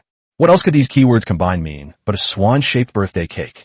And it was a super-sized swan-shaped cream cake, measuring 16 inches. At that moment, Wei Wu inwardly praised the system for being sensible and capable. It just so happens that he doesn't like cake, mainly because it's too sweet. Not many people in later generations like to eat this stuff. It was mostly symbolic, though people play with it more often. And it's so big, we can't finish it all. It's just the right size for Yusuan's birthday. After all, you should cherish your own woman. But how can we make this birthday even more memorable? As Wei Wu was thinking, he suddenly saw Naza standing to the side. The girl looked up with a round, chubby face and two big, pitiful eyes. Seeing this, Wei Wu asked a question with some doubt. "Naza, what's wrong?" "Young master, will there be something delicious to eat tomorrow?" Seeing her like this, Wei Wu suppressed a laugh and continued to ask. "Then tell the young master what your favorite food is and what your least favorite food is." "I love crayfish the most," she said, then wrinkled her nose. "I hate coriander the most." "Okay." Wei Wu nodded. "All right, I'll give you coriander tomorrow." Before Naza could react, Wei Wu turned and left the room. At this moment, Naza realized what was happening and immediately pouted, saying, "No, young master, coriander smells awful and tastes terrible." Unfortunately, Wei Wu had already left, so she could only turn a look at Qingxia. "Sister Bridget Lin. All right, young master was just teasing you," Qingxia explained with a helpless expression, while Wei Wu had already returned to his courtyard. As soon as I entered, I saw Leah holding a broom, cleaning the yard. Inside the room, Doraba was also holding a rag and carefully wiping the PS5. These rough jobs were originally meant for maids, but the four young maids took them over. In their words, these are the young master's treasures, and they don't trust them to be handed over to others. "Leah, you're injured, so just rest. Leave these things to Naza. That little girl's got nothing to do." Upon hearing Wei Wu's voice, Leah quickly turned around. "Young master, it's just a minor injury, nothing serious." Naza hasn't been idle either. We've arranged for her to take turns looking after Bridget Lin today. As soon as Leah finished speaking, Doraba came out carrying a rag and walked straight to Wei Wu. "Young master, you're back." "Yes." Doraba was very well behaved today, too. Wei Wu casually offered a compliment and patted Reba's head. "I don't know what's wrong with this little girl. She always likes to seek his praise." After dealing with Doraba, Wei Wu then turned to Leah and asked, "Why do I only see a few of you? Where's Yuxian?" "Sister Yuxuan is in the kitchen." "The kitchen? What is Yuxian doing in the kitchen?" Wei Wu looked puzzled. Wouldn't it be easier to have a cook? Fortunately, Leah gave the answer shortly afterward. Young master wanted to eat wild vegetable dumplings yesterday, but those things happened afterward, so you didn't get to eat them. Sister Yuxuan learned how to make dumplings from the cook early this morning, saying she would make them for you, young master. When Leah said these things, she did it as if it were the most natural thing in the world. After all, in ancient times, washing clothes and cooking were women's duties, not to mention that they were maids. However, for Wei Wu, who had never been in a relationship, it was quite a surprise to have a girl cook for him. Don't say it was him. Many people in later generations who dated for several years never actually ate a meal cooked by their girlfriend. Does it matter if it tastes good? No, what matters is the attitude. Chapter 65, Dumplings Who Feel Despair About Life. As Wei Wu was pondering this, Leah suddenly spoke up. Young master, should I go to the kitchen and call Sister Yuxuan back? Upon hearing this, Wei Wu immediately shook his head. No need. I'd also love to try Yu Suan's cooking. Just kidding.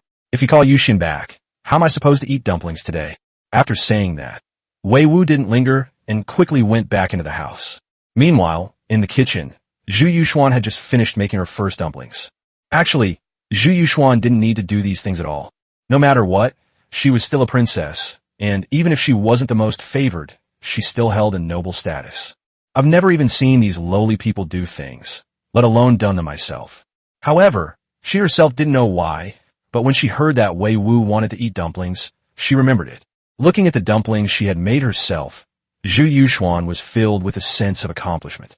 Then came the second, the third, and so on. As their skills improved, they produced more and more finished products.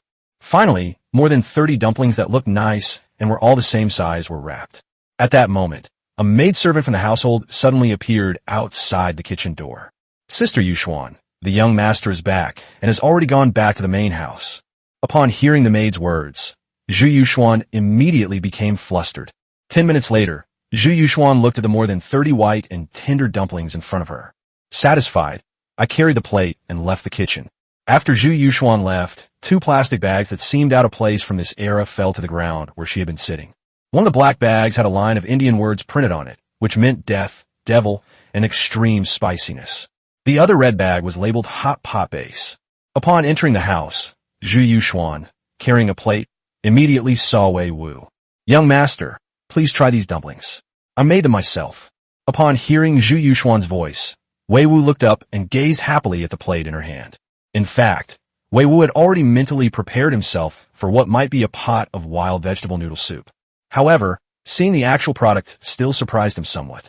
Zhu Yuxuan's dumplings were surprisingly exquisite, and not a single one of them broke during cooking. Each one is exquisitely shaped with rounded lines, and you can even see some curled edges. Wei Wu couldn't help but ask a question. Yuxuan, did you wrap all of these yourself? Yes, young master. Is it not wrapped up well? You wrapped it so well. I didn't know you had such skillful hands. Come, eat with the young master. After saying that, Wei Wu pulled Zhu Yuxuan to sit down together, then picked up his chopsticks and took out a dumpling. Just as he was about to put it in his mouth, he saw that Zhu Yuxuan hadn't touched her chopsticks, so he handed it to her. Here, Yuxuan, you've worked hard. Let the worker have a bite first. Zhu Yuxuan smiled shyly, but still opened her mouth and took a small bite. It has to be said that all natural wild vegetables are so fragrant. You can smell their aroma as soon as you break open a dumpling wrapper. Worried that Zhu Yuxuan would be shy, Wei Wu didn't eat the half dumpling and put it on her plate instead. He then eagerly picked one up and popped it into his mouth, but the smile on his face froze instantly. He glared at the half-eaten piece that Zhu Yuxuan had left, and since it was fine, he then tasted the one in his own mouth. Is this some kind of wild vegetable? This tastes wrong. It tastes like that bag of super spicy strips that I dare not eat. Just as I was thinking about it, an unbearable burning sensation suddenly exploded from my taste buds. With a clatter, Wei Wu's chopsticks fell onto the table. Then I saw him cup his head with his hands in a claw-like shape, his fingertips slowly sliding down his face. The explosive sensation in his mouth, reaching straight to his soul, made his eyes roll back. At that moment, Wei Wu had a delusion that life itself was hopeless. But Zhu Yuxuan was standing to the side, cupping her cheeks and looking at him with expectant eyes. Young master, aren't the dumplings I made delicious? This is so delicious. Wei Wu had barely recovered when he heard Zhu Yuxuan's words. What could he say? He couldn't say anything. He could only bite the bullet and answer.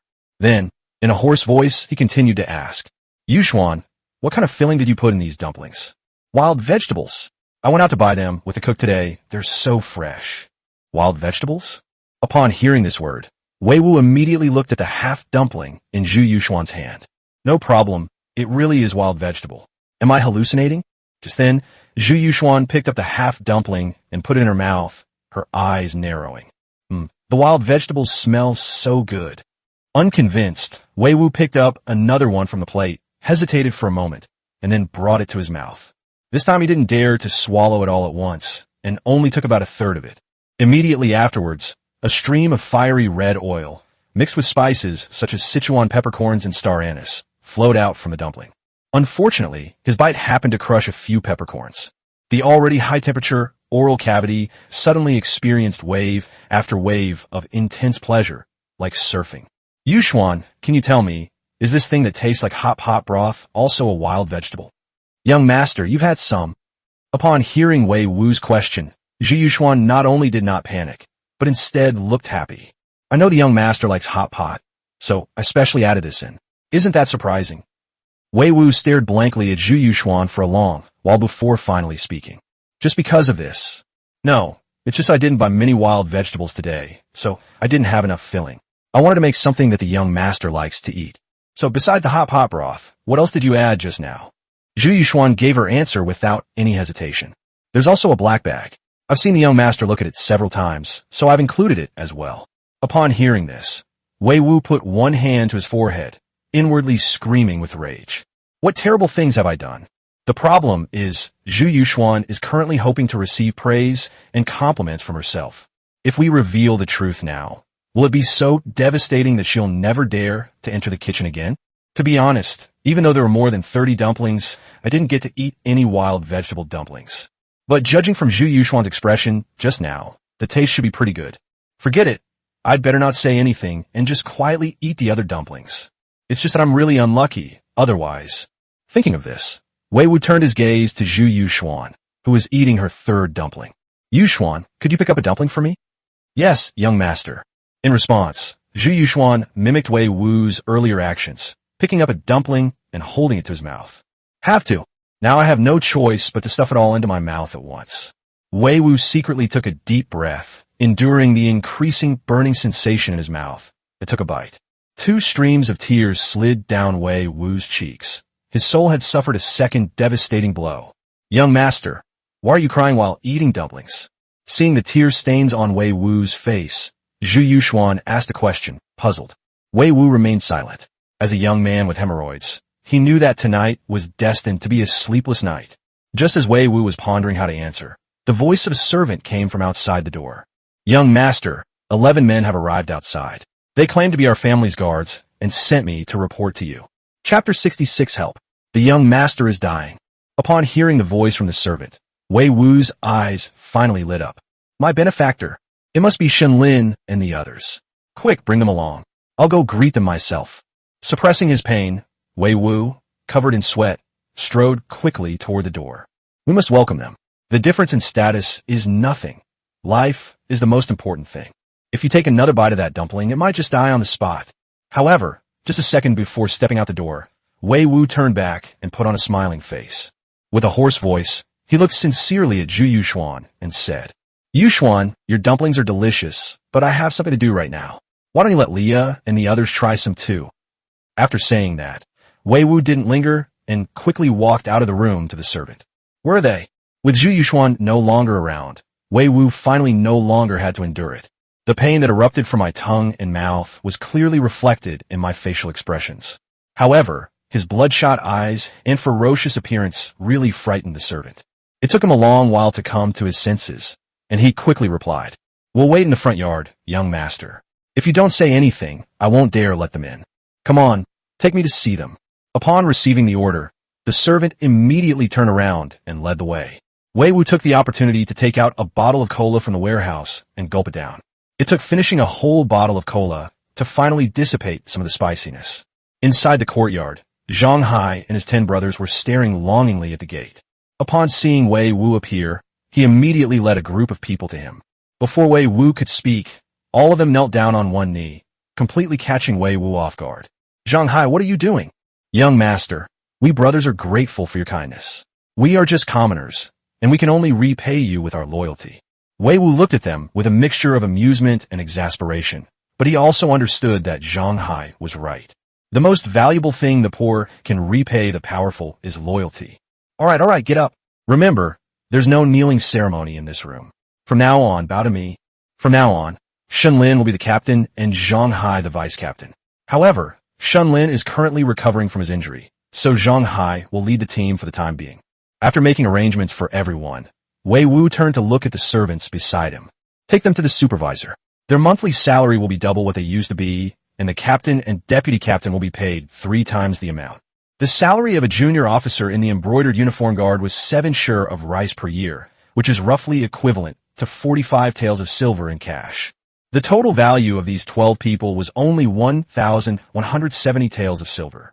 Although it seems like a lot, this expense is definitely worthwhile. These were all Yilwan division officers who served Yuanzhang in the early Ming Dynasty. Their individual abilities far surpassed those of ordinary guards. Moreover, with Wei Wu's current financial resources, he could simply do nothing and keep paying these people's salaries until they die. Last time, Yuanzhang bestowed upon him 5,000 taels of gold, 30,000 taels of silver, and 50,000 strings of paper money. Tomorrow at the morning court, titles will be conferred and rewards will be given. 5,000 taels of gold, 30,000 taels of silver, and 60,000 strings of paper money. This is all in cash, not including the profits from the 3 shops and Mayan building, as well as a total of 4,000 acres of fertile land. After dealing with the guard's issue, Wei Wu turned and walked towards his own courtyard. However, as soon as he reached the gate of the courtyard, that burning sensation that filled him with despair surged up again. Only then did he suddenly realize that Zhu Yuxuan might still be waiting for him inside. Thinking of this, Wei Wu did not step directly into the courtyard, but instead poked half his head out to check. Seeing that Yuxian, Reba, and Leah were all in the room, Wei Wu felt relieved and strode in. Upon entering the room, I first glanced at the table and noticed that there was only 1 dumpling left. And just as Dilraba was about to put the dumpling in her mouth, Wei Wu finally breathed a sigh of relief. Unfortunately, he was too happy too soon. As soon as Dilraba saw him come in, she immediately picked up some dumplings and brought them to him. "Young master, please have some. Sister Yuxuan's dumplings are so fragrant and delicious." Dilraba always likes to seek praise from herself, so Wei Wu wasn't surprised by her behavior. However, the white, jade-like dumpling in front of him appeared to Wei Wu as if it were emitting black smoke. He could almost see the steaming dumpling talking to him. Eat me, give me your soul." In order to preserve his soul, Wei Wu immediately wanted to find an excuse to refuse. However, when he looked up, he saw 3 little girls, 6 pairs of eyes staring at him expectantly. The anticipation in Yu Xian and Dilraba's eyes was almost overflowing. There were more than 30 dumplings, and I only ate 3 of them. The rest were all eaten by them. In the end, I was the only one who got infected. Impossible, absolutely impossible. From a probability standpoint, it's impossible for someone to be that unlucky. Sometimes people are like that. They don't want to believe that they'll always be the unlucky one. Driven by this gambler's mentality, Wei Wu forced a smile onto his face. Then he took a big bite and stuffed the dumpling into his mouth. Chewing, silent and extremely high-frequency chewing. At this moment, Wei Wu retracted his previous thoughts. Does attitude matter? No, not at all. What matters is whether it tastes good. That's right, Wei Wu was defeated by Zhu Yuxuan with a triple kill. This is another incredibly tough and ruthless opponent. Now he only had one thought in his mind. As long as he swallowed fast enough, the spiciness wouldn't be able to catch up with him. However, without chewing, food is difficult to swallow. Time passed slowly, and after struggling to swallow the dumplings, Wei Wu's eyes welled up with tears again. It's really delicious. I have to attend the morning court session tomorrow, so I'm going back to my room to sleep. Forcing a smile, Wei Wu replied briefly before quickly returning to his bedroom and burying himself under the covers. That night, every now and then, Wei Wu's suppressed, mournful cries could be heard from inside the room. The pain was like having hundreds of incendiary bombs dropped and detonated at the foot of Mount Fuji. A huge red fireball slowly emerged from the mountain pass. The intense heat turned the area around the mountain pass red hot, and lava gushed out from the cave entrance. This state persisted until 1:15 a.m. before finally showing signs of easing. However, Wei Wu had no time to rest, as he had to attend the morning court session that day. I shakily climbed out of bed, and before I could even get dressed, I saw a bright red stain on the sheets. Wei Wu responded that this was nothing, as the chamber pot by the bed was already half full. Just then, Dilraba pushed open the door with a basin of water and saw the bloodstains on the bed. Upon seeing Wei Wu's pale, bloodless face, he was immediately terrified. "Young master, what's wrong with you?" "It's nothing, I just accidentally injured my hemorrhoids last night." Wei Wu couldn't very well talk about hemorrhoids with a young girl, so he could only give her a perfunctory answer. "After all, how do you explain this?" "You could say, 'Young master, my hemorrhoids flared up, and I was bleeding profusely all night.'" After dealing with Doraba and quickly washing up, Wei Wu was about to change his clothes. As soon as he turned around, he heard Dilraba's terrified cries from behind him. "Oh, young master, what's wrong? Young master, someone come quick. Young master is dying." "What the heck? Am I going to die? How come I didn't know? Nobody told me." Wei Wu muttered a complaint to himself, then suddenly turned around and looked at the scene, his face turning as black as charcoal. Chapter 67. Young Master Wei, your buttocks are bleeding. Doraba's face was filled with terror, and her finger trembled as she pointed to the blood-soaked chamber pot by the bedside. Her big eyes were brimming with tears, which kept streaming down her face. Seeing her like this, Wei Wu wished he could find something to stuff in her mouth. "I just had a hemorrhoid flare-up? Why are you cursing me like that?" While inwardly complaining, Wei Wu was also figuring out how to gloss over the matter. However, at that moment, a loud bang was heard coming from outside the bedroom, as if the front door had been violently kicked open. Then a member of the Imperial Guard was heard shouting outside the bedroom door. "The Imperial Guards are here. Young Master Wei, don't panic. We're here to rescue you." "Holy crap. I just had a hemorrhoid flare-up. You idiots. Do you even understand what hemorrhoids are?" They heard the sounds coming from outside the door, along with the approaching footsteps. Wei Wu immediately became anxious and shouted towards the door. "Don't come in. I'm not dead. No, I'm fine." Fortunately, Wei Wu shouted in time, and the footsteps outside immediately stopped at the gate. Only then did Wei Wu breathe a sigh of relief. If all these people were to rush in, wouldn't he lose face? He ruined that chamber pot all night. It's a complete mess now, a sight too painful to look at. Thinking of this, Wei Wu quickly ran to the bedside and hid the chamber pot in a place where it could not be seen. Then he turned to look at Doraba and put his finger to his lips in a shushing gesture. Doraba was already flustered at this point, her eyes fixed on the place where the chamber pot was hidden, and she didn't notice Wei Wu's gesture. By the time she came to her senses, Wei Wu had already turned around and opened the door. As soon as the door opened, several Imperial Guards rushed into the room, drawing their swords and protecting him. Seeing this, Wei Wu secretly breathed a sigh of relief. Luckily, my buddy was smart enough to have foresight and hid the things in advance. After confirming that there was nothing wrong in the room, the Imperial Guards sheathed their swords and looked at Wei Wu. "Young Master Wei, what exactly happened? Why did Miss Reba tell you to hurry?" The Imperial Guards, fearing they might offend someone, didn't finish their sentence, but they still conveyed their meaning. After hearing what the embroidered uniform guard said, Wei Wu was furious. "Yes, I'm dying. I'm about to be driven crazy by this girl." While inwardly complaining, Wei Wu turned to the embroidered uniform guard, ready to explain.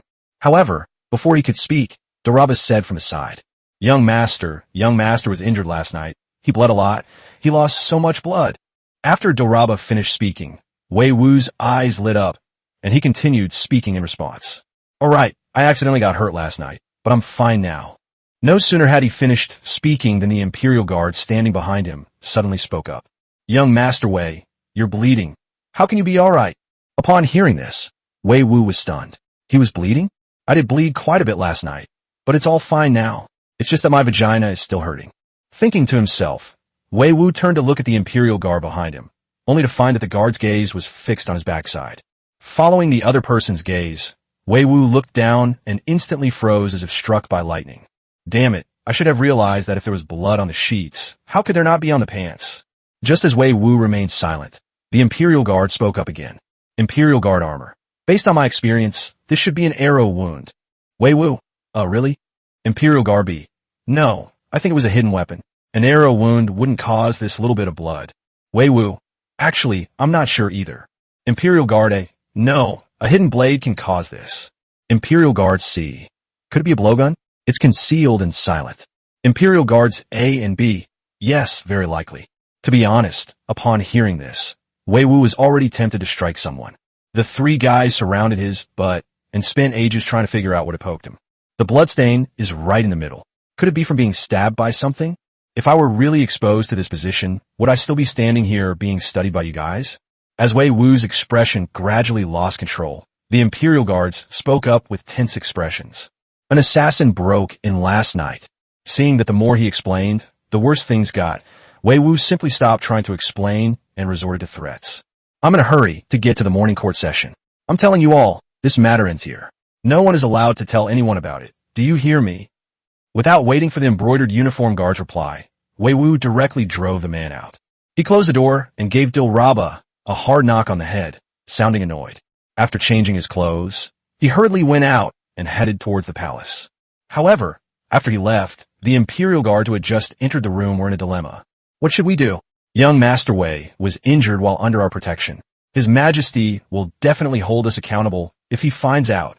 No sooner had one of the Imperial Guards finished speaking than another Imperial Guard spoke up. But we can't hide it. Reporting it might get you into jail at worst, but hiding it is deceiving the Emperor, which is punishable by beheading. Then, let's report it. Should I go or you go? Okay, I'll go.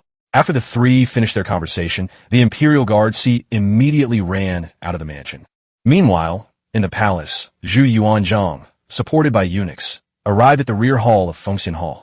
I never imagined that Zhu Chongba, who has spent my entire life on the battlefield, would be defeated by such a small ailment as hemorrhoids.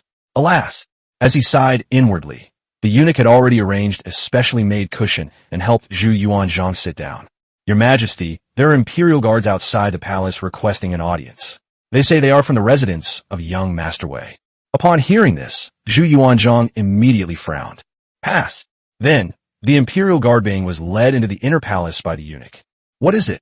Your Majesty, young Master Wei was injured last night, and it is not yet certain whether he was assassinated. There was blood on his body this morning. Because Wei Wu did not personally admit to encountering assassins, the embroidered uniform guards dared not speak recklessly. When Zhu Yuanzhang heard that Wei Wu was injured, he suddenly stood up, but accidentally pulled at his own sore. The pain made his eye twitch involuntarily, but he couldn't care less about that right now. Where is the injury located? How serious is it? Is the person all right? Your Majesty, young Master Wei Hoqiu is injured, but his injuries are not serious. He should be waiting in front of Taihe Gate now. Upon hearing this, Zhu Yuanzhang did not immediately pursue the matter, but instead gave orders to the palace staff. Guards, summon Wei Wu to the palace for an audience immediately. As soon as Zhu Yuanzhang finished speaking, a eunuch rushed out of the inner palace. As the Imperial Guard being said, Wei Wu was indeed waiting in the square in front of Taihe Gate. To show their respect for the Emperor, Ming Dynasty officials would arrive at the morning court session about an hour early. So besides Wei Wu, there were many other officials around, including Li Shanchong, whom I had met a few days ago. Originally, Wei Wu didn't take him seriously and just wanted to wait quietly for the morning court session. However, Li Shanchong would glance over from time to time, still with that unpleasant look in his eyes. Wei Wu, already feeling frustrated, was annoyed by his stare and was thinking about whether to give him something tough. Unfortunately, before he could take any action, Zhu Yuanzhang's men had already arrived from the palace. Young Master Wei, His Majesty urgently summons you to the palace for an audience. Chapter 68 First Court Appearance, now a noble. Upon hearing this, all the officials around turned to look. They were wondering just now that Taihe Gate was where civil and military officials waited to attend court. Why is there a stranger here today? Only now did they realize that these were people summoned by the Emperor. Then, these people started to wonder what would happen at the morning court session. Among these people, Li Shanchong was the one who paid the most attention to Cao Cao. He was one of the few people who knew Wei Wu well, and the two did not have a pleasant relationship. Now we see that Cao Cao was summoned to the palace by the Emperor again, and it was at this time, just before the morning court session. Li Shanchong couldn't help but start to speculate, suspecting that it was related to the matter at the Royal Academy of Sciences. Thinking to himself, Li Shanchong turned his head and gave a wink to the censor not far away. The latter dared not hesitate and walked silently to Li Shanchong's side. Imperial Censor Huang, please be more alert at the morning court session. Do you understand? Li Shanchong didn't even move his lips, but his voice reached Imperial Censor Huang's ears. The censor then nodded slightly, but did not say anything in response. Both of them were seasoned veterans of the officialdom, and some things didn't need to be said too obviously. With just a few words, one can immediately understand what the other person means. Moreover, Imperial Censor Huang also witnessed the eye contact between Li Shanchong and Wei Wu just now.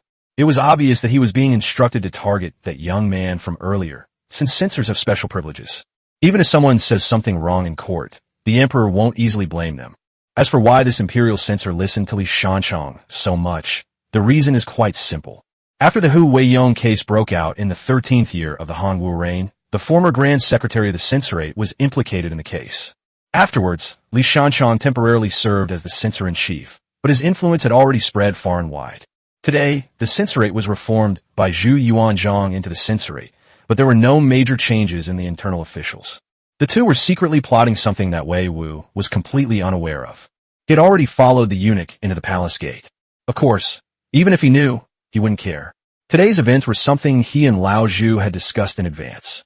No matter how this censor targets you, the outcome will not change. If he truly had the ability to force Zhu Yuanzhang to change his mind, even Wei Wu would have to respect him as a fearless man. Led by the eunuch, Wei Wu soon arrived at the rear hall of Fengxian Hall. As soon as I entered, I saw Zhu Yuanzhang sitting behind his desk with a gloomy face. Seeing this, Wei Wu was still wondering what was wrong with Zhu Yuanzhang when he heard Zhu Yuanzhang speak. Do you know who did it? Huh? Who did it? Didn't you say you got injured later? Upon hearing this, Wei Wu's mentality immediately exploded. Holy crap! Who the hell sent this to me? And it even got to the palace. Uncle Zhu? Actually, I didn't. In front of Zhu Yuanzhang, Wei Wu had nothing to hide. However, he had only spoken halfway when he noticed a strange cushion sitting under Zhu Yuanzhang's bottom. This mat is actually U-shaped with a hollow middle section. Upon seeing the mat, a guess suddenly popped into Wei Wu's mind. Could it be that I've met a fellow sufferer with hemorrhoids? Thinking of this, Wei Wu changed the subject and said in a tentative tone, Uncle Zhu, actually I'm not injured. It's just that my condition is actually a case of hemorrhoids in teenagers. Early success. Zhu Yuanzhang was taken aback. Just as he was about to ask Wei Wu what he meant, he noticed that Wei Wu's gaze was strange. When talking to himself, he doesn't look at himself, but instead stares at his own dragon buttocks. Recalling what Wei Wu had just said, Zhu Yuanzhang's expression immediately turned strange. So, you weren't assassinated? No. After a long silence, Zhu Yuanzhang touched his forehead and said with a helpless expression, Can't you be a little more reliable? You've made a name for yourself, and now the news has even reached our Fengxian Hall. In fact, Zhu Yuanzhang was not the only one who felt helpless. Wei Wu was even more helpless than him. This is such a trivial matter, really such a trivial matter. Those unreliable guys have somehow managed to create this situation. After a long silence, Wei Wu slowly began to explain. Uncle Zhu, I didn't want to either.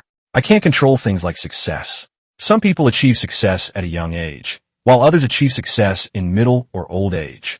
Hearing Wei Wu's words, Zhu Yuanzhang was amused and casually made a joke in return.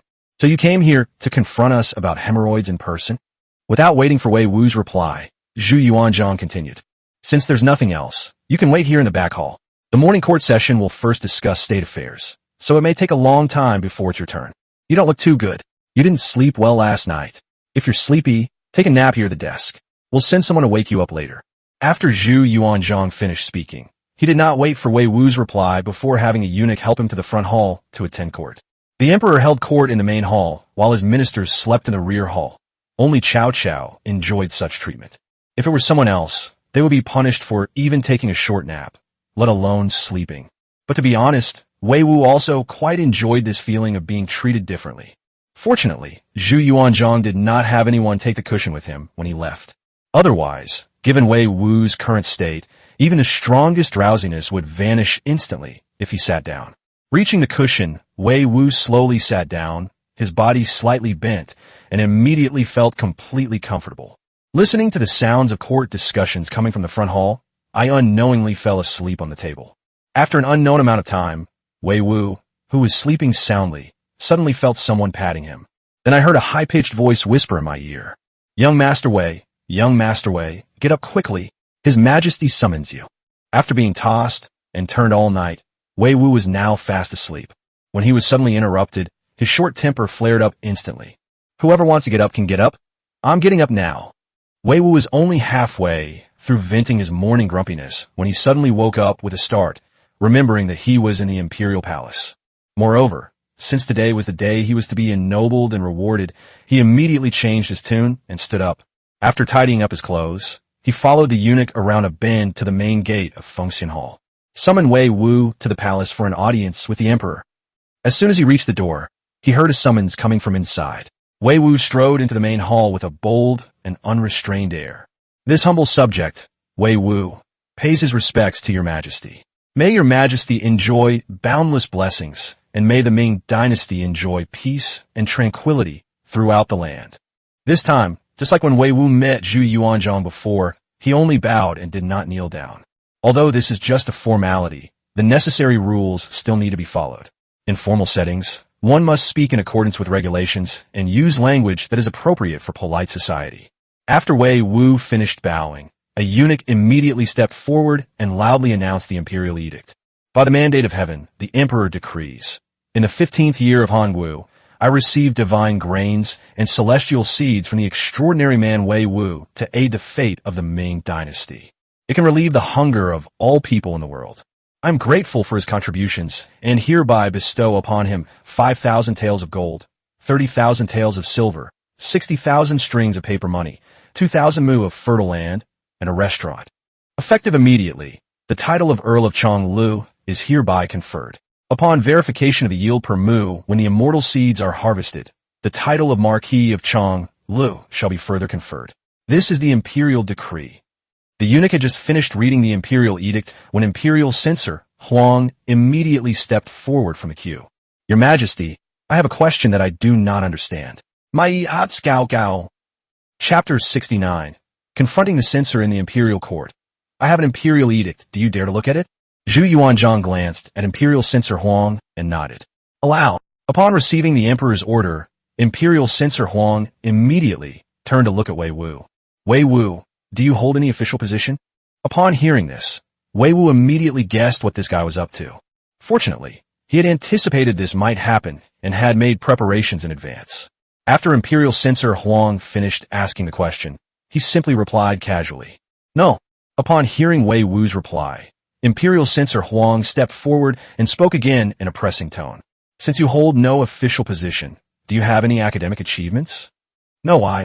Upon hearing this, imperial censor Huang took another step forward, his tone becoming even sterner. You hold neither official rank nor merit. So why did you not kneel before his majesty upon entering the palace? Seeing the man's aggressive demeanor, Wei Wu burst into laughter. Without giving him any face, she immediately retorted. Whether I bow to his majesty, how I bow, and what kind of bow I bow to are none of your business. Why should you interfere? After Wei Wu finished speaking, imperial censor Huang glared at him angrily and said, I am an imperial censor, with the duty to supervise all officials and maintain order in the court. This is my responsibility, so why can't I discipline you?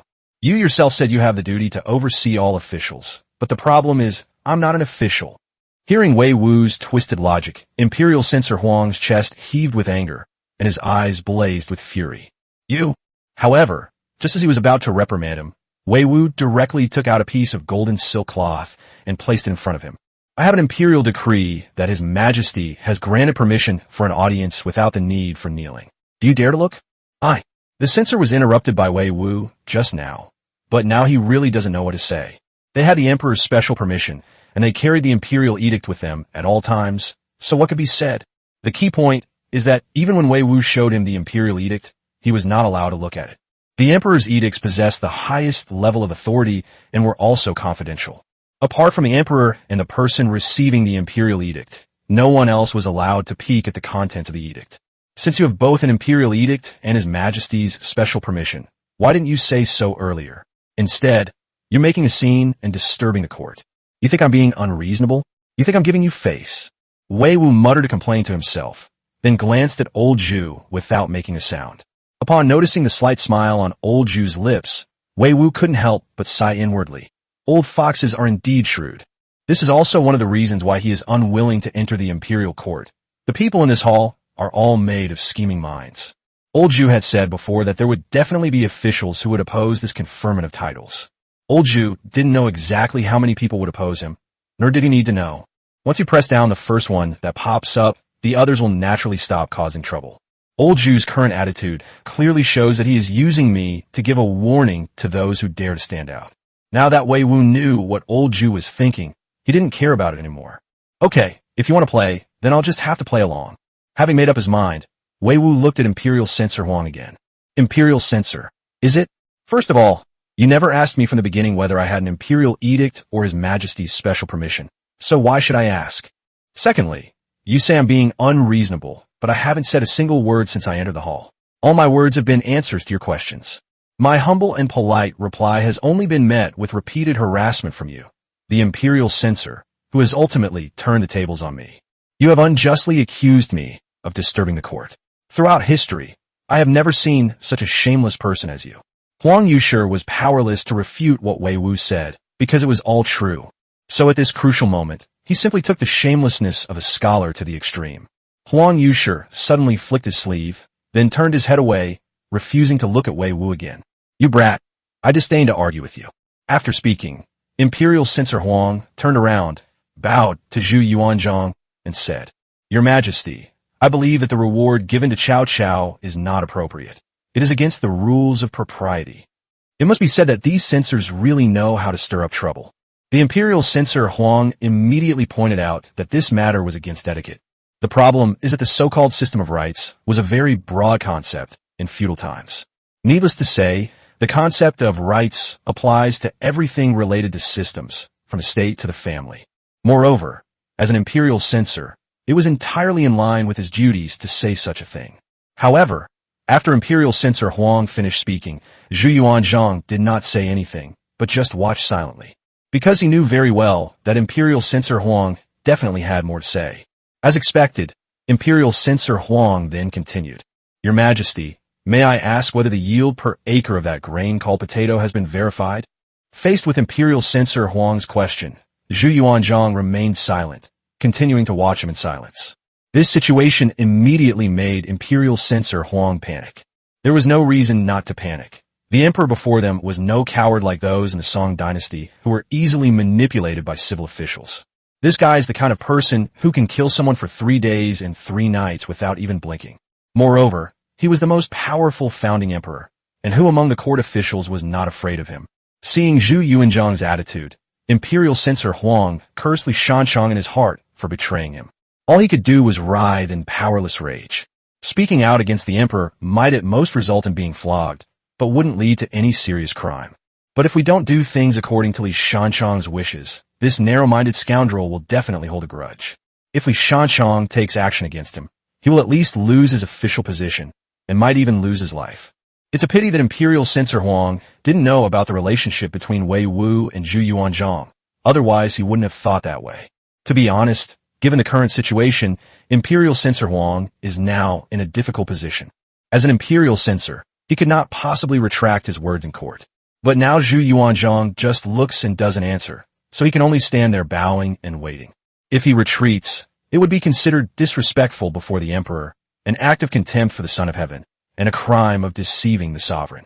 If he doesn't retreat, his old back will suffer terribly. Unfortunately, he couldn't ask Li Shanchang for help at this time, otherwise the emperor would definitely find out. At that time, not only would he offend the emperor, but Li Shanchang would also definitely hold a grudge against him. Just as Imperial Censor Huang was feeling frustrated, Zhu Yuanzhang, sitting on the dragon throne, finally spoke. Huang Lang, do you have a problem with our award? Upon hearing Zhu Yuanzhang's voice, Huang Lang inwardly groaned, realizing that the emperor was displeased with him. Fortunately, the emperor spoke up, and he was able to straighten his bent back. Your Majesty, since the founding of the Ming Dynasty, no one has ever been granted a title or reward for meritorious service without having performed any such service. Moreover, matters concerning titles cannot be taken lightly. Your Majesty, I dare not interfere with the bestowal of rewards. I am only worried that if the grain yield is poor, bestowing rewards in advance may leave a laughingstock for future generations. It would be more prudent to first grant Wei Wu an official position and have him take care of the grain, and then grant him a title after verifying the yield per acre. However, after Huang Lang finished speaking, Zhu Yuanzhang only said one sentence. Let me ask you again, do you have any objections to our award? Upon hearing this sentence again, Huang Lang's body began to tremble. At this moment, Li Shanchang was nothing. His fear of Zhu Yuanzhang had reached its peak. Your subject dares not. Dare not? I think you're quite daring. Chapter 70. The minister's performance was in vain, and Li Shanchang's enjoyment was also for nothing. When Wei Wu was secretly watching, Zhu Yuanzhang had a smile on his lips. But now, when he spoke to Huang Lang, his face was so gloomy it looked like it was about to drip water. Guards, Huang Lang has shown no manners and disturbed the court. Drag him out and give him 20 strokes of the cane as a warning to others. As soon as Zhu Yuanzhang finished speaking, guards came in from outside the door and dragged Huang Lang out. Huang Lang, the one being punished, was terrified. The wooden planks in the palace are the kind that can break bricks and stones. They're incredibly sturdy. If he were to receive 20 strokes of a cane, given Huang Lang's small stature as a scholar, he wouldn't recover for at least a month. Looking at Huang Lang, whose face was pale and who was trembling all over, Wei Wu made no attempt to hide the smile on his face. At the same time, he was secretly shaking his head and his heart. Old Zhu was not just the Jiajing emperor who only knew how to cultivate Taoism and refine elixirs. He had plenty of power and means. During the Jiajing era, imperial power gradually waned while civil officials gained power, and any official dared to stand up and criticize the emperor.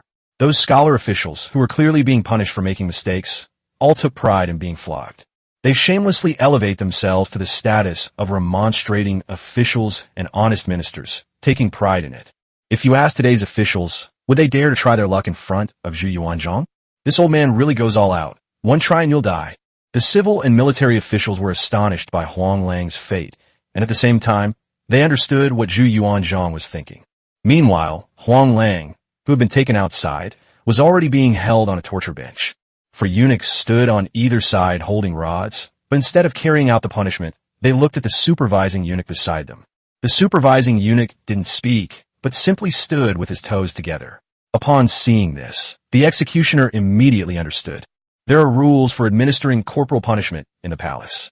Before carrying out the executioner would first observe the way the supervising eunuch stood on his toes. If they stand side by side, it means they are truly the kind of assistants who don't need to hold back. However, if the supervising eunuch's toes are turned outwards, it means that he is carefully controlling the force of the blow. The eunuchs who carried out the executions were all rigorously trained, and their control over the severity of the blows was so precise that they would never make a mistake. Now that they understood the coded message given by the supervising eunuch, the four men dared not hesitate any longer and grabbed their rods to strike. Smack! Smack! Smack! A series of sounds of caning and flesh hitting flesh rang out, interspersed with Huang Lang's shrill screams. Each strike felt like a blow to the ministers' hearts, making them extremely nervous. In other words, the military officers didn't show any change in expression. They were used to being beaten with sticks. The supervising eunuchs understood the emperor's mind. They knew exactly whether or not to punish him, and how to punish him. Until Huang Lang was just used as an example, and only needed to be punished, that would be enough. So after 10 strokes of the cane, his toes became V-shaped. The eunuch who was watching him closely immediately changed the force of the paddle in his hand. It still looks just as heavy, and it still makes just as much noise when you hit it, but it doesn't actually cause much damage. After Huang Lang had received 20 strokes of the cane, the palace servants took him to the Imperial Medical Bureau for treatment. Inside the palace, no one stepped forward to question the distribution of the rewards.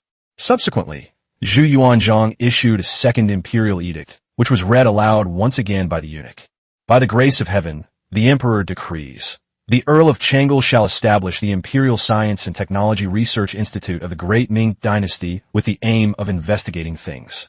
This academy does not grant official titles or ranks, is not influenced by the court, and is independent of the court, only responsible to the emperor. From this moment forward, I shall assume the position of honorary president of the Royal Academy of Science and Technology. Vice President Wei Wu shall compile the plans and regulations, and submit the ranks and positions to me for approval and review. So be it. Wei Wu was taken aback. Old Zhu was really going to put all the burden on my shoulders. Just as he was thinking this, Zhu Yuanzhang, who was on the dragon throne, spoke up. How was the work progressing with the Ministry of Revenue, the Ministry of Works, and the Ming Dynasty Royal Science and Technology Research Institute? Upon hearing this, Zheng Tai, the Minister of Revenue, and Zhao Jun, the Minister of Works, immediately stepped out from the ranks. Zhao Jun was about to speak when Zheng Tai spoke first. Your Majesty, the land and property are ready, and we are just waiting for the Earl of Chang'e to come to the Ministry of Revenue for handover. After Zheng Tai finished speaking, Zhao Jun quickly chimed in. I sent people to survey outside the city yesterday, and the craftsmen expect to complete the construction of the camp within 15 days.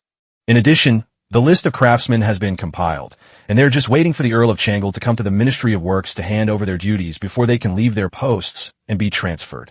However, The Ministry of Revenue has not allocated any funds, so the craftsmen are struggling to make ends meet. As a result, the construction of the Academy of Sciences has not yet started. Upon hearing Zhao Jun's complaint, Zheng Tai immediately began to defend himself. Your Majesty, I have not received your decree and dare not arbitrarily allocate funds from the Ministry of Finance's treasury. Furthermore, the Ministry of Revenue's treasury is currently unable to produce any silver. I implore your Majesty to investigate this matter thoroughly. Wei Wu watched the two perform from the sidelines, his heart unmoved. They appear to be tearing each other apart, but in reality, they're just shifting blame. They said everything was ready and they were just waiting for me to hand it over, but in reality, nothing was there. What's the use of land deeds and farm deeds if the Science Institute's headquarters haven't even been built yet? Is it useful for selecting personnel? There's a saying that a Minister of Revenue who can't complain about being poor isn't a competent Minister of Revenue, and that's absolutely true.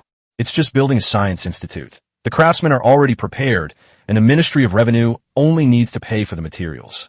Even so, Zheng Tai still had to plead poverty in front of Yuanzhang, saying that calling him a greedy person was absolutely right. On Zhao Jun's side, the lack of funding allowed him to legitimately slack off. To be honest, they all knew very well that since Yuanzhang had said it had to be done, it had to be done. But he deliberately created this to annoy people, specifically to annoy Wei Wu. As for the reason, it was of course Li Shanchang.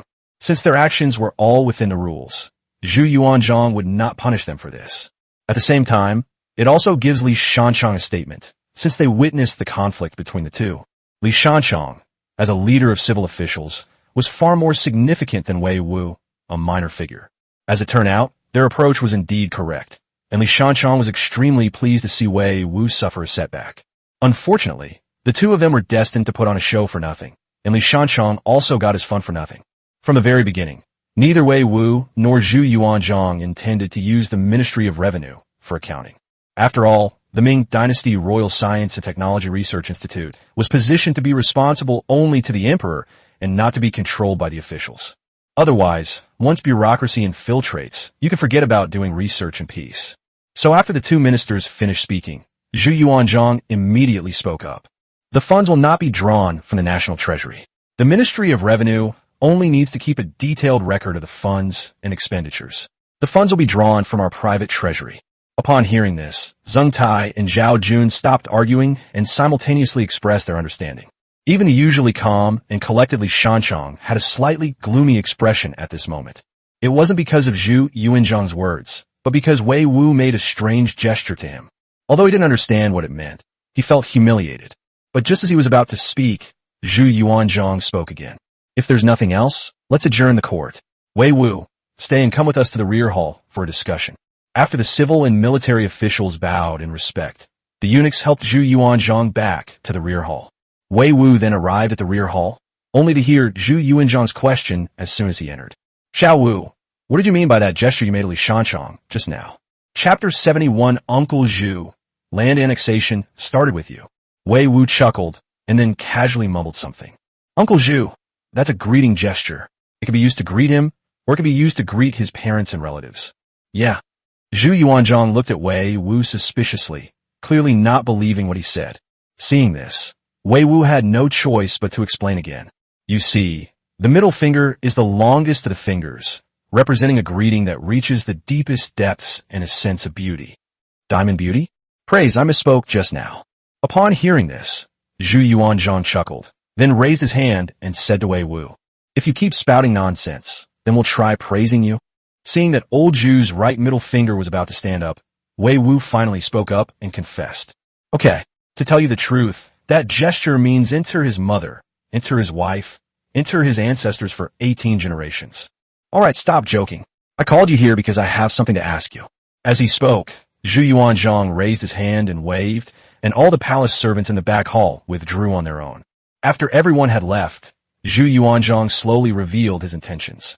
Well, we just wanted to ask you if you have any good ways to make money, because our private funds are a bit tight. We can't get the Japanese pirates Silver Mountain for the time being, and the rewards we've given you these days have all come from our own treasury. Our large family costs more than 2 million taels of silver every year just to support them. It's a bit too much for us. Seeing Yuanzhang's sighing and lamenting appearance, Wei Wu had only one thought in his mind. That old scoundrel is wicked, he never tells the truth. Indeed, in the early Ming Dynasty, the emperor's personal rewards were mostly paid from the imperial treasury. It wasn't until the mid-Ming Dynasty that the emperors began to target the national treasury, trying every possible way to extract money from it. But this is the Hongwu era. If it were during the later years of the Hongwu reign, it would be understandable, but now the country has only been established for 15 years. The wealth confiscated from the homes of officials and gentry in the previous dynasty's treasury was terrifying.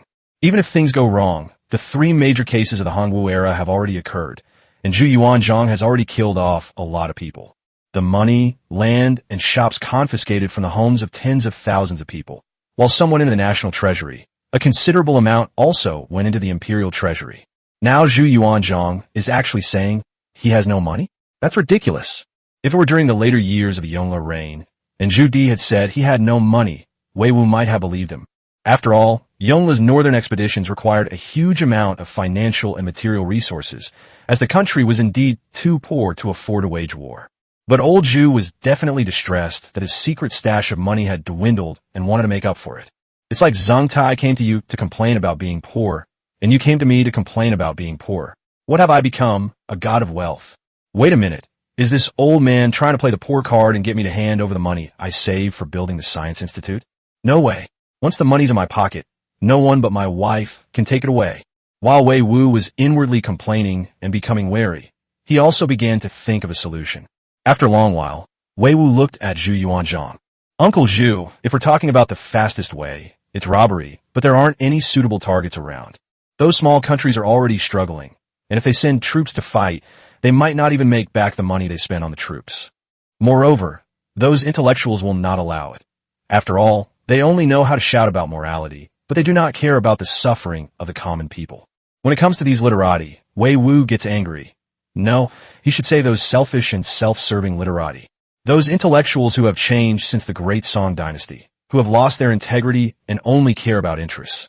They constantly spout benevolence and morality and talk about being a superior nation, all because of this empty, unrealistic reputation. They watch their own people suffer rather than bear the infamy of improving their lives. The reason for this is simply that they, as intellectuals, are beneficiaries of the system. They live a life of luxury and privilege. How did those Western countries in later generations manage to maintain high social welfare levels for over a century? It is because they have plundered vast amounts of resources and wealth from around the world that they are able to support their own people. Although his reputation wasn't great, he did receive and enjoy the real benefits. Thinking of this, Wei Wu changed his tone and turned his attention to Yuanzhang. No, it's not that they lack compassion for the people. Rather, they are the culprits behind the widespread suffering of the people in the later years of the Ming Dynasty. At this point, Wei Wu looked directly at Yuanzhang.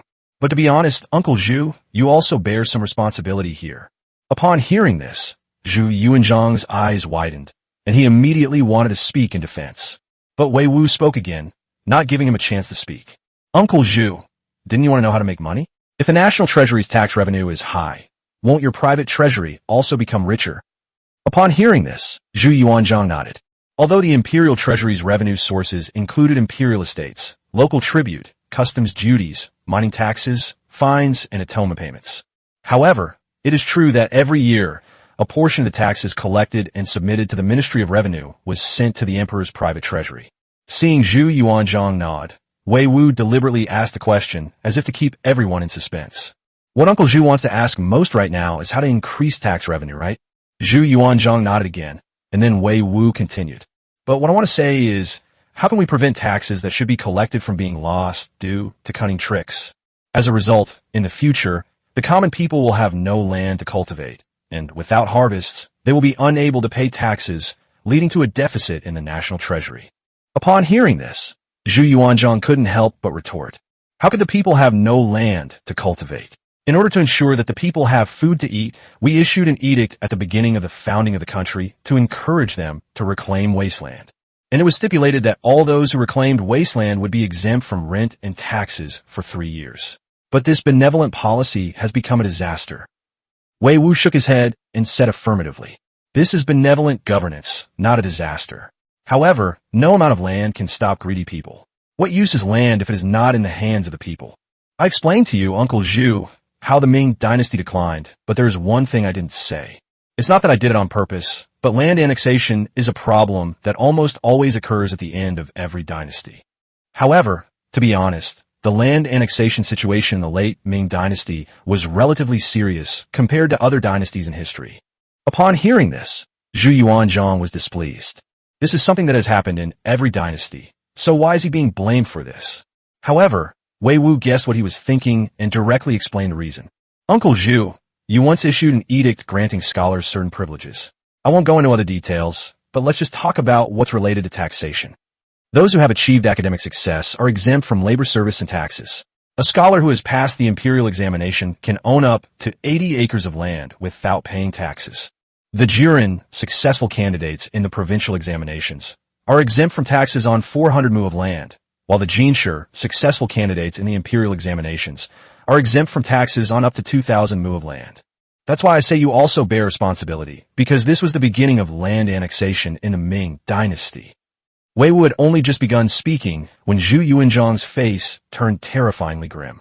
But this was just the beginning, because every word that followed would pierce Yuanzhang's heart. Chapter 72 of 10 households, 9 have no land. Because of this decree, scholars began to take advantage of this preferential treatment and accept the service of others. The wealthy merchants, as well as those who could not afford or were unwilling to pay taxes, put their land in their names. In this way, they won't need to pay land tax, only poll tax, but how much poll tax can be collected? Indeed, Yuanzhang understood what Wei Wu was saying. Land tax was the most important item among the national taxes. He never imagined that his preferential treatment of scholars would become one of the triggers for the downfall of the country. Just as Yuanzhang was deep in thought, Wei Wu's voice rang in his ears again.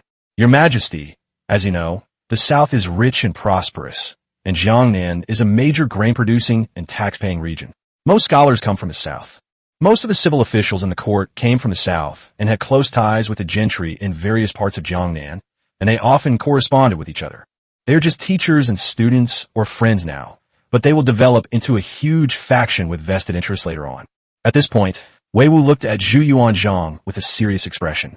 Uncle Zhu, with your power as the founding emperor, even rats dare to hide in the gutter, and no one dares to cause trouble. But the future is uncertain. During the mid to late Ming Dynasty, the gentry and civil officials were intertwined, and their influence even surpassed that of the emperor. Once these interest groups grow stronger, they may not be able to influence the provincial and imperial examinations, but they will have the final say on the prefectural and provincial examinations. Upon hearing that the power of civil officials had surpassed that of the emperor, Yuanzhang's eyes began to gleam with murderous intent. The reason he abolished the secretariat and the prime minister system was to achieve a high degree of centralization of imperial power. He never complained, no matter how tired he was. However, in Cao Cao's description, the civil official group would eventually suppress the imperial power. Then all he's doing now is in vain, isn't it? The consequences of powerful civil officials can be seen in the incompetent Song dynasty. As Yuanzhang was pondering this, Wei Wu's voice came from beside him again. Uncle Zhu, do you know why Emperor Chongzhen couldn't even pay the army's wages? It's because 9 out of 10 households in the country have no land. Of all the households in the land, 9 have no land. Upon hearing this, Yuanzhang's expression became even more solemn, for he himself had experienced hunger. He knew better than anyone what the consequences of not owning land would be. He had almost starved to death before he chose to rebel. If the late Ming Dynasty was truly as Wei Wu described, then the fall of the country was almost inevitable. The common people don't even have farmland, so where does the state collect land tax? Those who own large amounts of land don't need to pay taxes at all. At first, they simply promoted a large number of scholars with official titles, who then converted their land into land for service, thus exempting them from paying taxes. But then they weren't satisfied with just not paying taxes. Instead, they tried every means to seize other people's land while refusing to pay taxes. At this point, Wei Wu became thirsty and took out 2 bottles of Sprite, handing one of them to Yuanzhang.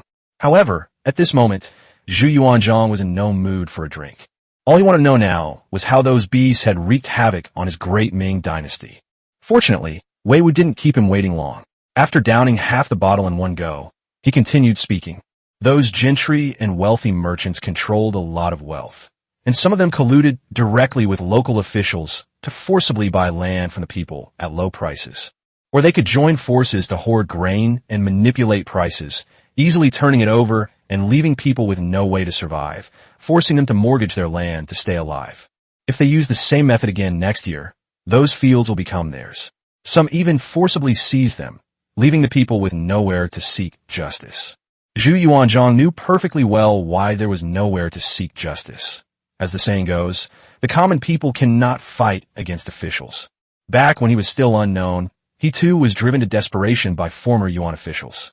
This is also one of the main reasons why he is so harsh on officials. With this in mind, Zhu Yuanzhang began to ponder how to deal with the problem. He had to provide the people with a way to seek redress, and officials couldn't obstruct it.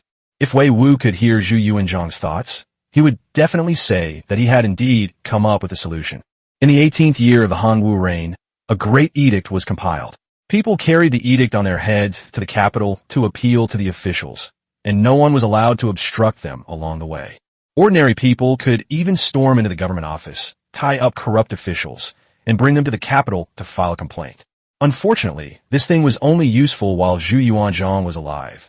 After he died, it was worthless, not even worth a piece of waste paper. The officials were unwilling to have a sword hanging over their heads, so Zhu Yunwan, as soon as he ascended the throne, urged them to put the sword on a shelf. While Zhu Yuanzhang was deep in thought, Wei Wu was still continuing his work. At first, it was just officials and gentry who encroached on fertile land, but then the imperial estates, royal estates, and nobles all got involved. The people suffered terribly, and with the added impact of the Little Ice Age, people in various places could only eat tree bark, clay, and even exchange their own children to eat. Uncle Zhu, what does it look like to be on the verge of starvation? Surely no one among the civil and military officials of the Ming Dynasty knows better than you. Zhu Yuanzhang remained silent. His entire family of 10 had starved to death. Who could have felt this more deeply than him?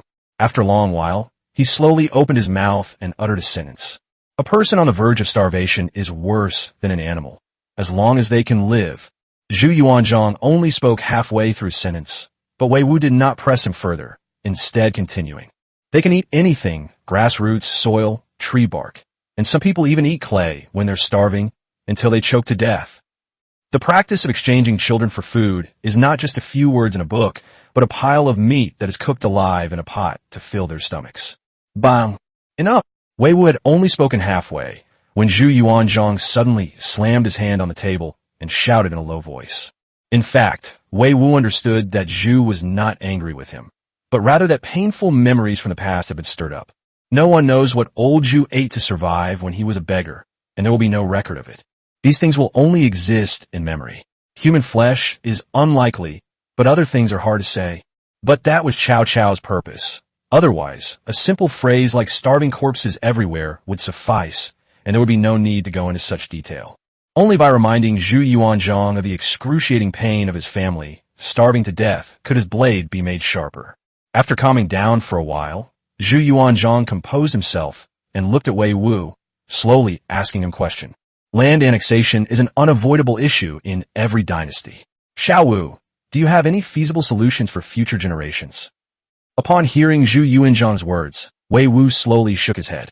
Even in the world 600 years from now, there is no perfect way to solve the problem of land annexation.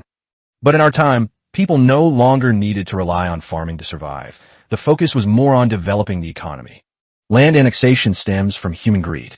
No matter what policies are introduced, they're only temporary and will eventually be exploited. At this point, Wei Wu paused for a moment before continuing. However, there's a way that can make the national treasury full in the short term and ensure that the national treasury receives taxes in the long term, so as not to be in deficit. Chapter 73, What the Heck? Old Zhu called Judy back. For Zhu Yuanzhang, Wei Wu's words were like a roller coaster ride. The first few sentences plunged him into despair, but the next sentence sent him soaring to new heights. After Wei Wu finished speaking, he couldn't wait to ask a question. What method is that? Seeing old Zhu's flustered appearance, Wei Wu chuckled inwardly. Perhaps only I, the young master, could elicit such emotions from this emperor. Of course, despite the laughter, after mentally considering his words, Wei Wu immediately spoke. First, abolishing preferential treatment for scholars can exempt them from corvée labor, and the government can even provide them with some subsidies every month. But land tax must not be exempted, Otherwise, the practice of contributing land to the state will inevitably occur, which will still lead to a decrease in national tax revenue. In fact, Zhu Yuanzhang already had ideas about this. His biggest concern right now is the issue of land annexation, and fortunately, Wei Wu brought up that point next. Secondly, abolish the poll tax. No, not abolish it, but combine the poll tax with a land tax. In the late Ming Dynasty, there was a decree that required the number of men to be paid according to their rations, but unfortunately, due to the decline of imperial power, this decree failed to take effect. Later Qing emperors used this as a basis to formulate the policy of equalizing the poll tax and land tax, which effectively curbed land annexation. Should the poll tax be incorporated into the land tax? Upon hearing this word, Zhu Yuanzhang roughly understood its meaning from the literal meaning and Wei Wu's explanation. I just heard about it and haven't quite figured out the benefits of this decree yet.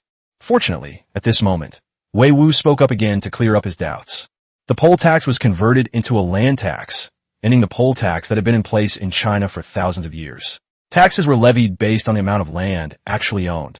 This method of taxation can effectively reduce the tax burden on people who have no land or little land and promote rapid population growth. Just as Wei Wu was about to continue, Zhu Yuanzhang suddenly reached out and interrupted him. Wait, Xiaowu, what do you mean by rapid population growth? Upon hearing this, Wei Wu smiled slightly and then explained.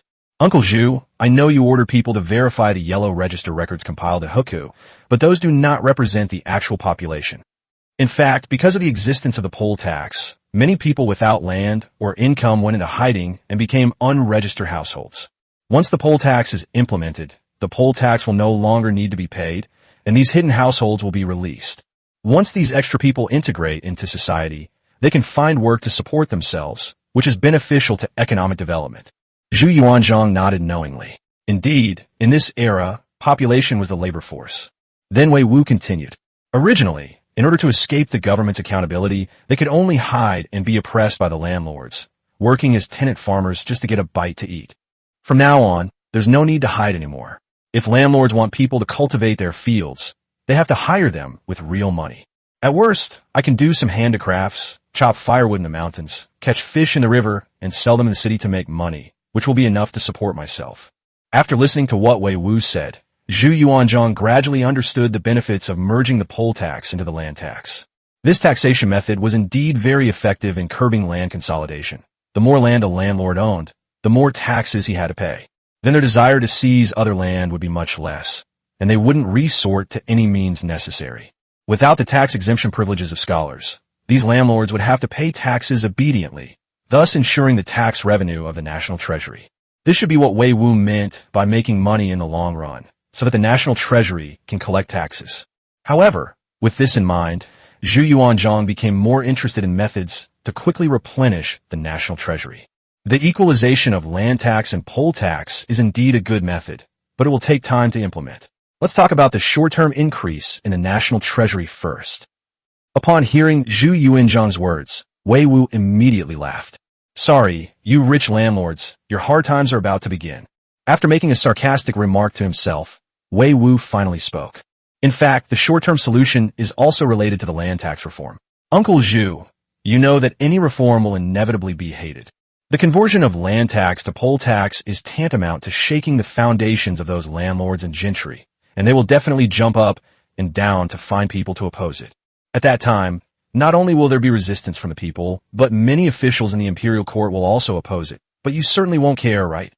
At this point, Wei Wu deliberately raised an eyebrow, and Zhu Yuanzhang chuckled in response. In other circumstances, he would indeed have to pay attention to the attitudes of the officials and could not act unilaterally in everything. But this beneficial policy for the country and its people could bring blessings to future generations for centuries, and even extend the life of the Ming Dynasty. In this situation, anyone who opposes him is going against him, which is tantamount to forcing him to unleash his murderous intent. At this moment, Wei Wu, like a little devil, kept teasing Zhu Yuanzhang. Uncle Zhu, think about it. Who would obstruct the implementation of this policy? It must be the wealthy merchants, landlords, and gentry in Jiangnan. They are all incredibly wealthy. Obstructing national policy is a heinous crime. It wouldn't be an exaggeration to confiscate their property and exterminate their entire families. However, His Highness the Crown Prince is kind and benevolent. He will surely try to dissuade him if he learns of this. Please, for his sake, punish only the wicked. The key is to confiscate their property. The wealthy people of Jiangnan have all their property deeds, land deeds, farm deeds, shops, gold, silver, jewelry, antiques, and calligraphy and paintings, which are all being used to fill the national treasury and the imperial treasury. The more Wei Wu spoke, the brighter Zhu Yuanzhang's eyes became.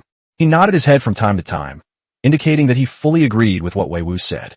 However, this was not the end.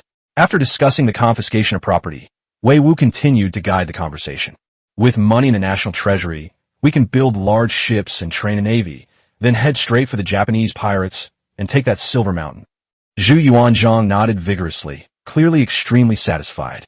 In the future, the sea ban will be lifted, allowing private organizations to trade by merchant ships, and the imperial court may even organize large-scale caravans. We'll go overseas to conduct large-scale trade, then re-establish the Maritime Trade Office to control the ports, and we'll be raking in tariffs and commercial taxes until our hands cramp. Upon hearing this, the look of being fooled on Zhu Yuanzhang's face immediately disappeared. When he turned to look at Wei Wu, his face was full of amusement. You brat, I asked you to talk about taxes, and you've taken this to the extreme. Without waiting for Wei Wu's reply, Zhu Yuanzhang continued. Don't worry, we won't go back on our promise to send troops to fight the Japanese pirates. Also, we won't miss out on the age of exploration you mentioned. Now that we know how rich and prosperous the overseas world is, how could our great Ming possibly miss out? But now is not the time, so don't rush. Upon hearing this, Wei Wu scratched his head and smiled, looking as if he knew nothing. But in reality, he did hope to lift the sea ban, and not just lift the sea ban, but to directly establish colonial rule. If you can't use technological superiority to crush weaker opponents in Earth Online, then developing technology is just like wearing fine clothes in the dark. Of course, he wasn't saying that the sea ban should be lifted right now. He was just reminding old Zhu from time to time. Once he successfully developed the steam engine, that would mark the beginning of the Ming Dynasty's rise to prominence overseas. Having said all that needed to be said, Wei Wu had no intention of lingering in the palace. However, at this moment, Zhu Yuanzhang suddenly spoke up. By the way, we've called the fourth brother back. He'll be heading to the capital in the next few days. Wei Wu was taken aback upon hearing this. What the heck? Old Zhu summoned Zhu back. Chapter 74 Old Zhu. The four great evils of the early Ming Dynasty were all your sons. What Cao Cao couldn't understand the most was, why did Zhu call Zhu back and specifically tell him what he meant? Just as Wei Wu was puzzled, Zhu Yuanzhang spoke again. Xiao Wu, we want to know how future generations will evaluate our reinstatement of the feudal system. It can only be said that opinions are mixed, but the negatives far outweigh the positives. Upon hearing Wei Wu's reply, Zhu Yuanzhang's expression remained unchanged, showing remarkable composure. Tell us what your opinion is, whether it's praise or criticism. Bow. The princes guard the borders to protect the frontiers of the Great Ming. Anything else? Is there anything else? Zhu Yuanzhang's face darkened from his previous calm. There is none left. It's gone. Wei Wu responded with a sentence, then sighed before explaining. Uncle Zhu, you may have countless reasons to do this, but facts have proven that it is wrong. Leaving aside the Jingnan campaign of Prince Yan Zhu, let's talk about your four sons who were later known as the four evils of the early Ming Dynasty. When Wei Wu uttered the term for evils, Zhu Yuanzhang's eyes nearly popped out of their sockets. What kind of nonsense is this, that your own son has become one of the four evils? However, when Wei Wu saw his expression, the words he was about to say stopped in his throat. After thinking about it, I think it's better to give him a heads up in advance. Hey, Uncle Zhu, let's make this clear first. You can't take your anger out on me now that I've said it, or I'll complain to my aunt. You brat, we won't take it out on you, but don't bring up your aunt to intimidate us. Zhu Yuanzhang said 2 words to the stinky Xiao gang, and then he saw Wei Wu stand up. He looked like he was about to get up and run away to Cunning Palace, so he immediately changed his tone. Seeing this, Wei Wu looked at Zhu Yuanzhang suspiciously, but then sat back down. Don't blame me. All those messes were caused by your son. Who told you to grant fiefdoms? The emperor is far away, and they can't do anything about it. All right, stop with the nonsense and tell me right now. Why are they called the four evils? Before Wei Wu could finish speaking, Zhu Yuanzhang waved his hand to interrupt him. Seeing this, Wei Wu no longer held back and directly announced the names of the four evils. They are Zhu Shuang, who is utterly wicked, Zhu Tan, who is utterly evil, Zhu Gai, who is fierce and wicked, and Zhu Yu, who is extremely vicious. Oh, by the way, Zhu Yu, you don't know, he's still in your belly. He won't be born until the 21st year of Hong Wu's reign. Then let me start with Prince Zhu Shuang of Qin. You recently sent a letter to him, rebuking him, and expressing your dissatisfaction, didn't you? Zhu Yuanzhang was taken aback. He had indeed sent someone to deliver a letter scolding his second son. But was that important? Later generations could only guess at the cause of death of their sister, son, and grandson. The king of Qin was the second son, yet the records are so clear. Is his business more important than his own sister, the crown prince of the Ming Dynasty, and the imperial grandson? Wei Wu, unaware of Zhu Yuanzhang's thoughts, simply sighed softly and continued. You rebuked him for not listening to you after he took up his post, for engaging in large-scale construction projects that wasted manpower and resources, but you don't know that this is nothing at all. This wicked King Qin favored his second concubine while imprisoning his principal wife. He also privately made a 5-clawed dragon bed and Empress's robes to give to his second concubine, Lady Ding. These things had not yet happened, but Zhu Yuanzhang was not surprised by them. Zhu Yuanzhang knew his son's character best.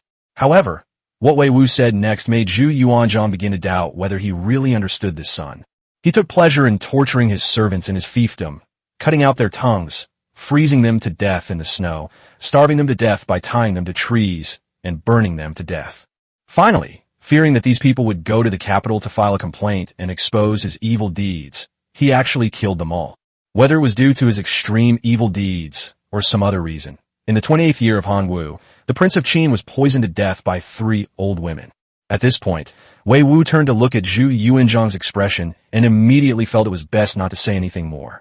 But just as he had this thought, he heard Zhu Yuanzhang's chilling voice. Go on. Seeing this, Wei Wu had no choice but to take out a bottle of nitroglycerin pills and place it beside him, then continued. After the death of King Zhu Shuang of Qin, you believed that he deserved to die, so you ordered that his funeral be scaled down and wrote a eulogy. Your country has no good reputation. You associate with petty men, indulging in debauchery and wine. You wreak havoc within your borders, incurring the wrath of heaven. Despite repeated admonitions, you never learned your lesson, leading to your own demise. Though you are dead, my guilt is clear. After Wei Wu finished speaking, it was obvious that Zhu Yuanzhang's cheeks bulged and the veins on his neck were bulging. Seeing this, Wei Wu was about to speak when Zhu Yuanzhang suddenly roared. Guards, convey my decree. Prince Zhu Shuang of Qin is to proceed to the capital at top speed, without stopping along the way. TSK, TSK, TSK. Someone's about to be in big trouble. As soon as Zhu Yuanzhang gave the order, Wei Wu chuckled to himself. Although he knew that Zhu Yuanzhang would never kill his own son, it was still right to punish Zhu Shuang. This person, no, this guy is absolutely despicable. He's worse than an animal for being born a human. After giving the order, Zhu Yuanzhang looked at Wei Wu again. There are 3 more. Tell me, we can handle it. Let's start with the ones who have committed all sorts of evil deeds. What are you going to say? If you keep talking, I'm afraid you'll have a stroke. Uncle Zhu, how about we forget about it? After all, the other 2 are still small, and the third one hasn't even been born yet. Explain. Wei Wu sighed softly, then continued. After leaving the capital to take up his fief, Prince Zhu Tan of Lu became obsessed with cultivating immortality and refining elixirs. He captured hundreds of boys, castrated them, and used them as medicinal ingredients for alchemy. The Prince of Dai did no good deeds in his life. In his later years, he took a hammer and axe and his 2 sons and went out into the street to kill people. He laughed wildly after killing them and found pleasure in it. Prince Zhu, he loved martial arts and carried swords with him to kill people in the streets, to the point that everyone in Luoyang was in danger and the city was practically deserted. Unlike before, Wei Wu only gave a brief description of these princes. Zhu Yuanzhang understood that since Wei Wu was unwilling to talk about it, he did not intend to ask further. In any case, you can tell what kind of people the remaining 3 villains are from these few words. Fortunately, these last few are still young, and there is still room for correction. We will think about how to deal with them later. As for Zhu Shuang, Zhu Yuanzhang's gaze fell on the jade belt at his waist when he thought of this person. After a long silence, he finally let out a long sigh and explained why he had summoned Zhu Di back. Xiao Wu, actually I've been studying your world map for the past 2 days, and I have an idea in mind. There are such vast lands overseas, so let's infect our sons overseas and let them occupy all these places. Even if they have the will in the future, it will be difficult for them to cross this vast ocean. If something really happens, they'll have to let the meat rot in the pot. It must be said that even Wei Wu did not expect Yuanzhang to say such a thing. In fact, that was what he was thinking too. Rather than worrying about the princes rebelling, it would be better to send them to their fiefdoms overseas. Even if those 4 villains want to cause harm, they will harm outsiders. We don't care about those who are not of our race. However, this was ultimately a family matter for Yuanzhang, and Wei Wu would not voluntarily get involved in such a matter. Now that Yuanzhang had brought it up, Wei Wu immediately thought of what he had said before. Uncle Zhu, you summoned the Prince of Yin back. Surely you don't intend for him to be the first to be in theft overseas. Chapter 75. Is old Zhu planning to send Judy to Australia? As soon as Wei Wu finished speaking, he saw Yuanzhang looking at him. What you think? Let it go out. It's much better for them to wreak havoc on foreigners than to harm their own people here. Wei Wu thought to himself, but did not give a direct response. Uncle Zhu, this is your family matter. How can I, an outsider, interfere? You can decide for yourself. Upon hearing Wei Wu's reply, Yuanzhang's eyes widened. Are you an outsider? Which brat was it who threatened us with his aunt just now? Well, that's not very nice of you to say it like that. She's my own aunt. Nonsense, she's still my own wife. Tell me. Seeing that Yuanzhang was determined to get to the bottom of things, Wei Wu decided to play a little trick. Uncle Zhu, please tell us why you thought of having the Prince of Yin go to his fief first. Yuanzhang gave Wei Wu a disapproving look, but still answered his question. Didn't you say that Fourth Brother's martial arts are better than ours? Since he's so good at fighting, who else should we choose? While Yuanzhang's reasons were indeed very valid, Wei Wu felt there was another reason. It was precisely because Zhu Di possessed exceptional military talent that Zhu Di considered getting rid of him first. He didn't want to see his son and his brothers kill each other over the throne. After all, the position is too tempting, and sometimes even if the person has no interest in it, they can be instigated by others to have their ambitions stirred up. Sending Zhu Di to a fiefdom overseas would mean that even if he had any ambitions, he could only dream about it from across the ocean. Developing influence overseas takes at least several decades. The development speed of the Ming Dynasty's homeland far exceeded that of overseas. Just as Wei Wu was speculating, Yuanzhang spoke again. We want to send our 4th son to that place called Australia. It has enough land and resources for him to develop. Good heavens, does old Zhu love Zhu Di or hate him? Australia is over 4,000 kilometers away from that location on the map if you draw a straight line from it. This is tantamount to throwing people to the ends of the earth. And coincidentally, that place is incredibly rich in resources. Whether it's animal husbandry or agriculture, the resources are incredibly abundant, and the mineral resources are also quite considerable. However, this distance seems very far. So I wanted to ask about that steam engine you mentioned last time. Is it possible to do this? After pondering for a moment, Wei Wu gave his answer. That's possible, and it could shorten the time considerably, by about 2 months. But that's only if we arrange for their enfeefment. I'm afraid we'll need a lot of large ships. After all, to gain a foothold there, we need a lot of troops and supplies. Upon hearing this, Yuanzhang waved his hand dismissively. No rush. We still have more than 10 years to live. As long as we're alive, no one will dare to have any improper thoughts. Once you build a steam engine, we'll do as you say and send troops to attack the Japanese pirates and take over the Silver Mountain. With money in hand, we can build a large number of ships, train a navy, conquer a piece of land in Australia, and then arrange for them to be in theft. It must be said that this is also a solution, allowing the entire Ming Dynasty to operate at full capacity with ample funds. Taking over a piece of land is much easier than conquering a vassal king. After all, the Ming army is not fully paid, and when fully paid, it is invincible. As for the issue of subsequent expansion, that depends on the individual abilities of the vassal kings. However, at that time, there were only indigenous people in Australia, and it was extremely easy for Emperor Yongle to deal with them. At that time, we can also use local resources to exchange for supplies with the Ming Dynasty, which will be enough for sustainable development. However, what Wei Wu wanted most right now was to start finding someone to research the steam engine immediately.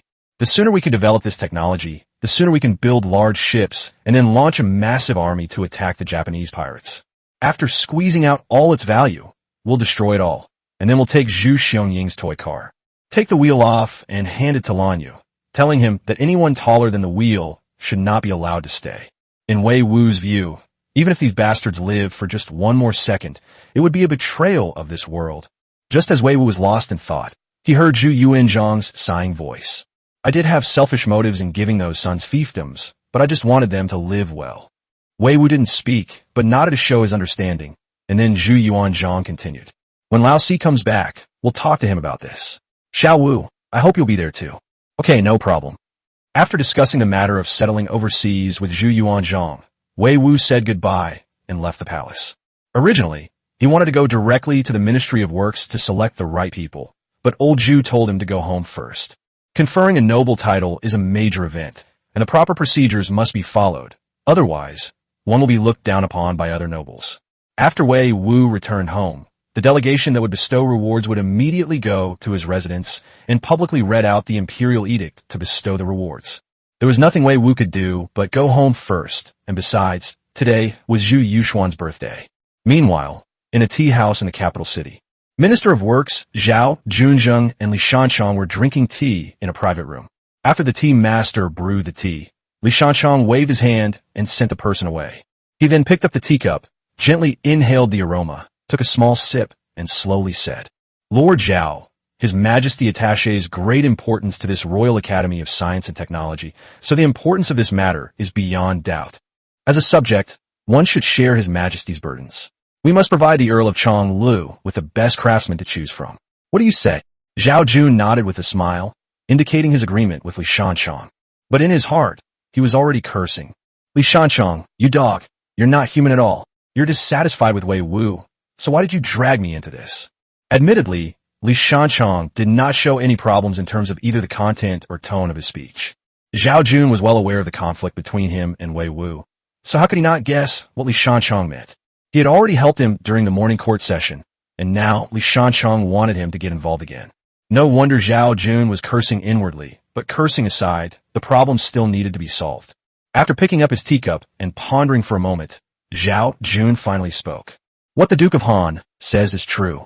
We, as his subjects, must share His Majesty's burdens in this matter. I will certainly do my best to handle it well.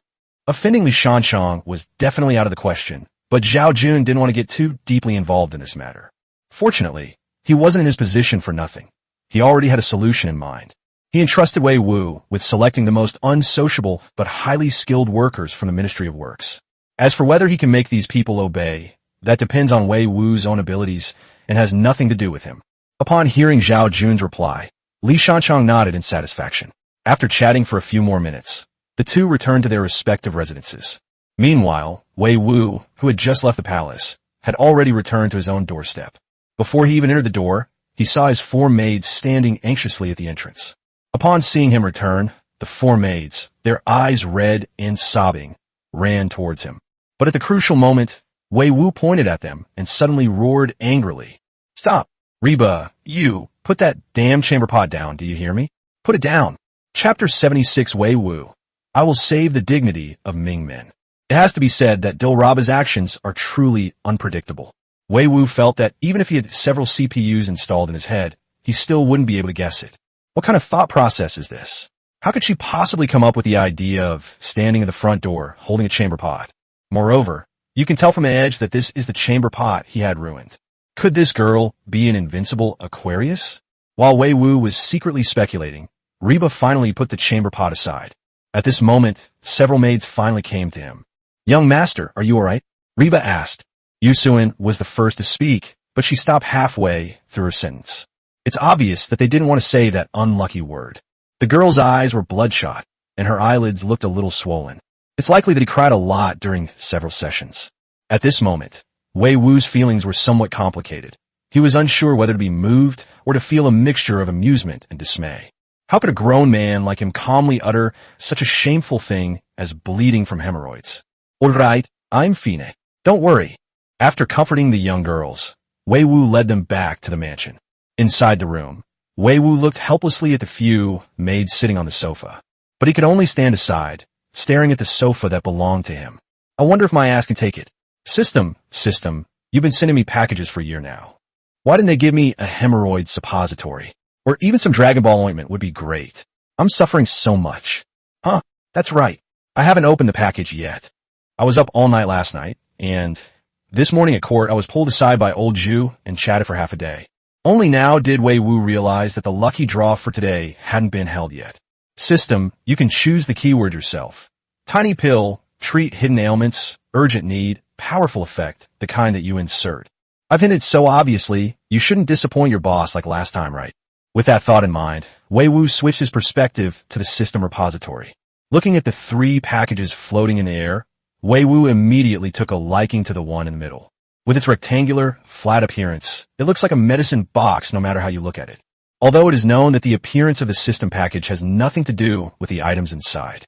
But at this moment, Wei Wu decided to trust the system's integrity this once. It's decided on the middle one. Open it for me. Then, the screen flashed, and another container appeared in the system space. Seeing the other 2 in the corner, Wei Wu's feelings were somewhat complicated. The first box contained instant noodles, the second contained weapons, and now another one has arrived. They can't actually be hemorrhoid suppositories, can they?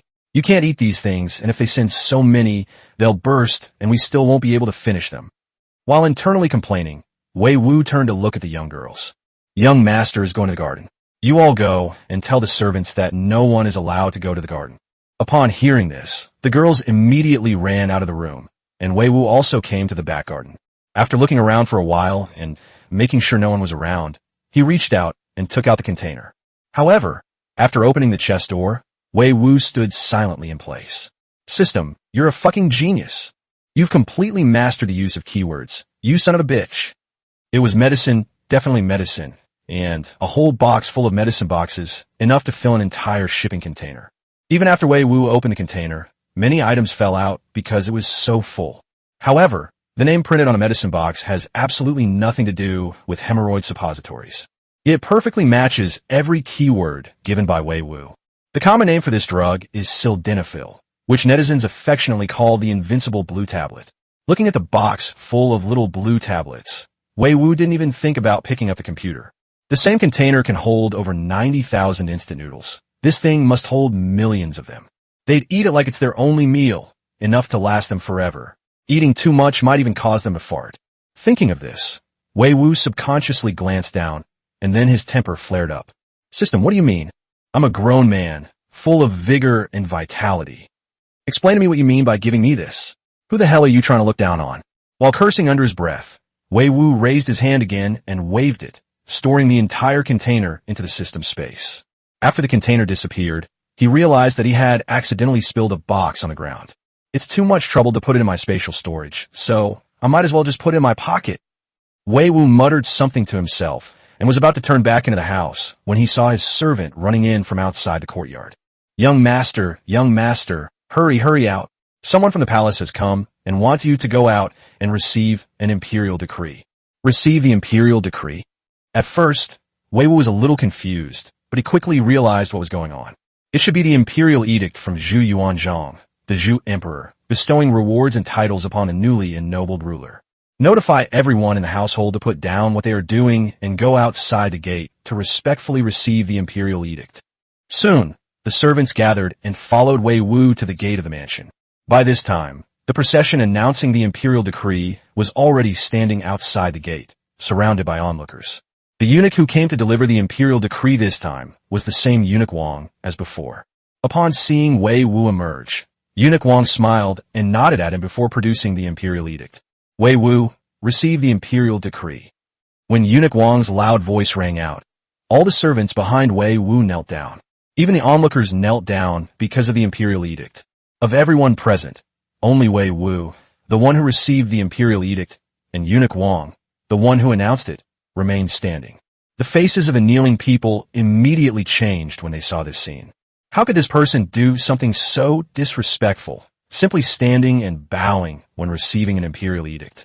Some people were shocked, while others with darker intentions chuckled inwardly, thinking they were in for a good show. However, to everyone's surprise, the imperial messenger did not take any action. There was no anger, no shouting. It was as if Wei Wu was supposed to stand there. Just as they were wondering what was going on, Eunuch Wang had already unfolded the imperial edict and read it aloud. By the grace of heaven, the emperor decrees, I am greatly gratified to receive the miraculous provisions offered by Cao Cao to save the world. After reading through the rather formulaic content, Eunuch Wang finally got to the important part. He is hereby granted the title of Earl of Changli, and is bestowed with 5,000 taels of gold, 30,000 taels of silver, 60,000 strings of paper money, 2,000 mu of fertile land, in a restaurant on the banks of the Qinhuai River. Upon hearing about the restaurants along the Qinhuai River, Wei Wu's eyes immediately lit up. Yes, old Zhu gifted me a restaurant, and it's one of the 16 famous restaurants along the Qinhuai River. I was wondering what to do with those little blue tablets, but now I found a market for them. Let's renovate Mayan building and hang up some couplets and a plaque. First line, regain your former glory. Second line, hold your head high and be a person of integrity. Let's think about the horizontal scroll again.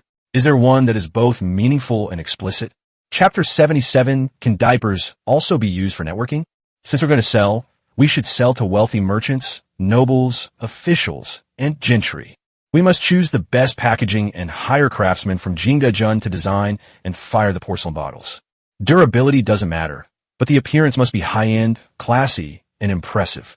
Several beautiful women stand at the shop entrance year-round, speaking fluent and soft Wu dialect, exuding the charm of Jiangnan. Regardless of whether the customer sells anything or not, greet everyone who enters with, "Honored guest, please come in." How much would a single pill of such a miraculous drug cost to the wealthy? Selling for 1 tael of silver? Don't be ridiculous, that's the cost price. You'd have to spend at least an ounce of gold to buy just one, and don't complain about the price. It's not discounted. No, that's too cheap. 1 tael of gold is only worth 4 taels of silver. Such a fine item would cost at least 10 taels of silver. Those who are willing to spend 1 or 2 taels of silver to buy medicine don't care about spending another 9 taels.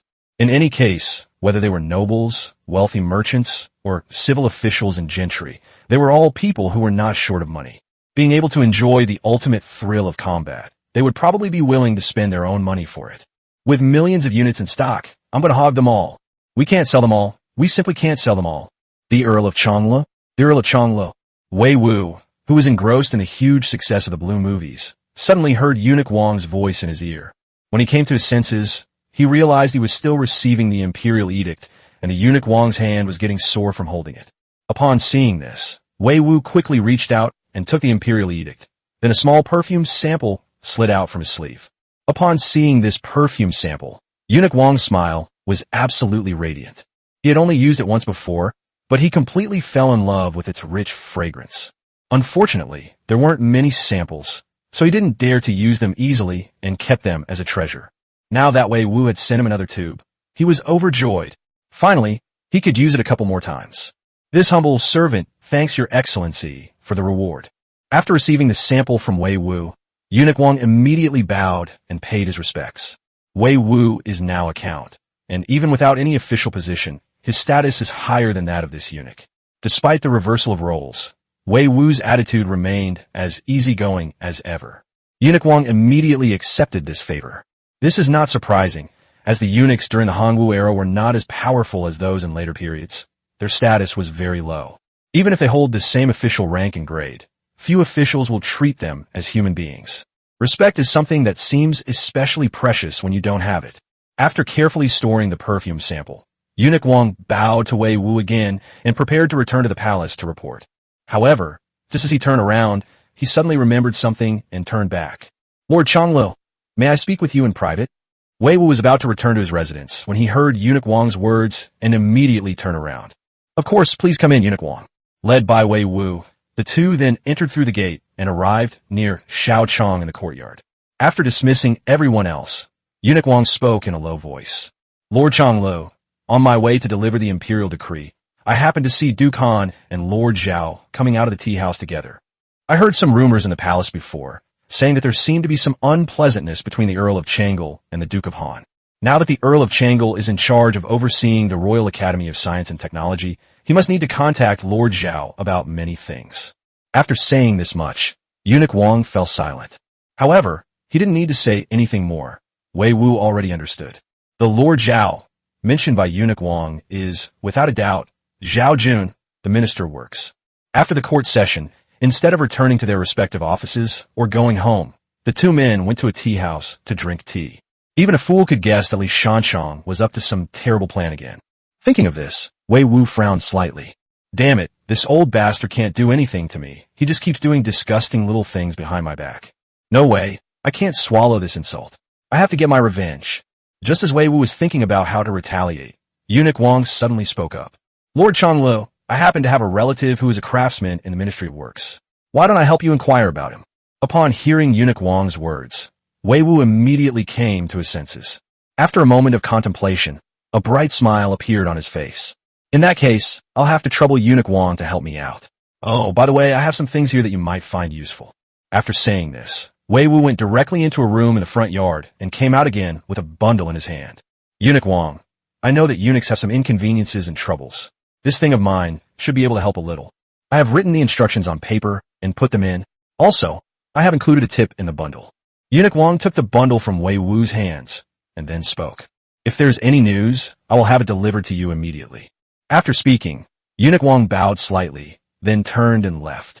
Upon returning to the palace gate, Eunuch Wang opened the bundle and took a look at it because he had to undergo an inspection. The first thing that catches the eye is a large gold ingot weighing 50 taels, so shiny that it's hard to look away. Next was a strip of paper and a bunch of small white pieces that looked like cotton. The note reads, simply wear it close to your skin. No need for padding. It absorbs instantly and has absolutely no leakage. To be honest, Eunuch Wang really didn't know what this thing was, nor did he understand what instant absorption with no leakage meant. However, one can tell from the appearance, and Wei Wu also pointed out that there is no need to put cotton cloth on top. You can probably guess that this thing is something like a small garment. As long as it's worn close to the skin, there's no need to worry about urinary incontinence caused by any physical defects.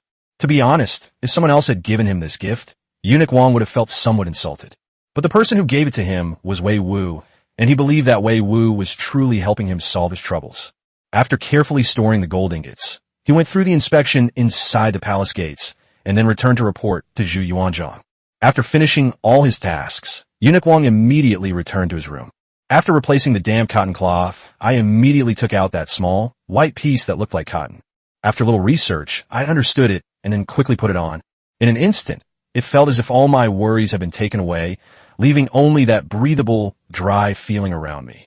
Having experienced the benefits of this thing, Eunuch Wang treated it like a precious treasure and carefully hid it away. It's like he's afraid someone will see him and then try to take it from him. At the same time, he once again remembered Wei Wu's kindness. Wei Wu probably never imagined that adult diapers could become a good thing for maintaining personal connections. As the old saying goes, even a pair of underwear and a piece of toilet paper have their uses. Just as Eunuch Wang was delighted with the diapers, Wei Wu was having a headache. How should we celebrate Zhu Yuxuan's birthday? Chapter 78, Zhu Yuxuan's birthday, a late-night question about her fate. Night falls. Several young girls were gathered in the courtyard of Wei Wu's main house. Even Bridget Lin, who was seriously injured and unable to get out of bed, was carried to the courtyard. Zhu Yuxuan was surrounded by 3 other girls, and their eyes were also covered. Unable to break free, Zhu Yuxuan had no choice but to ask, Leah, Doraba, Gulnazer, what are you doing? Why are you blindfolding me? Upon hearing Zhu Yuxuan's words, the 3 girls immediately burst into laughter. Oh, Sister Yuxuan, don't ask anymore. I'll let you go in a bit anyway. Yes, don't worry. We're not young masters. We won't eat you. After Leah and Naza finished speaking, Doraba, who was standing next to them, also wanted to say something. However, before she could speak, Leah cut her off. Doraba, you can't keep your mouth shut. Don't say anything, do you hear me? Upon hearing Leah's words, Doraba immediately pouted her aggrieved lips. However, she also knew that she was in the wrong. After all, she was the one who caused chaos in the whole house this morning. Surrounded by the 3 girls, Zhu Yuxuan had no choice but to let them cover her up.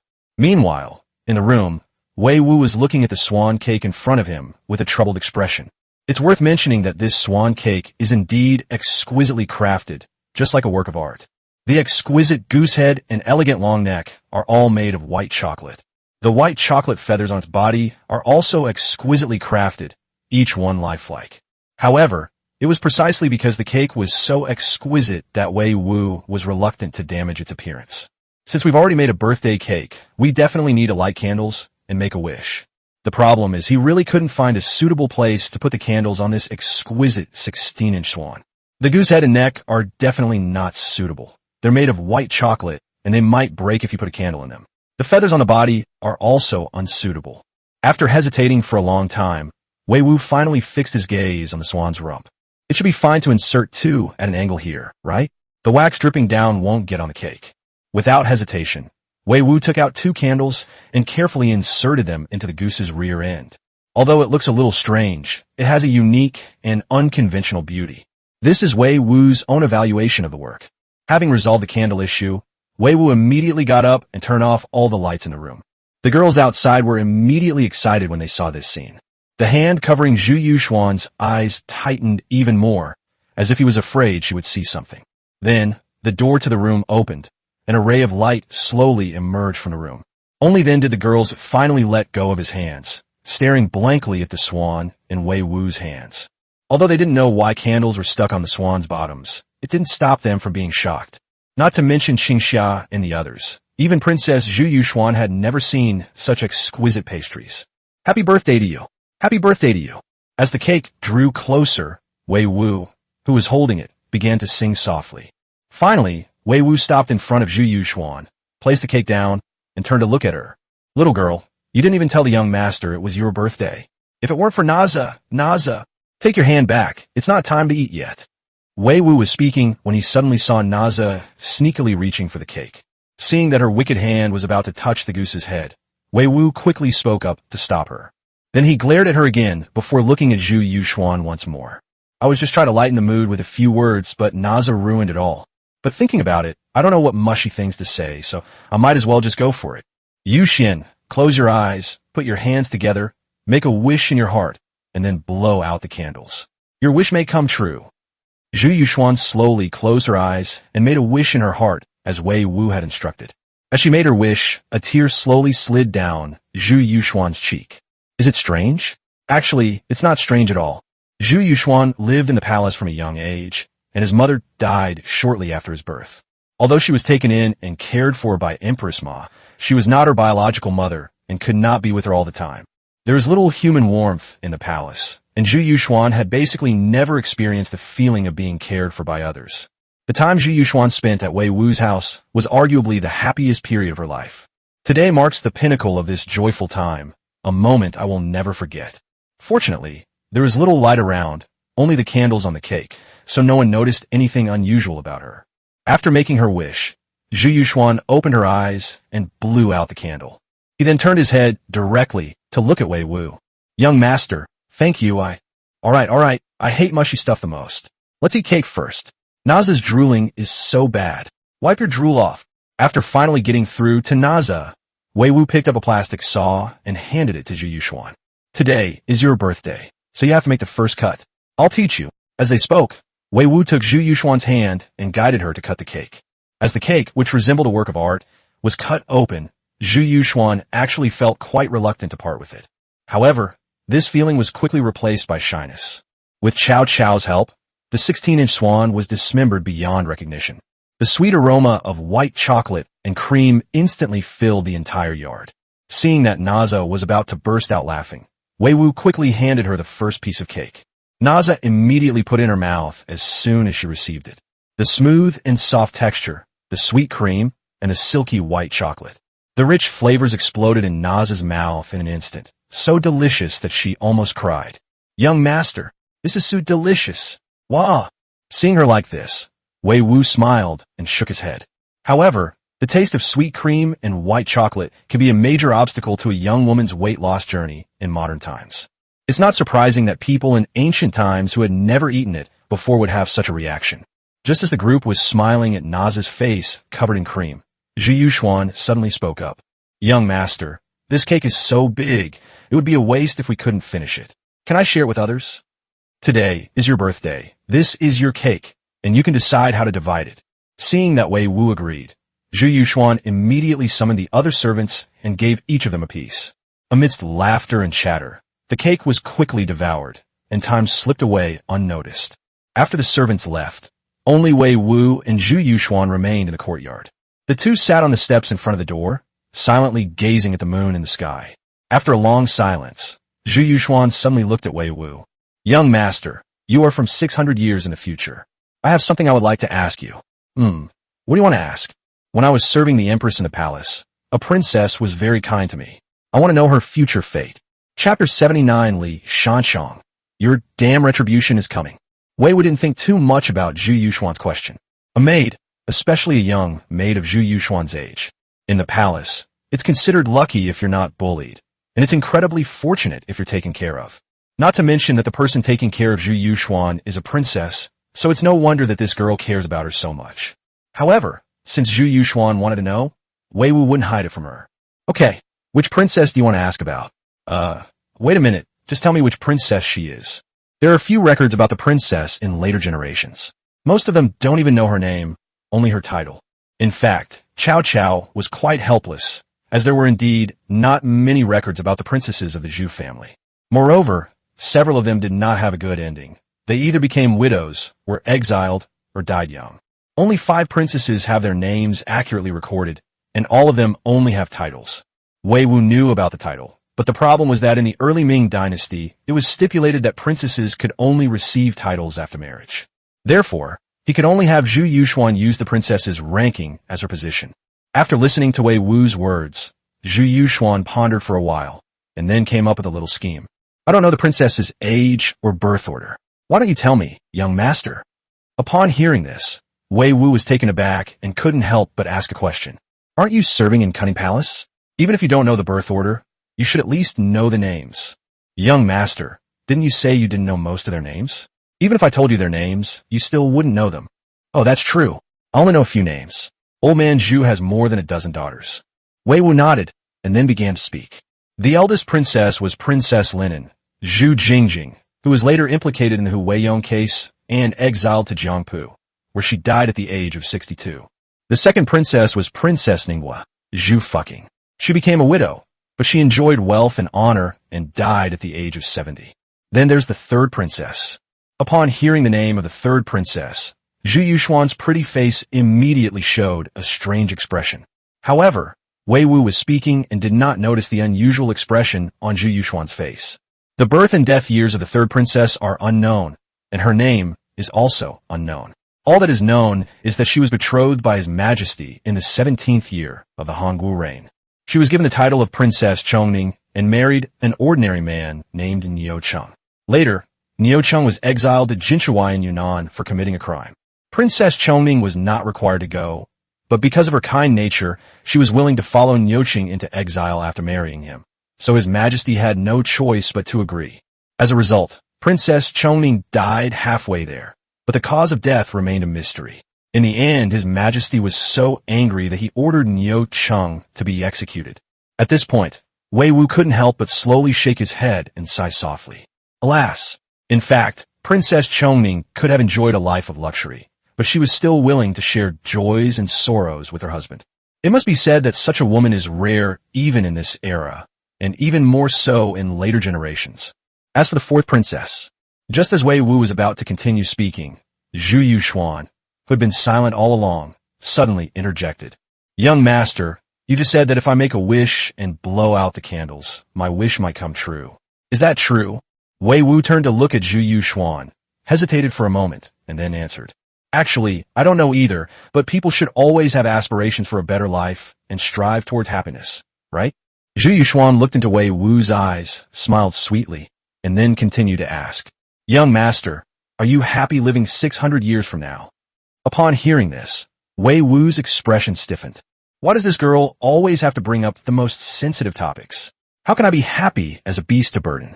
This is like tearing open a person's wound and then sprinkling salt, cumin, and chili powder on it. After a moment of silence, Wei Wu finally answered the question. Happiness is relative. Compared to ordinary people in this era, my life back then was happy. As long as you're willing to work and earn money, at least you won't have to worry about food and drink, and you won't go hungry, but you may not have much savings. Zhu Yuxuan watched Wei Wu from the side, hesitated for a moment, and finally couldn't help but ask a question. Young master, do you want to go back? Upon hearing this, for some reason, images from the past flashed through Wei Wu's mind. However, it seemed to him that it was just a memory, something to reminisce about, but not to cherish. Even though that world was richer in resources and more convenient, he had no desire to go back at all. Looking up at the silvery white moon hanging in the sky, Wei Wu's lips curved into a smile. If you don't want to, when you feel longing, look up at the moon because it is always there in the sky. There's a saying in our area. No matter how far apart we are or how many years have passed, we always see the same moon. Zhu Yuxuan raised her head and stared blankly at the moon, mimicking Wei Wu's expression. That's such a beautiful sentence. Young master, do you think you'll be happy staying in the Ming Dynasty? Everyone's happiness is different, and the happiness I want is actually very simple. Upon hearing this, Zhu Yuxuan immediately turned to look at Wei Wu, asking him with anticipation. What is it? A wife, kids, and a warm bed. I'll lead the Ming Dynasty to conquer the world. Zhu Yuxuan didn't quite understand the last sentence, but she did understand the first one. No one knows what was going on in this little girl's head, but under the moonlight, a blush slowly appeared on her pretty face. Neither of them spoke after that, and they just sat quietly on the steps in the moonlight. Zhu Yuxuan sat next to Wei Wu, hesitating whether or not she should reveal her true identity to him. She had never thought about this before, but now she began to worry that her deception would disgust Wei Wu. After struggling and hesitating for a long time, Zhu Yuxuan finally mustered up a bit of courage and prepared to confess to Wei Wu. Xiao Wei. Zhu Yuxuan had just uttered 2 words when Wei Wu suddenly sat up. By the way, Yuxuan, isn't it past midnight now? Zhu Yuxuan, who had barely mustered the courage, immediately lost heart after being interrupted by Wei Wu. Yes, young master, what's wrong? It's nothing. Don't say anything yet. I have something urgent to attend to. After he finished speaking, Wei Wu's eyes flashed and immediately switched to the perspective of the system's warehouse. System, I'm not giving you keywords this time. I want to see what you'll use to fool me, or maybe the one in the middle. As Wei Wu silently recited the mantra, a scene flashed before his eyes, and a large, square cardboard box appeared. At first, Wei Wu was curious about what good things might be inside something that was bigger than a washing machine, until he saw the logo printed on the cardboard box. DJI, Flycart 30. DJI, Flycart 30 carrier drone? After figuring out what it was, Wei Wu jumped up from the steps. Ha, system, I absolutely love you. I was thinking about how to get revenge this afternoon, and here you are. Every cause has its effect. Li Shanchong, your damn retribution is me. Chapter 80, the trump card. Canned food that stinks and emits black smoke. If it's a regular drone, then at most it can just fly up and look at the sky and the scenery. The actual effect may be that the toy's components outweigh its other functions. But this Flycart 30 is different. Wei Wu once desperately wanted to own one. To be honest, this kind of drone with heavy-duty carrying capacity isn't very useful for ordinary people. But this thing is so powerful. And it looks really cool. It's just too expensive, costing over 100,000 yuan a unit. The official specifications state that the dual battery configuration can carry a load of 30 kilograms, with a full load range of 16 kilometers and a maximum flight altitude of 6,000 meters. However, it is well known that DJI has always liked to exaggerate its payload capacity. Even if the payload is 40 kilograms, they only exaggerate it to 30 kilograms. In fact, Wei Wu had seen test videos online, which tested the load capacity of a single battery. A 50-kilogram cement bag can fly back and forth several times over a distance of 300 meters. This is why when Wei Wu saw this thing, he immediately thought of using it to cause trouble for Li Shanchong. My trump card, which I've been saving for so long, is finally going to be put to use. While muttering to himself, Wei Wu's gaze immediately locked onto a corner of the system's warehouse. There was a box covered with all sorts of clutter, even though it had no visual effects whatsoever. But in Wei Wu's eyes, this thing looked like it was emitting a thick, oily black mist. The debris on it seemed to be some kind of seal. Now, the time has finally come for this seal to be broken. Yuxuan, go and fetch Zhang Hai and the others. Zhu Yuxuan looked at Wei Wu with a blank expression, not understanding why he suddenly became so alarmed. However, upon hearing Wei Wu's words, he immediately snapped out of his daze, got up, and quickly ran towards the front yard. After Zhu Yuxuan left, Wei Wu took a deep breath and quickly walked to the courtyard gate. I only took the box out after confirming that it was far enough away from my room and that the surrounding area was well ventilated. The cardboard box is printed with red and yellow stripes, and a line of text is printed in the very center of the box. Surströmming. Those who eat it regularly will know that this line means pickled herring. That's right, this box contains what's known as the world's smelliest food, canned herring. When Wei Wu first obtained this thing, he cursed the system for 2 days and 2 nights before he calmed down. This awful thing is completely inedible. It not only smells terrible, but also tastes extremely salty. It's not something a human should eat. Just looking at him, Wei Wu couldn't help but frown, and then quickly return to the middle of the courtyard. Take out the large box containing the Flycart 30 drone, unpack it, and assemble it according to the instructions. After about half a cup of tea's time, Zhang Hai and the other 11 hurriedly ran into the courtyard. While tidying their clothes, some of them ran up to Wei Wu, their eyes still somewhat dazed. They had obviously just gone to sleep. The rest of the more normal-looking people were the night watchmen. Upon arriving beside Wei Wu, Zhang Hai immediately began to ask questions. "Young master, we apologize for being late. It's all right. I just called you over temporarily. Please stand over there and hold the light for me." To save electricity, Wei Wu didn't take out a flashlight, but instead had Zhang Hai and the others hold the lamps. Fortunately, with 11 people in a circle, the lights were bright enough for Wei Wu to assemble the drone. Main frame, 2 batteries, cargo box frame, propellers, and air suspension system. After taking these items out one by one, it didn't take long to assemble them. It's actually a very simple assembly process, except that the cargo box frame and propellers are a little more complicated. After installing the battery, press the power button and a beep will sound after about 2 or 3 seconds. Beep, beep, beep. Protect the young master. At first, Zhang Hai and the others were curious about what their young master was doing, as the thing looked strange. Suddenly, they heard the drone start up, which startled them so much that they dropped the lights they were holding. With a loud shout from Zhang Hai, all the remaining men drew their knives. A group of people solemnly and carefully protected Wei Wu in the middle. Everyone, including Zhang Hai, looked at the drone with a sense of impending doom, as if they were about to attack at any moment. Of everyone present, only Zhu Yuxuan remained calm, having long been accustomed to Wei Wu's extraordinary abilities. Seeing how nervous the guard around him were, Wei Wu also became a little anxious. This thing is a real treasure. If they were to cut it open and damage the propeller, there would be nowhere to fix it. Don't panic. Everyone, don't make a move. This is my precious treasure. Everyone disperse. Disperse. Upon hearing Wei Wu's order, Zhang Hai and the others breathed a sigh of relief and slowly dispersed. Seeing everyone leave, Wei Wu breathed a sigh of relief and took out the remote control to start debugging and docking. Soon, under Wei Wu's careful control, the drone was ready. Looking at this handsome, big guy in front of him, Wei Wu was already quite impatient. Ladies and gentlemen, the moment to witness a miracle has arrived. As soon as Wei Wu finished speaking, Zhu Yuxuan and Zhang Hai were still wondering what miracle they were witnessing. The next second, they saw that strange, dark thing begin to rotate at its 4 corners. What followed was a scene that left them speechless. Without wind or any human intervention, this thing actually took off and flew away on its own. Moreover, the takeoff speed was extremely fast, as if it were being lifted by an invisible rope. My God, what is this? Why can this thing fly by itself? A wooden magpie.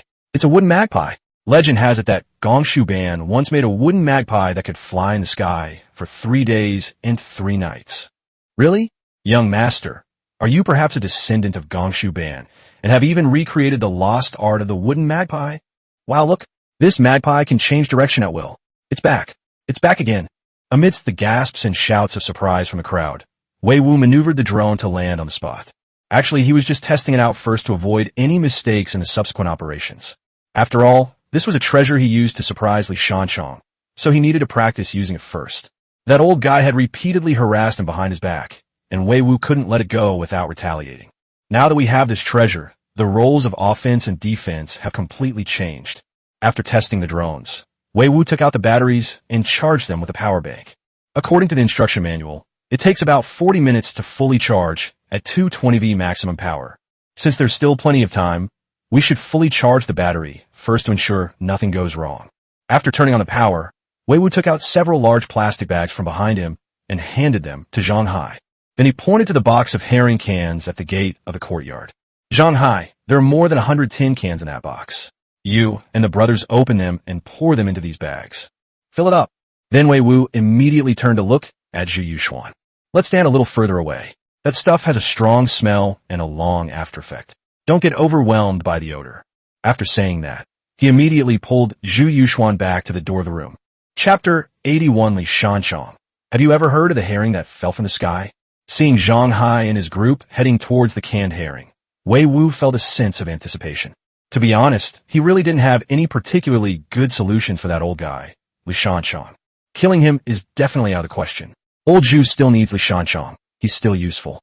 No matter what, he was a pillar of the Ming Dynasty and the leader of the Huaihe River Civil Official Group.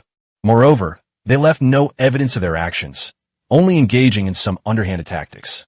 Others rely on skill and technique, while he just shows up with a machine gun and starts shooting. It just doesn't feel right. With such advanced technology at our disposal, how can we act like a brute? What about our class? As I always say, if you're going to play a game where you have a technological advantage and can easily dominate newbies. Li Shanchong was secretly trying to annoy people, so Wei Wu openly tried to annoy him. Fly over your house every night and deliver some canned herring that falls from the sky. Hey, aren't you angry?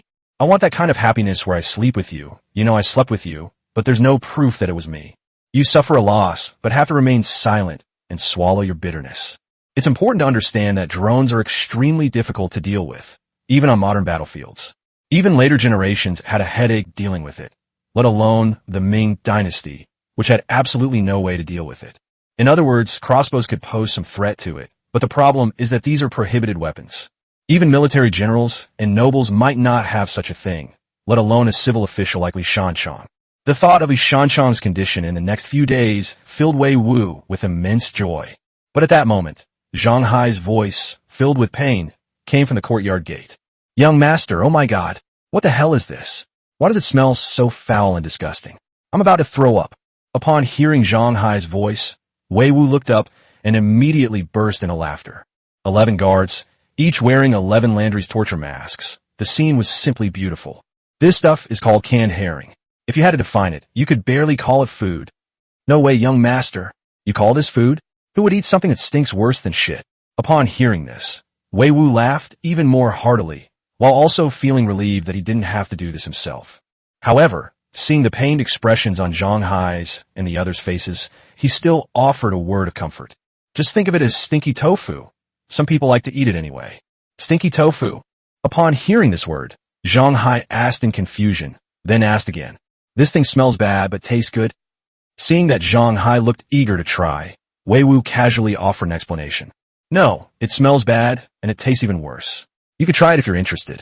Upon hearing Wei Wu's words, Zhang Hai looked down at the white liquid and sticky fish meat inside the can. After hesitating for a while, he ultimately couldn't take that step and silently continued opening cans and bagging the food. However, at this moment, Wei Wu suddenly remembered something, so he quickly asked about it. By the way, do you guys know anything about something called a spicy caterpillar? Yanglatzi? What's that?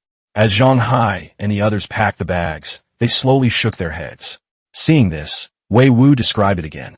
It's one of those green bugs covered in sharp, spiky things that will hurt and cause redness and swelling if you get on your skin. I know this thing is called a hairy weasel. There are many trees outside the city that have these things. To be honest, Wei Wu was also certain whether Mao Ji was Yanglatzi.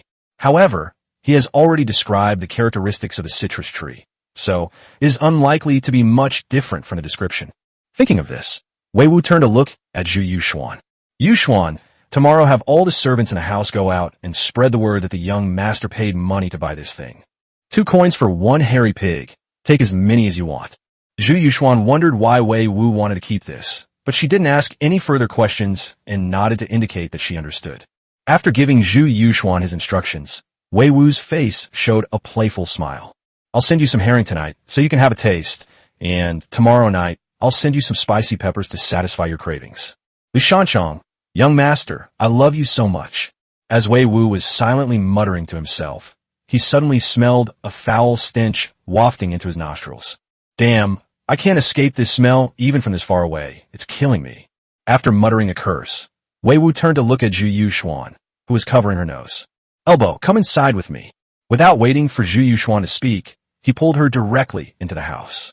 Only when Zhang Hai's voice came from outside the door, saying that it was all set up, did the two of them cover their noses and come out. What time is it now? It must be almost dawn by now.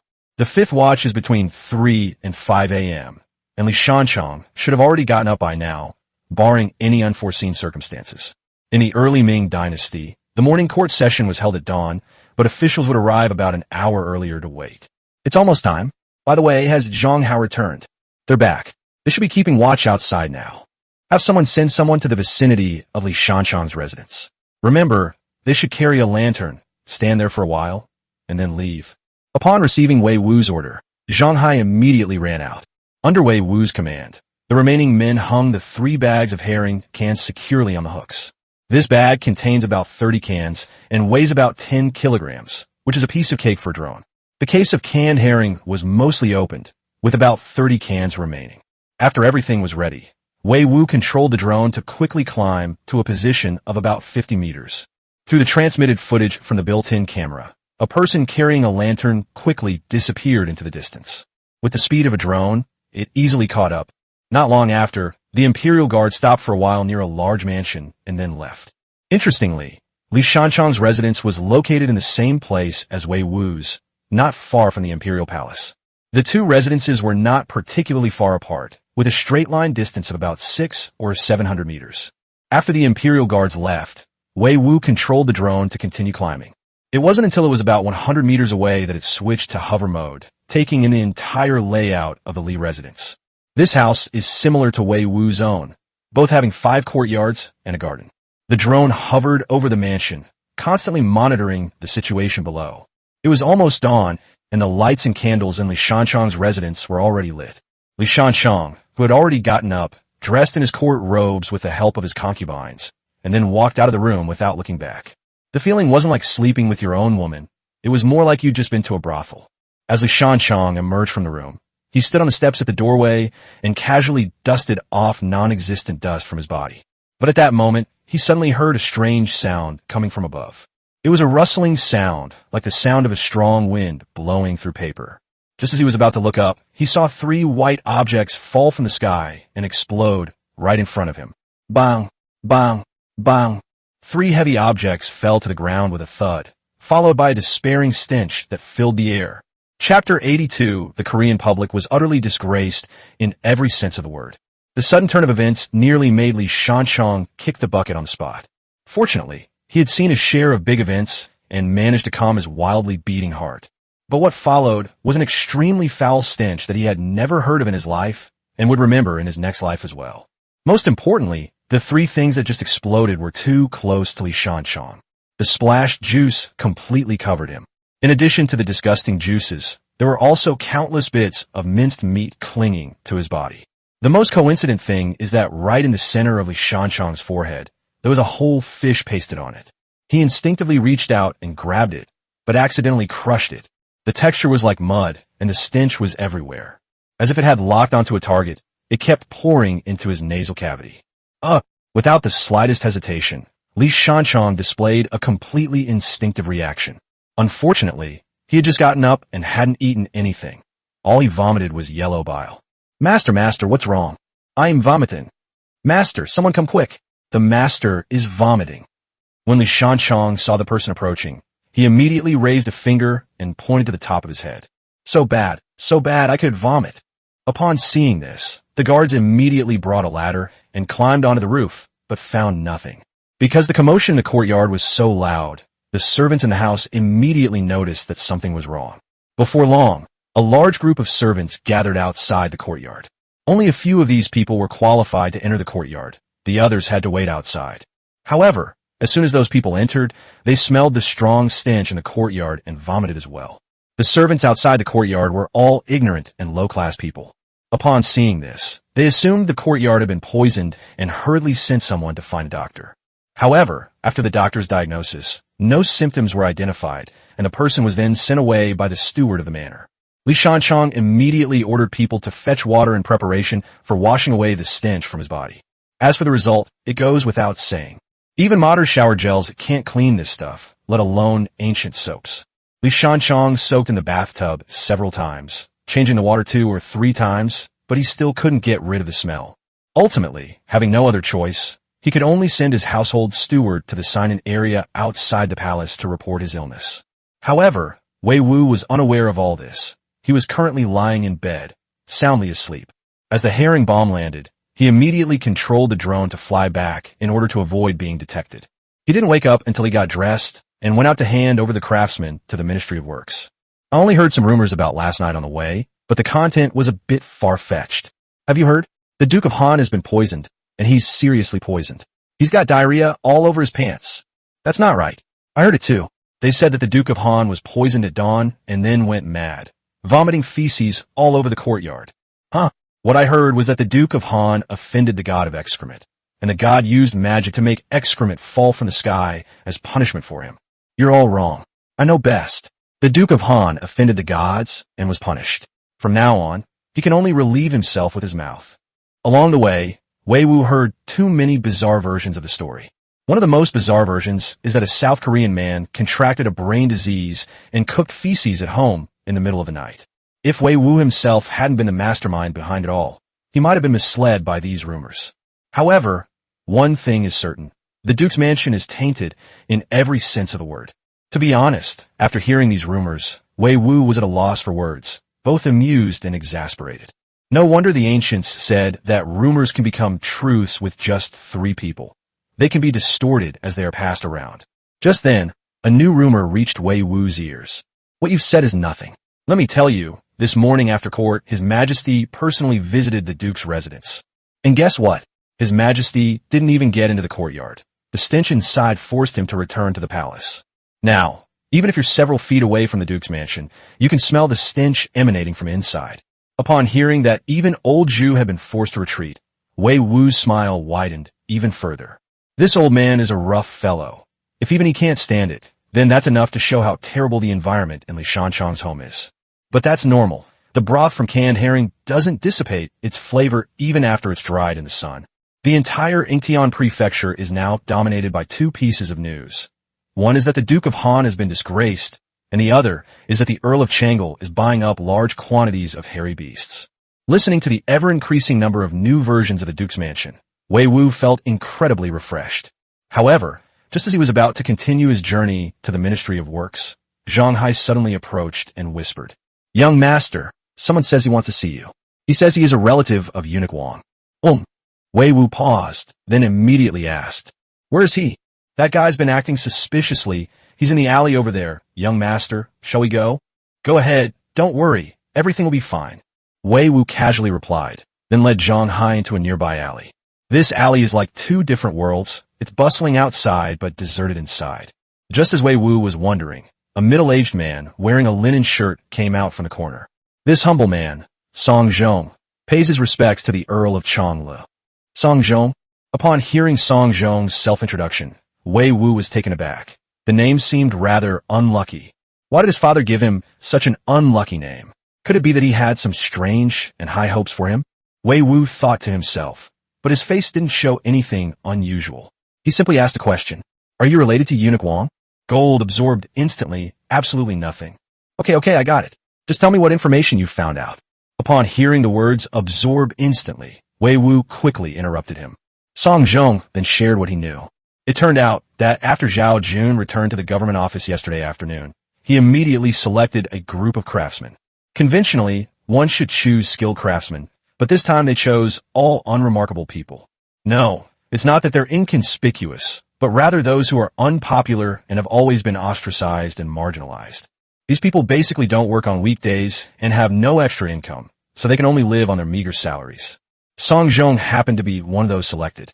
After listening to Song Zhong's description, Wei Wu pondered for a moment before slowly asking, "Song Zhong, I'd like to know how skilled you selected are." Upon hearing this, a confident look immediately lit up in Song Zhong's eyes. "Reporting to Lord Changlu, I dare say that no one in the entire Ministry of Works is better at carpentry than me. They're simply blind to its value." After listening to Song Zhong's words, Wei Wu roughly understood why these people had been ostracized. It's not that their skills are lacking, but rather that their skills are too good. They're arrogant about their abilities, but don't know how to socialize. They only know how to bury themselves in their work, but they don't realize that in officialdom, having ability is not enough. One must also know how to flatter. However, this is exactly the kind of talent that Wei Wu wanted. As for their arrogance, Wei Wu could only chuckle. If they could just grab any flashlight, Wei Wu would immediately give them several cans of herring. Chapter 83, you brat. You've really messed with Li Shanchang to death. Since Li Shanchang and Zhao Jun were so accommodating, Wei Wu had no choice but to accept it generously. He wants as many talents as there are. If we can put an end to their arrogance, these people will become the best skilled workers.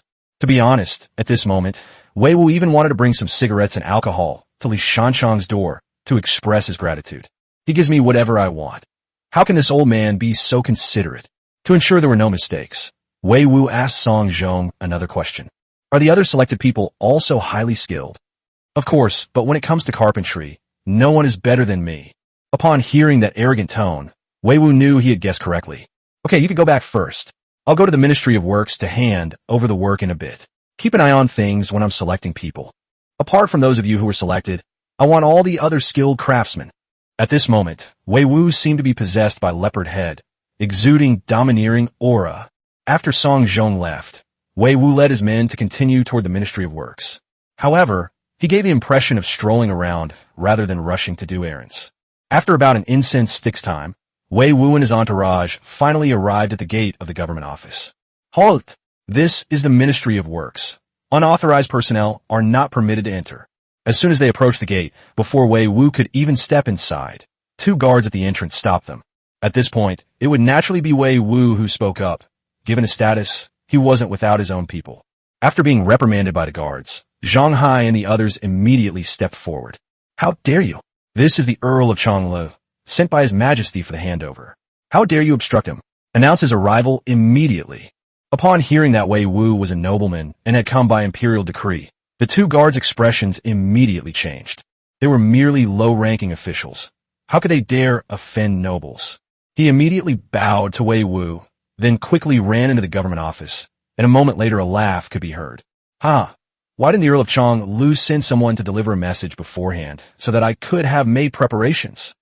As the sound came, Zhao Jun, the Minister of Works, also came out of the government office. Logically speaking, Wei Wu was only a count, while Zhao Jun was a high-ranking official of the 2nd rank, so there was no need for him to personally greet him. But who can blame him when this person is Wei Wu? Moreover, Zhao Jun's ability to climb the ranks to the 2nd rank in the officialdom is no exaggeration. He was a shrewd and capable person. Although Wei Wu did not hold an official position, one can glean some insight from Zhu Yuanzhang's attitude towards him. They are a favorite of His Majesty the Emperor. Being polite to them won't hurt. Seeing their own minister's attitude, the 2 guards were so frightened that their legs went weak. Fortunately, Wei Wu wasn't like those high-ranking officials who like to flaunt their power, so he didn't cause trouble for 2 lowly henchmen. Once inside the Ministry of Works, Wei Wu did not want to waste any time. After Zhao Jun summoned the selected craftsmen, he proposed to select some more people. Zhu Yuanzhang had said he would fully cooperate, so Zhao Jun had no choice but to give Wei Wu the list of craftsmen. After that, with Song Zhong's cooperation, about 8 more craftsmen were selected. There were a total of 24 people, which could be said have brought together all the elites of the Ministry of Works. He took away one of the carpenter, bricklayer, blacksmith, and other craftsmen, as well as 1 craftsman who specialized in developing firearms. Zhao Jun tried his best to persuade Wei Wu, his words clearly conveying a refusal, but Wei Wu remained unmoved.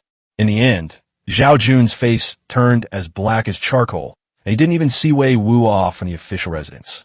However, the Royal Academy of Sciences is not yet completed, so these people have only made a reservation and have not taken the project with them. As for why Cao Cao insisted on having artisans develop firearms, the reason is quite simple. In this day and age, the only firearms the Ming Dynasty possessed that could be considered decent were the large iron cannons. Individual firearms at that time only included hand cannons and breech-loading cannons. 3-barrel cannons and arquebus only appeared during the Jiajing period. The arquebus, also known as the matchlock gun, was considered too outdated by Cao Cao. He planned to skip the transitional models and make the flintlock musket the foundational weapon. If industrial conditions hadn't been so restrictive, he would have loved to start his research directly from the percussion cap gun. Note that this refers to research, not manufacturing. Cao Cao himself did not know how to make guns, but he knew the key information about flintlock muskets. China has never lacked smart people. What it lacked was direction and inspiration.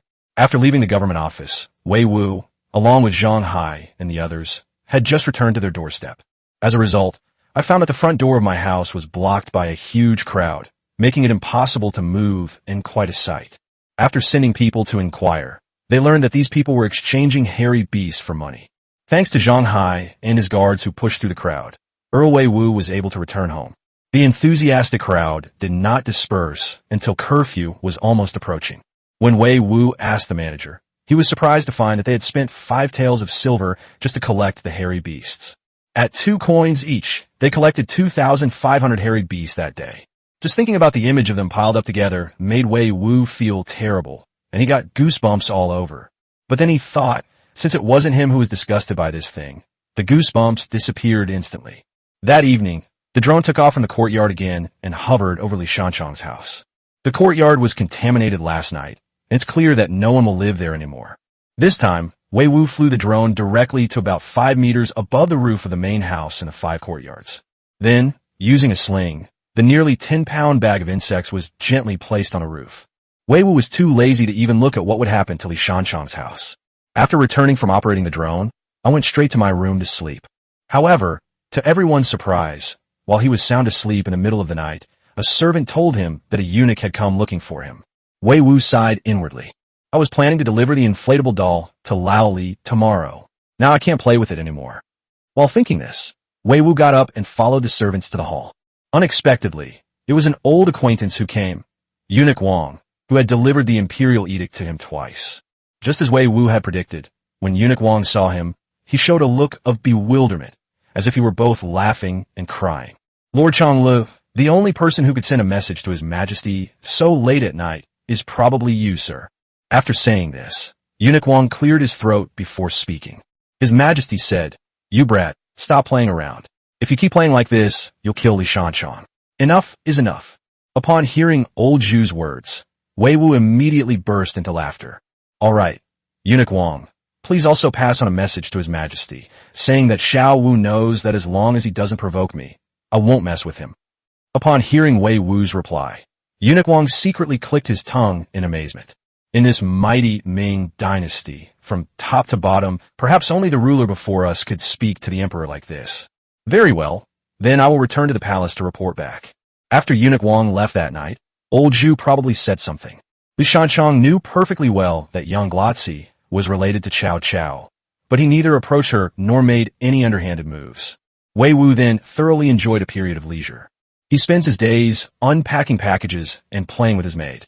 He lives a very happy life. Until that day, news came from the Royal Academy of Sciences that the project was completed. Wei Wu was in a good mood and prepared to take out the delicious food he had just acquired to celebrate a little. As a result, old Zhu brought his wife, 2 sons, and grandson, his whole family, and came running after smelling the aroma. Chapter 84. Fourth brother, we're planning to let you establish a country. What do you think? You brat, instead of sharing the good food with us and your aunt, you hide away and eat it secretly, huh? Wei Wu was staring at a large bronze pot, enjoying the rich aroma emanating from it. Suddenly, he heard old Zhu's voice and quickly turned around to look behind him. Only then did they realize that there were 5 people behind them, 4 adults and 1 child. They are Zhu Yuanzhang, Empress Ma, Crown Prince Zhu Biao, Imperial Grandson Zhu Xiongying, a young man I've never met before. No, what kind of personality does old Zhu have? Why does he come over every time I eat? As Wei Wu thought to himself, his subconscious thought was to put the whole pot away. Actually, it's not surprising that he reacted this way. It wasn't that Wei Wu was unwilling to share with others. Judging from past experience, whenever Lao Zhu came, he never had a full meal.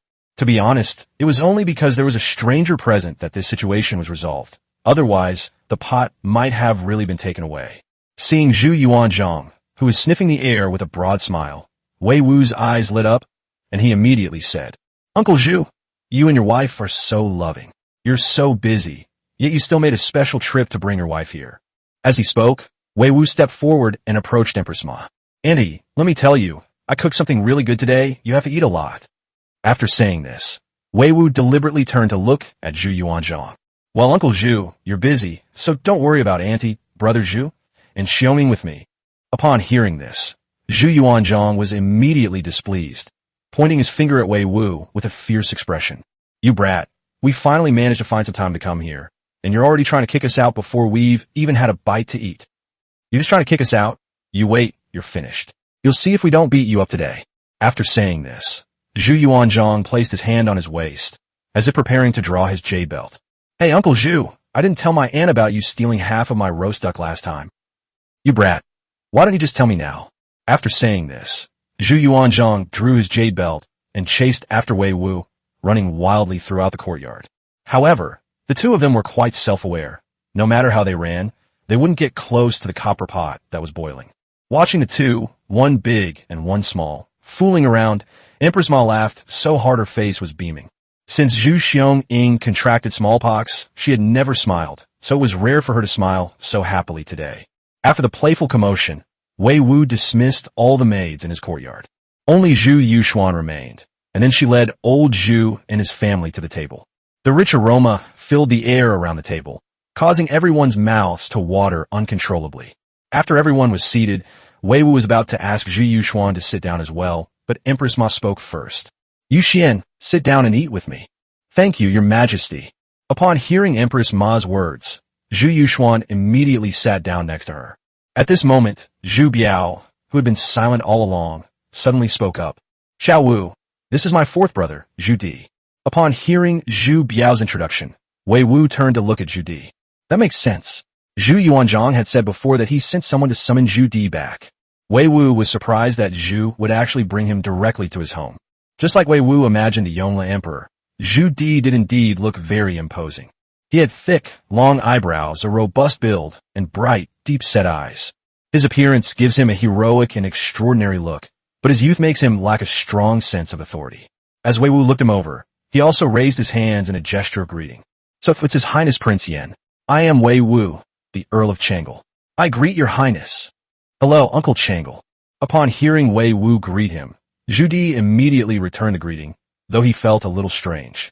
"Why are the people greeting me all old men, aunties, older brothers, or nephews? When it comes to myself, it becomes my identity. Aren't I my father's son?" Although he felt something was amiss, Zhu Di did not show it outwardly. After all, he had seen everything that had just happened. He himself wouldn't dare to talk or joke like that with his own father. Yet Wei Wu could be so unrestrained.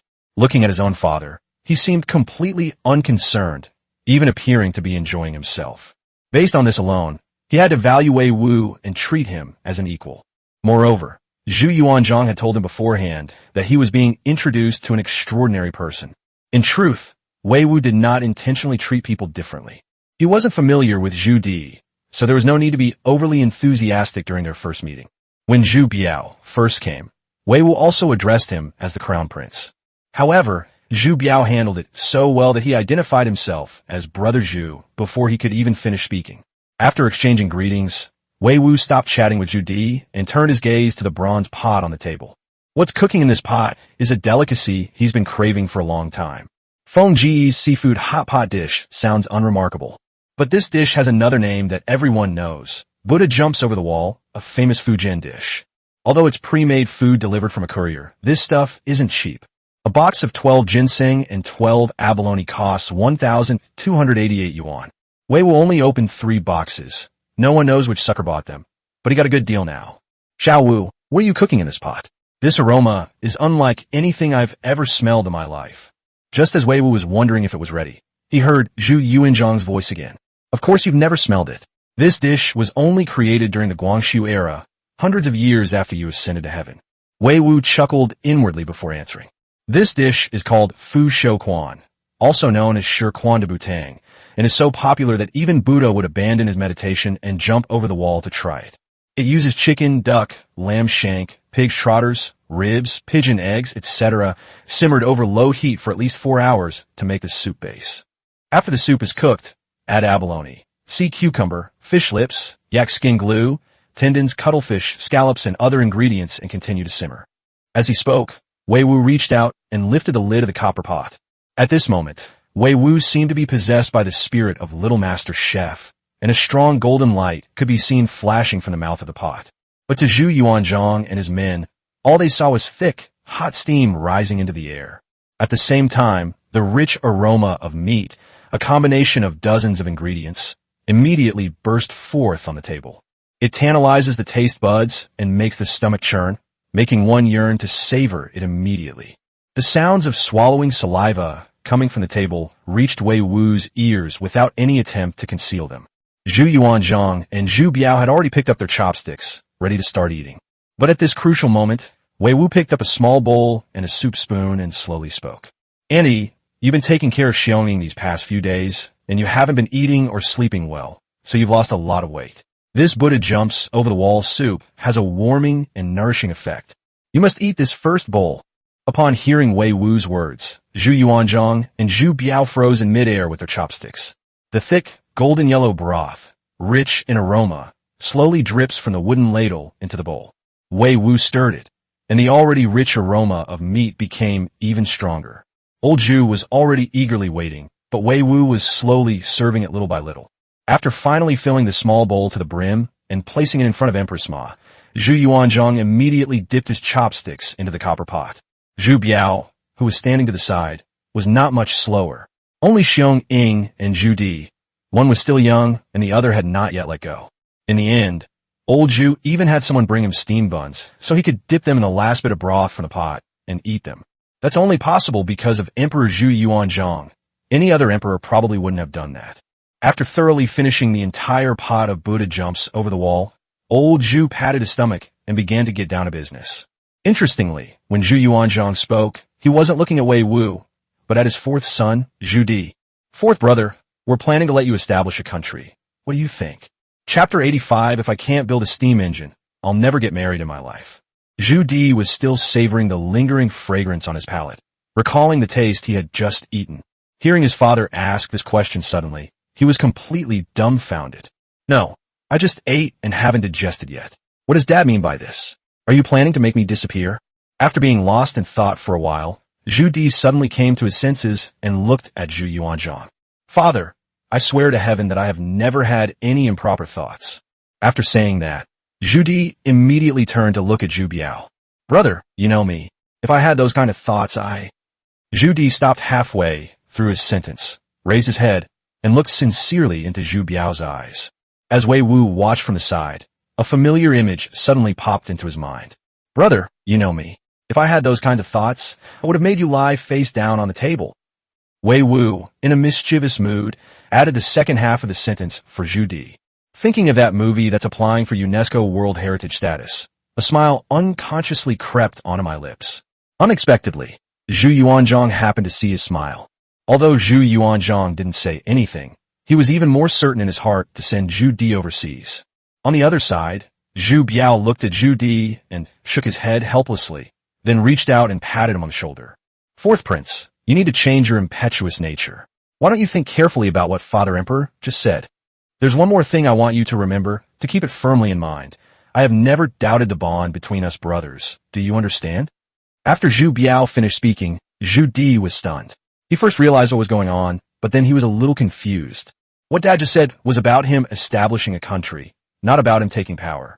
Filled with doubt, Zhu Di turned to look at Zhu Yuanzhang. Father, you just said you wanted me to establish a country? Your son is foolish and doesn't understand what you mean. Not long ago, we got a map from Xiao Wu. This map shows the entire landscape of this land and overseas. After Zhu Yuanzhang finished speaking, Zhu Di's expression became even more puzzled. Does such a thing exist in this world? Or is it just a legend, like the classic of mountains and seas? Upon hearing Zhu Yuanzhang's words, Zhu Di couldn't help but have some doubts about Wei Wu. It's not that I doubt Wei Wu is a fraud, but rather that I question the authenticity of that so-called map. Just as Zhu Di remained silent, Zhu Yuanzhang spoke up again. Xiao Wu told us that you have the qualities of an emperor and that you would be a wise ruler, so we want to give you a chance to be a ruler. After the founding of the nation, we disregarded the opposition of the officials and re-established the feudal system, hoping that you sons could live well. Now that we know there are vast territories overseas that are even larger than the Ming Dynasty, it wouldn't be unreasonable to give you a chance to establish your own country and become emperors. With each word Zhu Yuanzhang spoke, Zhu Di's eyes widened a little more. When Zhu Yuanzhang told them they would have the opportunity to establish a country and become emperors, Zhu Di's mouth dropped open in astonishment. It felt like the sky had fallen, and I couldn't come to my senses for a long time. But in reality, Zhu Di wasn't truly terrified. Rather, he felt trapped and in a difficult position. Would he be willing to establish a country and become emperor? Of course I'm willing, and it's a strong desire from the bottom of my heart, from my very soul. Zhu Di believed that his talents were second to none, even to his elder brother. But he knew very well that the position belonged to his elder brother, Zhu Biao, and no one else could sit there. Even if someone really wanted to sit in that position, they would have to ask Zhu Di for permission first. But at the same time, Zhu Di was also worried that his father was testing his thoughts. Once you show even the slightest hint of interest, your fate becomes unpredictable. If it's just a beating, that's fine, like what happened when my second brother came back a few days ago. He was sent to the Imperial Medical Academy the night he was beaten by his father, and he still can't get out of bed. But if he treats himself like a traitor and guards against it with all his might, then he can forget about ever touching military power again in his lifetime.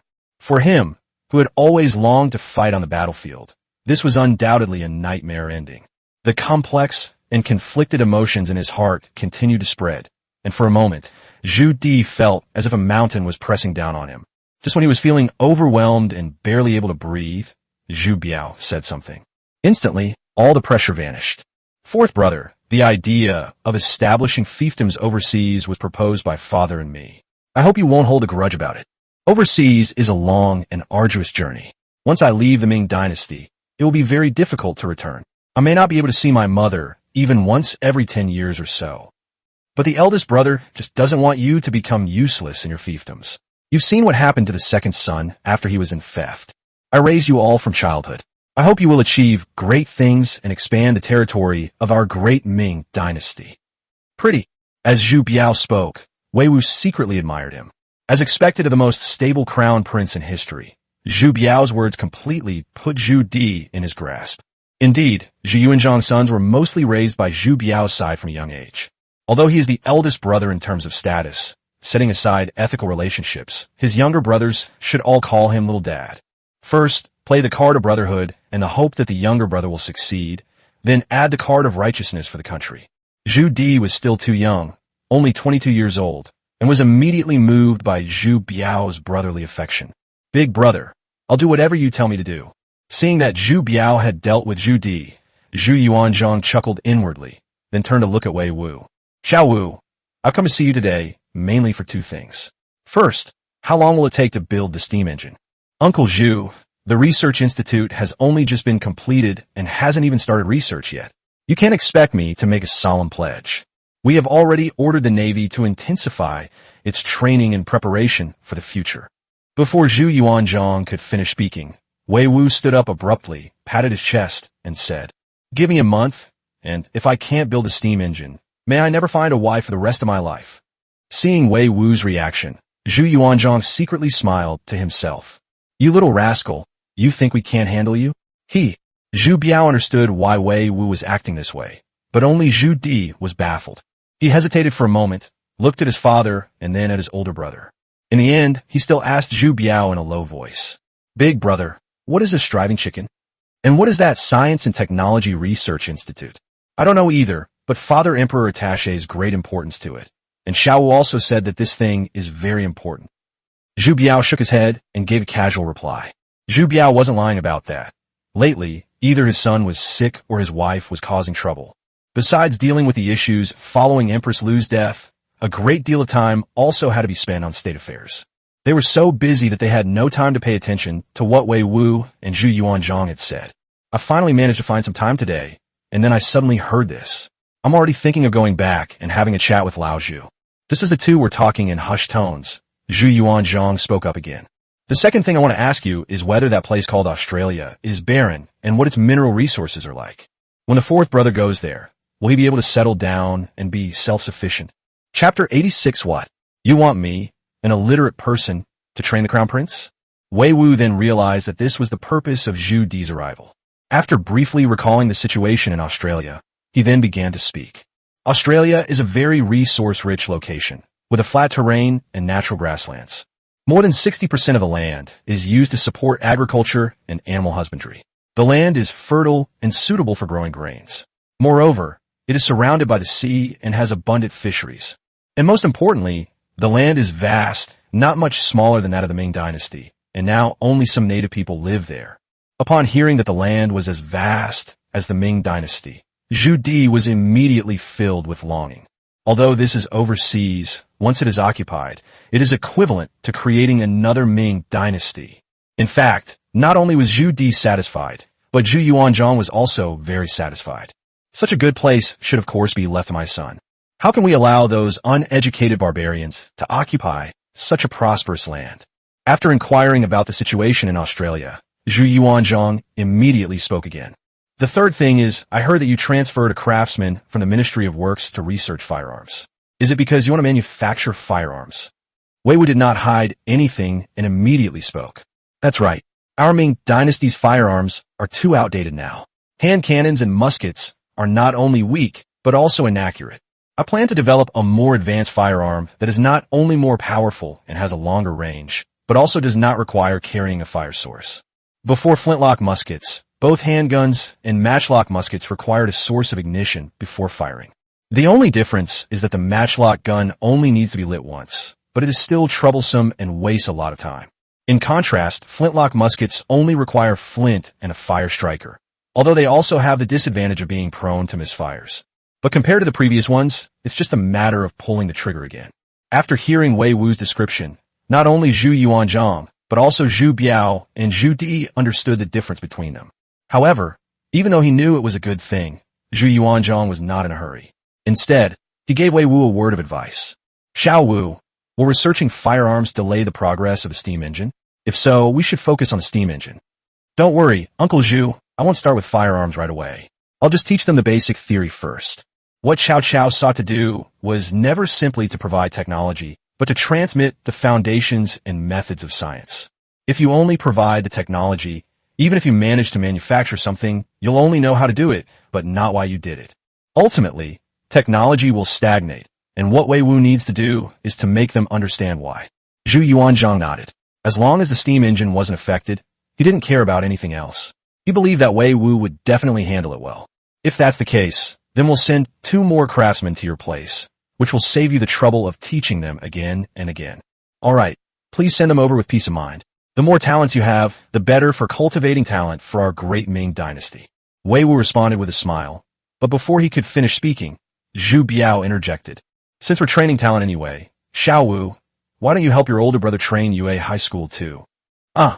Upon hearing Zhu Biao's words, Wei Wu was completely stunned. What the heck? I was practically illiterate in the Ming Dynasty. Apart from recognizing characters, I only knew the names of the 4 books and 5 classics. To have an illiterate person train the crown prince? It is undeniable that science and technology are important, but they are only important for national development. Governing a country doesn't rely on technology. In fact, an emperor only needs to know how to govern. Seeing Wei Wu's expression, Zhu Biao knew he had misunderstood, so he explained. I'm not asking you to teach Xiongying to read and write, but I hope you can guide him and help him understand the importance of technology. I hope that Yue's vision and understanding of the world will be higher and farther than those of his father and grandfather. Upon hearing Zhu Biao's words, Wei Wu understood. Indeed, as long as Zhu Xiongying doesn't die, he will surely become the emperor of the Ming Dynasty in the future. As an emperor, in addition to political wisdom, vision, and cognition are also very important. Just like Zhu Yuanzhang, who was not very cultured, but knew he had to do everything he could to cultivate Zhu Biao. Zhu Biao was also putting his heart and soul into nurturing Zhu Xiongying. Understanding this, Wei Wu was not surprised that Zhu Biao would make this request. Brother Zhu, how about this? In the future, let Xiongying visit the Science and Technology Research Institute every now and then. No matter how much he talks about it, it's not as profound as what he sees and experiences firsthand. What do you think? Zhu Biao also felt that Wei Wu's words made sense, and immediately nodded in agreement. At this moment, Wei Wu had already walked up to Zhu Xiongying. Yue, do you remember me? Upon hearing Wei Wu's question, Zhu Xiongying turned to look at Empress Ma before answering. I remember, Grandma said you are her nephew, and Xiongying should call you Uncle Wei when she sees you. Looking at Zhu Xiongying's adorable little face, Wei Wu laughed and patted his head. He then glanced at Zhu Yuanzhang and Zhu Biao and noticed that they both had warm smiles on their faces. For a moment, Wei Wu felt as if he were actually having a family gathering. Xiongyi, do you remember what your uncle said? He would give you an even more interesting gift when you get better. Upon hearing Wei Wu mention military force, Zhu Xiongying's eyes immediately lit up. He used to treat that toy car like a treasure and wouldn't allow anyone but Empress Ma to touch it. I remember. Wei Wu smiled slightly, turned around, and went back into the room. When he came out again, he had a small drone in his hand. This children's drone was released a few days ago. Although it's a children's model, it's not cheap at all. It not only has intelligent obstacle avoidance, but is also windproof and vibration resistant, making it easy for even children to operate. Wei Wu placed the drone steadily on the ground and prepared to demonstrate its operation. By the way, let Lao Zhu, Xiao Zhu, and the whole family see what real high technology is. Before he could even begin his demonstration, Zhang Hai suddenly ran into the yard. Young master, the Marquis of Yuanzhang is here again. Upon hearing Zhang Hai's words, Wei Wu couldn't help but frown. Why is Lan Yu here again? Didn't I give him a good shock last time? Or was it because the shock was too good? Where is he? At the main gate of our mansion. And, moreover, he came carrying brambles on his back. To plead guilty with thorns on one's back? After Zhang Hai finished speaking, this was the first word that came to Wei Wu's mind. However, Lan Yu doesn't seem like the kind of person who would do something like carrying thorns to apologize. If word got out that a dignified marquis was apologizing to a mere earl, it wouldn't be very respectable for Lan Yu. While Wei Wu was filled with doubt, Zhu Yuanzhang and Zhu Biao were also full of questions.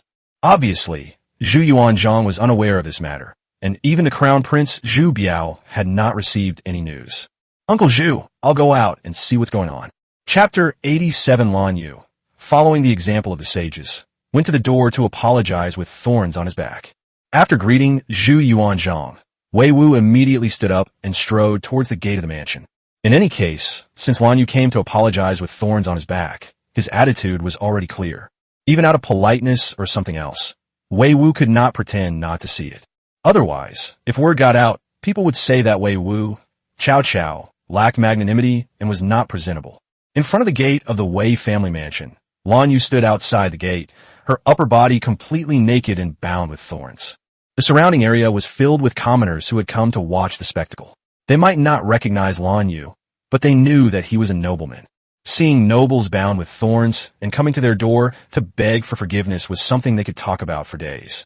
Of course, what they were more curious about was who the owner of this mansion was. They actually have such great ability to make a nobleman imitate the sages of the past and put on such a good show. Just as the people were speculating, the gates of the Wei residence were suddenly opened. Wei Wu, dressed in fine clothes, walked out of the mansion. Seeing Lan Yu's attitude, he immediately strode forward.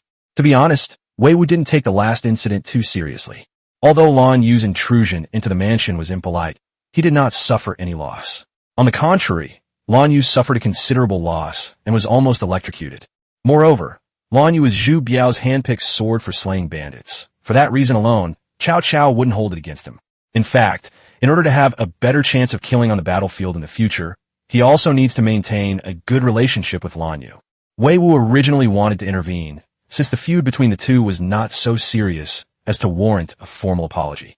However, he was still a step too slow. Just as he was quickly approaching, Lan Yu suddenly moved. He clasped his arms together, bowed his head, and knelt on one knee. Lan Yu is a boorish man.